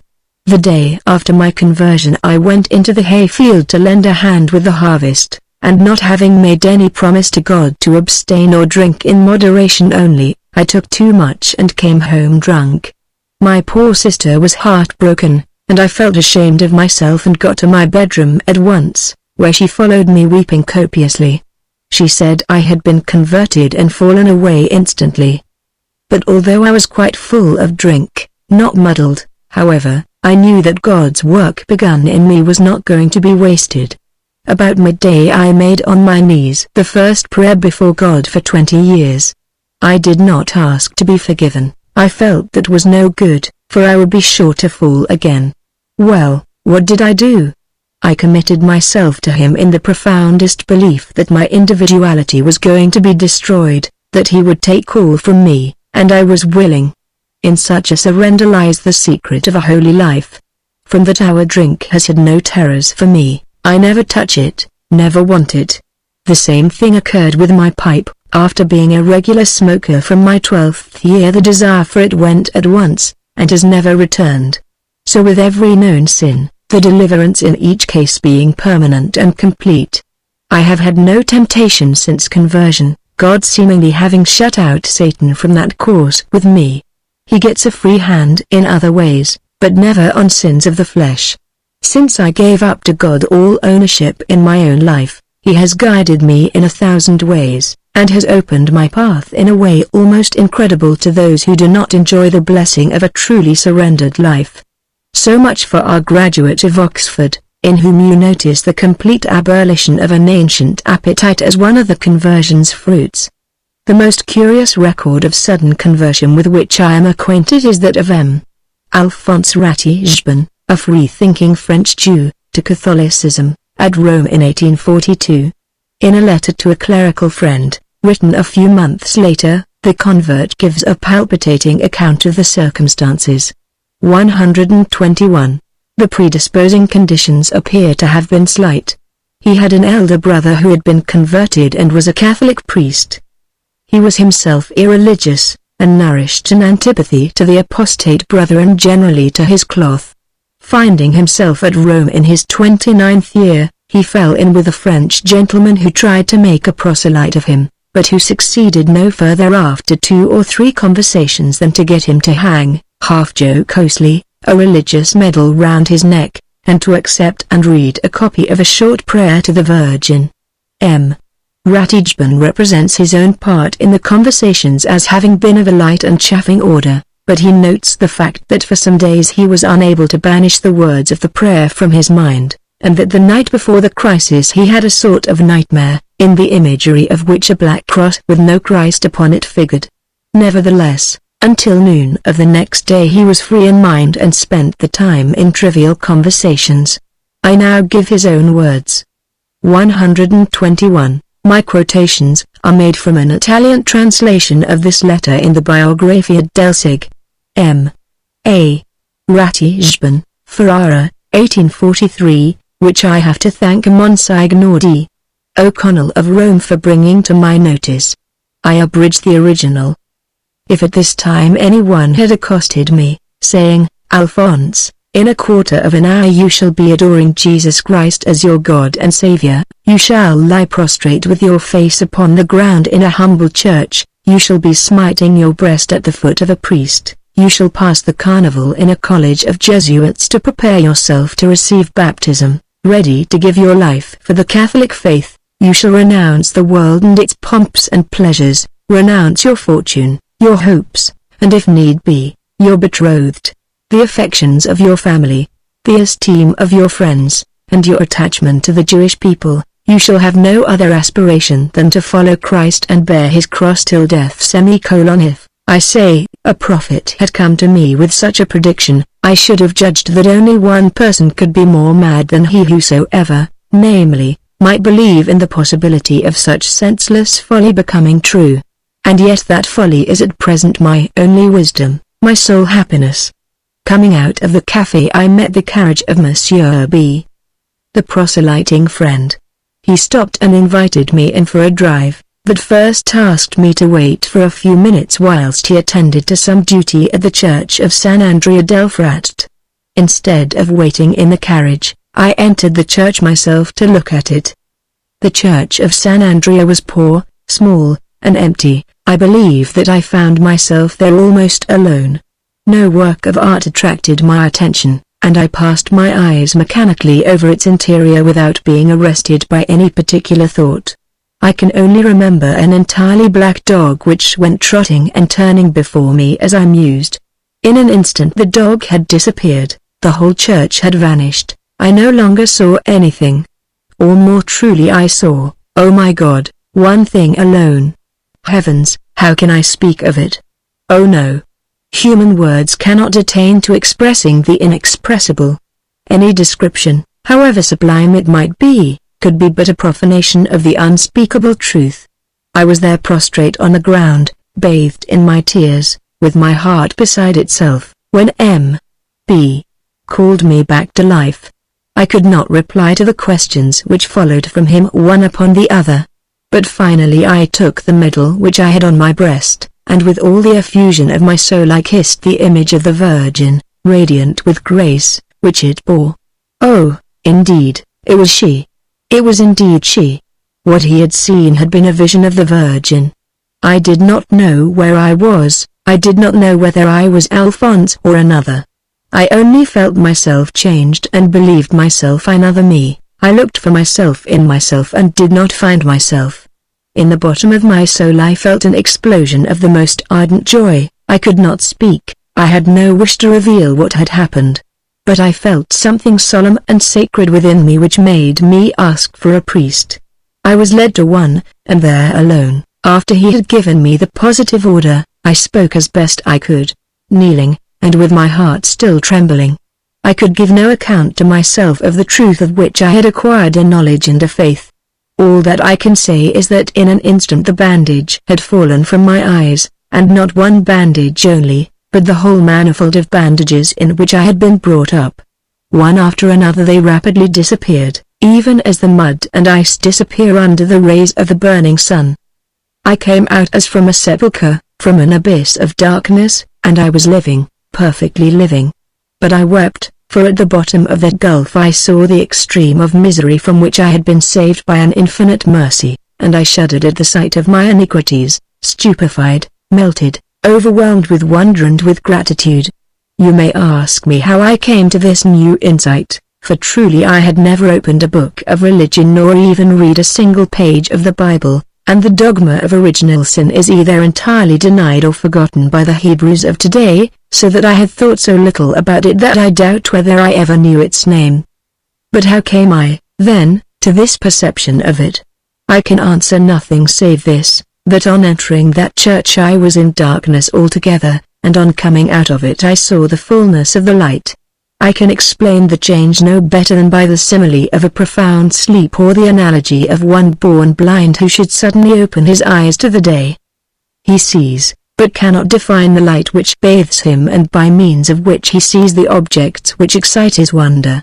If we cannot explain physical light, how can we explain the light which is the truth itself? And I think I remain within the limits of veracity when I say that without having any knowledge of the letter of religious doctrine, I now intuitively perceived its sense and spirit. Better than if I saw them, I felt those hidden things, I felt them by the inexplicable effects they produced in me. It all happened in my interior mind, and those impressions, more rapid than thought, shook my soul, revolved and turned it, as it were, in another direction, towards other aims, by other paths. I express myself badly. But do you wish, Lord, that I should enclose in poor and barren words sentiments which the heart alone can understand? I might multiply cases almost indefinitely, but these will suffice to show you how real, definite, and memorable an event a sudden conversion may be to him who has the experience. Throughout the height of it he undoubtedly seems to himself a passive spectator or undergoer of an astounding process performed upon him from above. There is too much evidence of this for any doubt of it to be possible. Theology, combining this fact with the doctrines of election and grace, has concluded that the Spirit of God is with us at these dramatic moments in a peculiarly miraculous way, unlike what happens at any other juncture of our lives. At that moment, it believes, an absolutely new nature is breathed into us, and we become partakers of the very substance of the deity. That the conversion should be instantaneous seems called for on this view, and the Moravian Protestants appear to have been the first to see this logical consequence. The Methodists soon followed suit, practically if not dogmatically, and a short time ere his death, John Wesley wrote: In London alone I found 652 members of our society who were exceeding clear in their experience, and whose testimony I could see no reason to doubt. And every one of these, without a single exception, has declared that his deliverance from sin was instantaneous, that the change was wrought in a moment. Had half of these, or 1/3, or 1 in 20, declared it was gradually wrought in them, I should have believed this, with regard to them, and thought that some were gradually sanctified and some instantaneously. But as I have not found, in so long a space of time, a single person speaking thus, I cannot but believe that sanctification is commonly, if not always, an instantaneous work. 122. 122. Ty Ehrman's Life of Wesley, I. 463.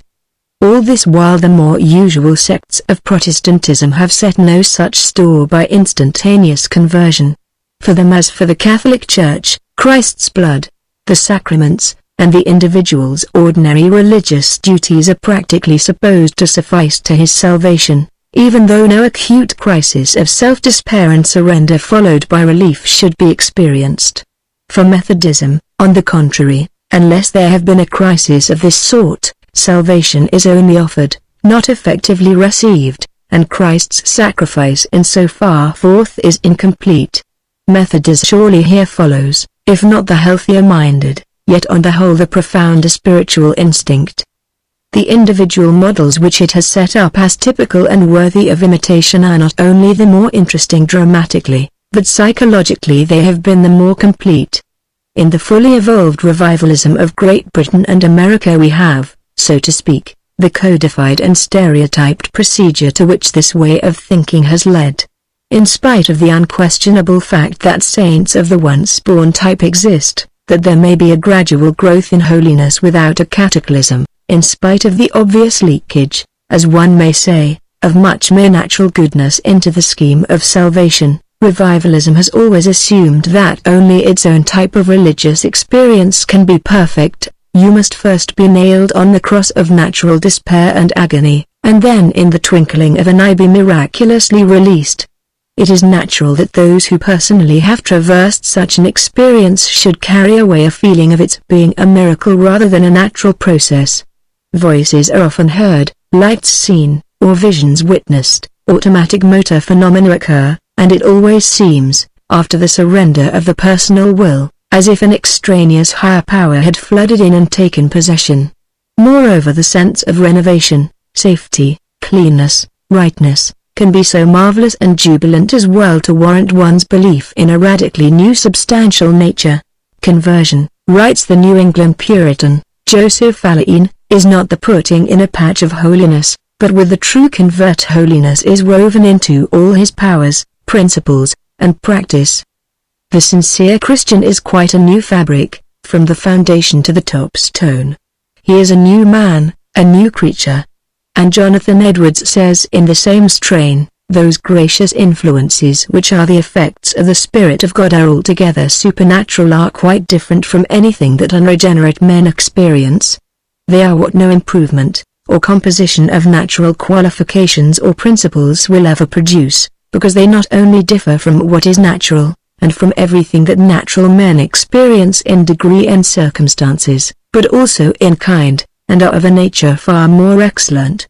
From hence it follows that in gracious affections there are, also, new perceptions and sensations entirely different in their nature and kind from anything experienced by their same saints before they were sanctified.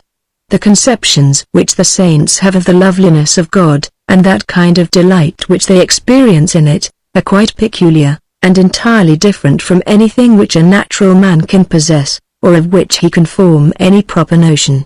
And that such a glorious transformation as this ought of necessity to be preceded by despair is shown by Edwards in another passage. Surely it cannot be unreasonable, he says, that before God delivers us from a state of sin and liability to everlasting woe, he should give us some considerable sense of the evil from which he delivers us, in order that we may know and feel the importance of salvation, and be enabled to appreciate the value of what God is pleased to do for us. As those who are saved are successively in two extremely different states, first in a state of condemnation and then in a state of justification and blessedness, and as God, in the salvation of men, deals with them as rational and intelligent creatures, it appears agreeable to this wisdom, that those who are saved should be made sensible of their being, in those two different states. In the first place, that they should be made sensible of their state of condemnation, and afterwards, of their state of deliverance and happiness. Such quotations express sufficiently well for our purpose the doctrinal interpretation of these changes. Whatever part suggestion and imitation may have played in producing them in men and women in excited assemblies, they have at any rate been in countless individual instances an original and unborrowed experience. Were we writing the story of the mind from the purely natural history point of view, with no religious interest whatever, we should still have to write down man's liability to sudden and complete conversion as one of his most curious peculiarities. What, now, must we ourselves think of this question? Is an instantaneous conversion a miracle in which God is present as he is present in no change of heart less strikingly abrupt? Are there two classes of human beings, even among the apparently regenerate, of which the one class really partakes of Christ's nature while the other merely seems to do so? Or, on the contrary, may the whole phenomenon of regeneration, even in these startling instantaneous examples, possibly be a strictly natural process, divine in its fruits, of course, but in one case more and in another less so, and neither more nor less divine in its mere causation and mechanism than any other process, high or low, of man's interior life? Before proceeding to answer this question, I must ask you to listen to some more psychological remarks. At our last lecture, I explained the shifting of men's centers of personal energy within them and the lighting up of new crises of emotion. I explained the phenomena as partly due to explicitly conscious processes of thought and will, but as due largely also to the subconscious incubation and maturing of motives deposited by the experiences of life. When ripe, the results hatch out, or burst into flower. I have now to speak of the subconscious region, in which such processes of flowering may occur, in a somewhat less vague way. I only regret that my limits of time here force me to be so short. The expression field of consciousness has but recently come into vogue in the psychology books. Until quite lately the unit of mental life which figured most was the single idea, supposed to be a definitely outlined thing. But at present psychologists are tending, first, to admit that the actual unit is more probably the total mental state, the entire wave of consciousness or field of objects present to the thought at any time, and, second, to see that it is impossible to outline this wave, this field, with any definiteness. As our mental fields succeed one another, each has its center of interest, around which the objects of which we are less and less attentively conscious fade to a margin so faint that its limits are unassignable. Some fields are narrow fields and some are wide fields. Usually when we have a wide field we rejoice, for we then see masses of truth together, and often get glimpses of relations which we divine rather than see, for they shoot beyond the field into still remoter regions of objectivity, regions which we seem rather to be about to perceive than to perceive actually. At other times, of drowsiness, illness, or fatigue, our fields may narrow almost to a point, and we find ourselves correspondingly oppressed and contracted. Different individuals present constitutional differences in this matter of width of field. Your great organizing geniuses are men with habitually vast fields of mental vision, in which a whole program of future operations will appear dotted out at once, the rays shooting far ahead into definite directions of advance. In common people there is never this magnificent inclusive view of a topic. They stumble along, feeling their way, as it were, from point to point, and often stop entirely. In certain diseased conditions consciousness is a mere spark, without memory of the past or thought of the future, and with the present narrowed down to some one simple emotion or sensation of the body.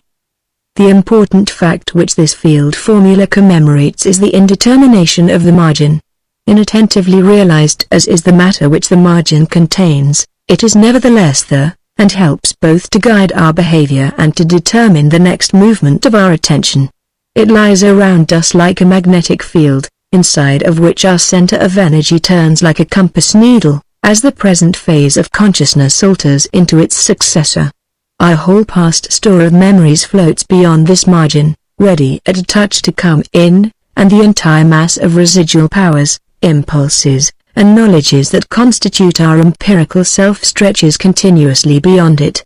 So vaguely drawn are the outlines between what is actual and what is only potential at any moment of our conscious life, that it is always hard to say of certain mental elements whether we are conscious of them or not. The ordinary psychology, admitting fully the difficulty of tracing the marginal outline, has nevertheless taken for granted, first, that all the consciousness the person now has, be the same focal or marginal, inattentive or attentive, is there in the field of the moment, all dim and impossible to assign as the latter's outline may be, and, second, that what is absolutely extra-marginal is absolutely non-existent, and cannot be a fact of consciousness at all. And having reached this point, I must now ask you to recall what I said in my last lecture about the subconscious life. I said, as you may recollect, that those who first laid stress upon these phenomena could not know the facts as we now know them. My first duty now is to tell you what I meant by such a statement. I cannot but think that the most important step forward that has occurred in psychology since I have been a student of that science is the discovery, first made in 1886, that, in certain subjects at least, there is not only the consciousness of the ordinary field, with its usual center and margin, but in addition thereto in the shape of a set of memories, thoughts, and feelings which are extra-marginal and outside of the primary consciousness altogether, but yet must be classed as conscious facts of some sort, able to reveal their presence by unmistakable signs. I call this the most important step forward because, unlike the other advances which psychology has made, this discovery has revealed to us an entirely unsuspected peculiarity in the constitution of human nature. No other step forward which psychology has made can proffer any such claim as this. In particular, this discovery of a consciousness existing beyond the field, or subliminally as Mr. Myers terms it, casts light on many phenomena of religious biography. That is why I have to advert to it now, although it is naturally impossible for me in this place to give you any account of the evidence on which the admission of such a consciousness is based. You will find it set forth in many recent books, Burnett's Alterations of Personality 123, being perhaps as good a one as any to recommend. 123, published in the International Scientific Series. The human material on which the demonstration has been made has so far been rather limited and, in part at least, eccentric, consisting of unusually suggestible hypnotic subjects, and of hysteric patients. Yet the elementary mechanisms of our life are presumably so uniform that what is shown to be true in a marked degree of some persons is probably true in some degree of all, and may, in a few, be true in an extraordinarily high degree. The most important consequence of having a strongly developed ultramarginal life of this sort is that one's ordinary fields of consciousness are liable to incursions from it of which the subject does not guess the source, and which, therefore, take for him the form of unaccountable impulses to act, or inhibitions of action, of obsessive ideas, or even of hallucinations of sight or hearing. The impulses may take the direction of automatic speech or writing, the meaning of which the subject himself may not understand even while he utters it, and generalizing this phenomenon, Mr. Myers has given the name of automatism, sensory or motor, emotional or intellectual, to this whole sphere of effects, due to uprushes into the ordinary consciousness of energies originating in the subliminal parts of the mind. The simplest instance of an automatism is the phenomenon of post-hypnotic suggestion, so called. You give to a hypnotized subject, adequately susceptible, an order to perform some designated act, usual or eccentric. It makes no difference after he wakes from his hypnotic sleep. Punctually, when the signal comes or the time elapses upon which you have told him that the act must ensue, he performs it but in so doing he has no recollection of your suggestion, and he always trumps up an improvised pretext for his behavior if the act be of an eccentric kind. It may even be suggested to a subject to have a vision or to hear a voice at a certain interval after waking, and when the time comes the vision is seen or the voice heard, with no inkling on the subject's part of its source.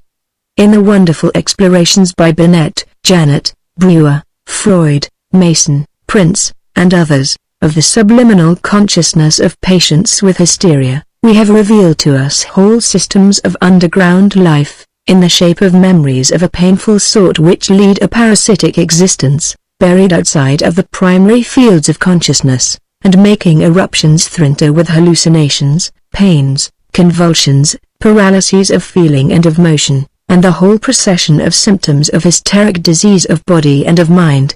Alter or abolish by suggestion these subconscious memories, and the patient immediately gets well.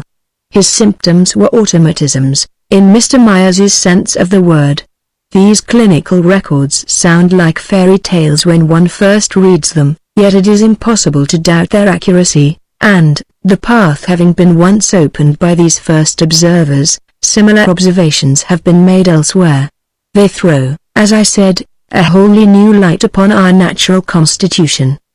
And it seems to me that they make a farther step inevitable. Interpreting the unknown after the analogy of the known, it seems to me that hereafter, wherever we meet with a phenomenon of automatism, be it motor impulses, or obsessive idea, or unaccountable caprice, or delusion, or hallucination, we are bound first of all to make search whether it be not an explosion, into the fields of ordinary consciousness, of ideas elaborated outside of those fields in subliminal regions of the mind. We should look, therefore, for its source in the subject's subconscious life. In the hypnotic cases, we ourselves create the source by our suggestion, so we know it directly. In the hysteric cases, the lost memories which are the source have to be extracted from the patient's subliminal by a number of ingenious methods, for an account of which you must consult the books. In other pathological cases, insane delusions, for example, or psychopathic obsessions, the source is yet to seek, but by analogy it also should be in subliminal regions which improvements in our methods may yet conceivably put on tap. There lies the mechanism logically to be assumed, but the assumption involves a vast program of work to be done in the way of verification, in which the religious experiences of man must play their part. 124. 124. The reader will here please notice that in my exclusive reliance in the last lecture on the subconscious incubation of motives deposited by a growing experience, I followed the method of employing accepted principles of explanation as far as one can. The subliminal region, whatever else it may be, is at any rate a place now admitted by psychologists to exist for the accumulation of vestiges of sensible experience, whether inattentively or attentively registered, and for their elaboration according to ordinary psychological or logical laws into results that end by attaining such attention that they may at times enter consciousness with something much like a burst. It thus is scientific to interpret all otherwise unaccountable invasive alterations of consciousness as results of the tension of subliminal memories reaching the bursting point. But candor obliges me to confess that there are occasional bursts into consciousness of results of which it is not easy to demonstrate any prolonged subconscious incubation. Some of the cases I used to illustrate the sense of presence of the unseen in Lecture 3 were of this order. Compare pages 59, 60, 61, 66, and we shall see other experiences of the kind when we come to the subject of mysticism. The case of Mr. Bradley, that of M. Ratisbon, possibly that of Colonel Gardner, possibly that of St. Paul, might not be so easily explained in this simple way. The result, then, would have to be ascribed either to a merely physiological nerve storm, a discharging lesion like that of epilepsy, or, in case it were useful and rational, as in the two latter cases named, to some more mystical or theological hypothesis. I make this remark in order that the reader may realize that the subject is really complex. But I shall keep myself as far as possible at present to the more scientific view, and only as the plot thickens in subsequent lectures shall I consider the question of its absolute sufficiency as an explanation of all the facts. That subconscious incubation explains a great number of them, there can be no doubt. And thus I return to our own specific subject of instantaneous conversions. You remember the cases of Aline, Bradley, Brainerd, and the graduate of Oxford converted at 3 in the afternoon. Similar occurrences abound, some with and some without luminous visions, all with a sense of astonished happiness, and of being wrought on by a higher control.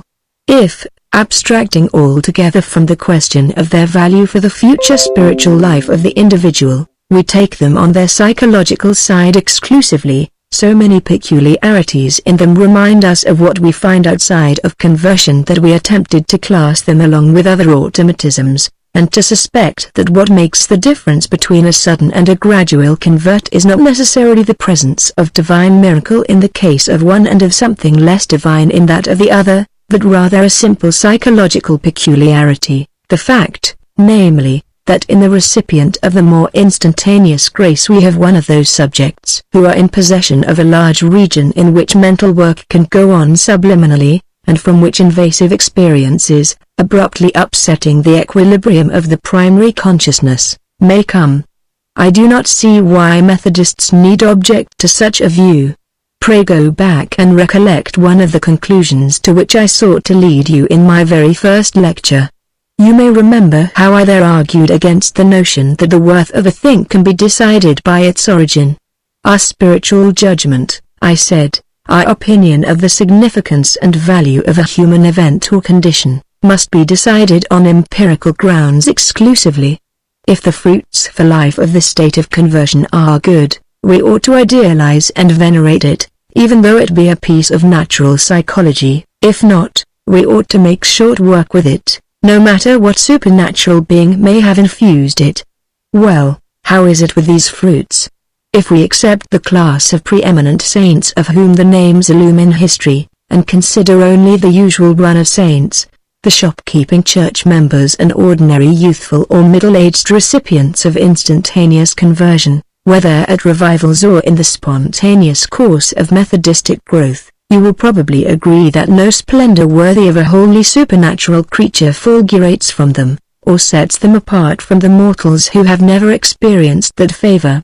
Were it true that a suddenly converted man as such is, as Edwards says, 125, of an entirely different kind from a natural man, partaking as he does directly of Christ's substance, there surely ought to be some exquisite class mark, some distinctive radiance attaching even to the lowliest specimen of this genus, to which no one of us could remain insensible, and which, so far as it went, would prove him more excellent than ever the most highly gifted among mere natural men.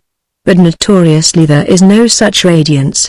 Converted men as a class are indistinguishable from natural men, some natural men even excel some converted men in their fruits, and no one ignorant of doctrinal theology could guess by mere everyday inspection of the accidents of the two groups of persons before him, that their substance differed as much as divine differs from human substance. 125, Edwards says elsewhere, I am bold to say that the work of God in the conversion of one soul, considered together with the source foundation, and purchase of it, and also the benefit, end, and eternal issue of it, is a more glorious work of God than the creation of the whole material universe. The believers in the non-natural character of sudden conversion have had practically to admit that there is no unmistakable class mark distinctive of all true converts. The supernormal incidents, such as voices and visions and overpowering impressions of the meaning of suddenly presented scripture texts, the melting emotions and tumultuous affections connected with the crisis of change, may all come by way of nature, or worse still, be counterfeited by Satan. The real witness of the spirit of the second birth is to be found only in the disposition of the genuine child of God, the permanently patient heart, the love of self eradicated. And this, it has to be admitted, is also found in those who pass no crisis, and may even be found outside of Christianity altogether. Throughout Jonathan Edwards's admirably rich and delicate description of the supernaturally infused condition, in his treatise on religious affections, there is not one decisive trait, not one mark, that unmistakably parts it off from what may possibly be only an exceptionally high degree of natural goodness. In fact, one could hardly read a clearer argument than this book unwittingly offers in favor of the thesis that no chasm exists between the orders of human excellence, but that here as elsewhere, nature shows continuous differences, and generation and regeneration are matters of degree. All which denial of two objective classes of human beings separated by a chasm must not leave us blind to the extraordinary momentousness of the fact of his conversion to the individual himself who gets converted. There are higher and lower limits of possibility set to each personal life. If a flood but goes above one's head, its absolute elevation becomes a matter of small importance, and when we touch our own upper limit and live in our own highest center of energy, we may call ourselves saved, no matter how much higher someone else's center may be. A small man's salvation will always be a great salvation and the greatest of all facts for him, and we should remember this when the fruits of our ordinary evangelicism look discouraging. Who knows how much less ideal still the lives of these spiritual grubs and earthworms, these crumps and stigginses, might have been, if such poor grace as they have received had never touched them at all. 126. 126. Emerson writes, "When we see a soul whose acts are regal, graceful and pleasant as roses, we must thank God that such things can be and are, and not turn sourly on the angel and say, Crump is a better man, with his grunting resistance to all his native devils." True enough. Yet Crump may really be the better Crump, for his inner discords and second birth, and your once-born regal character, though indeed always better than poor Crump, may fall far short of what he individually might be had he only some Crump-like capacity for compunction over his own peculiar diabolisms, graceful and pleasant and invariably gentlemanly as these may be. If we roughly arrange human beings in classes, each class standing for a grade of spiritual excellence, I believe we shall find natural men and converts both sudden and gradual in all the classes. The forms which regenerative change effects have, then, no general spiritual significance, but only a psychological significance. We have seen how Starbuck's laborious statistical studies tend to assimilate conversion to ordinary spiritual growth. Another American psychologist, Professor George A. Coe, 127, has analyzed the cases of 77 converts or ex-candidates for conversion, known to him, and the results strikingly confirm the view that sudden conversion is connected with the possession of an active subliminal self. Examining his subjects with reference to their hypnotic sensibility and to such automatisms as hypnagogic hallucinations, odd impulses, religious dreams about the time of their conversion, etc., he found these relatively much more frequent in the group of converts whose transformation had been striking transformation being defined as a change which, though not necessarily instantaneous, seems to the subject of it to be distinctly different from a process of growth, however rapid. 128. Candidates for conversion at revivals are, as you know, often disappointed. They experience nothing striking. Professor Coe had a number of persons of this class among his 77 subjects, and they almost all, when tested by hypnotism, proved to belong to a subclass which he calls spontaneous, that is, fertile in self-suggestions, as distinguished from a passive subclass, to which most of the subjects of striking transformation belonged. His inference is that self-suggestion of impossibility had prevented the influence upon these persons of an environment which, on the more passive subjects, had easily brought forth the effects they looked for. Sharp distinctions are difficult in these regions, and Professor Coe's numbers are small. But his methods were careful, and the results tally with what one might expect, and they seem, on the whole, to justify his practical conclusion, which is that if you should expose to a converting influence a subject in whom three factors unite: first, pronounced emotional sensibility; second, tendency to automatisms; and third, suggestibility of the passive type, you might then safely predict the result. There would be a sudden conversion, a transformation of the striking kind. 127, in his book, The Spiritual Life, New York, 1900. 128, Op. Cit. p. 112. Does this temperamental origin diminish the significance of the sudden conversion when it has occurred? Not in the least, as Professor Coe well says, for the ultimate test of religious values is nothing psychological, nothing definable in terms of how it happens, but something ethical, definable only in terms of what is attained.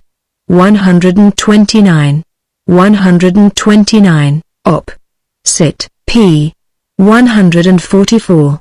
As we proceed farther in our inquiry we shall see that what is attained is often an altogether new level of spiritual vitality, a relatively heroic level, in which impossible things have become possible, and new energies and endurances are shown.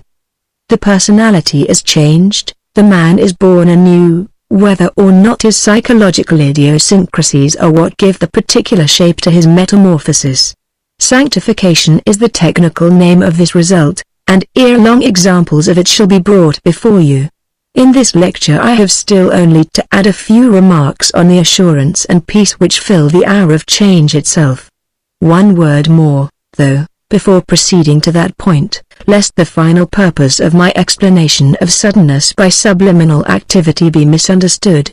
I do indeed believe that if the subject have no liability to such subconscious activity, or if his conscious fields have a hard rind of a margin that resists incursions from beyond it, his conversion must he gradual if it occur, and must resemble any simple growth into new habits. His possession of a developed subliminal self, and of a leaky or pervious margin, is thus a conditio sine qua non of the subject's becoming converted in the instantaneous way. But if you, being orthodox Christians, ask me as a psychologist whether the reference of a phenomenon to a subliminal self does not exclude the notion of the direct presence of the deity altogether, I have to say frankly that as a psychologist I do not see why it necessarily should.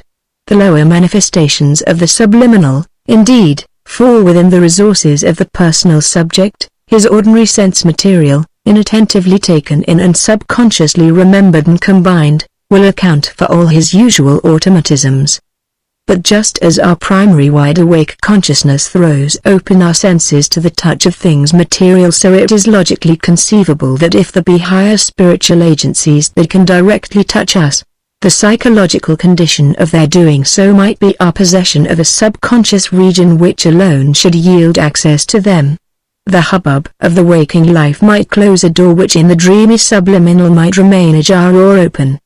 Thus that perception of external control which is so essential a feature in conversion might, in some cases at any rate, be interpreted as the orthodox interpret it. Forces transcending the finite individual might impress him, on condition of his being what we may call a subliminal human specimen.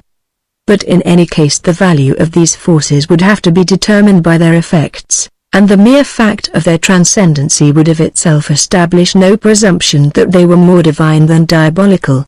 I confess that this is the way in which I should rather see the topic left lying in your minds until I come to a much later lecture, when I hope once more to gather these dropped threads together into more definitive conclusions. The notion of a subconscious self certainly ought not at this point of our inquiry to be held to exclude all notion of a higher penetration. If there be higher powers able to impress us, they may get access to us only through the subliminal door. See below, p. 506 ff. Let us turn now to the feelings which immediately fill the hour of the conversion experience. The first one to be noted is just this sense of higher control. It is not always, but it is very often present. We saw examples of it in Aline, Bradley, Brainerd, and elsewhere. The need of such a higher controlling agency is well expressed in the short reference which the eminent French Protestant Adolphe Monod makes to the crisis of his own conversion. It was at Naples in his early manhood, in the summer of 1827. My sadness, he says, was without limit, and having got entire possession of me, it filled my life from the most indifferent external acts to the most secret thoughts, and corrupted at their source my feelings, my judgment, and my happiness. It was then that I saw that to expect to put a stop to this disorder by my reason and my will, which were themselves diseased, would be to act like a blind man who should pretend to correct one of his eyes by the aid of the other equally blind one. I had then no resource save in some influence from without. I remembered the promise of the Holy Ghost, and what the positive declarations of the gospel had never succeeded in bringing home to me, I learned at last from necessity, and believed, for the first time in my life, in this promise, in the only sense in which it answered the needs of my soul, in that, namely, of a real external supernatural action, capable of giving me thoughts, and taking them away from me, and exerted on me by a God as truly master of my heart as he is of the rest of nature. Renouncing then all merit, all strength, abandoning all my personal resources, and acknowledging no other title to his mercy than my own utter misery, I went home and threw myself on my knees and prayed as I never yet prayed in my life. From this day onwards a new interior life began for me, not that my melancholy had disappeared, but it had lost its sting. Hope had entered into my heart, and once entered on the path, the God of Jesus Christ, to whom I then had learned to give myself up, little by little did the rest. 130.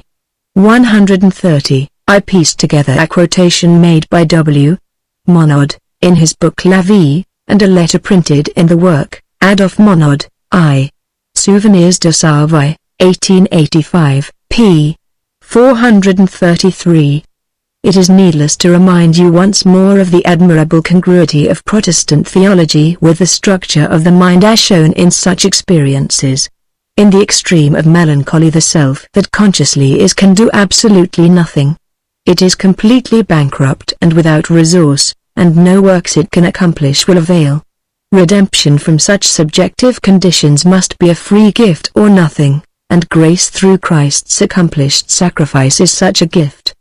God, says Luther, is the God of the humble, the miserable, the oppressed, and the desperate, and of those that are brought even to nothing, and his nature is to give sight to the blind, to comfort the broken-hearted, to justify sinners, to save the very desperate and damned.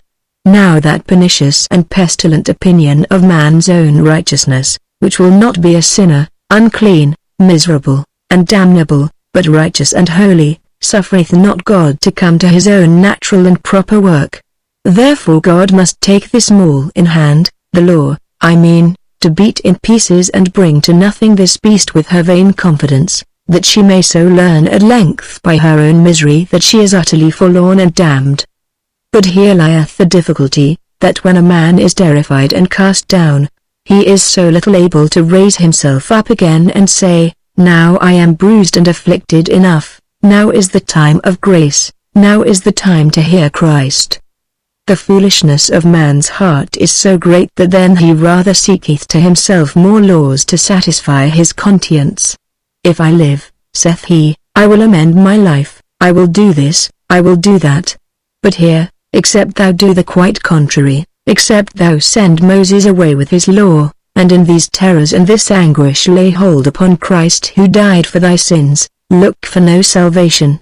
Thy cowl, thy shaven crown, thy chastity, thy obedience, thy poverty, thy works, thy merits?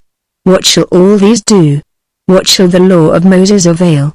If I, wretched and damnable sinner, through works or merits could have loved the Son of God, and so come to him, What needed he to deliver himself for me? If I, being a wretch and damned sinner, could be redeemed by any other price, what needed the Son of God to be given?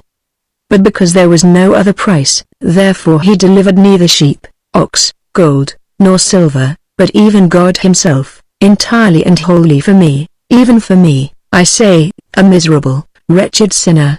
Now, therefore, I take comfort and apply this to myself. And this manner of applying is the very true force and power of faith. For he died not to justify the righteous, but the unrighteous, and to make them the children of God. 131. 131, Commentary on Galatians, ch. 3. Verse 19, and ch. 2. Verse 20, abridged. That is, the more literally lost you are, the more literally you are the very being whom Christ's sacrifice has already saved. Nothing in Catholic theology, I imagine, has ever spoken to sick souls as straight as this message from Luther's personal experience. As Protestants are not all sick souls, of course reliance on what Luther exults in calling the dung of one's merits, the filthy puddle of one's own righteousness, has come to the front again in their religion, but the adequacy of his view of Christianity to the deeper parts of our human mental structure is shown by its wildfire contagiousness when it was a new and quickening thing. Faith that Christ has genuinely done his work was part of what Luther meant by faith, which so far is faith in effect intellectually conceived of. But this is only one part of Luther's faith, the other part being far more vital. This other part is something not intellectual but immediate and intuitive, the assurance, namely, that I, this individual I, just as I stand, without one plea, etc., am saved now and forever.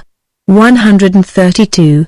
Professor Luber is undoubtedly right in contending that the conceptual belief about Christ's work, although so often efficacious and antecedent, is really accessory and non-essential, and that the joyous conviction can also come by far other channels than this conception. It is to the joyous conviction itself, the assurance that all is well with one, that he would give the name of faith par excellence. When the sense of estrangement, he writes, fencing man about in a narrowly limited ego, breaks down, the individual finds himself at one with all creation. He lives in the universal life, he and man, he and nature, he and God, are one. That state of confidence, trust, union with all things, following upon the achievement of moral unity, is the faith state. Various dogmatic beliefs suddenly, on the advent of the faith state, acquire a character of certainty, assume a new reality, become an object of faith. As the ground of assurance here is not rational, argumentation is irrelevant. But such conviction being a mere casual offshoot of the faith state, it is a gross error to imagine that the chief practical value of the faith state is its power to stamp with the seal of reality certain particular theological conceptions. 133. On the contrary, its value lies solely in the fact that it is the psychic correlate of a biological growth reducing contending desires to one direction, a growth which expresses itself in new affective states and new reactions, in larger, nobler, more Christ-like activities. The ground of the specific assurance in religious dogmas is then an affective experience. The objects of faith may even be preposterous. The affective stream will float them along, and invest them with unshakable certitude. The more startling the affective experience, the less explicable it seems, the easier it is to make it the carrier of unsubstantiated notions. 134. 132. In some conversions, both steps are distinct. In this one, for example, whilst I was reading the evangelical treatise, I was soon struck by an expression, the finished work of Christ. Why, I asked of myself, does the author use these terms? Why does he not say the atoning work? Then these words, it is finished, presented themselves to my mind. What is it that is finished? I asked, and in an instant my mind replied, a perfect expiation for sin, entire satisfaction has been given, the debt has been paid by the substitute. Christ has died for our sins, not for ours only, but for those of all men. If, then, The entire work is finished, all the debt paid. What remains for me to do? In another instant the light was shed through my mind by the Holy Ghost, and the joyous conviction was given me that nothing more was to be done, save to fall on my knees, to accept this Savior and His love, to praise God forever. Autobiography of Hudson Taylor. I translate back into English from the French translation of Challand, Geneva, no date, the original not being accessible. 133. Tolstoy's case was a good comment on those words. There was almost no theology in his conversion. His faith state was the sense come back that life was infinite in its moral significance. 134. American Journal of Psychology, 7. 345-347, abridged. The characteristics of the affective experience which, to avoid ambiguity, should, I think, be called the state of assurance rather than a faith state, can be easily enumerated, though it is probably difficult to realize their intensity, unless one has been through the experience oneself. The central one is the loss of all the worry, the sense that all is ultimately well with one, the peace, the harmony, the willingness to be, even though the outer conditions should remain the same. The certainty of God's grace, of justification, salvation, is an objective belief that usually accompanies the change in Christians, but this may be entirely lacking and yet the effective peace remain the same. You will recollect the case of the Oxford graduate, and many might be given where the assurance of personal salvation was only a later result. A passion of willingness, of acquiescence, of admiration, is the glowing center of this state of mind. The second feature is the sense of perceiving truths not known before. The mysteries of life become lucid, as Professor Luber says, and often, nay usually, the solution is more or less unutterable in words. But these more intellectual phenomena may be postponed until we treat of mysticism. A third peculiarity of the assurance state is the objective change which the world often appears to undergo. An appearance of newness beautifies every object, the precise opposite of that other sort of newness, that dreadful unreality and strangeness in the appearance of the world, which is experienced by melancholy patients, and of which you may recall my relating some examples. 135. This sense of clean and beautiful newness within and without is one of the commonest entries in conversion records. Jonathan Edwards thus describes it in himself: 135, above, p. 150. After this my sense of divine things gradually increased, and became more and more lively, and had more of that inward sweetness. The appearance of everything was altered, there seemed to be, as it were, a calm, sweet cast, or appearance of divine glory, in almost everything.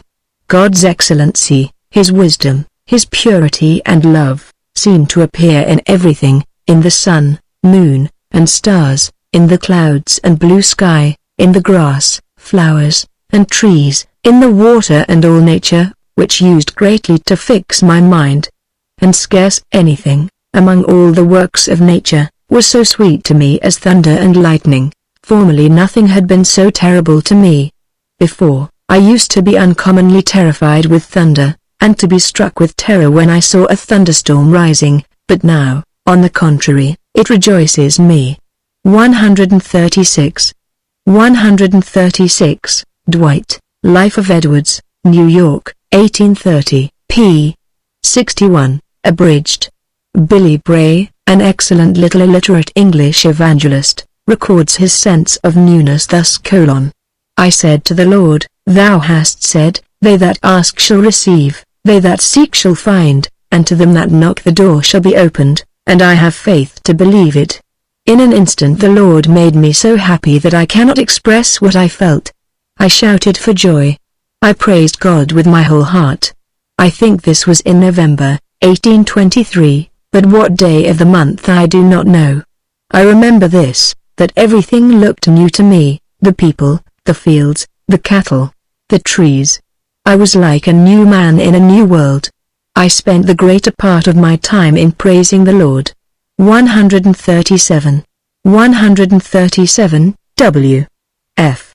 Bourne, The King's Son, a memoir of Billy Bray, London, Hamilton, Adams & Co., 1887, p.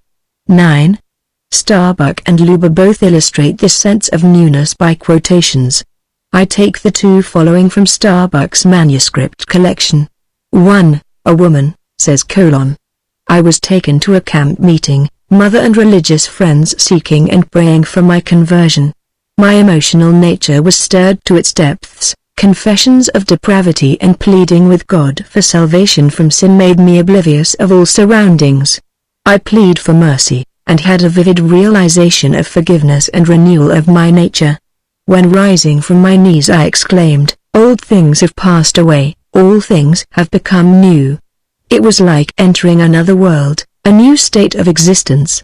Natural objects were glorified. My spiritual vision was so clarified that I saw beauty in every material object in the universe. The woods were vocal with heavenly music. My soul exulted in the love of God, and I wanted everybody to share in my joy. The next case is that of a man : I know not how I got back into the encampment, but found myself staggering up to Reverend S. Holiness tent, and as it was full of seekers and a terrible noise inside, some groaning, some laughing, and some shouting, and by a large oak, 10 feet from the tent, I fell on my face by a bench, and tried to pray, and every time I would call on God, something like a man's hand would strangle me by choking.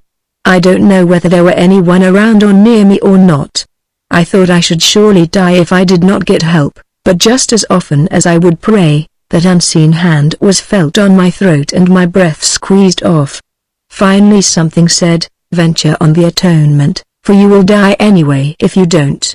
So I made one final struggle to call on God for mercy, with the same choking and strangling, determined to finish the sentence of prayer for mercy, if I did strangle and die, and the last I remember that time was falling back on the ground with the same unseen hand on my throat.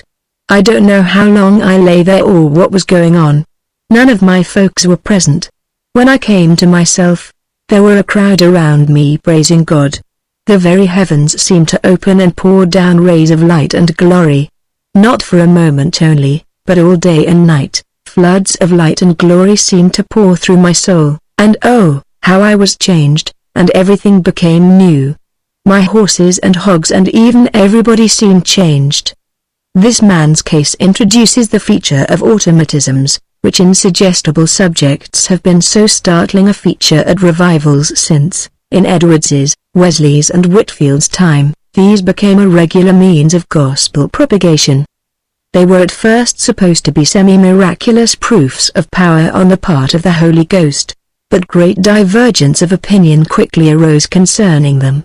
Edwards, in his thoughts on the revival of religion in New England, has to defend them against their critics, and their value has long been matter of debate even within the revivalistic denominations.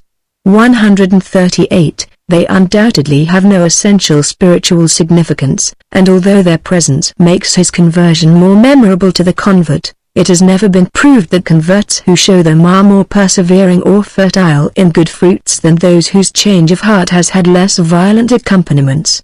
On the whole, unconsciousness, convulsions, visions, involuntary vocal utterances, and suffocation, must be simply ascribed to the subjects having a large subliminal region, involving nervous instability. This is often the subject's own view of the matter afterwards. One of Starbuck's correspondents writes, for instance: 138, consult William B. Sprague, Lectures on Revivals of Religion, New York, 1832, in the long appendix to which the opinions of a large number of ministers are given. I have been through the experience which is known as conversion. My explanation of it is this: the subject works his emotions up to the breaking point, at the same time resisting their physical manifestations, such as quicken pulse, etc., and then suddenly lets them have their full sway over his body. The relief is something wonderful, and the pleasurable effects of the emotions are experienced to the highest degree. There is one form of sensory automatism which possibly deserves special notice on account of its frequency. I refer to hallucinatory or pseudo-hallucinatory luminous phenomena, photisms, to use the term of the psychologists. St. Paul's blinding heavenly vision seems to have been a phenomenon of this sort, so does Constantine's cross in the sky. The last case but one which I quoted mentions floods of light and glory. Henry Alline mentions a light, about whose externality he seems uncertain. Colonel Gardner sees a blazing light. President Finney writes: All at once the glory of God shone upon and round about me in a manner almost marvelous. A light perfectly ineffable shone in my soul, that almost prostrated me on the ground.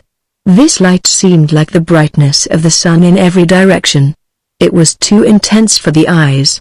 I think I knew something then, by actual experience, of that light that prostrated Paul on the way to Damascus. It was surely a light such as I could not have endured long. 139. Memoirs, p. 34. Such reports of phantasms are indeed far from uncommon. Here is another from Starbuck's collection, where the light appeared evidently external: I had attended a series of revival services for about 2 weeks off and on. Had been invited to the altar several times, all the time becoming more deeply impressed, when finally I decided I must do this, or I should be lost. Realization of conversion was very vivid, like a ton's weight being lifted from my heart, a strange light which seemed to light up the whole room, for it was dark, a conscious supreme bliss which caused me to repeat glory to God for a long time. Decided to be God's child for life, and to give up my pet ambition, wealth and social position. My former habits of life hindered my growth somewhat, but I set about overcoming these systematically, and in 1 year my whole nature was changed, i.e., my ambitions were of a different order. Here is another one of Starbuck's cases, involving a luminous element: I had been clearly converted 23 years before, or rather acclaimed. My experience in regeneration was then clear and spiritual, and I had not backslidden. But I experienced entire sanctification on the 15th day of March, 1893, about 11 o'clock in the morning. The particular accompaniments of the experience were entirely unexpected. I was quietly sitting at home singing selections out of Pentecostal hymns. Suddenly there seemed to be a something sweeping into me and inflating my entire being, such a sensation as I had never experienced before. When this experience came, I seemed to be conducted around a large, capacious, well-lighted room. As I walked with my invisible conductor and looked around, a clear thought was coined in my mind: they are not here, they are gone. As soon as the thought was definitely formed in my mind, though no word was spoken, the Holy Spirit impressed me that I was surveying my own soul. Then, for the first time in all my life, did I know that I was cleansed from all sin, and filled with the fullness of God. Luber quotes the case of a Mr. Peake, where the luminous affection reminds one of the chromatic hallucinations produced by the intoxicant cactus buds called mezcal by the Mexicans: When I went in the morning into the fields to work, the glory of God appeared in all his visible creation.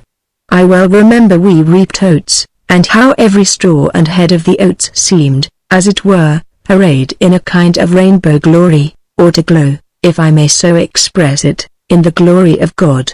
140. These reports of sensorial phantasms shade off into what are evidently only metaphorical accounts of the sense of new spiritual illumination, as, for instance, in Brainerd's statement: as I was walking in a thick grove, unspeakable glory seemed to open to the apprehension of my soul. I do not mean any external brightness, for I saw no such thing, nor any imagination of a body of light in the third heavens, or anything of that nature, but it was a new inward apprehension or view that I had of God. In the case like this next one from Starbuck's manuscript collection, the lighting up of the darkness is probably also metaphorical: One Sunday night, I resolved that when I got home to the ranch where I was working, I would offer myself with my faculties and all to God to be used only by and for him.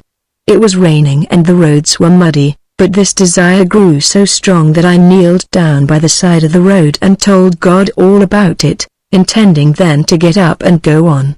Such a thing as any special answer to my prayer never entered my mind. Having been converted by faith, but still being most undoubtedly saved. Well, while I was praying, I remember holding out my hands to God and telling him they should work for him, my feet walk for him, my tongue speak for him, etc., etc., if he would only use me as his instrument and give me a satisfying experience. When suddenly the darkness of the night seemed lit up, I felt, realized, knew, that God heard and answered my prayer. Deep happiness came over me. I felt I was accepted into the inner circle of God's loved ones. In the following case also the flash of light is metaphorical: a prayer meeting had been called for at close of evening service. The minister supposed me impressed by his discourse, a mistake. He was dull. He came and, placing his hand upon my shoulder, said, "Do you not want to give your heart to God?" I replied in the affirmative. Then said he, "Come to the front seat." They sang and prayed and talked with me. I experienced nothing but unaccountable wretchedness. They declared that the reason why I did not obtain peace was because I was not willing to give up all to God. After about 2 hours the minister said we would go home. As usual, on retiring, I prayed. In great distress, I at this time simply said, "Lord, I have done all I can, I leave the whole matter with thee." Immediately, like a flash of light, there came to me a great peace, and I arose and went into my parents' bedroom and said, "I do feel so wonderfully happy." This I regard as the hour of conversion. It was the hour in which I became assured of divine acceptance and favor. So far as my life was concerned, it made little immediate change. The most characteristic of all the elements of the conversion crisis, and the last one of which I shall speak, is the ecstasy of happiness produced. We have already heard several accounts of it, but I will add a couple more. President Finney's is so vivid that I give it at length: all my feelings seemed to rise and flow out, and the utterance of my heart was, "I want to pour my whole soul out to God." The rising of my soul was so great that I rushed into the back room of the front office, to pray. There was no fire and no light in the room, nevertheless it appeared to me as if it were perfectly light. As I went in and shut the door after me, it seemed as if I met the Lord Jesus Christ face to face. It did not occur to me then, nor did it for some time afterwards, that it was wholly a mental state. On the contrary, it seemed to me that I saw him as I would see any other man. He said nothing but looked at me in such a manner as to break me right down at his feet. I have always since regarded this as a most remarkable state of mind, for it seemed to me a reality that he stood before me, and I fell down at his feet and poured out my soul to him. I wept aloud like a child, and made such confessions as I could with my choked utterance. It seemed to me that I bathed his feet with my tears, and yet I had no distinct impression that I touched him, that I recollect. I must have continued in this state for a good while, but my mind was too absorbed with the interview to recollect anything that I said. But I know, as soon as my mind became calm enough to break off from the interview, I returned to the front office, and found that the fire that I had made of larch wood was nearly burned out. But as I turned and was about to take a seat by the fire, I received a mighty baptism of the Holy Ghost. Without any expectation of it, without ever having the thought in my mind that there was any such thing for me, without any recollection that I had ever heard the thing mentioned by any person in the world, the Holy Spirit descended upon me in a manner that seemed to go through me, body and soul. I could feel the impression, like a wave of electricity, going through and through me. Indeed, it seemed to come in waves and waves of liquid love, for I could not express it in any other way. It seemed like the very breath of God. I can recollect distinctly that it seemed to fan me, like immense wings. No words can express the wonderful love that was shed abroad in my heart.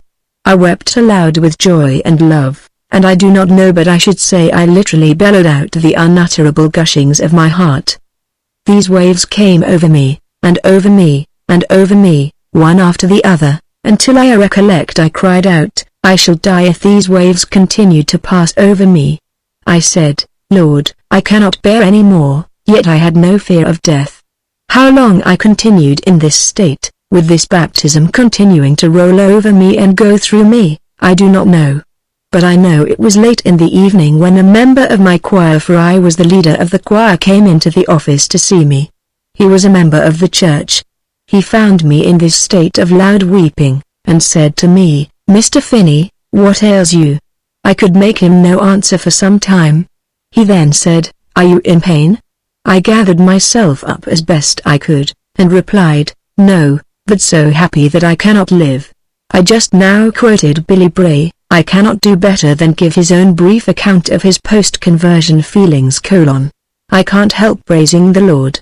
As I go along the street, I lift up one foot, and it seems to say glory, and I lift up the other, and it seems to say amen, and so they keep up like that all the time I am walking." 141. 141. I add in a note a few more records: "One morning, being in deep distress, fearing every moment I should drop into hell, I was constrained to cry in earnest for mercy, and the Lord came to my relief, and delivered my soul from the burden and guilt of sin. My whole frame was in a tremor from head to foot, and my soul enjoyed sweet peace. The pleasure I then felt was indescribable. The happiness lasted about 3 days, during which time I never spoke to any person about my feelings." Autobiography of Dan Young, edited by W. P. Strickland, New York, 1860. In an instant there rose up in me such a sense of God's taking care of those who put their trust in Him that for an hour all the world was crystalline, the heavens were lucid, and I sprang to my feet and began to cry and laugh. H. W. Beecher, quoted by Luber. My tears of sorrow changed to joy, and I lay there praising God in such ecstasy of joy as only the soul who experiences it can realize. I cannot express how I felt. It was as if I had been in a dark dungeon and lifted into the light of the sun. I shouted and I sang praise unto Him who loved me and washed me from my sins. I was forced to retire into a secret place, for the tears did flow, and I did not wish my shipmates to see me, and yet I could not keep it a secret. I experienced joy almost to weeping. I felt my face must have shone like that of Moses. I had a general feeling of buoyancy. It was the greatest joy it was ever my lot to experience. I wept and laughed alternately. I was as light as if walking on air. I felt as if I had gained greater peace and happiness than I had ever expected to experience. Starbucks correspondence. One word, before I close this lecture, on the question of the transiency or permanence of these abrupt conversions.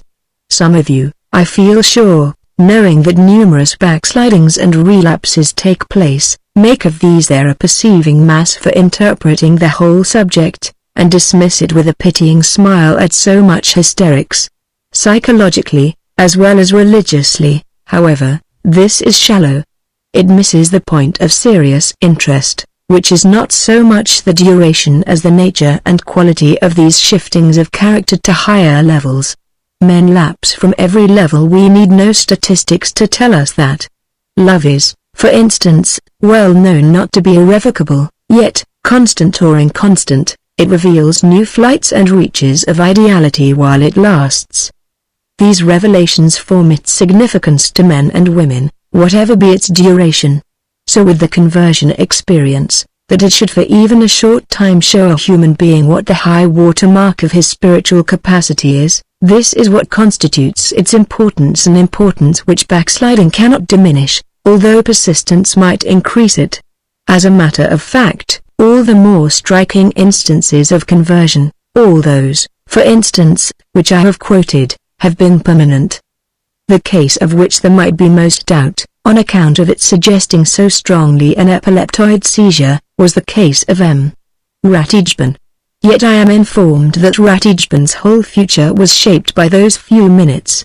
He gave up his project of marriage, became a priest, founded at Jerusalem, where he went to dwell, a mission of nuns for the conversion of the Jews, showed no tendency to use for egotistic purposes the notoriety given him by the peculiar circumstances of his conversion which, for the rest, he could seldom refer to without tears, and in short remained an exemplary son of the Church until he died, late in the 80s, if I remember rightly. The only statistics I know of, on the subject of the duration of conversions, are those collected for Professor Starbuck by Miss Johnston. They embrace only 100 persons, evangelical church members, more than half being Methodists. According to the statement of the subjects themselves, there had been backsliding of some sort in nearly all the cases, 93% of the women, 77% of the men. Discussing the returns more minutely, Starbuck finds that only 6% are relapses from the religious faith which the conversion confirmed, and that the backsliding complained of is in most only a fluctuation in the ardor of sentiment. Only 6 of the 100 cases report a change of faith. Starbuck's conclusion is that the effect of conversion is to bring with it a changed attitude towards life, which is fairly constant and permanent, although the feelings fluctuate. In other words, the persons who have passed through conversion, having once taken a stand for the religious life, tend to feel themselves identified with it, no matter how much their religious enthusiasm declines. 142. Psychology of Religion, pp. 360, 357.